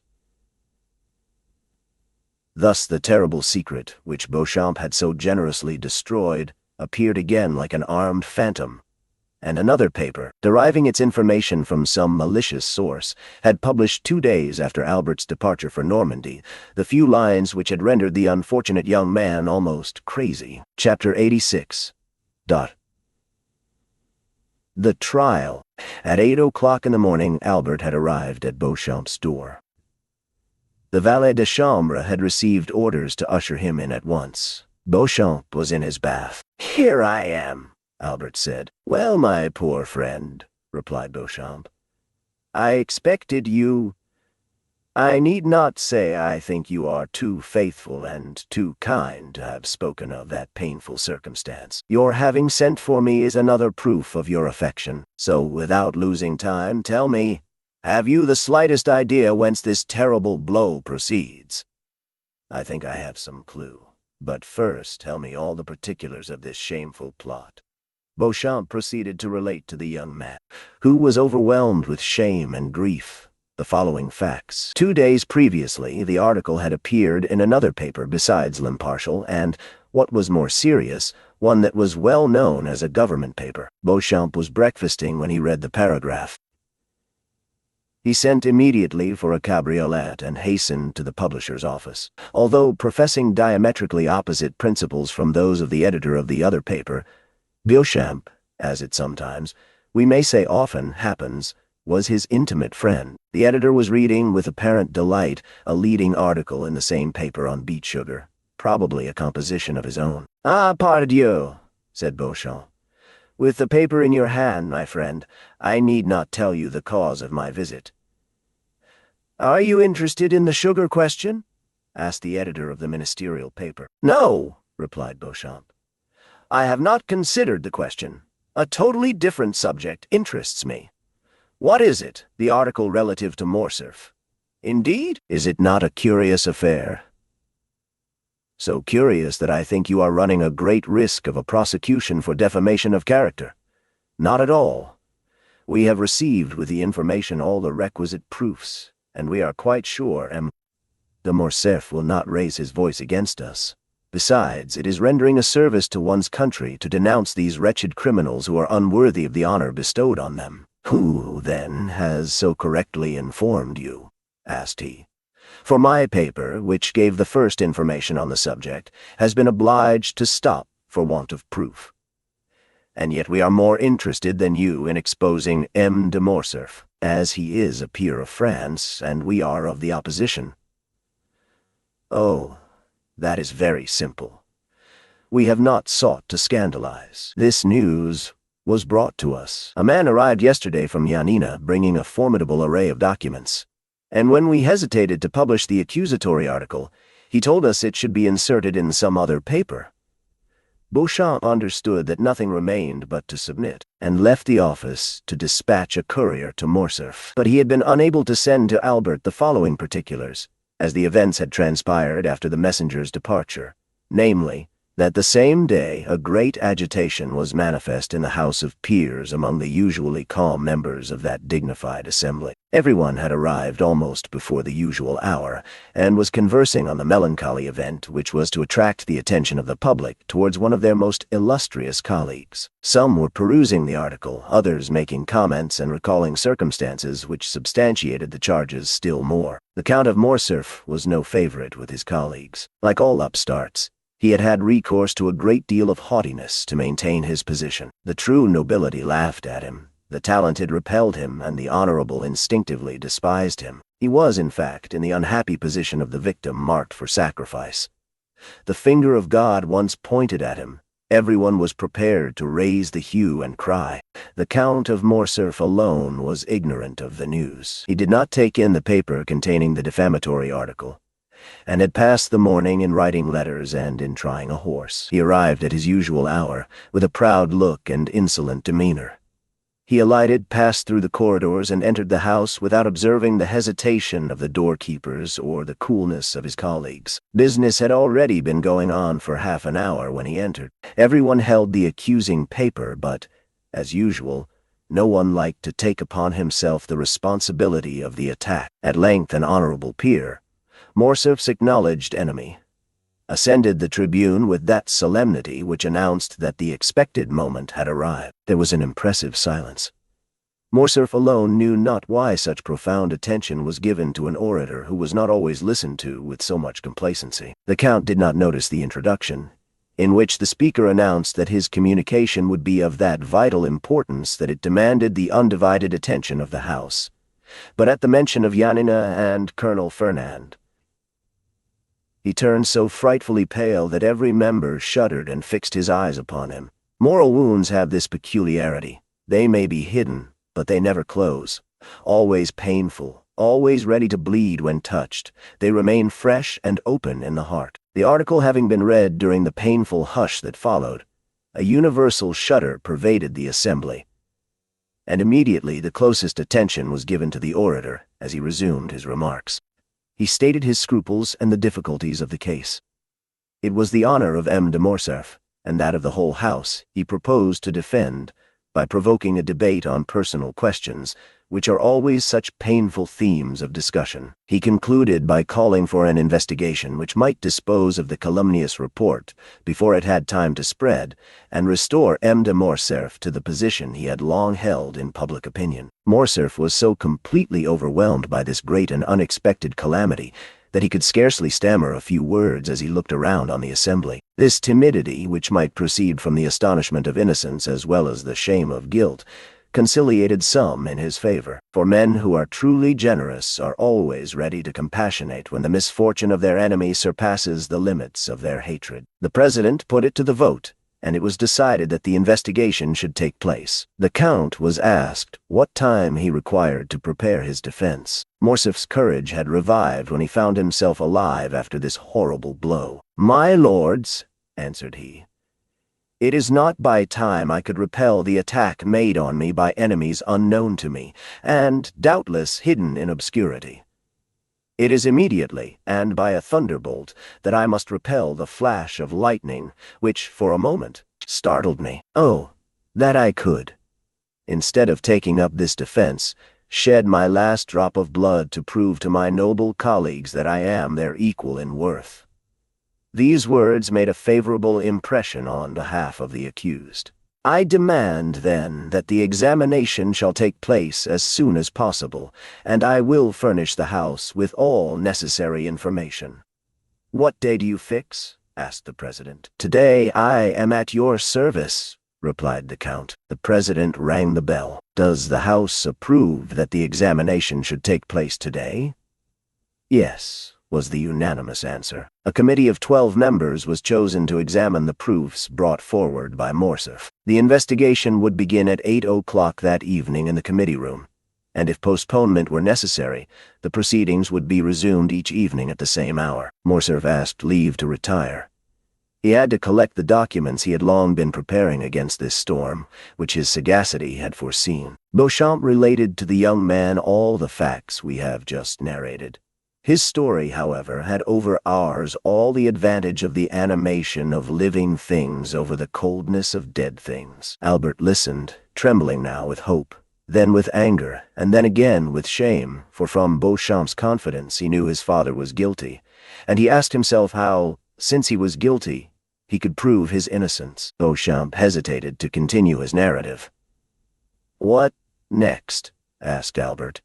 "What next? My friend, you impose a painful task on me. Must you know all? Absolutely. And rather from your lips than another's. Muster up all your courage, then, for never have you required it more." Albert passed his hand over his forehead, as if to try his strength, as a man who is preparing to defend his life proves his shield and bends his sword. He thought himself strong enough, for he mistook fever for energy. "Go on," said he. The evening arrived. All Paris was in expectation. Many said your father had only to show himself to crush the charge against him. Many others said he would not appear, while some asserted that they had seen him start for Brussels, and others went to the police office to inquire if he had taken out a passport. I used all my influence with one of the committee, a young peer of my acquaintance, to get admission to one of the galleries. He called for me at 7 o'clock and, before anyone had arrived, asked one of the doorkeepers to place me in a box. I was concealed by a column, and might witness the whole of the terrible scene which was about to take place. At 8 o'clock all were in their places, and M. de Morcerf entered at the last stroke. He held some papers in his hand. His countenance was calm and his step firm, and he was dressed with great care in his military uniform, which was buttoned completely up to the chin. His presence produced a good effect. The committee was made up of liberals, several of whom came forward to shake hands with him. Albert felt his heart bursting at these particulars, but gratitude mingled with his sorrow.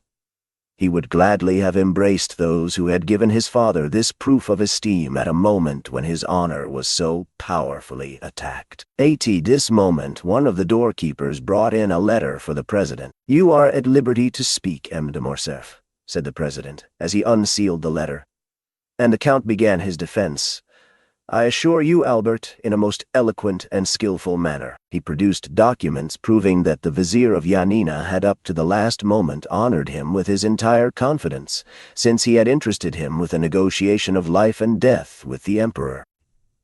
He produced the ring, his mark of authority, with which Ali Pasha generally sealed his letters, and which the latter had given him, that he might, on his return at any hour of the day or night, gain access to the presence, even in the harem. Unfortunately, the negotiation failed, and when he returned to defend his benefactor, he was dead. "But," said the count, "so great was Ali Pasha's confidence that on his deathbed he resigned his favorite mistress and her daughter to my care."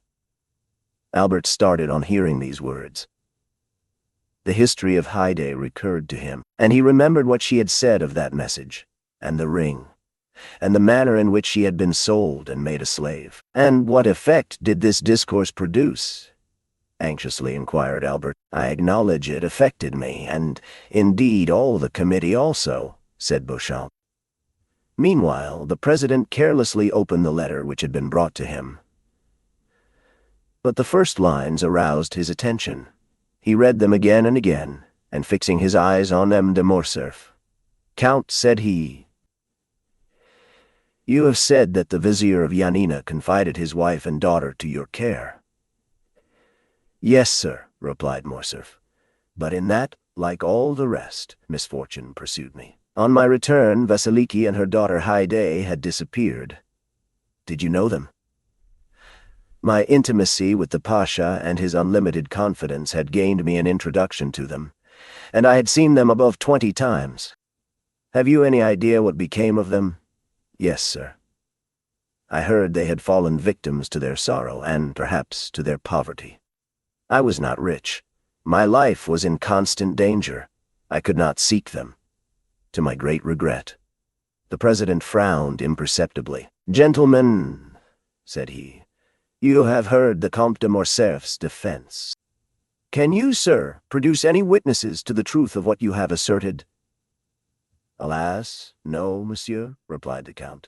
"All those who surrounded the vizier or who knew me at his court are either dead or gone away, I know not where. I believe that I alone, of all my countrymen, survived that dreadful war. I have only the letters of Ali Tepelini, which I have placed before you, the ring, a token of his goodwill, which is here, and lastly, the most convincing proof I can offer after an anonymous attack.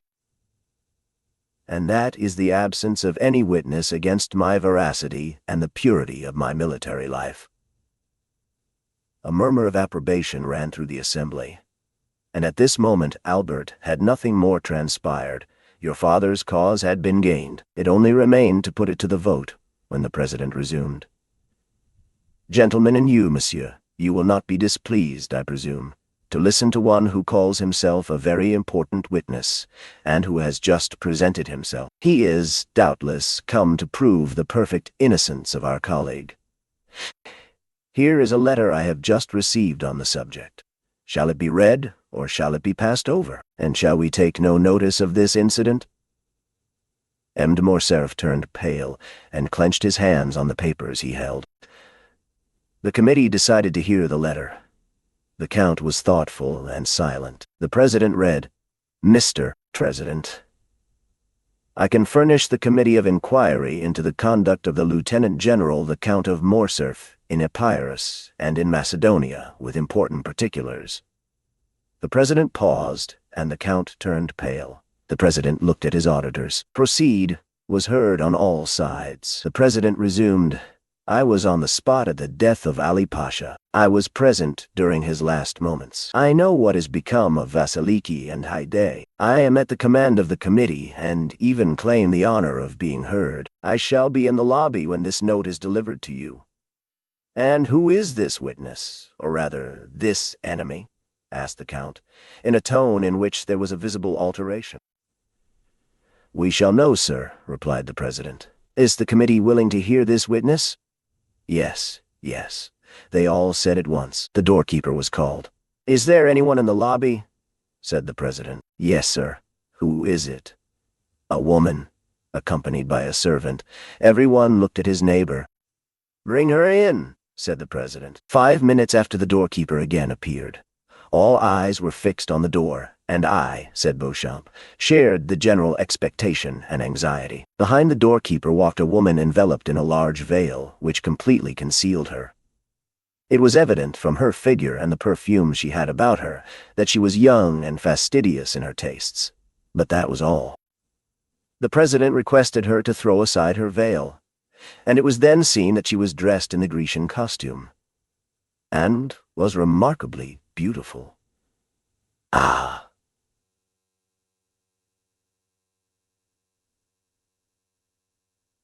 Said Albert. But go on, Beauchamp. You see, I am calm and strong, and yet we must be drawing near the disclosure. M. de Morcerf, continued Beauchamp, looked at this woman with surprise and terror. Her lips were about to pass his sentence of life or death. To the committee the adventure was so extraordinary and curious that the interest they had felt for the Count's safety became now quite a secondary matter. The president himself advanced to place a seat for the young lady, but she declined availing herself of it. As for the Count, he had fallen on his chair.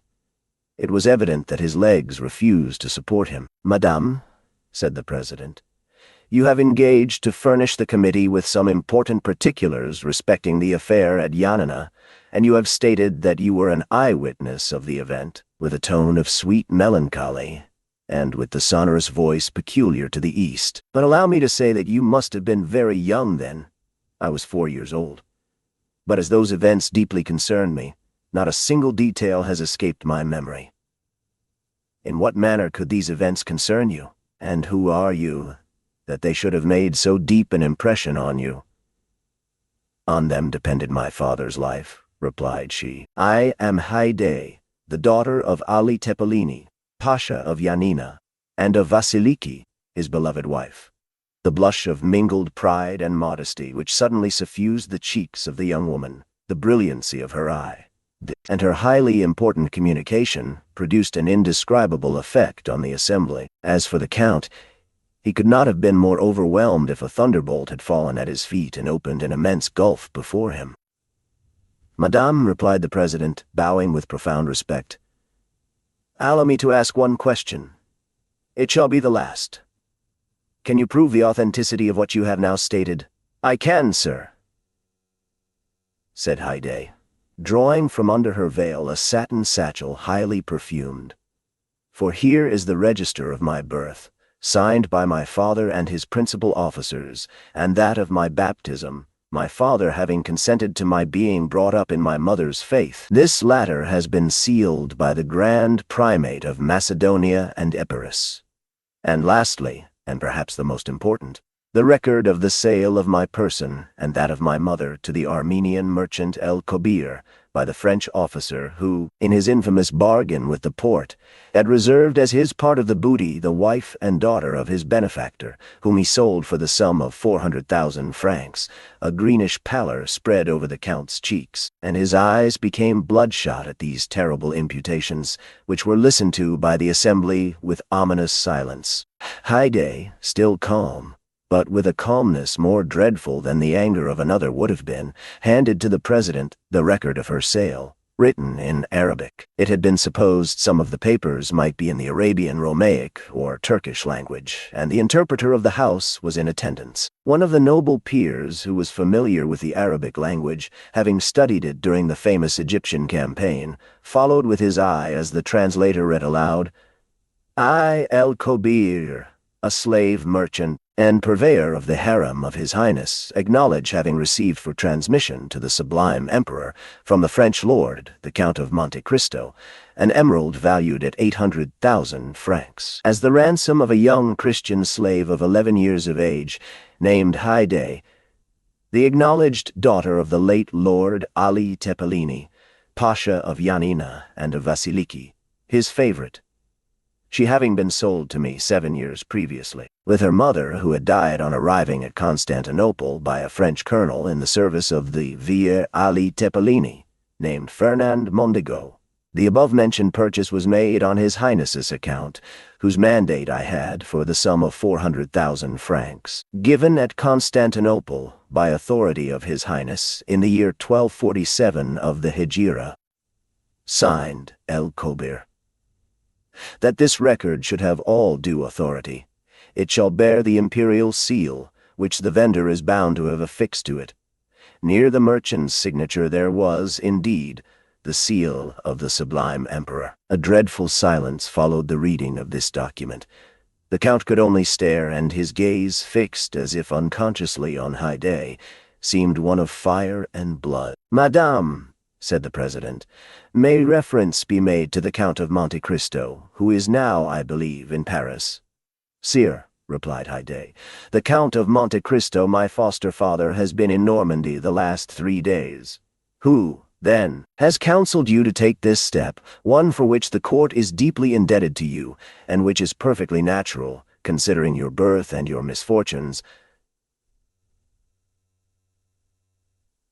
"Sir," replied Haydée, "I have been led to take this step from a feeling of respect and grief. Although a Christian, may God forgive me, I have always sought to revenge my illustrious father. Since I set my foot in France and knew the traitor lived in Paris, I have watched carefully. I live retired in the house of my noble protector, but I do it from choice. I love retirement and silence, because I can live with my thoughts and recollections of past days. But the Count of Monte Cristo surrounds me with every paternal care, and I am ignorant of nothing which passes in the world.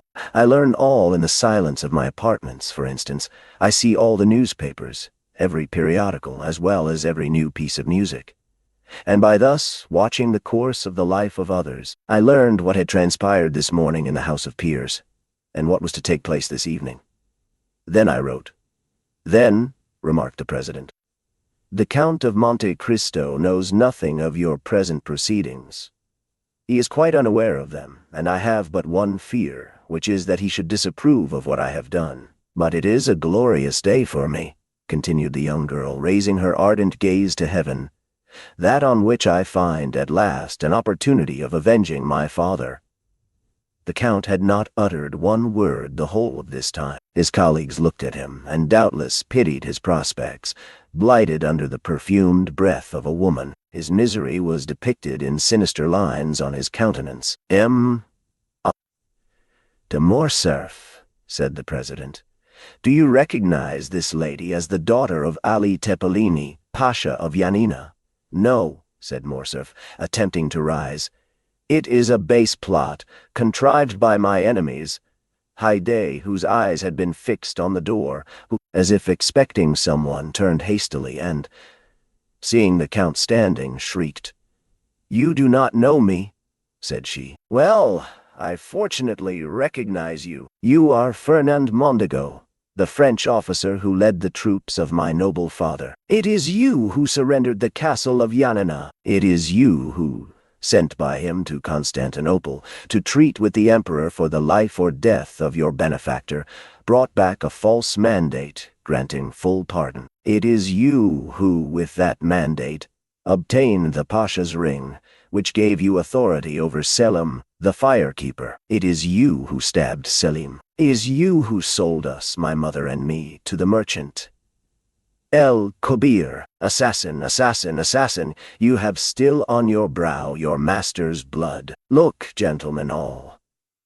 These words had been pronounced with such enthusiasm and evident truth that every eye was fixed on the Count's forehead, and he himself passed his hand across it, as if he felt Allah's blood still lingering there. "You positively recognize M. de Morcerf as the officer Fernand Mondego?"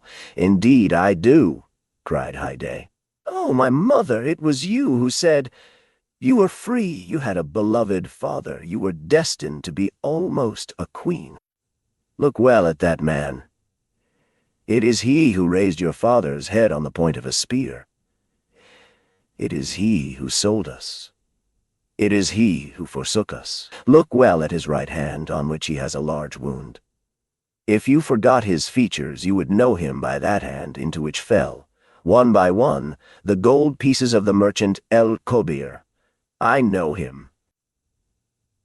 "Ah, let him say now if he does not recognize me."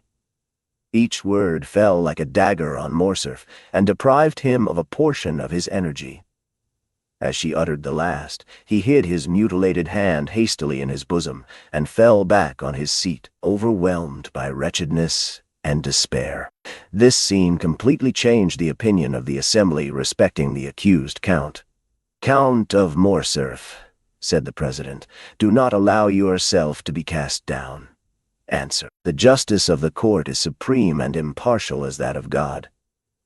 It will not suffer you to be trampled on by your enemies without giving you an opportunity of defending yourself. Shall further inquiries be made? Shall 2 members of the House be sent to Yanina? Speak." Morcerf did not reply. Then all the members looked at each other with terror. They knew the Count's energetic and violent temper. It must be, indeed, a dreadful blow which would deprive him of courage to defend himself. They expected that his stupefied silence would be followed by a fiery outburst. "Well," asked the president, "what is your decision?" "I have no reply to make,"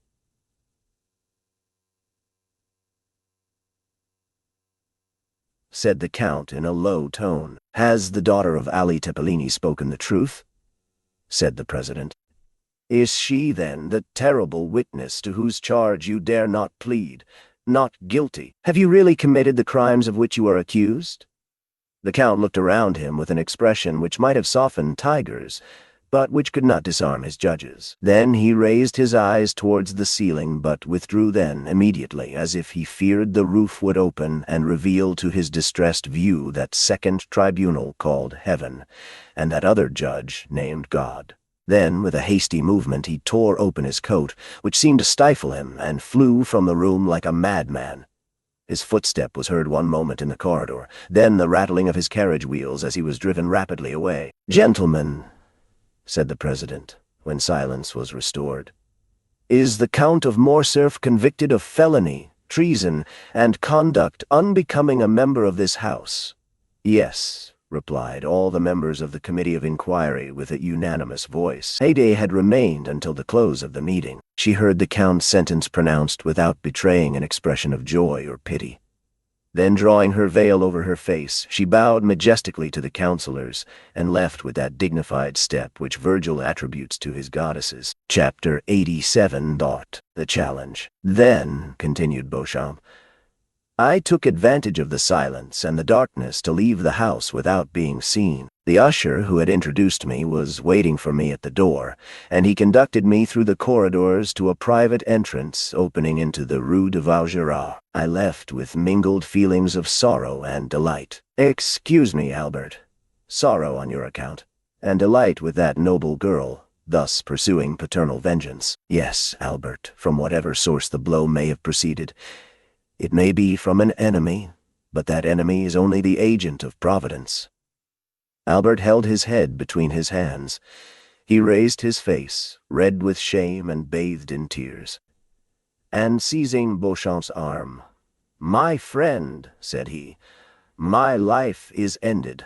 I cannot calmly say with you, Providence has struck the blow, but I must discover who pursues me with this hatred, and when I have found him I shall kill him, or he will kill me. I rely on your friendship to assist me, Beauchamp, if contempt has not banished it from your heart."